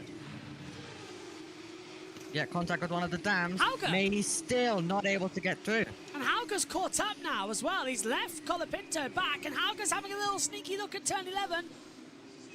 Oh, and at the inside. Victor Martins. Passing his teammate O'Sullivan, catching him by surprise at turn 11 on the inside. And O'Sullivan's going to be drifting back to sleep after that one. And look at Behrman, he's coming involved now too. And this is over the last point scoring position, remember. 8th place in the sprint race is your last option. And they're still attacking hard as 3.4 seconds Hadjar has the rest of the field, but he's under investigation. So it's a provisional race win. Textbook stuff from Victor Martins down the inside, late on the brakes, catching his teammate out. That's exactly what Colapinto has got to try to do. But first of all, he needs to try and get close. Maney not close enough to have a challenge. Miata has been able to put a gap. Behrman's now going to be late on the brakes and dive to the inside. That's going to be close. And respect given between him and O'Sullivan massively there. And now it's going to put Maloney in prime position. But remember, Maloney locked up. And if you're watching on with us in the TV pictures, you can see on the front left tyre, it's starting to degrade massively. He locked up there just before the second safety car. And Behrman's right on the back here, but O'Sullivan's going to go for that last point scoring position. Will he choose the outside line through 9 and 10? He's going to have to go no other way around it. That's going to be brave. Yeah, he's thought against it. But he's going to go for it anyway. No. Oh, yeah, he was trying to get through, but watch Hauger. Watch Hauger on Maney. Down towards turn 11. A little bit late. Couldn't go through. Stanek's really holding them up now. Yeah, Hauger, I think, might have gone for a bit of a dummy move at turn 9, which cost him because he was 1/10 back, so he could have had an opportunity there. Behrman is side by side with O'Sullivan, not able to make the move though. He still sits behind, and he needs to either commit or sit behind because Maloney's going to try and make the move for the Podium past Barnard. And this is the biometric data for Dennis Hauger, who has his teammate attacking him. He has 2 cars ahead. He's trying to get onto the podium once more then. 3 laps to go here at Albert Park. Let's see if Dennis Hauger can try and fight his way through. Currently sitting in P4. Can he get ahead of Maney? And can he also try and attack Roman Stanek? Thinks about a move. Hauger was literally just stepping in alongside him and moved further back as well as now we're seeing Maloney. Oh, he thought about it, but Behrman's going to hold it back massively. Yeah, Behrman was on the attack, now going on the defense. So, turn number 12, Willow Gomez Colapinto overtaking under yellow flags has been noted. So we'll get further information on that later on. But Maney needs to be close to Stanek if he wants to make this move. He's not close enough to be able to get a good run. So he needs to get closer if he wants to have a go. Now the gap between Hadjar and Stanek, in case Hadjar gets a 5-second penalty, is 4.3. So he still needs to pull out a few more tenths. So yeah, that could still give it a race win for Stanek, but would it be Maney as well? He's closing in dramatically. Down the back straight we go, and here comes a very late lunge from Colapinto to have a look. No, never mind. Withdraw the complaint. Was that Crawford? Oh, we've gone back in the battle. Get your head in the game. My eyes are going with it. Yep. It's Crawford on the back of Maloney. Yeah, Crawford's trying to attack Maloney Here's there Hauger. as well. Here's Hauger. Waiting for this battle as they come on the attack in towards the braking zone for turn 1. Right, DRS active turn 3 as well, so full on power. And Stanek had a little slide there coming out of 2. Is Hauger going to go for it? Thinks about a move. He's going to go for it. That's very, very late. That's commitment and a half from Hauger. Can he get round the outside? No. Maney blocks him at every opportunity and got the gloves out. Yeah, Hauger's going to have a big opportunity now to get through because Maney might lose DRS to Stanek. So this could give Hauger the opportunity to try find his way onto the podium. Maney's going to try defend, and Colapinto said he's faster. He's not been able to make the move. Let's see if these two, if they force each other off the road, could Colapinto try get through? Here comes Hauger. Hauger's reeling him in. I think Stanek might be safe enough for now. Hauger's going to go to the outside line, round the outside of turn 11. Brilliant move on all tyres. That was commitment and a half. And now Maney's going to be under pressure as well. He'll still have the DRS, but Colapinto is going to be on the attack into turn 11. Thinks about it, can't go in. Maney tries to repass Hauger, hasn't worked. Podium gone. Adja's got a 5-second gap as well. It will be investigated after the race to Behrman Dirksen, turn number 4, for forcing another driver off the track. So that'll be investigated after the race, so you'll need to keep an eye on F2 socials for that one. Hauger, 1.2 seconds ahead to Stanek. Maney has been passed. Let's see if Colapinto can try get through. Hadjar is on his final tour right now. We are still, though, debating 3rd position, maybe even 2nd if Stanek makes a mistake on this last lap. Martins is chasing home Miata. Sullivan is trying to get past Behrman, and we are still so many battles as Maloney's in there, and so is Jack Crawford. Started as a very explosive race, had a slow burn in the middle, but then it all came together after the safety car number 2, and it's been another exciting race. On board with Maloney, he's trying to pass O'Sullivan. This is still over the last points paid position as a little lock up there from O'Sullivan. Maloney had the inside line, but he's going to try and fight through. Ideally, O'Sullivan is lost out here, so Behrman's 2 seconds on the road, so this is over. It's not even for the last point anymore. This is just for pride. Behrman has 8th place and should be okay.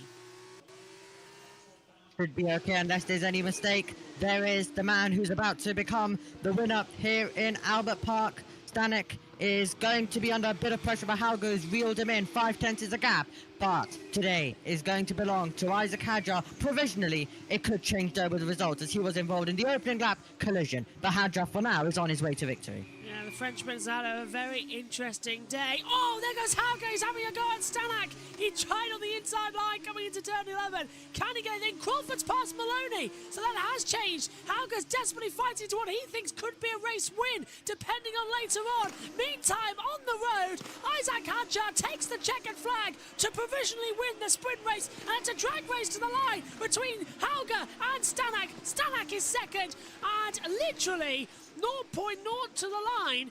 We get Hauger right behind him in 3rd, Maney 4th, Colapinto 5th, Mayata finishes brilliantly in 6th position, Victor Martins from 21st finishes 7th.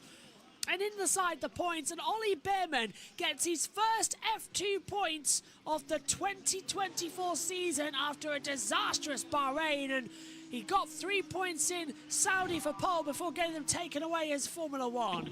It's Hadjar. Very, very good race. Very good race. Very proud of you. Come on. Oh, yes. Woo. We were quick. We were really quick, mate. Yeah, thank you, mate. Cracking race, Omi. Cracking race. He's gonna. Cracking race indeed. Isaac Hadjar taking his first victory. Last time it came in, no race scenarios basically. It was just behind the safety car and around 30 seconds of racing at Zandvoort when he won the sprint race there. And of course Paul Chair was on pole for that one anyway, but had issues. So Hadjar, I think we can call this his first proper victory. He's done it on circuit. He's absolutely deserved this one today though. Of course, he had the contact at the start. We'll have to see with that one. But Roman Stanek on the podium. Well done, mate. Strong drive. Grazie, Roman. Bravo. Bravo, guys. I was losing so much. I don't know how I kept it going. Bravo, guys. Bravo, Roman. Finally some silverware. Yeah, Stanek's going to be happy with that one. But yeah, great to finally see Stanek up there as well. And I think he did pretty well to hold on for how long he did as well. I think that was incredible by Stanek, and he was able to hold on to 2nd, but of course Maney, he held off Maney. Deruvla, he would have wanted one more lap to be able to get through, but Deruvla is, Hauger is going to be on the podium. Mate, good job. Nice race. Well done. Good job, boys. Congrats. Really good pace and really good car today, so we keep it going for tomorrow. Got pole position tomorrow, so let's see what he can do. 3rd and a 1st, maybe? It's going to be a very exciting I mentioned. weekend. I did mention he could get a double podium possibly, so He did, yeah. he got one today, maybe tomorrow. But with how much twists and turns in Formula 2 that there is, anything is possible, and I'm really hoping that Antonelli has a good race tomorrow after today. This is a replay with Jack Crawford then. He had Maloney ahead, but not for too long because he sent one to the inside at 11, got it slowed down, and that was great stuff by Jack Crawford, who was able to move his way past there, but Isaac Hadjar is on his way, and I don't think we'll see the podium as Sky will probably do their normal stuff. We won't be able to see a bit of it, but I guess they'll just cut it off after the interviews or something, or in the cool down room. I think it says 4:10, doesn't it, that the show starts, which is in 4 minutes, so I've got a feeling they're going to take it away from us for whatever reason. They do get in trouble for it, but sometimes I don't think they care, even though the fact that they're not on site, they are in a studio, they're going to take us away. They've got 10 minutes. Really? Oh, we might get the podium then. They might have finally been had a go at. Well, remember remember the last time when they had 10 minutes? They decided to put like 5 minutes off AdWords. Yeah. They really do grind That was my ridiculous. gears, don't they? Yeah. Oh, and Hadjar hits. Mhm. Well, to be fair, he's hit everything else today. Hitting the #1 bollard just kind of felt right. Great commentary, guys. Thank you, says Fabrice. Nice to have you. This is going to be a lot of fun. So, onto the podium we get. We'll hear from the top 3. Reminder, qualifying is up next. Myself and Megan in the commentary box. And then we're going to have Kieran McGinley and Isha is going to join us as well. I think Isha just joined the commentary team at one point in the box just to take a look at how everything works. And she was setting up Discord. Thought so, yeah. Yeah, she was watching some of the F2, the last few laps of that. Just getting an idea of how it all works and make sure her Discord all is ASAP correct. Great job all round. Yep. I know, what a good race there. Wasn't as good as Formula 3 though, I don't think. Well, I wouldn't say as good as Formula 3, even though I would say Formula 2 so far this season overall has been a bit better. But this race, I'd say, was a bit less than F3. But I think tomorrow will be even better if we, of course, it depends how the drivers are. It really does depend on positioning, really, with how they all are tomorrow. If we have, of course, the slow drivers out in front, is going to be like absolutely entertaining. But I think Hadjar had the pace, so he was able to pull away, and it was just battling for second, and no one was able to make the move. Maybe not able to attack. Possibly if Derula was in there, then he could have. Sorry, Hauger. I keep mixing those two up because I'm thinking of last season when Derula had the orange car and Hauger had the Red Bull liveried. So Hauger, great stuff by him. I think he could have definitely attacked, could he? If he was able to make the move earlier, he could have definitely got past Stanek. He almost did right at the end. So close to the end of it as well. They're still not going to ad break, so that's a good sign. We might get to see the podium. I hope we do, because it's down under, it's Australia, it's part of the coverage. I'm going to predict that they're going to do it during the cooldown room. I agree with you. Probably get Natalie Pinkham's voice interrupting. What do you make of it, Josh T? It was a good race. There was more incidents, I think, in this race compared to the F3. Definitely more that required the safety car as well, and a bit of a silly accident. As well, hitting the #1 bollard is not the only thing he's done today, as you said, Josh, but it seems like that in series, and I'm going to look at the commentary box camera for this behind the scenes, in every single series it looks like Red Bull gives you wings. It's going to be one of those days, isn't it? Just has been. Great weekend so far for Hauger, taking his maiden pole position in Formula 2. With how long he's been in it, it does come across as a surprising stat. But yeah, that is his maiden pole position yesterday in Formula 2. Snatching it away from Antonelli. That would have been extraordinary if Antonelli was able to keep that. He had it for a few seconds. It was Maney, Antonelli, Then Hauger, who sealed the deal as Fittipaldi, of course, found the barrier right at the end. I don't know why, but sometimes I look at Isaac Hadjar and I find him looking really arrogant and intimidating. And then he smiles and you go, what a nice chap. Because he's a nice chap. I mean, it's just he's got that Michael Schumacher thing. Michael could look really stern and intimidating and then look like one of the nicest guys on the planet next. It's fantastic. Here's the drivers in the cool-down room. Drivers that finished ahead. Let's listen in then to the cool-down room. Yeah. Congratulations then. Oh, and guess who gets it right? Well done, Amy. There's Pinkham. Right, we're not going to see the podium then, unfortunately. That's up next on Sky Sports F1. Are they going to cut it? Yeah. Well, what a surprise. Okay, well, it's Isaac Hadjar who wins. My thanks to you, Amy. My thanks to Josh T as well. We'll be back shortly for qualifying. Take a break. We'll see you soon. Bye-bye. Formula 2 moves away from Saudi Arabia and makes its way down under. It's time for the feature race at Albert Park in Melbourne. We had a dramatic sprint race yesterday. Today we have 60 minutes to decide against 33 laps who's going to take pole position. Let's cross over and join the world feed for all the action.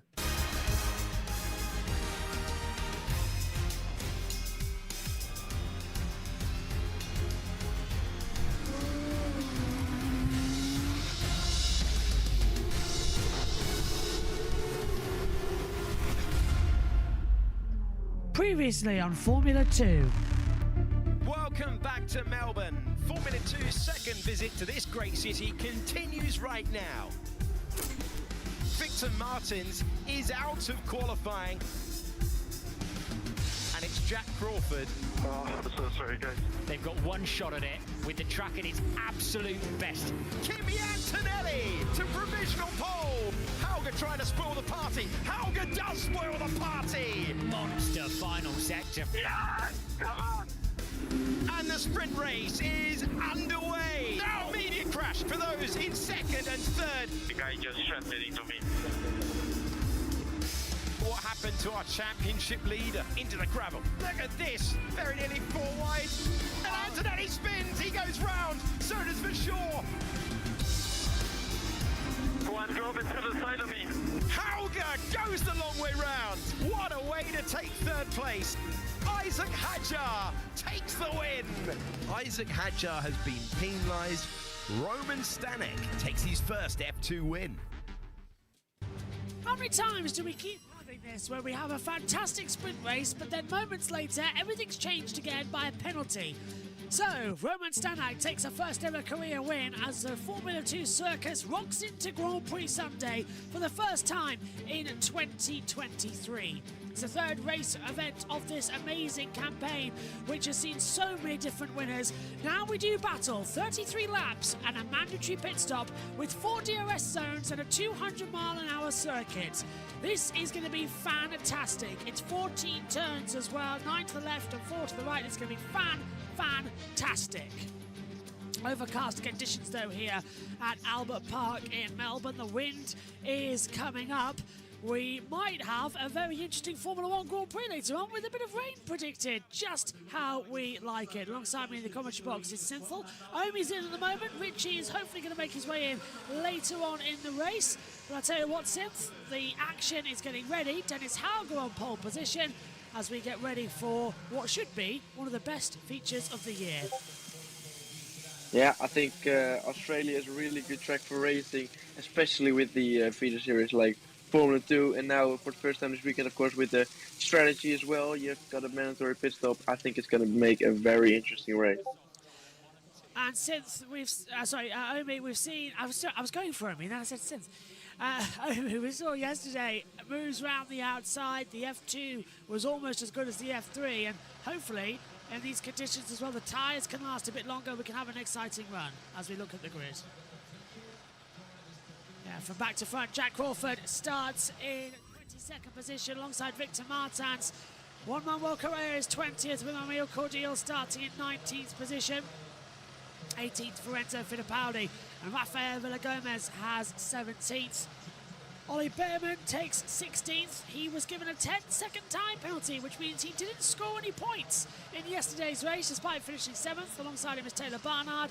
Joshua Dursgen alongside Franco Colapinto, 14th and 13th of the grid. 12th of the 6th row for Rito Mayata alongside Zach O'Sullivan. 5th row and top 10. Roman Stanak is alongside Gabriel Bortoletto. This time, hopefully not going to go in towards the wall. 8th for Isaac Hadjar. Did win yesterday, but given a penalty, it's currently under investigation as well. And Jose Maria Marti starts 7th, the guy he hit yesterday as well. Paul Aron in 6th position. Zane Maloney starts in 5th. It's 4th on the grid for Kushmaini. Richard Verschoor starts 3rd. Front row of the grid is Andrea Kimi-Antonelli for the first time in his career. Starting on the front row, Dennis Hauger has pole position. Yeah, going back to you, Obi, on this one as well. Yesterday was a lot more exciting for the sprint. Are we going to get a good feature? We already saw what Formula 3 could deliver. Formula 2 just works at this city circuit. It absolutely does. We had a mega race last year, of course, a chaotic race. I think we're going to be in for more of that as we begin the formation lap here for the 3rd feature race of the year, and this is going to be really, really exciting. Yeah, I think we're going to be in for plenty of action. I think we're going to I think we're going to get an even better race than yesterday with the strategy involved as well. So we're going to be in for an absolutely thrilling race here in Albert Park. Hold on to your hats, everybody. This is going to be absolutely awesome. And track temperature is at 17 degrees, air temperature 23.1, wind speed at 1.7 meters per second, but 56% humidity as well. And I tell you what, you can tell, as we just here for the top 3. Here's P1. Obviously a good feeling. It's been a while for me, so really happy to put it all together on that last lap. It was a really hectic session overall, so to be able to put it all in that last lap and really make the most of it was a really good feeling. I think I was confident, but we only had that out lap and then straight into a push, and that was it. So really had to sort of maximize it, and I feel like I found a good balance there. So yeah, it was just a clean and a nice lap, and obviously really happy we had the confidence. Obviously P1 in FP, so the pace was there. It was just about putting it together, and we managed to do that, so really happy for it. Yeah, and as I was saying as well, since we're going to... I don't know if the tyres are going to be a better factor. Cooler conditions, they've got to do the pit stop. If you were starting, would you go ultra softs or would you go mediums? It's a tricky one because, of course, you have the advantage at the beginning or at the end, but I think it would be good to start on the ultra stuff to begin with, so you can quickly warm up your tires and then maybe pit on a safety car. I don't know what you're going to expect, if you're going to gamble on a safety car or not, because that of course is very possible in Formula 2, and that I guess would be sooner rather than later, so I think starting on the softer compound would be better. It's going to be an eternity. You can feel it lining up on the grid. On board with Richard Verschoor, he lines up 3rd place. Andrea Kimi-Antonelli was retiring yesterday in the sprint race. He's got a lot of work to do. He starts 2nd as we ride on board with Verschoor. If these engines really do sound quite bizarre when they rev up, dry ice falling out from everyone underneath it. MP Sports are watching on.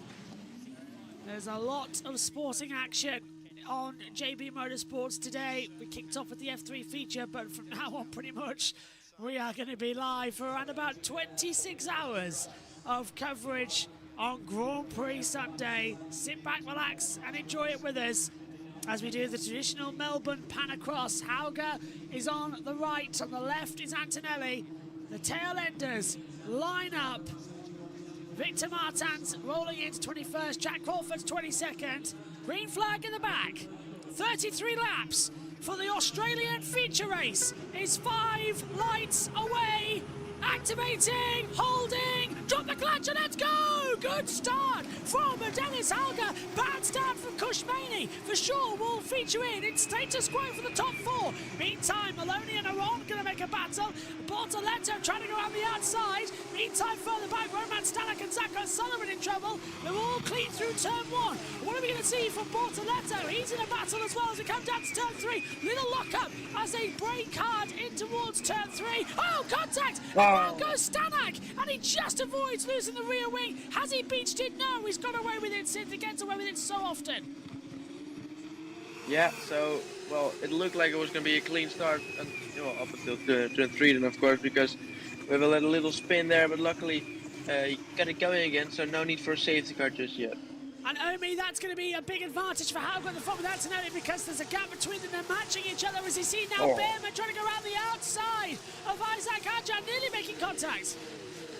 Yeah, nearly making contact. Behrman trying to find his way to Antonelli really close to the back of Hauger as well. So Antonelli sticking with Hauger at the moment and he might have run towards turn 11. What a move from Behrman on the inside, getting ahead of Hadjar, but getting it all out of shape. Hadjar pulls to the outside line. Meantime, Antonelli throws it up the inside, and Andrea Kimi Antonelli on the ultra softs takes the lead. Hauger's going to try and fight back at him. Coming around the outside is for sure. There's contact further back. We stay green. Now here comes, that's Marty coming into it as well, trying to go around the outside. We're seeing a bit of battling together for sure. Maloney's in there. Maloney's up into third position. He's passed for sure. For sure's down the order. Paul Aron's dropped down too. The order needs refreshing on our timing screen as they come across us. Antonelli leads. Hauger, Maloney for sure. Then we get Marty, Aron, Maney, Hadjar, Behrman, Bortoletto, and Miata stays 11th. Dirks are down to 12th position as they go through again. Here's Paul Aron, right on the back of Maney. He's made it up into 6th position, and he's going to pull to the outside line, coming to turn 3. Hadjar's looking on the inside line, not going to make a way through. DRS enabled. Take a Yeah, well, many battles still going on, of course. And it's a good start from Zane Maloney, who started 5th on the grid, and in the opening lap made up 2 positions up into the final podium position, so in P3 at the moment. Great start here from SHT. Wow. Behrman up to 9th after starting this race in 16th place as well. Amazing for him. Stanek and O'Sullivan's incident's been noted, was right with Victor Martins, who's trying to go everywhere. He has to lift before Here getting... comes Hauger. And Hauger's going to go through. Hauger's going to try and take the lead away from Antonelli, and he's done it round the outside at turn 11. Hauger leads Antonelli, and again, we saw that was a bit risky there, from Victor Martins. Durskin pushed him towards the wall. Definitely was risky stuff. They're battling all over the road. Behrman trying to find his way through as well. And we cut back to the battle for the lead by Hauger, Antonelli, Maloney, the top 3 as well. Behrman was in all sorts of battling. And this is how Dennis Hauger took the lead towards turn 9. He's going to slipstream him, Synth, and he's going to go right round the outside. It's going to be a ballsy move, and it was indeed. Yeah, well, already ahead at the braking zone, so yeah, that slipstream and DRS really helped him out there. But now Antonelli has slipstream and DRS, so he will become closer now. And he will try and attack. This is I think they're pretty much level on pace possibly for the opening lap. So this could be a very good, interesting battle for the lead between the 2 of those. Antonelli with that DRS tries to look on the inside line, won't get anything for him down into turn 3. Meantime, the battle between Mania, Ron and Hadjar has been under pressure as well, as now we're seeing as well further back. Just trying to see the 2 cars side by side. That's Colapinto and Correa side by side. That's going to be Villa Gomez 14th, Barnard 15th, O'Sullivan 16th, then Correa and Colapinto fighting over the same part of the track, and O'Sullivan still ahead of Colapinto for the penalty just behind him as well. And they're all tiring together on lap 3 of 33. So, yep. Yeah, go on, Antonelli almost losing the 1 second. He's going to get DRS to gain some time back, but Maloney's all over the back of Antonelli as well. And we do have also, they're all still battling. Clouds are in the air though. Yeah, where did that smoke come from? That was very weird. It's not dust or anything, so there's something hanging in the air down at turn 9 and 10. As we run down, here's the race start though, Synth, and it was a good start from our pole sitter as the lights go out. Yeah, definitely a good start from Dennis Hauger. But also from Antonelli, because well, he just kept 2nd place. Top 3 basically the same. Then it was shortly 3 wide there in the back. So I think Maney had to really back out of it, so he didn't really get a good start at all. Maloney up into P4 then, and later on after the dive run from Antonelli, he will take P3 as well. Turn 3, then let's see who hit Stanek. I think it may have been Zach O'Sullivan who hit him. Yeah. Difficult to see from this angle. Crawford stalled at the line as well, and he dropped back several places. That's why he's dropped down to 20th position after starting up the order. And there's the spin again, and I didn't see who it was. Omi, did you get a catch of it? It seemed like it might have been one of the Williams liveried car or one of the Dams Lucas Oil cars as well that may have done it. But look at the start. Victor Martins absolutely flying off the line in the sprint, flying off the line in the feature as well. And he was going all the way around the outside. And it was a great start by Martins. Very close though as he got on the power. So great stuff by Victor Martins there. And this is how Antonelli took the lead. Hauger parks it in the middle. Antonelli found the gap, late on the brakes, dives to the inside, parks it then on the apex. Hauger tries to come back, but then he kind of gets pinched to the inside and almost for sure had a chance to fight back. And this is how Hauger retook the lead of the feature race, going all the way around the outside of turn number 9. Back with live pictures. Hauger leads by 0.3 of a second to Antonelli. Maloney's in third. Then it's for sure. Marty, Maney are on. Hadjar, Behrman, Dirkskin in the top 10. So Behrman has got ahead of Joshua Dirkskin, but great for him to be up there. Marty ends up 10 places into 11th as SHG points out. Then we get Maeta, Villagomez, Barnardo, Sullivan, Correa, Colapinto, Fittipaldi, Cordeal coming in the mix as well, alongside Crawford, Stanek, and Bortoletos into the pit lane. Invictus is weak, and season goes from bad to worse as he serves a penalty. I've looked back, I think it really was Zach O'Sullivan who made contact with Stanek, and that could have been his fault as well, because I think he just braked a little bit too late, so that could be a penalty going towards him. Martins has passed Dirkskin for 10th place. Here's Hauger. Tires dropping a bit already. Sloppy. So those on the ultra softs, okay. Cooler track temperatures, I expected that to be fair. Very early. Yeah, it's coming together nicely. Only left 5. They're going to pit then, and they're going to take us a long time in this race if they want to go mediums. As we ride again down the backstretch, Zach O'Sullivan has got a penalty, presumably for that contact. 10 seconds on the opening lap for causing a collision. The FIA stewards have been so inconsistent this season already. They're trying to be harsh, but it's not working. Wow. And off the track, taking a lot of curb, yeah. Jose Maria Marti losing, what, 2 places? And now going to be 3 as Paul Aron slips through on the inside for 6th place. Marti down to 7th. Martin's also able to fight his way up against Ritomo Miata there, so he's able to make his way up into 11th. Sullivan getting ahead of Villagomez, Crawford getting ahead of Colapinto, so plenty of battling here as well, and we're already getting plenty of action here in this F2 race for the lead, and Antonelli is staying close to Hauger to try take it back, but he's also struggling with the rears, just like Hauger, as Maney looks to the inside of a shore. Gets ahead for 4th position, nice move, so maybe we're not too far away from pit stops then. I was thinking maybe they would take it a little bit longer, but we're going to have pit stops galore here in the race for the F2 season. 6th race of the year actually here in F2, 3rd weekend of course. And we take a little bit of a break before we go back to Imola in a month and a half's time. Well, F1 goes to Japan, China and Miami for its next 3 races. And here's a replay of Victor Martins going off the track, Synth, and losing a position because Dirk's going to be past him. Yeah, it's already struggling. Oh, he hit the wall! He hit the wall on the exit there. And I wonder if he's got a puncture because of it. Or did he hit the wall? It was He brushed it and they got very, the, very close. Brushed it and it got the barrier exit, similar to what Barrichello did. Oh, and off the track goes Maloney. He was about to go Antonelli, and here comes Maney. Maney's coming for a fight round the outside with him as well. So just getting wide at turn 11, and Maney's going to go on the podium. Meantime, behind for sure, Ron battling it out. Ron trying to go on the outside and gets ahead. Oh, for sure. Well, that was a bit do or die, wasn't it, Omi? Oh, yeah, Omi? Omi might be frozen, so let's go for... Yeah, indeed then. Right. That was really, really close, and they're still battling. Okay, yeah, close between the 2 campuses then, as we make our way onto the start finish. Lot of lag on Omi's side there as they're going towards turn 1. One more with Isaac Adja. Dirk's going to drop back into 21st position. Zach O'Sullivan's coming to the pit lane as we venture down. There's a yellow flag sector 3. Yeah, what is this for Dirk's, do you reckon, as well, Synthel? Yeah, and possibly, I mean, turn 9 and 10 have been really, you know, the corner which has been struggling, people struggling a lot. There he is in the grass, but this is a bit further. This is the exit of turn 13. So, oh, he's going to You've make been hit. contact, yeah. Oh, and is that Sullivan again? Yes. Yeah, it is again. And Zach O'Sullivan came straight into the pits. Virtual safety car is out. Maney has gone past Antonelli. Maney up into 3rd position. Now, was that under the virtual? No. So that might be a bit interesting. So Maney's up to 2nd position already. And now the virtual safety car calls the event down. So why is that a virtual and not a full safety car compared to what we've seen before?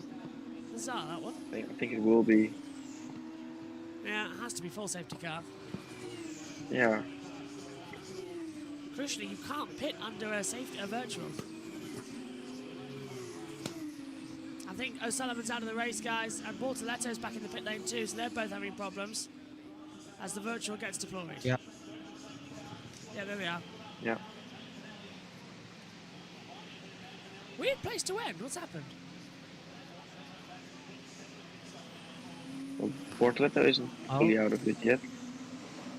Red lights But, on. well, The red lights on at the end of the pit lane. What's that?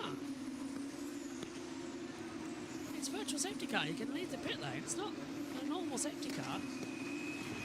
Can we get a look at the pit lane exit light, please? TV director camera. Okay, here's Zane Maloney. What's he done? This yeah, well, is... he's gone wide, of course, from the exit. Right, yeah. Oh, is that curb again? Over the curb. Just drags him on, doesn't Yeah, it? and then this was... Yeah. Just drags him along then and continues on. Does Zane Maloney, but it'll be interesting to see how Antonelli lost the position. Seems like he just didn't really get a good exit, and it seemed like Maney was just able to get his way through. But it seems like virtual safety car should be in soon, so timing it to perfection is going to be crucial, and they're trying to push it back out there. The fans already starting to get in for hopefully. Well, it's already been a good Grand Prix Sunday. Let's hope F1 continues that later on as well. So, Hauger, Maney, Antonelli, the top 3. And it's Maloney getting involved. Aron, Vershaw, Martin, Hadjar, Behrman, Martin's top 10. Correa, Maeta, Barnard, Fittipaldi, Crawford, Villagomez, Cordial, Stanak, Colapinto, O'Sullivan, Durtskin and Bortoletto. But Durtskin and Bortoletto are out of the race officially now. And Zach O'Sullivan's still in the pit lane, so he might be out as well. Really strange race. And look at The this. no full safety car then. Yeah. Everyone's trying to maintain the delta positive, and it's causing really strange gaps as they come through. Oh no, Maney what's overtaking. happened? What's up, JT? Hello, why are we under a virtual safety car? Durtskin got hit by O'Sullivan and retired at turn 13. Good stuff. Simple. Yeah, well, Maney overtaking Antonelli really frightened me there, because it looked like Antonelli was still close to Hauger, and then he just lost his 2nd place out of nowhere. Maybe a little mistake. Virtual safety car's ending anyway. And we're back to green. We're racing. So who's going to have the exit power as the green flags will fly? Hauger should have the better run. We're racing again here in Melbourne. And a big slide and nearly capitalising on it. Coming into the battle further back. Yeah. Hadjar in the battle with Marty, the 2 teammates closing up together.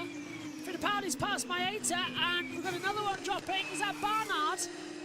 Barnard dropped down to 19th place as he got caught out by that green flag, as here comes Paul Aron on the back of Maloney for 4th position. Here comes Maney as well for the lead. Maney on the inside line, and turn number 11 takes the lead of the race. Fantastic stuff.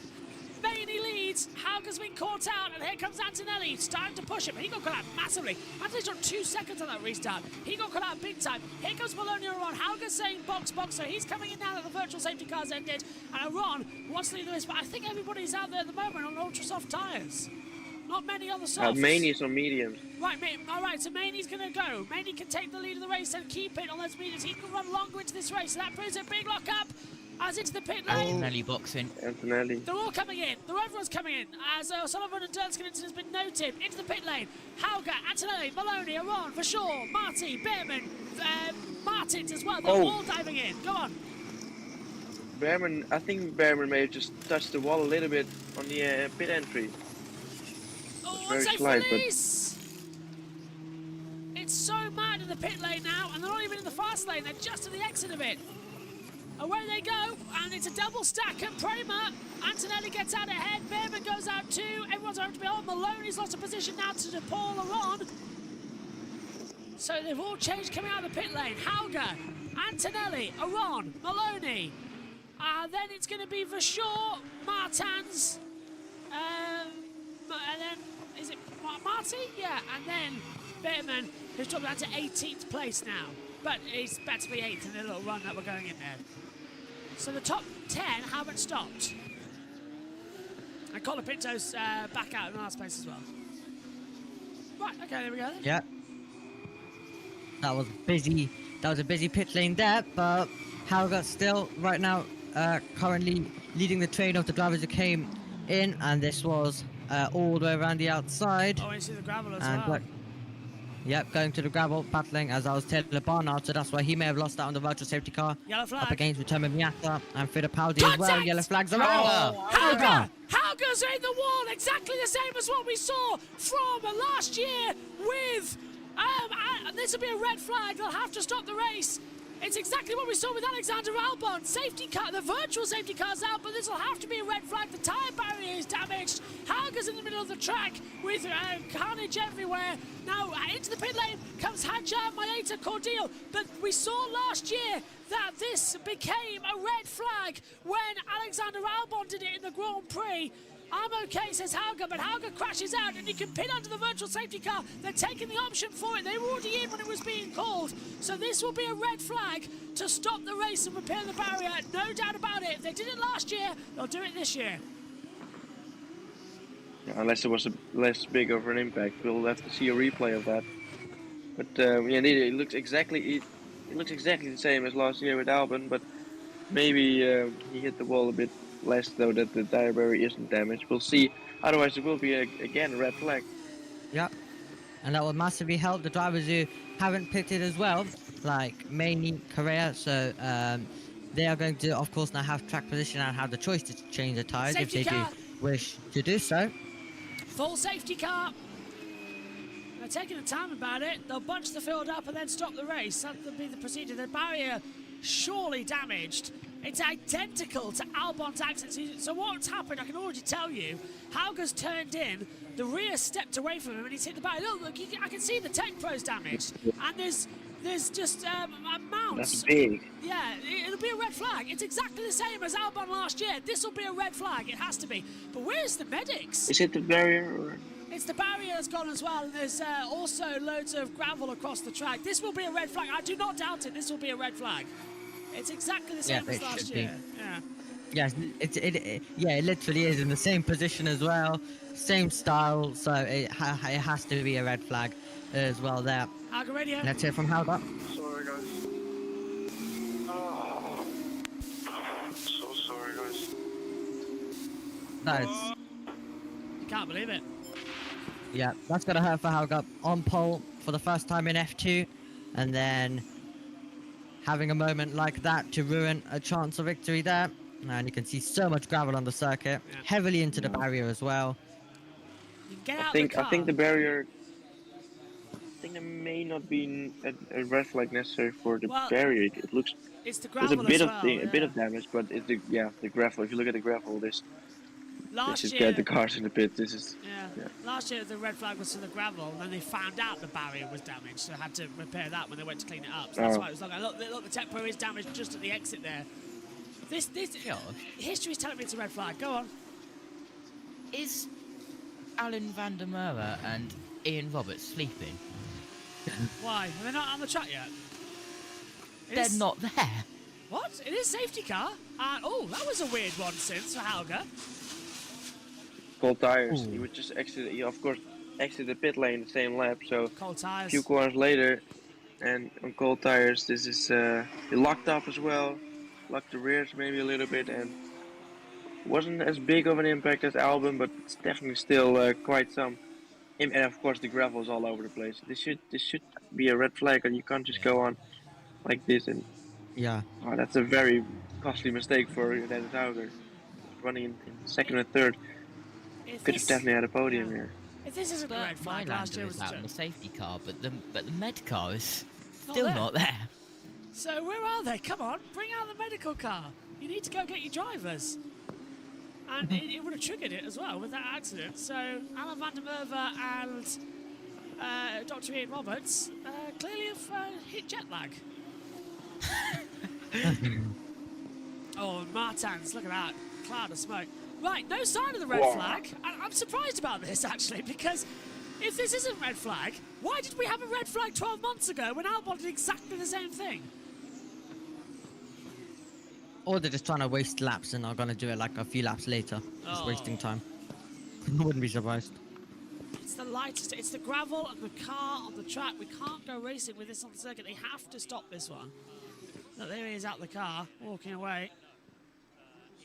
Not winded, thankfully. No sign of the red flag. Look at all this cleanup they've got to do.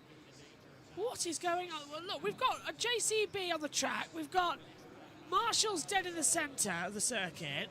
Why do we not have the race stopped? I'm looking on my timing tower, waiting for it to go red. Race control can see this the same as me. I think they're getting the gravel off pretty quickly now. And of course the cars won't be near at this moment when they're all on the track. I think when the cars go by they all step aside for a second, but I think they're really going to try to do this behind the safety car. And I think they could, unless the tire area is damaged too much that they have to red flag it. Otherwise, I think they'll try to do it behind the safety car, which definitely is possible because they're in turn 1 now. So in a few corners they just have to get out of the way a little bit, and after that they can continue with cleaning up. But yeah, it's just that barrier which needs to be looked at now.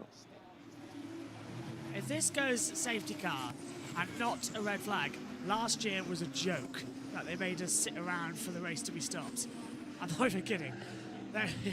We had so many red flags, 3 red flags last year. Technically 4, the most in F1 history in one Grand Prix, because on the last lap, Hulkenberg retired and because he had a problem coming out of the pit lane, and it required the race to be stopped because the fans got on the circuit. So the red flag came out technically 4 times last year in one race, but officially only 3. Let's go down for an interview.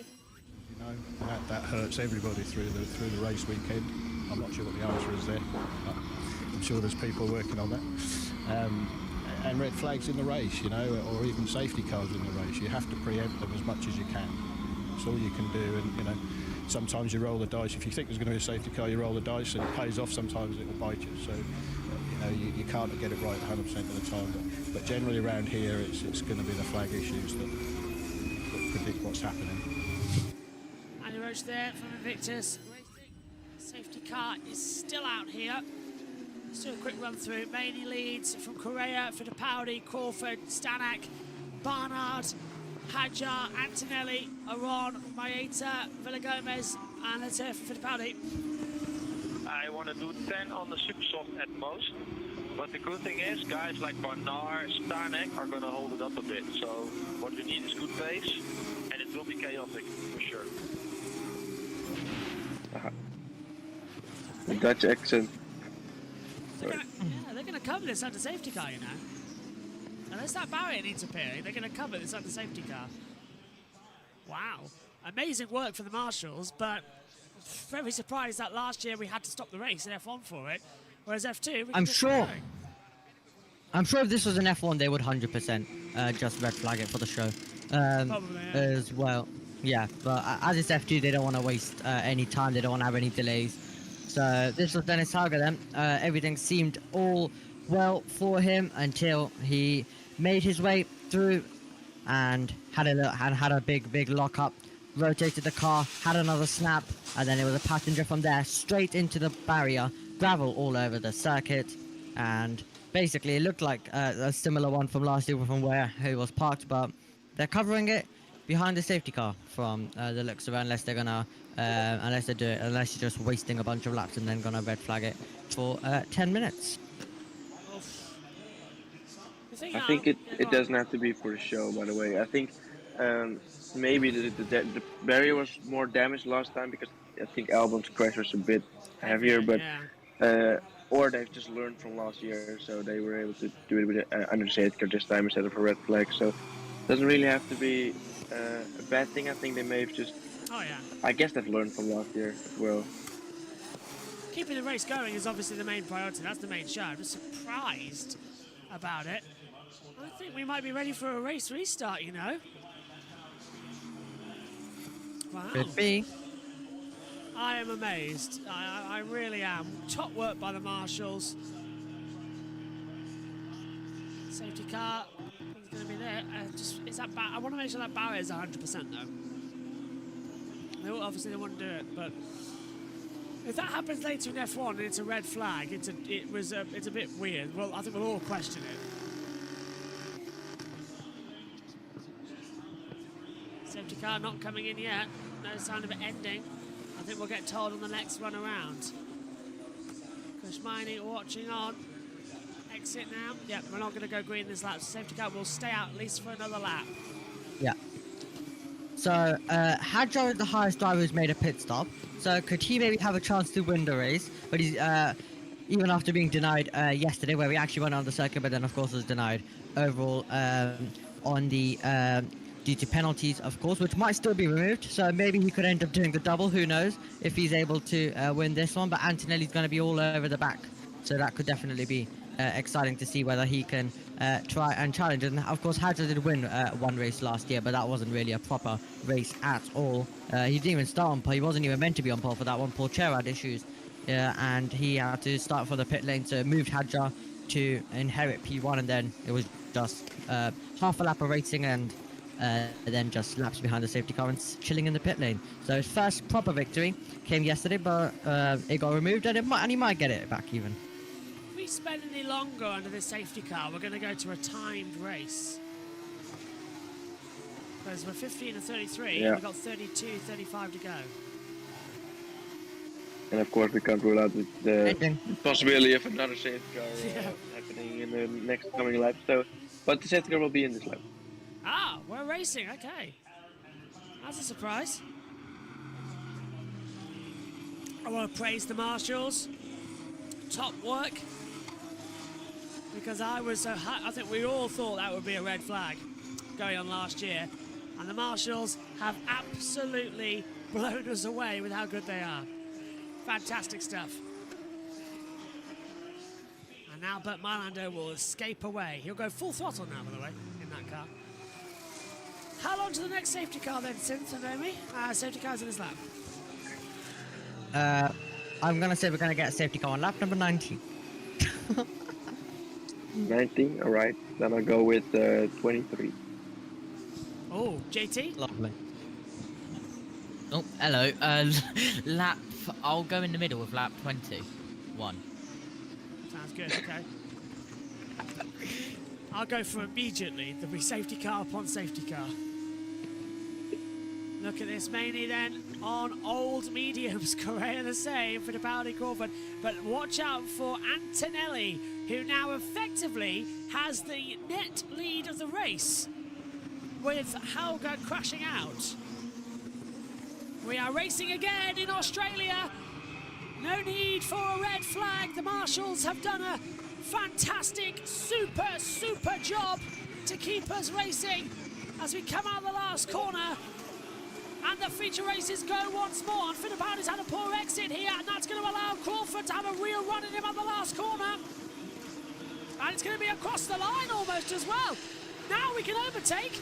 Crawford's round the outside. Fittipaldi's had a terrible restart. Crawford's going to get a run at him, but he goes off. Fittipaldi makes a mistake. Crawford round the outside, and here comes Roman Stanek getting into the mix as well. Crawford's on the inside. He'll get through into three. Fittipaldi goes defensive. Stanak's going to find his way through. They're nearly touching. Fittipaldi's nearly off the track. Crawford forces him off. Here comes Stanek round the outside. 2 places lost in one corner. But look at the top 2. They've already jumped away. Look at Antonelli. He's struggling on new tyres to get ahead of Hadjar.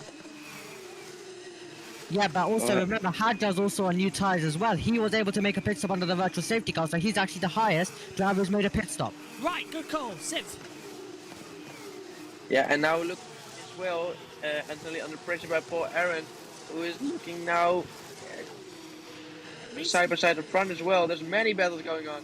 Oh, that's going to be dangerous into the braking zone. We've got 3 wide on the inside, and there, that's Hadjar has passed Barnard, but he hasn't got past Fittipaldi, and Antonelli and Aron still in the battle. No DRS until the next lap. So as they come down to the braking zone for turn 11, hard on the brakes. Fittipaldi on the inside going defensive. There is Antonelli trying to get ahead and does so. No, he does not get ahead of Taylor Barnard. I thought he might. He hasn't. And it's just getting a little bit mental now as they come in. Oh, and Barnard further back as well, trying to have a little bit of a battle between them and going off the track as well as they come into it. Side-by-side maneuvers on the inside. Maeta gets through. That was Maloney trying to hang it on the outside of the final corner, which we haven't seen much this weekend. Now he's looking to the inside and braking late, but oh, he's gonna go off a little bit there, Miata. And has got a bad exit for sure now, and he's gonna get many cars behind him. We're gonna try and get past Western 3. That's going to be time for Maloney, but the Barbados driver gives him enough space and runs off the track trying to do so. Gets back on the power, loses 1, 2, 3 places as we see now. Battles because we've got Victor Martins battling, and they're coming in. Behrman, Colapinto all going off the track. Wow! There's Behrman, Colapinto, and ahead we've got Maloney and Cordial in there with Rashur. And here's Hadjar. Harry got Fittipaldi, trying to get into 5th position. Around the outside with DRS activated in towards turn 9 and 10. And does he do it? Yes, he does. I like this race. It's a good one. Go on, Tim. Yeah, it's a huge train behind as well, as Antonelli done a little bit wide there, or that's, I think that's Brammer actually. And look at this, they're all so close together. I wonder how they haven't crashed yet, to be honest. And looking at that, yeah, May needs to set the fast lap of the race, a 1:32.202.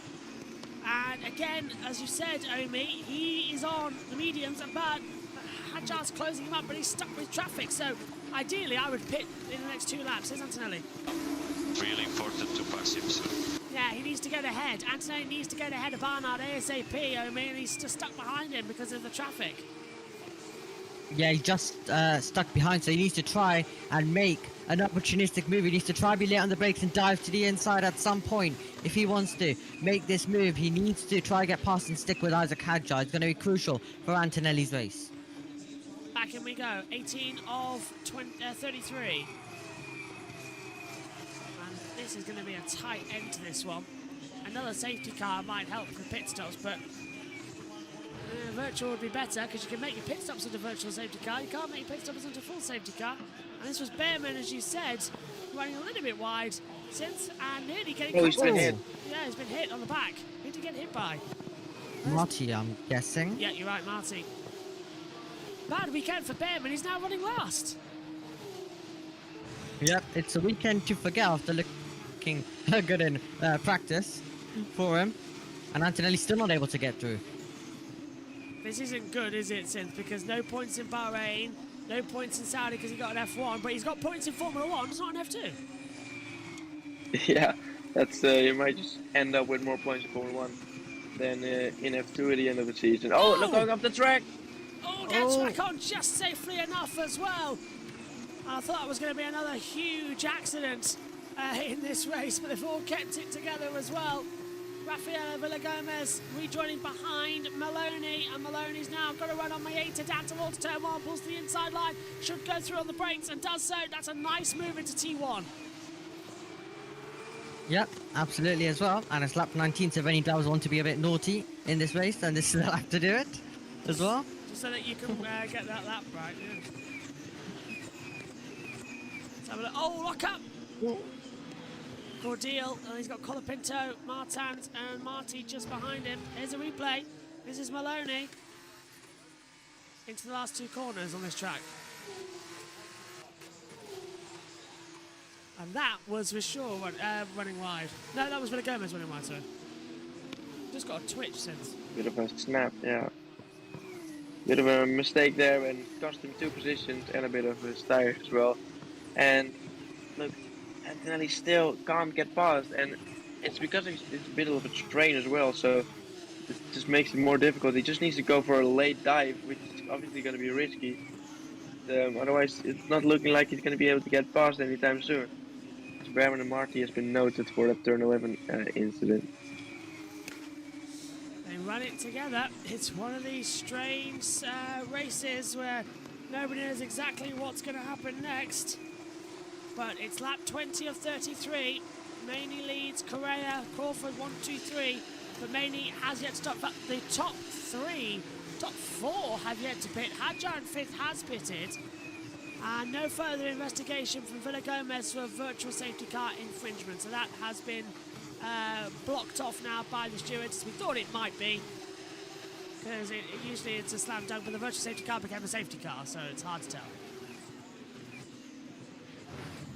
Correct, this is Cordeal, and he's made a mistake at turn 3.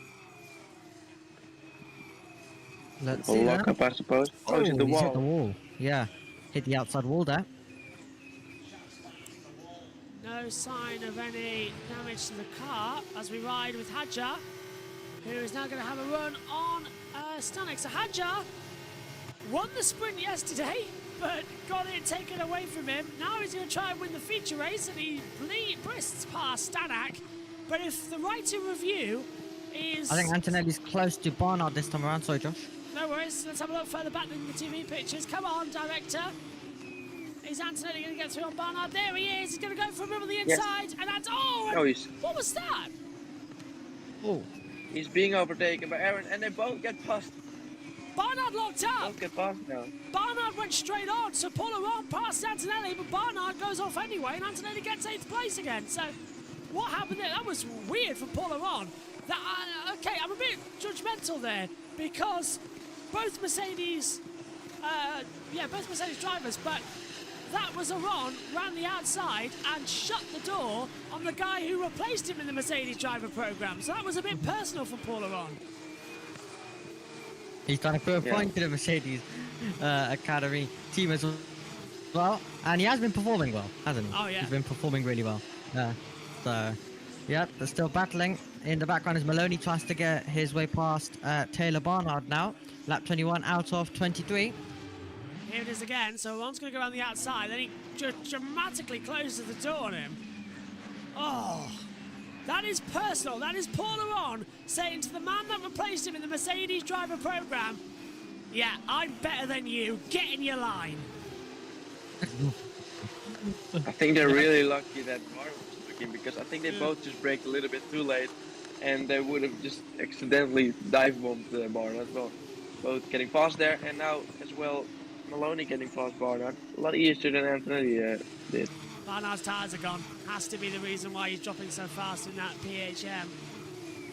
He's on ultra softs, remember. Everyone else are back on the softs, or the mediums, I should say. He'll lock up further behind. So 21 of 33. Go on. Oh, and Aaron Antonelli incident has been noted, moving under braking. Oh, Aaron might get a penalty for that one. Yep, and they could be about to go wheel to wheel again, as Antonelli could be trying to make another move on Aaron, and if they do so, then that could be a bit more close to contact between the two of them. Let's see if this time Antonelli can get a bit of his elbows out. Down towards turn 3 they will go with another DRS train. Aaron's inside the DRS to Fittipaldi, so that might help him out a bit later. There he is, Antonelli right behind him. It's weird hearing these cars and the whistling sound they do, but 22 of 33, holding it together. And F2 delivering another great race in Melbourne. Come on, F1. It's not sunny. It's going to be overcast. Chance of rain. Although I did already put a tweet out saying congratulations, Max Verstappen, on your Australian Grand Prix. Another turn. Well, I just thought I'd get in early. Yeah. And that's why I'm doing my little plan of sleeping or attempting to sleep during the race as well. I'm going to lay in bed and see how quickly I fall asleep. If Verstappen's dominating, I will fall asleep. If not, then I'll stay awake because you'll keep screaming and keeping me awake. There's always something to keep an eye on in Formula 1 these days, and especially at Melbourne. As Vershaw passes Barnard, so 11th place goes his way. My 8 is in the points at the moment as well. Haven't stopped me though. Oh, yes, yeah. 1.49 on 7/10 of a second between Aron and Antonelli as they come across the line down towards the first corner again. And Aron's now going to be battling with Fittipaldi anyway, so I think Aron has got the jump on Antonelli here. Into turn 3. And he thought about it, but no. I nearly touched the wall for a second time. What a great race.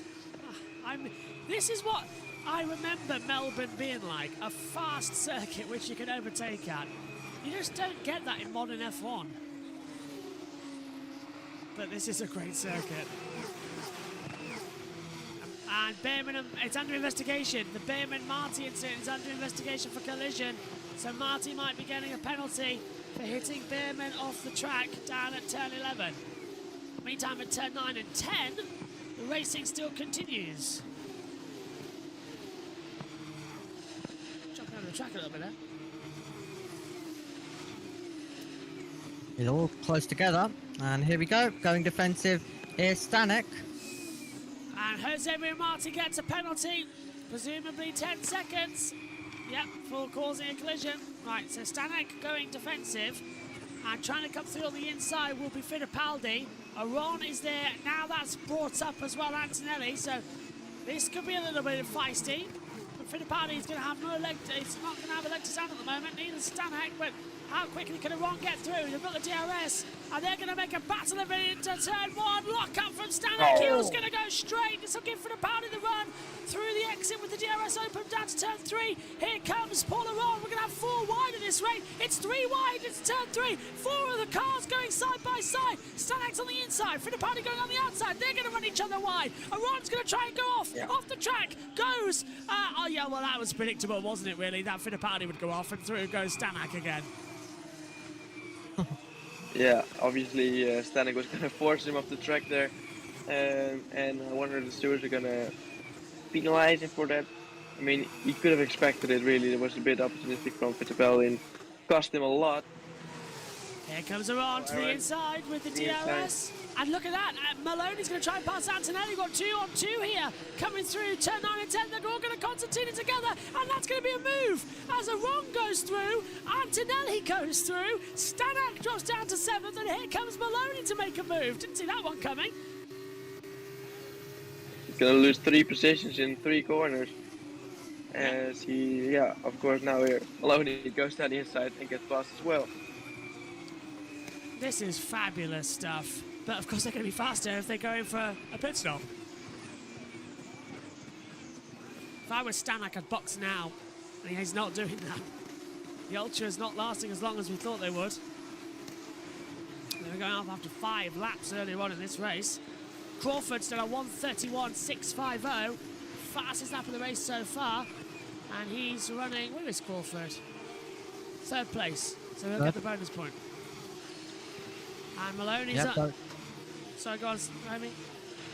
Yeah, both Dam's drivers in those positions right now are still yet to make a pit stop as well, and Hadjar not able to trouble them at all. It's 5.2 seconds to Paul Aron, and then you have Antonelli, who wasn't able to stick with Hadjar, and instead he's coming under a bit of pressure by Maloney. Stanek Fittipaldi forcing another driver off the track has been noted, so we'll see what happens with that later on.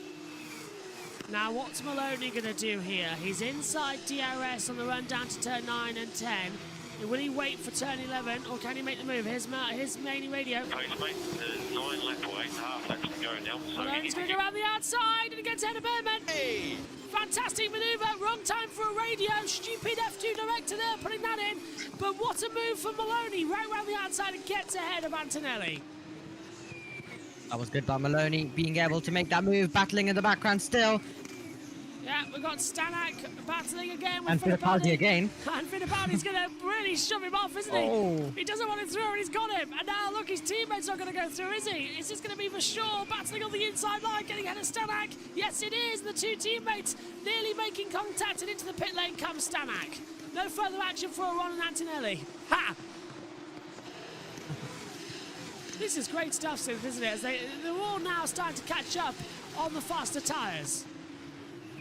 Yeah, looking at this train, we're not going to be stopping with looking at some battles because this is going to continue on for another couple of laps, as we see in the back, I think, for sure.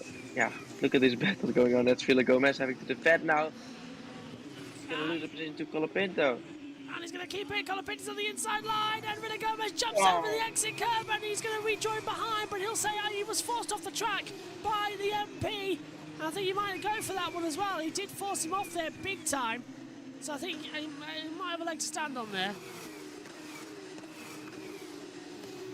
And look at the trident now of Vershaw. Vershaw coming for a battle on Fittipaldi for 9th position. Fittipaldi's yet to stop. Vershaw has. So this should be an easy move around the outside. Fittipaldi's not going to make it so. And he's got him. Vershaw up to 9th. And no sign of the pit stops yet from everybody who hasn't stopped. But Maney's now losing time on this track. Those mediums starting to go. Crawford, however, who hasn't stopped, has just set a new fast lap of the race, a 1:31.455. His tyres working superb. And a Ron, new personal best. God, it's racing everywhere. You can barely keep across of it all. Crawford, yeah, I've already said that. Down the straight we go. Everyone's twitching left and right. And now we're going to see a move on the inside line as Colapinto tries to have a go on Barnard. Not going to work there. DRS open now to turn 3. They're all stuck in a train together. This is the one problem with Albert Park. You can make manoeuvres, but it's changing dramatically because the tyre situation is going to be different. And this is Maloney making the move a few laps ago on Antonelli. Yep, into turn 9, round the outside, commits to the corner, gets that position. Great stuff there as well.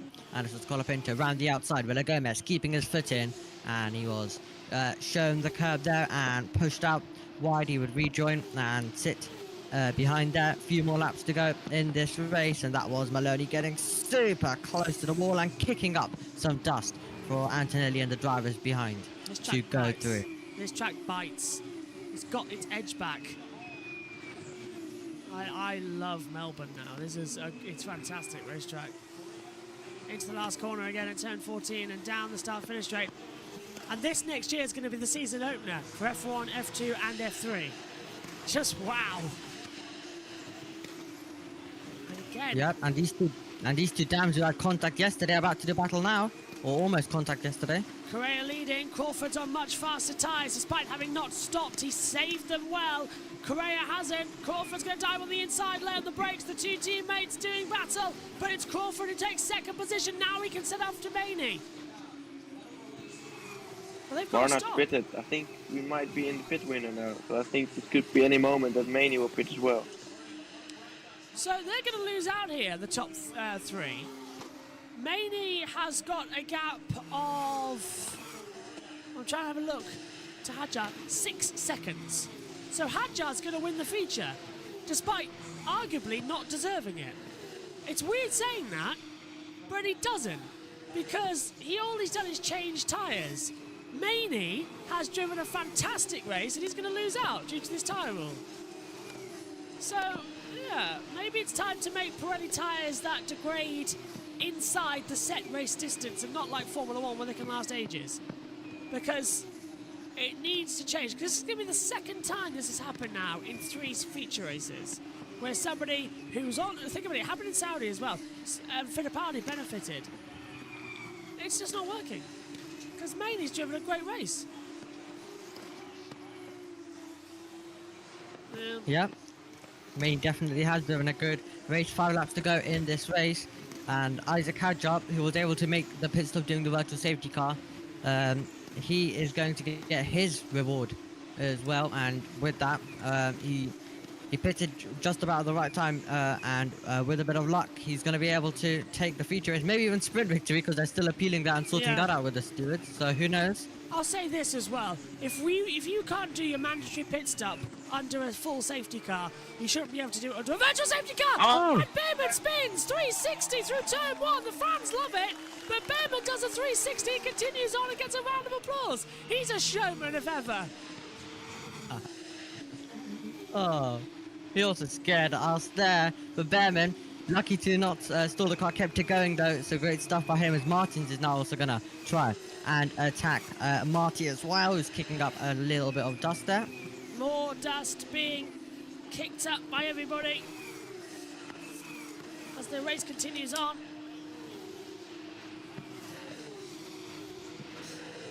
I think my leg's burning a bit as it comes through the box around the outside, and Colapinto passes Fittipaldi for 10th position in the MP. Right. It's got Miney would have won. Yeah. It's a sour taste, this one, it really is. Because now Hadjar is going to be cocky. But he's got no right to be. Here's Behrman's spin. So turns in, he's going to... Oh, he lost it on entry. Well done for keeping the clutch in. But what a shocking... What a shocking start to the season for Ollie Behrman in F2. I mean... Well, I mean, it's good that he got that F1 run, because if he was driving like this in F2, then I don't think many people would have been happy at all. He's proved what he can do in a Formula 1 car, but the F2 is just not working with him. But Not working at certain circuits. Yeah, Behrman deserves an F1 seat.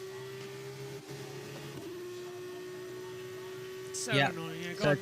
So it's really good that he got that opportunity, or he may have not got that Haas seat next year as well. SSG says as well, Behrman going to be on 0 points still. He is. He's got more points in Formula 1 than Formula 2 this season, which is very strange. But that Prema just isn't working. Very strange for a driver who was expected to be championship favourite coming into this season. Yeah. And after 6 races, 3 rounds, he still is on 0. And there's only 14 rounds in the championship, and it's going to be a long haul. So I think the championship is gone now for Behrman in F2. But he should deserve that Haas seat. We know what he can do. But that new Prema just isn't it. Not it. 3 to go. And are they even going to bother pitting? When is Maney going to pit? Correa's in the pit now. Right. Correa pits, but Crawford is battling for the lead with Maney, but Hadjar's 4.4 seconds back. He's going to have the lead of the race. This is meaningless in the long terms of things, but Crawford hasn't stopped, neither's Maney. So this isn't right. It's a weird race. It's going to really ruin it for them. Yeah, massively.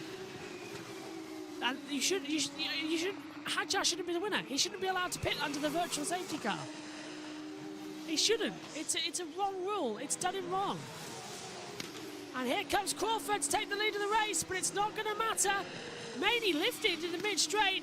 Crawford leads. And arguably, I would say that these two deserve the win more. Box for Maney. Crawford will do the same. I am going to argue this. Crawford and Maney deserve the win more than Hadjar today. I'm not going to deny it. If anything, I think Crawford, amazing tyre saving skill, amazing overtakes. Crawford, to me, is the winner of this race, not Isaac Hadjar, who is going to benefit massively from this, as they're going to box now for new tyres. And Hadjar will lead, but he's not going to be the race winner. So he won yesterday after taking off 2 drivers. Correctly got the penalty for it, and then he's appealed that penalty. I don't think it's going to work, and now it's like he's been gifted back the feature race, and Hadjar's going to be cocky, and I don't like that, because the race belongs to Maney and to Crawford, and Hadjar shouldn't have been allowed to put onto the virtual safety car either. It's wrong. It's a wrong end, and it's a sour taste to this F2 rules. This needs changing. You shouldn't be able to pit onto virtual safety car. It should be the same for everybody. Oh, hang on a minute. Did they cross the pit lane exit line? No, that part is allowed. Right, Yeah. okay, good. Immediately, Miney goes up the track. In full tire. Right, so Hadjar leads are on second as we see Behrman pass Crawford. Is Behrman going to get into the points? Yeah, can he get ahead of Martin? Oh, it's 5 seconds back to Martin, so no. Behrman's going to finish just outside the points because of that spin. And this is Correa coming out of the pit lane. What's he done? Lighting it up. And... Oh, he locks up into one. Locks up. There we go. And over the road. Big time, nearly. Yeah. Completely through the gravel. Oh, and it's wet grass there as well. Oof. Well, there's Isaac Hadjar, who will start this last lap. And sunshine now out here in Melbourne. And he will be the victor of this race, but arguably he's not going to deserve it. Paul Aron in second position. I'd say does deserve a podium. He's done a great race. Maloney, our championship leader, is going to be in third, and Antonelli will be fourth. Maeta gets his best result in fifth, but I don't know. It's a sour taste for me, boys, this one. I don't like it.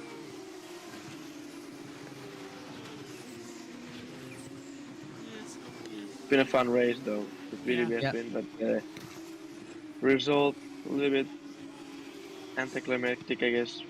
Safety really did not help out the guys who started on the medium. So there's Antonelli.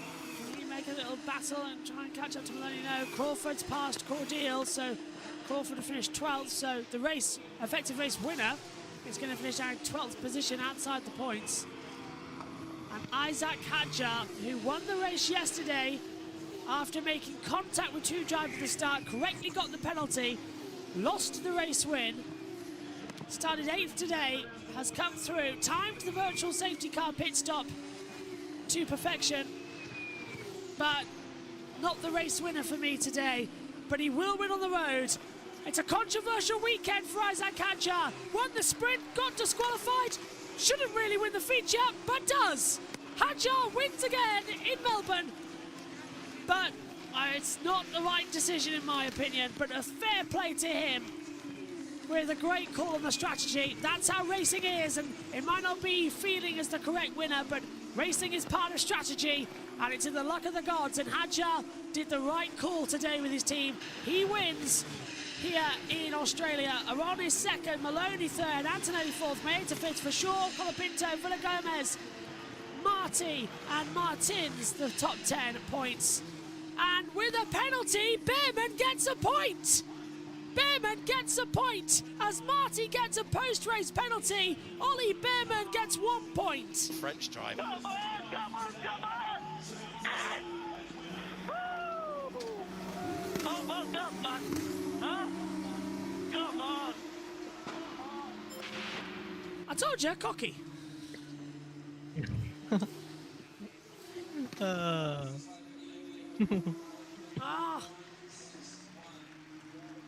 Congratulations, Isaac. Yeah, you got the strategy right. Well done.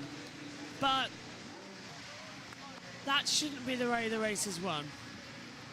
There needs to be some changes. That was a damaged F2 race, and it's been a bit of a damaging weekend as well in terms of things. F2, great on-track action, but politics are destroying it. Fastest lap, mate. Well done. Top job. Nice, nice. I can already hear myself screaming on the radio. But yeah, no, nice to get the fastest lap. Never really done a race where, you know, you go for it at the end. So, yeah, thank you guys. Really good car. Really fun race. Paul Aron. Didn't he just lose his Go on. fast lap at the end? Crawford got it, yes. And Crawford in 11th. So yeah, he did lose the fastest lap, annoyingly.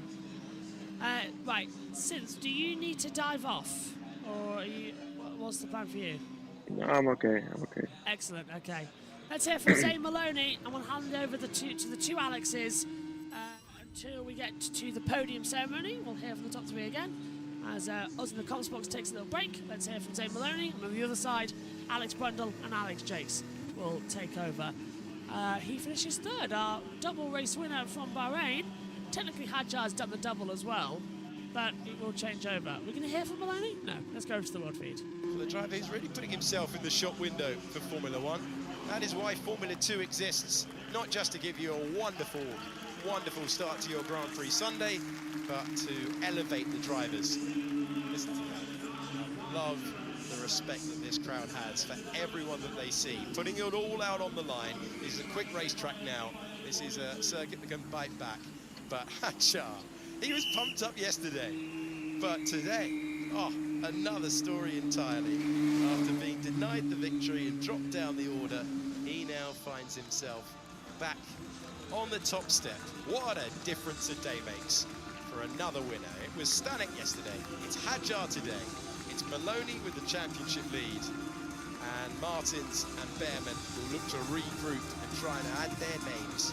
But it's other faces, it's other drivers who last year just didn't go to plan for him. He's outside the top 10 in the championship, but he's looked a different driver all the way through this year, Alex, and now he's got the results to prove it.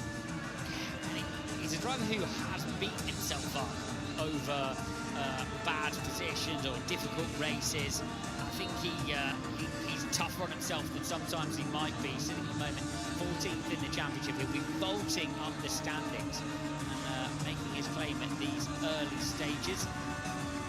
But you could hear the delight, you could hear the outpouring of joy when he came across the line, and that is a lot of pent-up frustration behind a visor being displayed and being enjoyed. The release of that frustration in the form of this victory. Take two. This time, it's for keeps. Wonderful, wonderful scenes for everyone down there. Campos have gone through the elation of the win yesterday, the deflation of it being taken away, and they have come back. It's a joint personal best in Formula 2 for Paul Aaron, who is just loving life with high-tech, and they're doing a great job down there with Oliver Oates leading that team. Feature race result, Isaac Hadjar. We thought he won yesterday. He definitely won today. There's Paul Aaron in second, and Zane Maloney's eventful race takes him to third in the eventual classification. Antonelli was fourth, and it was Beata, for sure. Colin Pinto, Billy Gomez, Behrman was in 10th, Victor Martins was in 9th place. Crawford found himself with that time penalty. He's in 11th, and then it was Amory Cordial, Chris Miney, Pepe Marti, and then Correa, Stanek, Barnard, and Fittipaldi at the back. Hauger hit the wall at 6, Borgletto issues at the start, Dirksen spinning round, spun round, I should say. Penultimate on the racetrack, and O'Sullivan a retirement as in the championship battle. Zane Maloney is our points leader on 62. Paul Aaron has 48, Dennis Hauger 41, and Hadjar, to answer your question, climbs to Which is a good result, isn't it, for him, and reflective of the level of his achievement up into the action. Miney up in 5th, and Fittipaldi. Okay, let's check in now with our race winner. Ariana Bravo is going to interview Isaac Hadjar. Congratulations. After yesterday's disappointment, just how sweet does this victory feel? Yeah, it feels amazing. I didn't have to wait too much time to feel great again. For me, I mean, I crossed the line twice as a winner, so that's really special for me. Thanks, mate. So yeah, it feels amazing after yesterday's disappointment, that's for sure. And yeah, the team did an amazing job to win here in Melbourne. Is incredible. We've got some clips up there from the race. Starting P8, did you think that the victory was in reach today? Talk us through that race. Honestly, I'm always hoping for a win, but from 8th you have to be realistic, and I think Dennis was the favorite today, and finally I got really lucky with the VSC when I pitted, but still I think as a team we really deserve it. We've been pushing super hard since lap 1 in Bahrain, so yeah. And looking ahead now to the season, how are you feeling? How are you and the team feeling? This must be a big, encouraging push given the performance. We're on a really good momentum since Bahrain. The speed was there, we got super unlucky with the technical issues and being spun out. So yeah, to win finally is amazing, and it's good points for the championship. And as I said, momentum is great, and yeah, championship is on. Well, congratulations once again, Isaac. Thank you very much. Congratulations indeed to the man who has found himself having a roller coaster of emotions. But it's always a fun ride if it ends with the checkered flag before anyone else has seen it. Hadja on top. And this is Yeah, with a decent gap as well, just as he had a decent gap yesterday. Such storied races, and then to look at the result sheet, you'd think it was a dominant victory, but he really had to work for it out there with a lot of traffic around. Ah, the satisfaction absolutely etched on his face. Glorious intensity to him. And he knows, he knew coming into this year, you've got to get yourself at the front of the field. He impressed AlphaTauri, he impressed Red Bull, he ran for both teams last year. Also as part of the young driver test after the final race of the season last year. The course speed has never been in doubt, but he seems to be really enjoying himself. Campos, debrief time now with our top three. How did you get in front of me? Yeah, he boxed the lap after us. Yeah. Because Pepe was ahead of me, so I had to keep going for one lap. Oh, you boxed Tomo did the same to me. He jumped me in the pit stop. So you boxed and then the VSC came out? Because I was like, I knew I was P3 because for some reason I thought there was 2 cars in front of me. And then he said gap 4.5 to Hadja. I was like, what? How did this guy get in front of me? Yeah, I know. Oh, I feel bad for Dennis. Mate, Dennis shot the big time. How, like, just outlap? Yeah, but it was so slippery. He locked up into T5 and then, yeah. Or 6, sorry. Didn't know which way to go. Oh man, my helmet's broken completely. I got like 25 stones in my face. But it's the worst I've ever had no lap in my life. Last year was pretty bad as well. Yeah, but we got under safety car. But still I managed to go out in T1. Oh, what a nice guy. On the safety. Yeah. He didn't do that with me. What a legend. Mate, honestly, lap, I don't know, it was in the beginning. Oh, we go out of the pits. I had a huge run on Antonelli, pull out, just cut straight in front of me. Well, congratulations to our top three. That's the most complete F2 debrief we've been able to bring you all year. Yeah, very good one. Just to let you know, as KZ's asked, yeah, we're covering the F1 Grand Prix after this as well. Plus the MotoGP warm-up, the Moto3 race, the Moto2 race, and the MotoGP race, and the IndyCar, and the NASCAR, as we get third place here as well for Zane Maloney coming onto the podium here, out onto the top. Great race from him today. And it'll be Paul Aron finishing in second position with Isaac Hadjar. The top step once more, and once again we'll hear the national anthem. Actually, we didn't hear the sprint race yesterday, did we? Because Sky went on a break, so I suppose it's fitting. But Paul Aron right up there in the championship hunt as well. Looks absolutely fantastic. I wish they'd stop with these first, second and third graphics because they just don't work. Well done. Yeah, third podium in 6 races. Aron is just absolutely electric in this series. Race winner once again though, Isaac Hadjar has done another brilliant job at strategy calls. It doesn't feel to me that he's going to be the race winner, but Isaac has done a great job. Here it is, the French national anthem.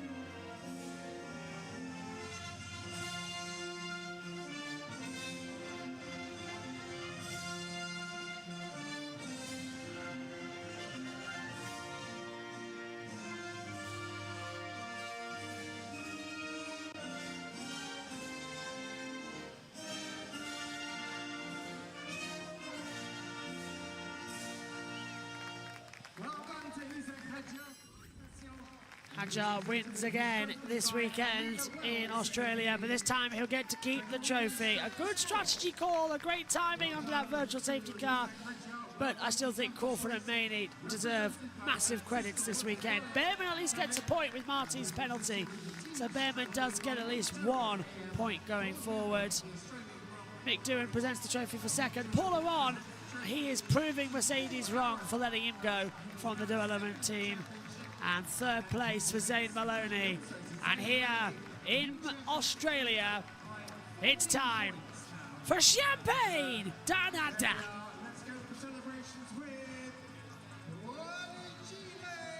So Formula 2 goes on a month hiatus.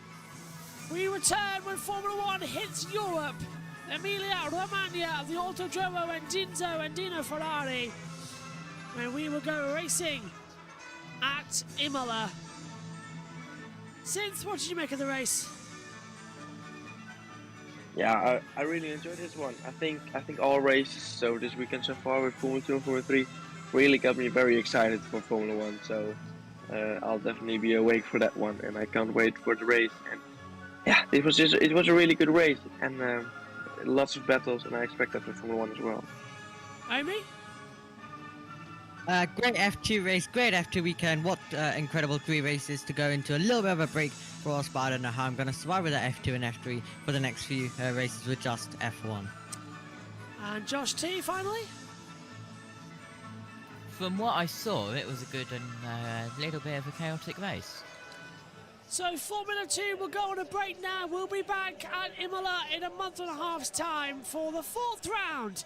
But leaving Australia once again, it's all about politics and not all about confidence. We'll see you when Formula 2 hits Europe for the second half of this season. Coming up shortly. Bye-bye. Formula 2 arrives back at where GP2 was created. We're at the Autodromo Enzo and Dino Ferrari, and it's time for the sprint race. Here's the story so far. This is Formula 2. The story so far. And the new season is underway. And that is outrageous from Maloney. This is Bahrain racing at its best. Zane Maloney wins the opening race of the year. Isaac Hajar, the Red Bull Junior, left static. Goodness me.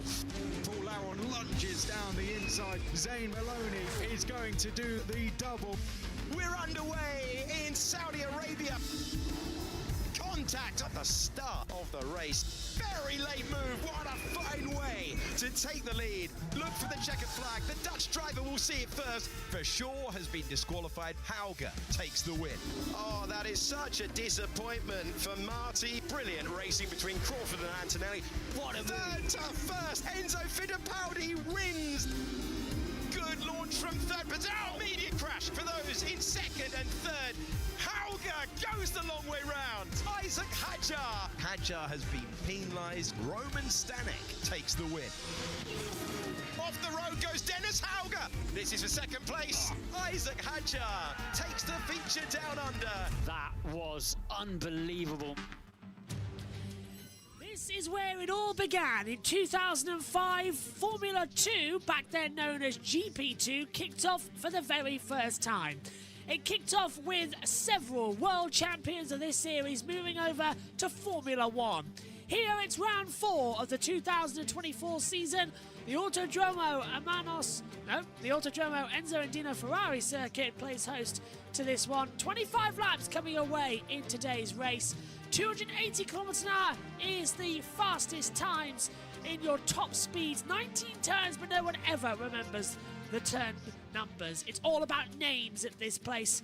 And as the cars just making their way to the grid, we do have a delayed start. The formation lap will start in 10 minutes time due to the delay at the end of Formula 3 as well. Earlier on this morning, the entire schedule has been pushed back a little bit, and then F1 had a bit of barrier repair work to do after the session ended as well. So, we're underway. Getting set to go. Alongside me in the commentary box once more is Synthel. Omi is with us too, and Jack is with us for the first time. The little owl is in the background. He's also in commentary with us here today. Synth, starting with you, welcome back. Formula 2 at Imola. Some things are just pure right. How are you?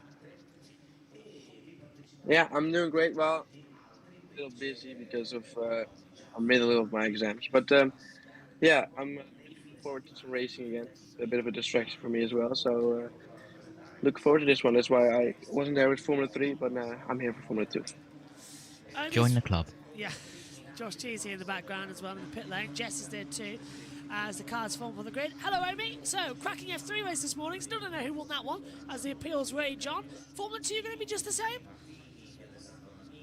It definitely is, because it's Formula 2 and anything is possible. And also, the delays, as we've had every single weekend, do continue here for the sprint race. Paul Aron, who's been absolutely phenomenal so far this season, starts in third, but he's going to be trying to move forward, but it will be Amory Cordial who will be at the front of the field. We're going to be in for a very interesting F2 contest here at Imola.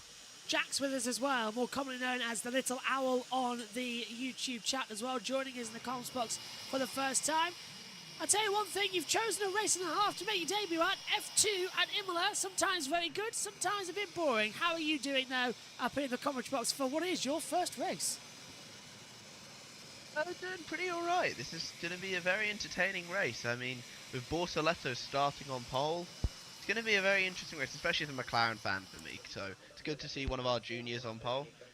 But I think this will be really interesting to see, and let's hope it's just not like the F3 race earlier, because that was complete and utter chaos. To be honest, I would describe that more as M25 traffic than an actual race. I would agree with you there as well. As we take a look at the weather conditions, track temperature 24 degrees, sorry, air temperature 24 degrees, track temperature 46 degrees as well, 42% humidity, track is dry, looks absolutely fantastic as well. Let's check in with Jess and Josh. I think Jess is having some food, so we'll let her wait her turn and get her from her later on in the broadcast. Josh T, however, is waiting on IndyCar. If you're tuning in to listen to that, we are in weather delay in IndyCar. JT, what have you got for us there? Yeah, I don't think we are going to get going because, well, the visibility is horrific at IMS. The fog is causing visibility to only be around a quarter of a mile, half a mile max as well, which going to 140 miles per hour here on day one of qualifying. Yeah, you don't want to be doing that. So we could go in for a cancellation of that hour practice session coming up as well at 1:30. We'll to keep you up to date here on this side of the channel at JB Motorsports. And since coming to you after Australia, we saw an interesting run for the championship, of course. Behrman still only getting one set of points. Now he's coming in as well. He's 8th on the grid, but yesterday it was, did he have pole, did he not have pole, was he even starting on the front row? It was a complete mess around in qualifying. Starts 8th in the race today, and there's a big worry to see if we can actually get some points he desperately needs in the championship. Yeah, well, unfortunately, I didn't see the Formula 2 qualifying, so I'm not sure what happened there. But second place in qualifying, that's pretty good, of course. Today, in 8th, I think he did crash earlier this weekend, didn't he? In the practice or something. But I think this has to be the weekend, especially in the feature race, to get the point.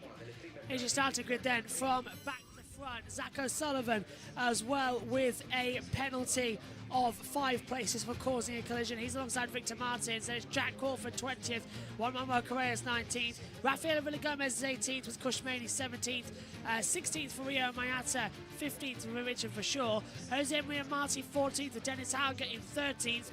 Taylor Barnard is 12th with Enzo Fittipaldi finishing up in 11th position as well. Gabriel Bortoletto has pole for the feature race tomorrow. He's P10. Alongside him is Joshua Durskin, who has a 3-place penalty for causing a collision back at the Australian Grand Prix. Isaac Kadjar is 7th, Ollie Behrman 8th, Zay Maloney 5th, Andrea Kimiantinelli starts 6th on the grid as well. 4th for Roman Stanak, 3rd for Paul Aron. Front row of the grid, Franco Colapinto. Rather alarmingly, Emil Cordial lines up on pole position for this sprint race as well, which makes me just a tad nervous, guys, as well. He's leading into turn 1. So, red flag soon? What do you think? What could go wrong? Right, we're in a delay, a couple of minutes before. Let's cross over. No Alex Jakes this weekend. Omi, stop crying. But alongside as well is Chris McCarthy with Alex Brock. Sweeper to the line. There are very few drivers who ever really drive out there. It can be a really dirty section of the racetrack with all of the detritus from the parkland on it, trees and pollen and leaves and all other bits of stuff that stand down there on the racetrack. So we do see drivers not get the best start from pole position here. Speaking of pole position, the Senna Tribute helmet saw Gabriel Bortoletto to a brilliant lap yesterday to take what will be pole for the feature race tomorrow. I think we know who that was denoted to as well. We see Joshua Dirksen there, so he has a 3-place grid drop for this one after he caused a collision with Zach O'Sullivan. Zach O'Sullivan likewise takes a 5-place grid drop for his collision with Roman Stanek in the feature race. Because they didn't finish those races, they have a grid drop in this spot.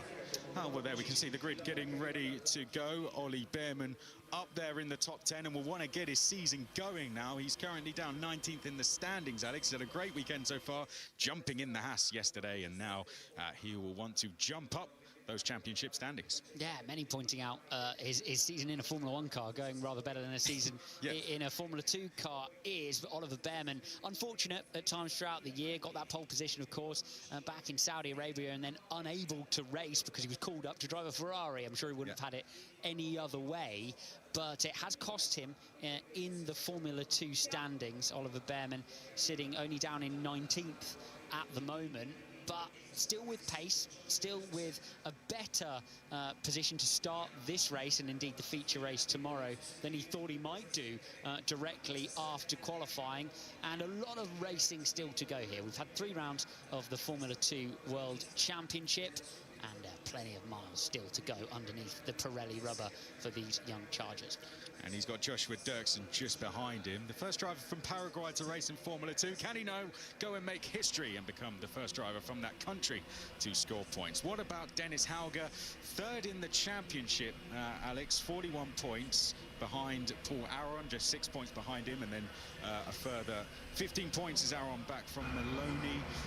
Not where he wanted to be. He's going to be out the top 10 now for both races. He's going to want to make some place. I wondered if he was a driver who'd lost a lap, to be honest, when we looked through the finishing positions of the qualifying session. It seems not so for the MP of Dennis Hauger. Just a difficult qualifying session for him. It was incredibly close when you look through those top 10 or 15 positions around what is a really difficult, tricky circuit, a circuit that many drivers have not had a huge amount of mileage around either. Seriously impressive to watch these young drivers get up to speed so quickly as the procession of the grid continues, an ever-reducing number of mechanics who are allowed by the cars until it's just your number one sat there next to the cockpit with the battery charger and the fire-up gear in case you have an issue, ready for a fist bump. Then even they go, and you're so very alone and unaided, as you were intended to be, sitting behind the wheel of your Dallara Formula 2 car.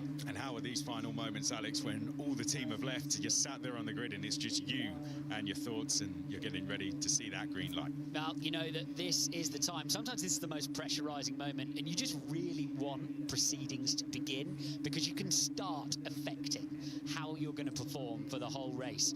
On this first warm-up lap, you want to do something away we go about the race that's about to happen, and this moment is great when you get to finally do that with no stalled. Andrea Chimatinelli just gets away with it as well, doesn't stall on the grid. Finally, I thought he was going to have a bit of a moment there, but failed to get the launch when he needed it. We've just discussed all the IndyCar stuff as well. Is my camera working, by the way, on the comp cam? Okay, Josh. Excellent. Thank you, Jess. So then, working. Excellent. So then, let's go around the room and see who is going to predict when we first have a safety car. Who wants to go first? Jack, when are we going to get a safety car? What lap? Lap 1, turn 1. Fair dues. They're very optimistic. Yeah, turn 1 is actually... Turn 2, technically, yeah. I was going to say, because it crashed at the start. First real turn. Let's say for the top 3. To have a 4th podium, but to be honest, that's not really the goal in the sprint race. The the goal in the sprint race is to get as many points as we can. So for that, I would love to win and get the fastest lap because that gives us 11 points. But I am starting third, and it's not an easy track to overtake on. So I will just have to play it smart. Well, the plan is to have a really good start. It's been also one of my issues this year. So I know that we have fixed that in the test in Barcelona. It's fully fixed. So that's also really good news. And we're gonna try to fight for the win. You know, it's a good position to start, always from the front row. You're gonna try to look, you know, just eyes in front and try to go for the win. We really worked to have the car in a better window for me, because I had some issues in qualifying to put it together with that kind of balanced car. So I think we balanced it out in Barcelona, and yeah, it's been really good for us. So I think we will prove it in Imola here. All set to go then, as we get ready for the start. I have no idea who was DMing on Discord, but I can't access it because my device has now been taken by this. Am I going to nick Megan's phone? Yes. Her old phone, to make a new comcam. Don't worry, it was me. It's not important. You can read it after this. Okay. That one was JT. No, that one was someone's between car 20.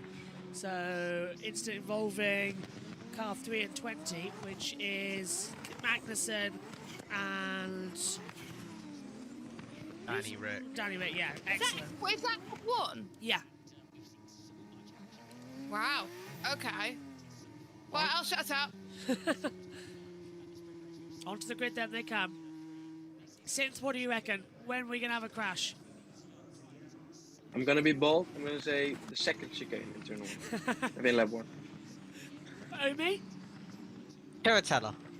Oh, that's top of the hill, okay. JT? First wheel, turn 1. I think turn 3. Excellent.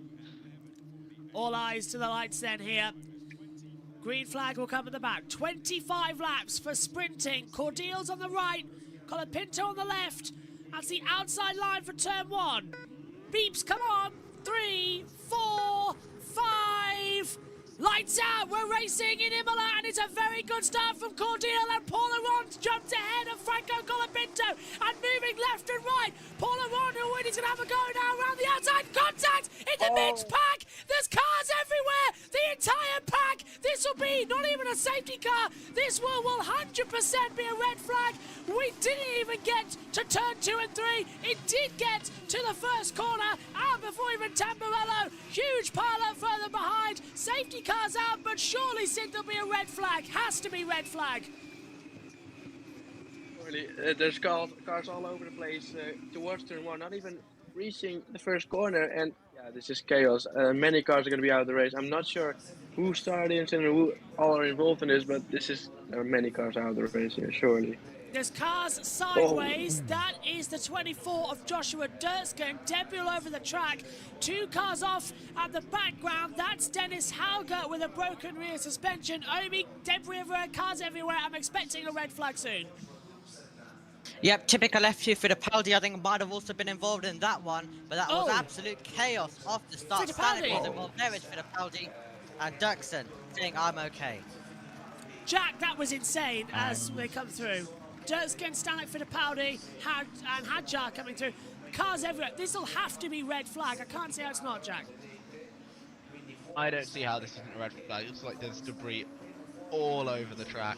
I don't know what on earth happened there, but the mass pileup that we all thought might occur seemed to occur way before any of us predicted it. At the actual turn 1, not the real turn 1. Yeah. I mean, you say that, Jack, but before you changed to the real turn 1, you did actually say the turn 1 on the track, so well done. Technically I was right, but you know, I'm not going to take credit for it. Welcome to a Honestly, right. curse. Yeah. Honestly, at this stage, I'm used to it. We are seeing so many crashes off the line in F2. If we go back to Australia, the sprint race as well. It seems like it's all happening off the line. Now, the drivers are coming into Sector 3. They've completed the opening lap, but they've not yet red flagged this race. So I think they're going to wait to get them behind the safety car, and then we'll have the red flag and the cars are coming to the pit. It should be instant red.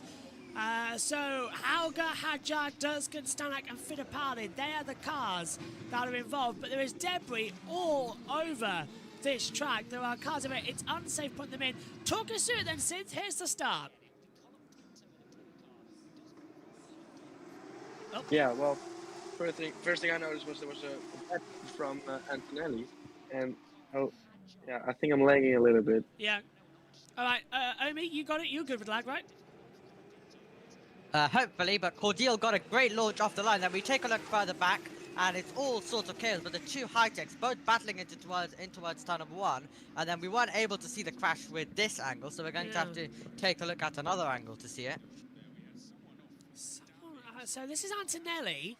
Lights out for him. He jumps it, bogs down. That puts Behrman to the inside. Antonelli's gone down to 12th place. And there's the contact up ahead. That's not with Durskin, though. There's Durskin getting involved in it. Antonelli goes across the grass.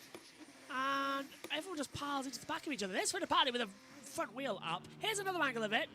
Oh, so it is a Stanek who hits the back of Fittipaldi, and then Dirk's can do the two. Up in front of me. I know where to go, man. They all just pile into each other since.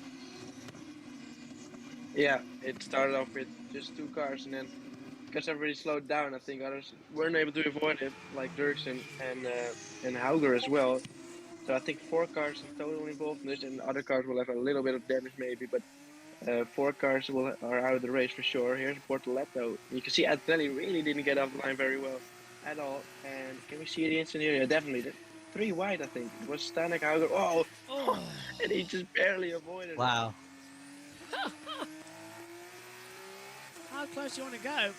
Would have been ironic if the helmet with Senna for Bortoletto crashed in Tamburello. That would have been ironic. Here comes Zach O'Sullivan. And he's up from... He started 22nd. He's now 11th. Ooh.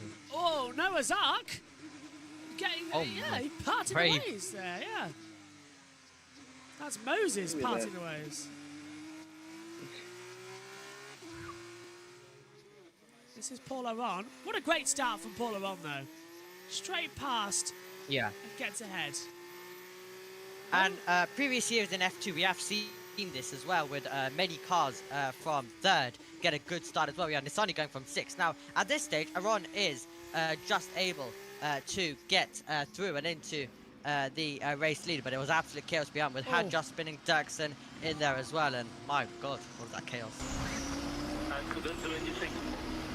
I couldn't do anything. Ah!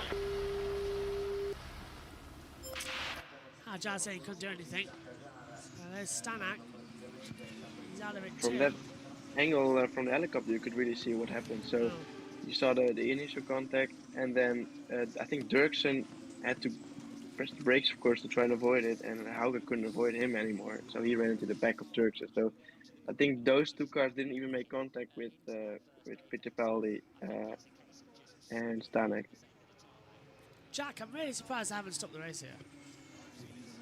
No, from a look at the replay, when I saw this front stretch again, I'm speaking NASCAR terms, watch way too much, but it looks to me as if there's not actually too much debris in the advertisement board, which can be swept away fairly easily. I don't know if we're going to get a red flag, to be honest with you, judging off of what I've just seen. Also, it looks like the initial collision, it just looks like a pile-up. I don't think anyone's necessarily to blame here. But all I did say was 4 wide into the first corner, guys. Is that really the smartest move? No, it's the daftest move I think I've seen in ages as well. Is that Jess who's put the no, it's Josh T.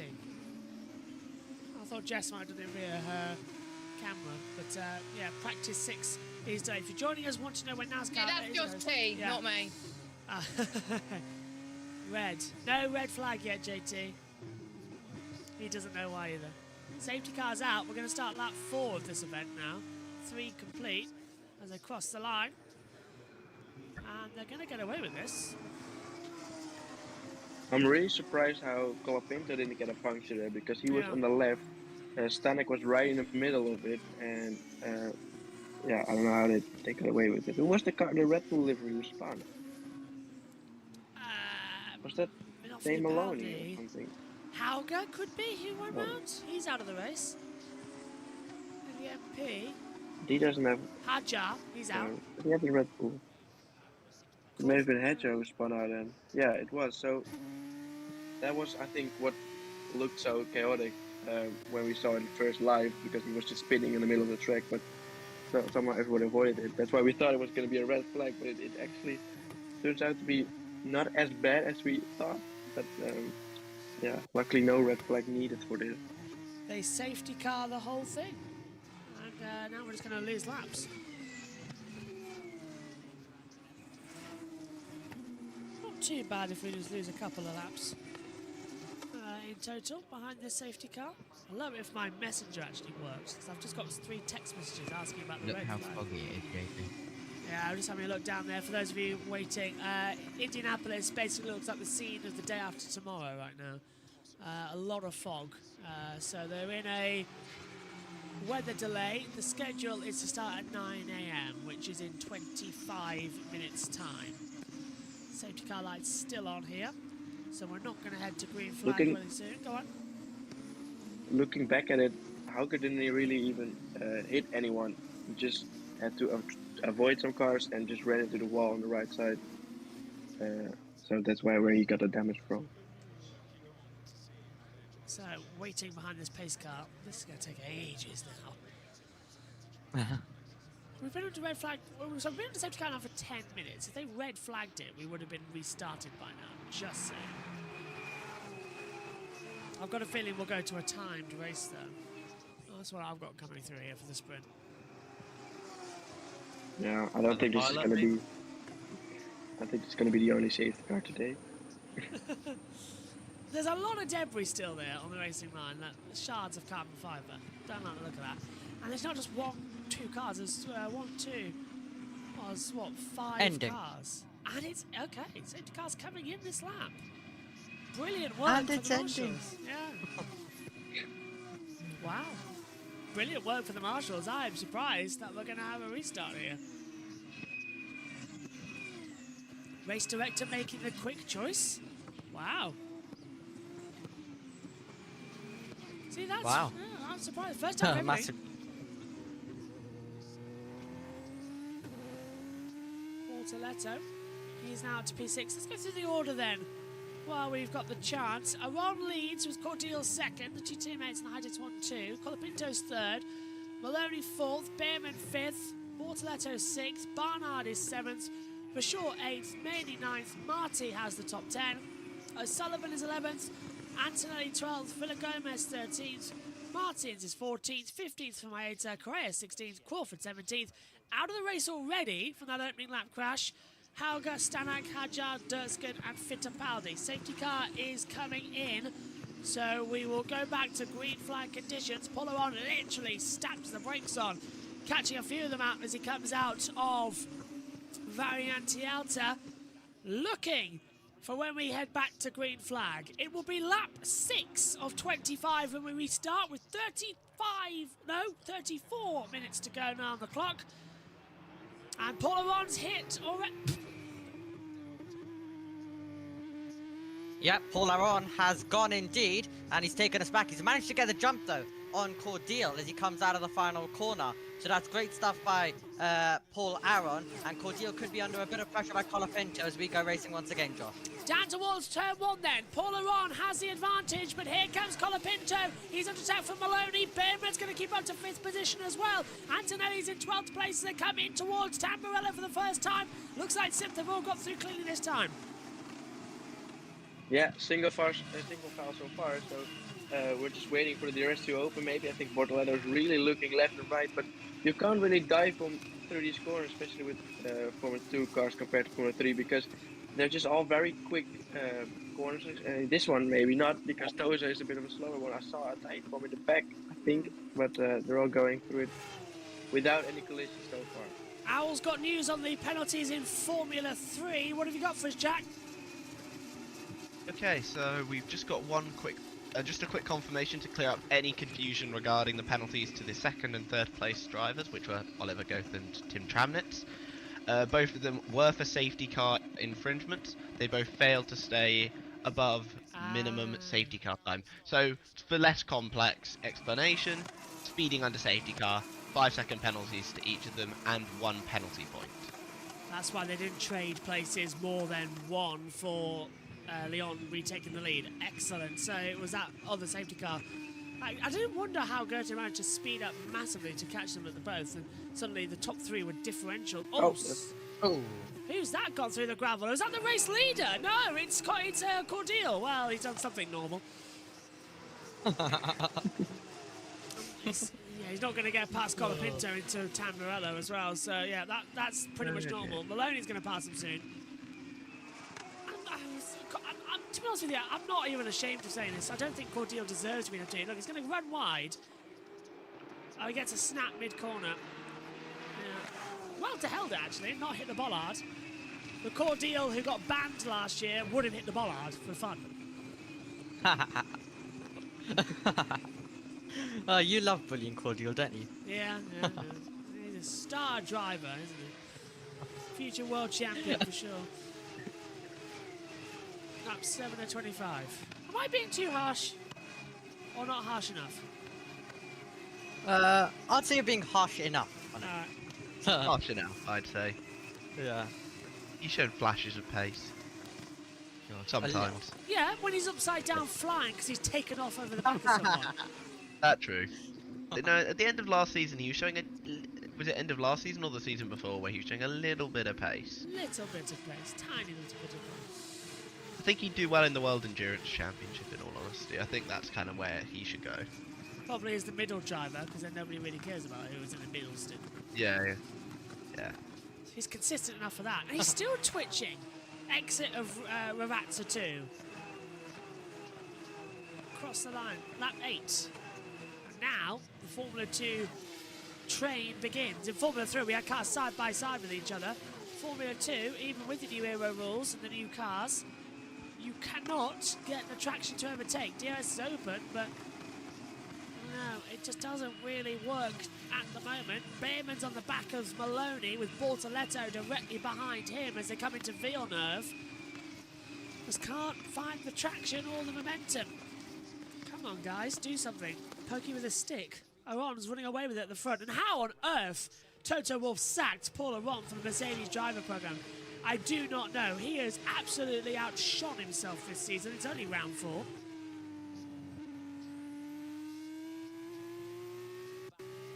He's been incredible, hasn't he? Yeah. Paul Aron, and he's going to continue to perform. And if it continues like this, he's going to be on his way for it.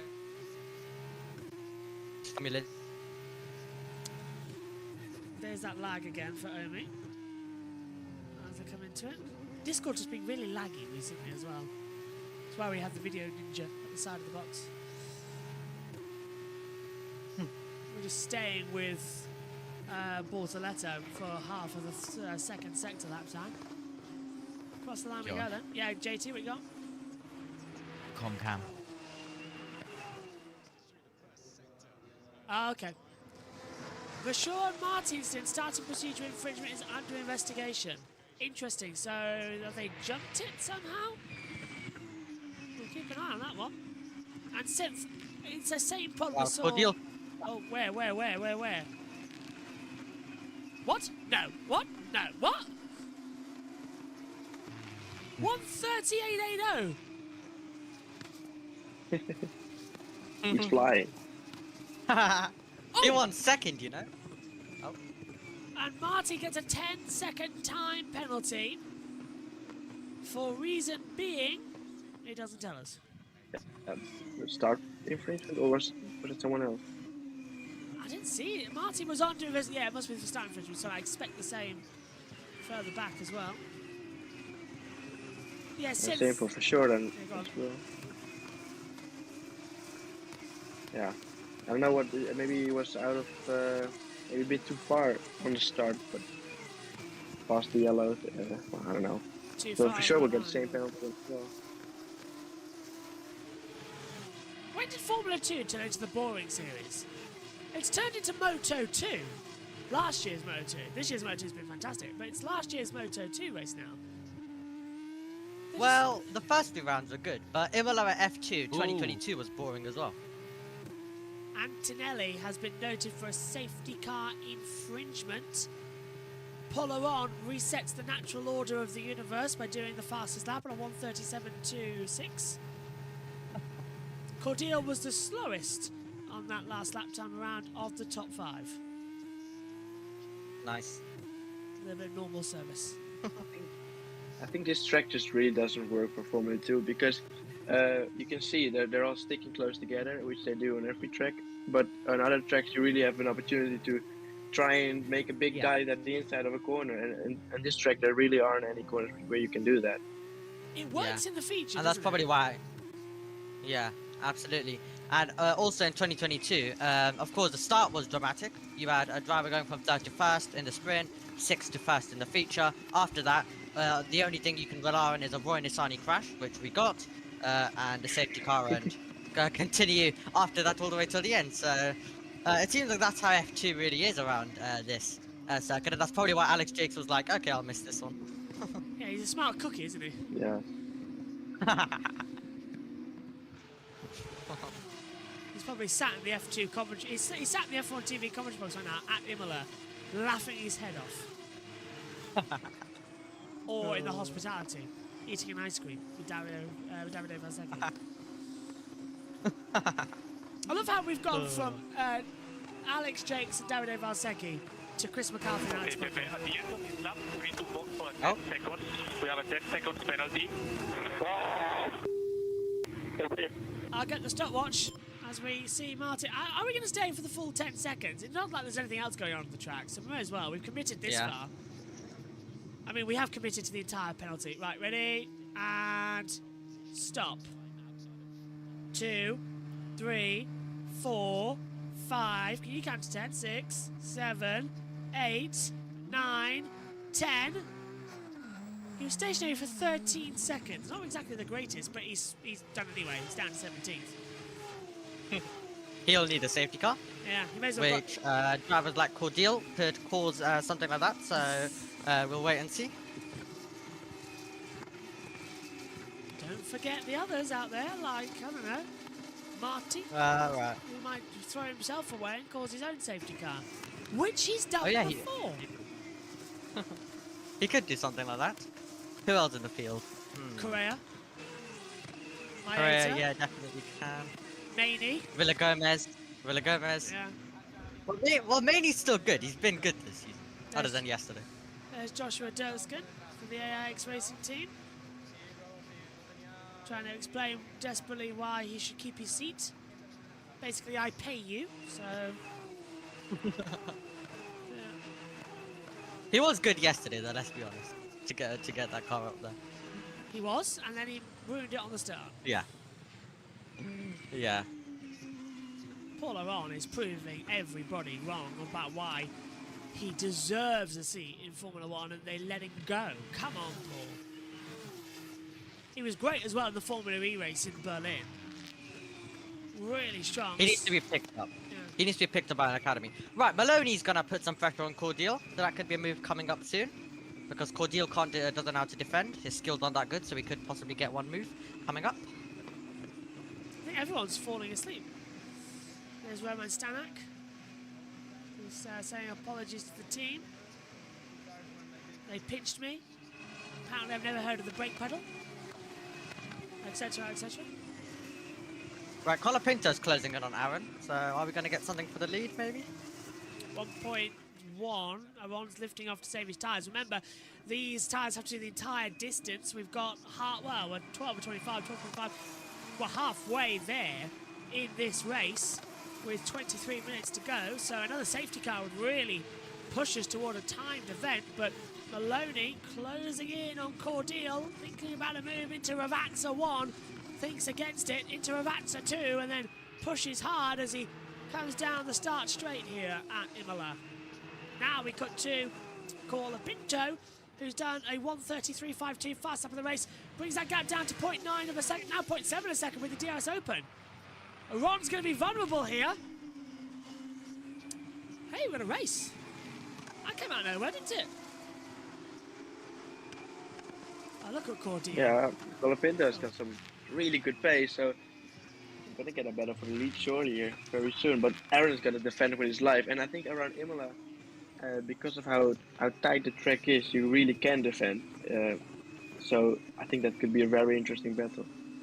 Mr. Slow Coach is holding up the rest of the field. Cordial now is 2 seconds back to the leading pair, and he's holding everybody up. Proving that reverse grids are not a good idea when the two faster drivers get out in front. And Maloney can't push because he can't overtake. Oh. I feel like not only hitting this race with the stick, I think it needs like a live grenade throwing into it as well. We had that at the start, and then he just killed it dead. Tyres are too strong. Some have gone on hard, some have gone on the medium. No one's gone on the soft tyre in this race. That's going to be tomorrow, the mandatory tyre. So everyone in the sprint sort of gone, okay, let's go soft and then medium, and then, yeah, we're pretty much just done for. And Colapinto now 9/10 back. Can't get the speed down the straights. 3 seconds now. Well, check Comcam with JT. Here it comes. Let's see. Oh, okay, just too far. Looks like the cars are going into pit road in Indianapolis, so it looks like in 10 minutes. Yeah, we will have a start time. Go on, Amy. Oh, never mind. I'll just look at these things. But yeah, Colapinto's pushing on. But the thing is, you'll need a mistake from Aaron, so he's got to just try to keep the pressure on. If Maloney can't overtake Cordial, then, you know, it's going to be a bit hard. Be smart. Be smart. Be smart, he's being told. So don't attack Maloney and just defend for Bortoletto, because Maloney's going to have a go at Cordial anyway, then you'll get your shot. So status quo, I'm afraid. Cordial really has backed everybody up. The lead is now 3 seconds ahead. Battle for the lead will only be made entertaining now if Aron and Colapinto take each other out. Not like that's ever happened before, is it? Everyone, yeah, what has happened to F2? Don't remember it being this. It's just this track. Yeah, it does not work. It's the track. Yeah, has to I mean, be if you look back at the 2022 sprint race, you'll fall asleep. So, yeah, the track. Every year we come in. Well, only years, but you know. But look at this. Clearly, is he close enough this time? No, it's not If long you're enough. half a second behind, clearly He's the DRS moving. is not enough to get next to him. And around his track, there's no other way. I guess you could say for Formula 2, this is just basically Monaco as well. I think you can even overtake better in Monaco than here, to be honest. Monaco's more exciting than this race. Monaco, you have a risk of in a row. Yeah. Monaco works for F3. Well, we might have rain next week, so that could be even more interesting. In Monaco? Yeah, that's next week. Yeah. Yeah, we could have some rain next week. And rainy Monaco. That would be interesting. So, do you remember But what I think Formula 2 needs slow corners to be able to overtake, some hard braking zones. Like at Silverstone, we don't see great racing there for F2, do we? It doesn't suit the circuit. No, but at least I think there are more straights and more DRS to get next to the other more drivers. So that I think they're more better than Silverstone for sure, because of like from back-to-back straights. But around here, there's just one straight that long, and after that you've just got very quick corners, and you're not gonna be able to make a dive on the inside somewhere. So I think tracks more like Bahrain with turn 1. I think that's perfect for Formula 2. 10 to go, and Aron moving left and right at the start. Straight, try and break the toe to Colapinto, 4/10 of a second. Is Colapinto close enough for a move into Tamburello? We got 2/10 of a second. No, he's not. Is Maloney on Aron? On Cordial? No, he's not. Berman is outside of the arrest of Maloney now. Yeah, there he is. Oh, and Cordial sliding slightly into the Villeneuve chicane. Thought he was going to lose the back end there and give us a little bit of a trip through the gravel. He's just kept it together. Looks like the scheduled start, by the way, is now going to be in 7 minutes for IndyCar if you're watching our coverage here. So top of the hour for IndyCar, and then it'll be an hour's break before qualifying starts, and not a lot of time to change over there for the qualifying run. We'll be in the commentary box for that, as well as on USRN for qualifying. We're not on USRN for the practice session, we're on it for qualifying later on in the day. And I think Matthew Owen's talking to that one. Go on, Omi. I think next year F2 really shouldn't be around this circuit. There's like so many other great circuits on the F1 calendar that we could go to, because Monaco's fine and literally every other circuit's fine. Okay, we can deal with Monaco. It still has overtaking chances. Every other track has overtaking opportunities, and we get good F2 racing there literally every time. This is the only circuit that on both appearances so far hasn't delivered. Just has had something chaotic at the start and then boring throughout the end. And when we look at the F1 calendar, there's so many other exciting tracks that we could go to. So I think we need to work on that and get somewhere where it's a bit more exciting and classic, and it can deliver classic F2 action. Because if you look, they're all in DRS trains, they all can overtake, but they can't get the position to do so. So they're all just sort of going like, hands up, Gov, can't do it, I'm afraid. So that's just fantastic. Oh well. What's the gap? You know what would be a perfect track for Formula 2 where they're not racing yet at the moment? I think in Austin, Texas, I think that would be such a great race around there with Formula 2. Yeah, you're right. I'm with you on that one. Yeah. That would be fantastic for Formula 2.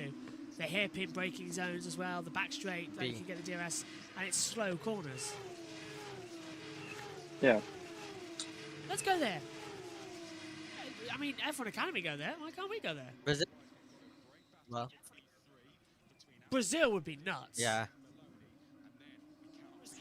Oh, that would be crazy. That would be really, really fun. And when I was talking with Mansell with chat, he also wanted to head there as well for Formula 3. Yeah. Makes sense. I would pay good money Formula to go 3. to Lagos for F2. Yeah, I agree with you, Jack. It'd be good. Can you just imagine Formula 3 around Brazil? Around Interlagos? That would be actually, that would be so great. What have you got, JT? No, just Interlagos for F3. Is any, no one's moved. I tell you what, this is what. Oh, never mind. I thought. Oh no, he's not. Thought Maloney was going to go there on Cordial. Didn't. Colapinto and Iran closing up. See, they're close, but they can't overtake. No, just waiting for a mistake from Cordial so that Maloney can overtake, or Behrman so that Bortoleto can overtake, or of course Aaron at the front. There's many battles it could just turn into a fight, but it's just not happening. They're just a little bit too far. Yeah. The straight is just a bit too short, or the braking is just a bit too short in turn one. There's just not it. Here's Vela Gomez. Cordial, Hajar, Stanak. Incident is under investigation. What a surprise! Cordial was involved at the start line crash after all. I think that's Colapinto, not. Oh, is it? Oh! Yeah. Oh! That's second place under investigation then. Oh, there's Isaac Hajar. Yes. Isaac's not happy. He always reminds me of Malcolm in the Middle. That's who played him. Face in my face. Let's have a look then.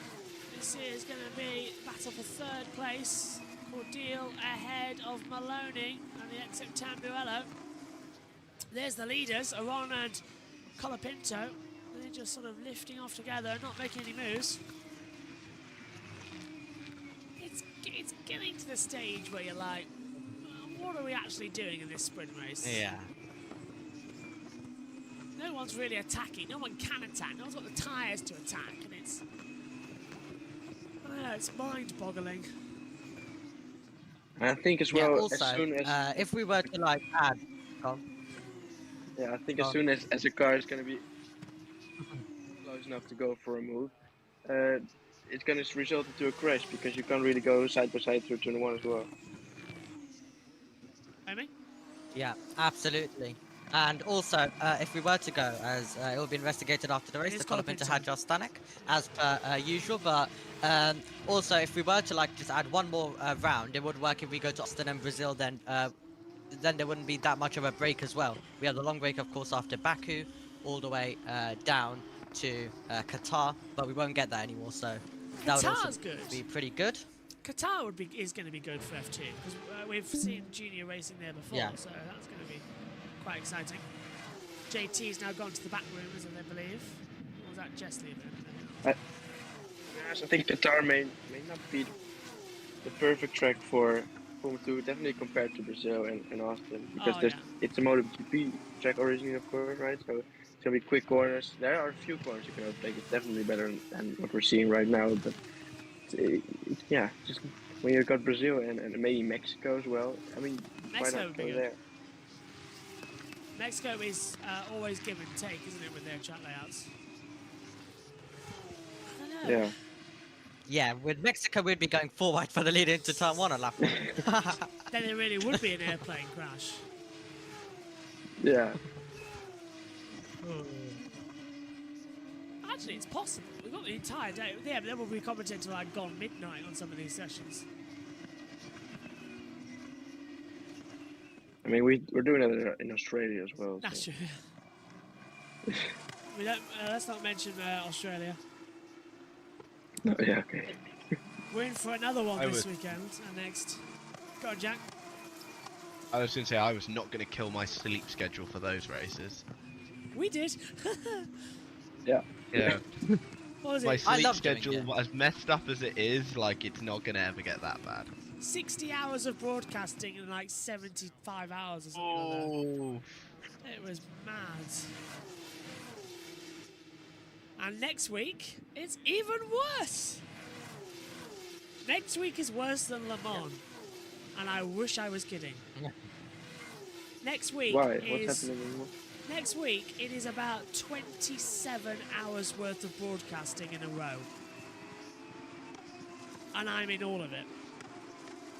Because we have FE, F1, F2, F3, Porsche, British Touring Cars, and the Indy 500, and the Coca-Cola 600 for NASCAR. And we're doing all the double. So, and NASCAR starts about 1 a.m. So, and that won't be read until about 4. And Formula E starts at 12:55. So next Saturday, I'm not going to sleep. Like, I will be awake Saturday morning, early, until late. I honestly think, I've no idea what I'm going to do. Like, I think Friday I'm going to be comatose as soon as I can. And just go from there. JT has started his coverage of IndyCar practice if you wanted to tune in. He's probably going to say for me to take over, but we're off after this to the Formula 1 qualifying session.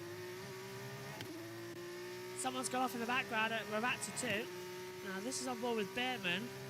That would be either Vachor or Maney who went backwards. And Vachor's dropped to 2 seconds, so it's Vachor who went off the track. Deductions. There hasn't been a position change for at least 10 laps. Like watching the 550 horsepower package in NASCAR back in the day.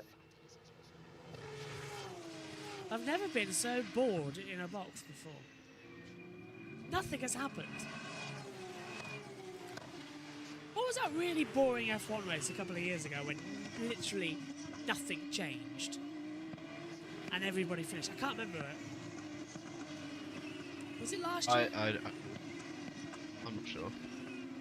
Omi, You could say Spa. Spa, yeah. Oh, no, 2021. 2021. My God, was that long? 4 hours. Omi, out of interest, hang on a minute, what's this? Yeah, I saw. Omi, out of interest, last year we commented on a race that we thought was quite good and everybody said was boring. Was it Spain? We thought it was really good. Yeah. Yeah. Yeah. 3 laps to go. 3 overtakes Our to go. Friday F2 and F3 morning podcasts. Hello, there's a move! Finally. Maloney's going around the outside, and he's passed! He's passed Cordeal! There's an overtake! Maloney, well done! You've actually done And a something. pretty good one too. Yeah, and round the outside, Finally. Tamburello. Wow! Imagine if the director missed that. I think we would find him. We would literally have to find him. And you know what's better? Next week we're in Monaco, and it's F1 TV production, and their 2nd year doing it, which means it's going to be a million times better than the 1st year they did it. That was a good move, though, wasn't it, Sense? Oh, Yeah, it really was. It was close to Cordeal just pushing off the track on the exit or on the entry there, but great move and very close to contact. But luckily, Cordeal didn't think about just jumping over the curb at the side of him. So finally, an overtake. Took a while. Cordeal done his job, though. Helped his teammate out by being the slowest driver on the planet because there's 6 seconds between anybody else's difference. But Colapinto slipped through the net. Let's see what happens there. All ball with Bortoletto. Behrman ahead of him by 1.1 second, according to my timing screen. 2 to go. Reminder, probably Sky are going to go straight off the air, as they like to do that, because we had the delay already. Hello? Is that... Thought Bertolotto might go for a move there down to Tamburello. He didn't, but Behrman's going a little bit too wide. Nah, Look at Colapinto behind Aaron. 3/10. Why are we watching that battle? The actual leaders battle. There we go. So But he just loses the time throughout this part, and then once you're at like half a second, between 5 and 6 tenths of a second behind the car in front of you, it's just too far on the straight. That's already too much. Yeah. You need to be at least 4 tenths, and look now it's already. And then he makes a mistake, Colapinto, coming out of Aqua Minerale up to Variante Alta. Just a small twitch, and Ron's jumping over the curbs, but he's gaining time. It's not like Schumacher and Alonso in 2005. This is going to be a little bit different. Sky have cut channels, and Sky have started their qualifying show. So that is evident that they are going to leave ASAP. Down across the line A we bit go. too far, I'm afraid. Yeah. Oh, it's the last lap of the race. Is Colapinto anywhere near? He's got the DRS. Polaron's going left and right. Colapinto saved it for the last lap. He's going round the outside and towards Tamburello. They're side by side. They're going to force each other off. Colapinto goes one way and Aron goes over in the curves. Wow. And Franco Colapinto takes the lead with an amazing move. He saved that to the last lap. Wow. Whoa. I did not think it was close enough. Colapinto sounds like he's already won the race. Yeah. That was amazing, and that was lined up here. Polaron made the mistake coming out of the second Ravazza since, and he just dragged him up that hill. Yeah, that was that little moment of oversteer. That was it. And look how close. They were definitely made contact here in turn 1. I think it is legal, my friend. You forced him off. Yeah. And he did. I don't think he even went 4 wheels off the I don't think Colapinto. Aaron ever leaves the track. No. So this is fair. And look. Oh, towards Alta. Variante Alta. What an overtake. Bortoletto and Behrman, that's not going to change. Franco Colapinto is coming out of the last corner with Polaron in second position. Are we going to see him cross the line? Here he is. Franco Colapinto waits until the last lap and does win the sprint race here in Emilia-Romagna. Cross the line for Aron second, Maloney third, Cordeal fourth, Behrman fifth, Bortoletto sixth. Barnard for sure rounds out the points. I'll tell you one thing, Omi, that was an interesting last lap bonanza change. Wow. That was absolutely incredible. We thought Aaron had it. He had to go ultra defensive though and color Pinto. That was superb by him. All the way around the outside. Brave, bold, and brilliant to take his first victory in Formula 2 on the last lap. That's what we like to see and like to do. What did you make of it, Jack? Overall, a pretty dull race, but a fairly exciting ending. And what a move by Colapinto. Of course, I assume that the stewards will look at this, but I thought it was a legal move. I thought it was a brilliant dive bomb around the outside. Brilliant overtake, and well done Colapinto on the win. Is that his first F2 win, or is that his second? Second, I think. Second, okay. Well done to him, though.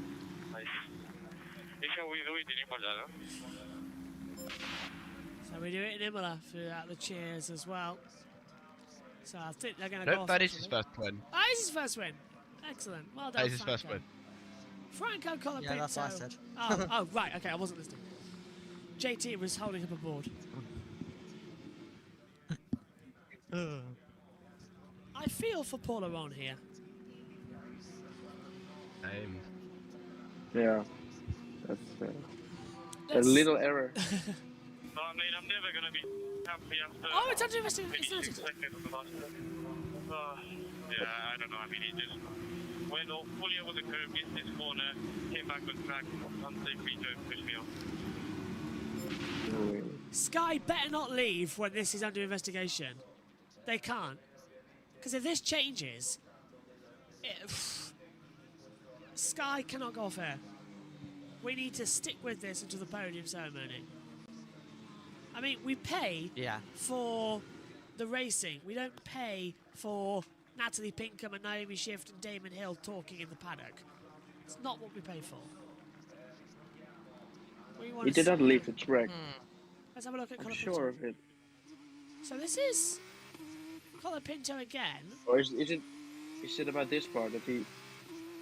No. Let me look at this. Right, it must be turn He don't one. leave the track. Right, let's see. Right, on board.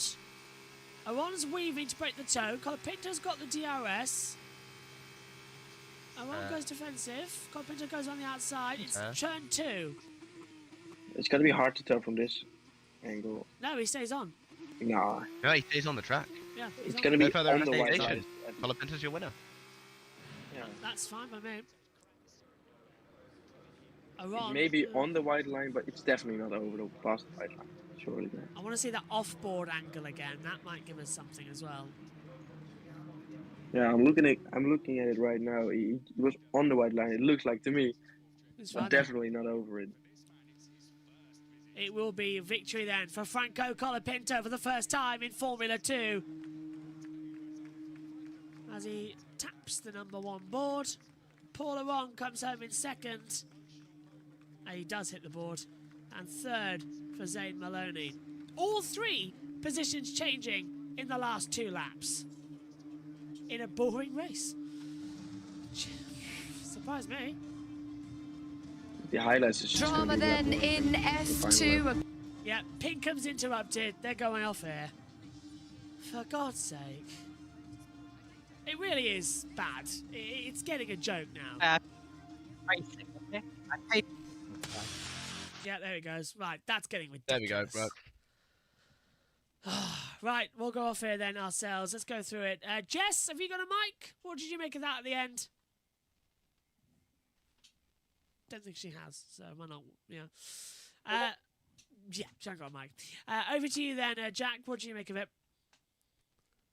Overall, definitely not the most exciting race. It kind of reminds me of the NASCAR 350 power package they had back in like 2020. I don't know if anyone else was watching that then, but it was so you could catch up so quickly with the draft, but then you just could not pass, and that's how this race felt. However, a very, very bold, exciting move at the overtake at the end for Colapinto, a first career win in F2. So well done to him, of course, member of the Williams Driver Academy. I'm sure they'll be very pleased with that. But overall, race rating probably about like a 4 out of 10. That's what I give it. I'd give it 3. Yeah. But yeah, I'm with you on that. Maybe with the start line accident pushing Being it over. optimistic. Yeah. Omi, what about you? It was a action-packed start, action-packed end, and a massive lull in the middle. Absolutely nothing happened. And it wasn't a typical F2 race. So tomorrow, the feature race, we have pit stops involved. Hopefully it will be a little bit more better. It should be better, but it won't be, I wouldn't say really that, it won't be like that crazy as we've seen earlier on in the year, like at races like at Jeddah. So yeah, good, so I guess good start, good ending, and hopefully we'll have a bit more of a better race tomorrow. Sinful?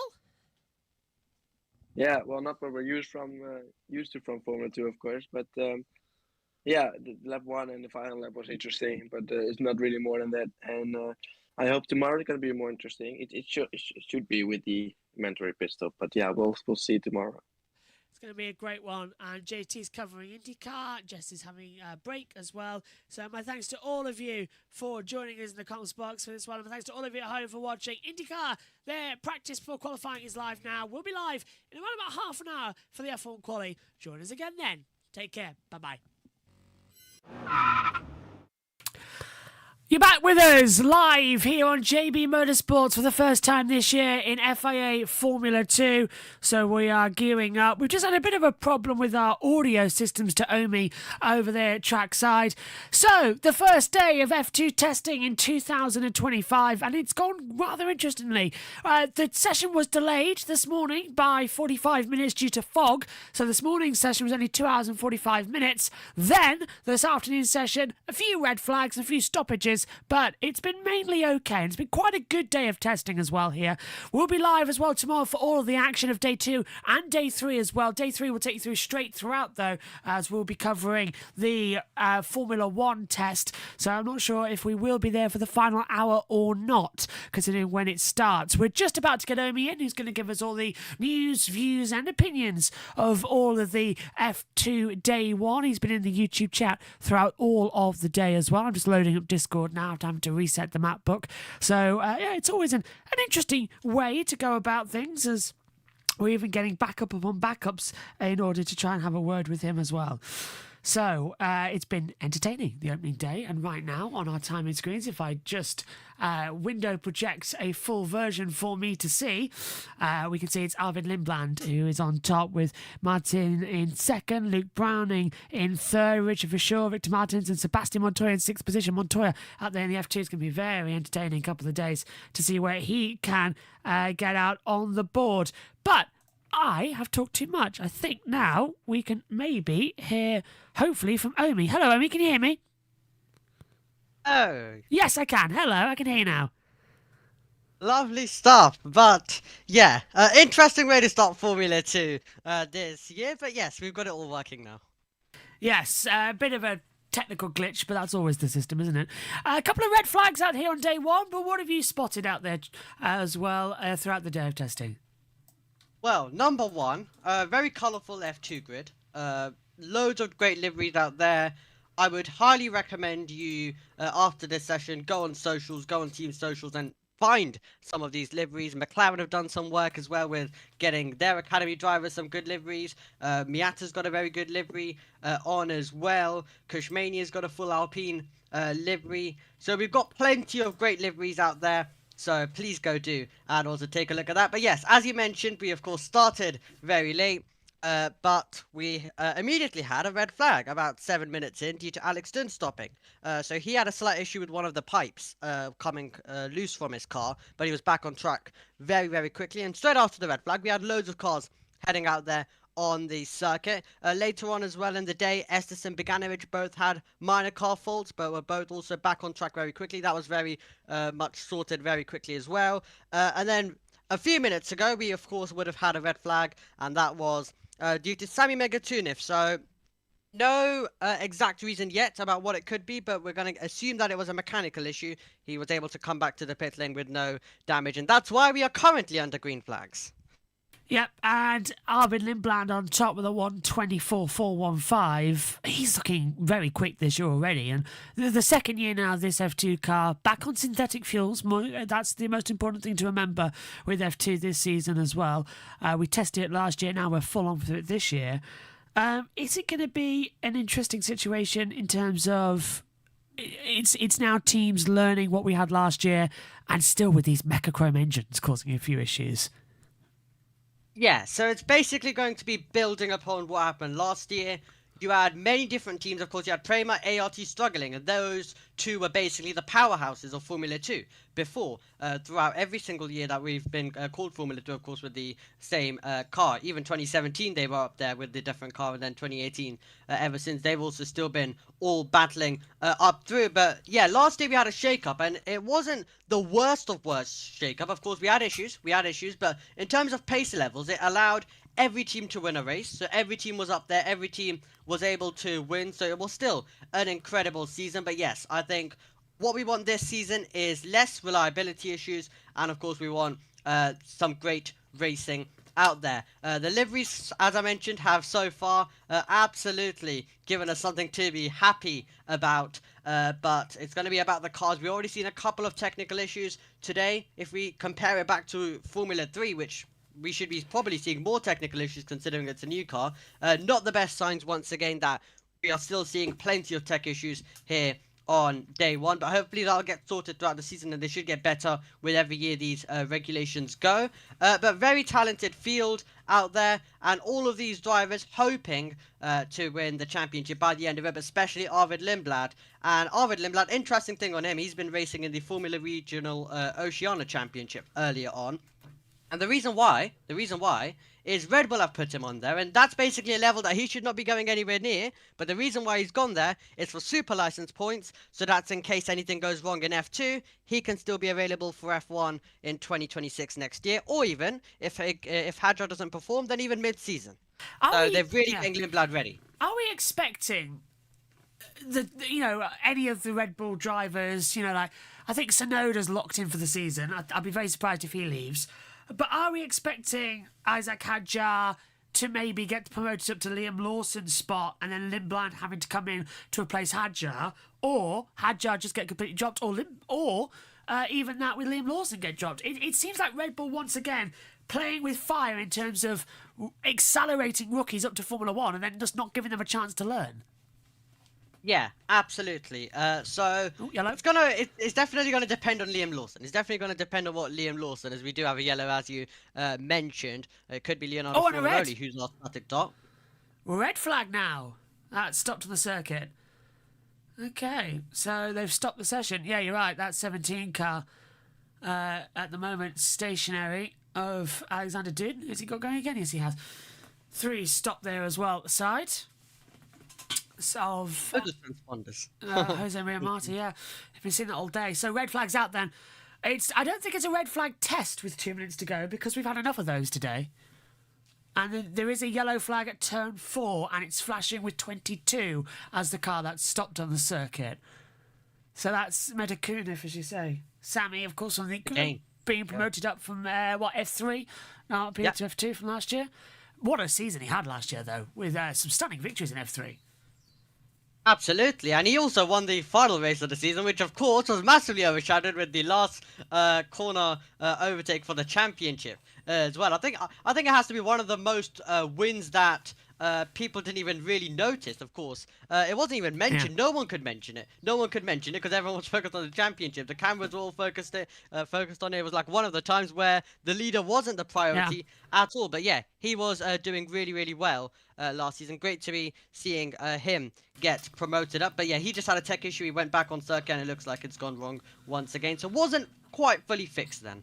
And that means that it brings an early end to day 1 of testing here at the Circuit de Barcelona, Catalonia. Only 22 cars, of course, venturing out there. We've added a few more screens for you to take a look at here on JB Motorsports, the fastest laps, the on-tracks as well. We didn't have permission to use those, but I've had permission from Circuit de Barcelona, Catalonia to use them now for the information at the bottom of the timing screen, because, of course, race control messages are very hush-hush. You're not allowed usually to see those anywhere on stream in Formula 2 and Formula 3, but we've been given permission, so we have a full testing experience. I should have asked really last week in Formula 3, shouldn't I? But but it wouldn't have fit on the screen anyway, because there was 30 drivers and now there's only 22.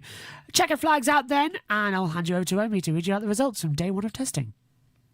Absolutely. Arvid Lindblad impressing out in front. Gabriele Mini in second place. Those two are Alex Jakes' title contenders for this year in Formula 2. Fornaroli in third. Sebastian Montoya is in fourth.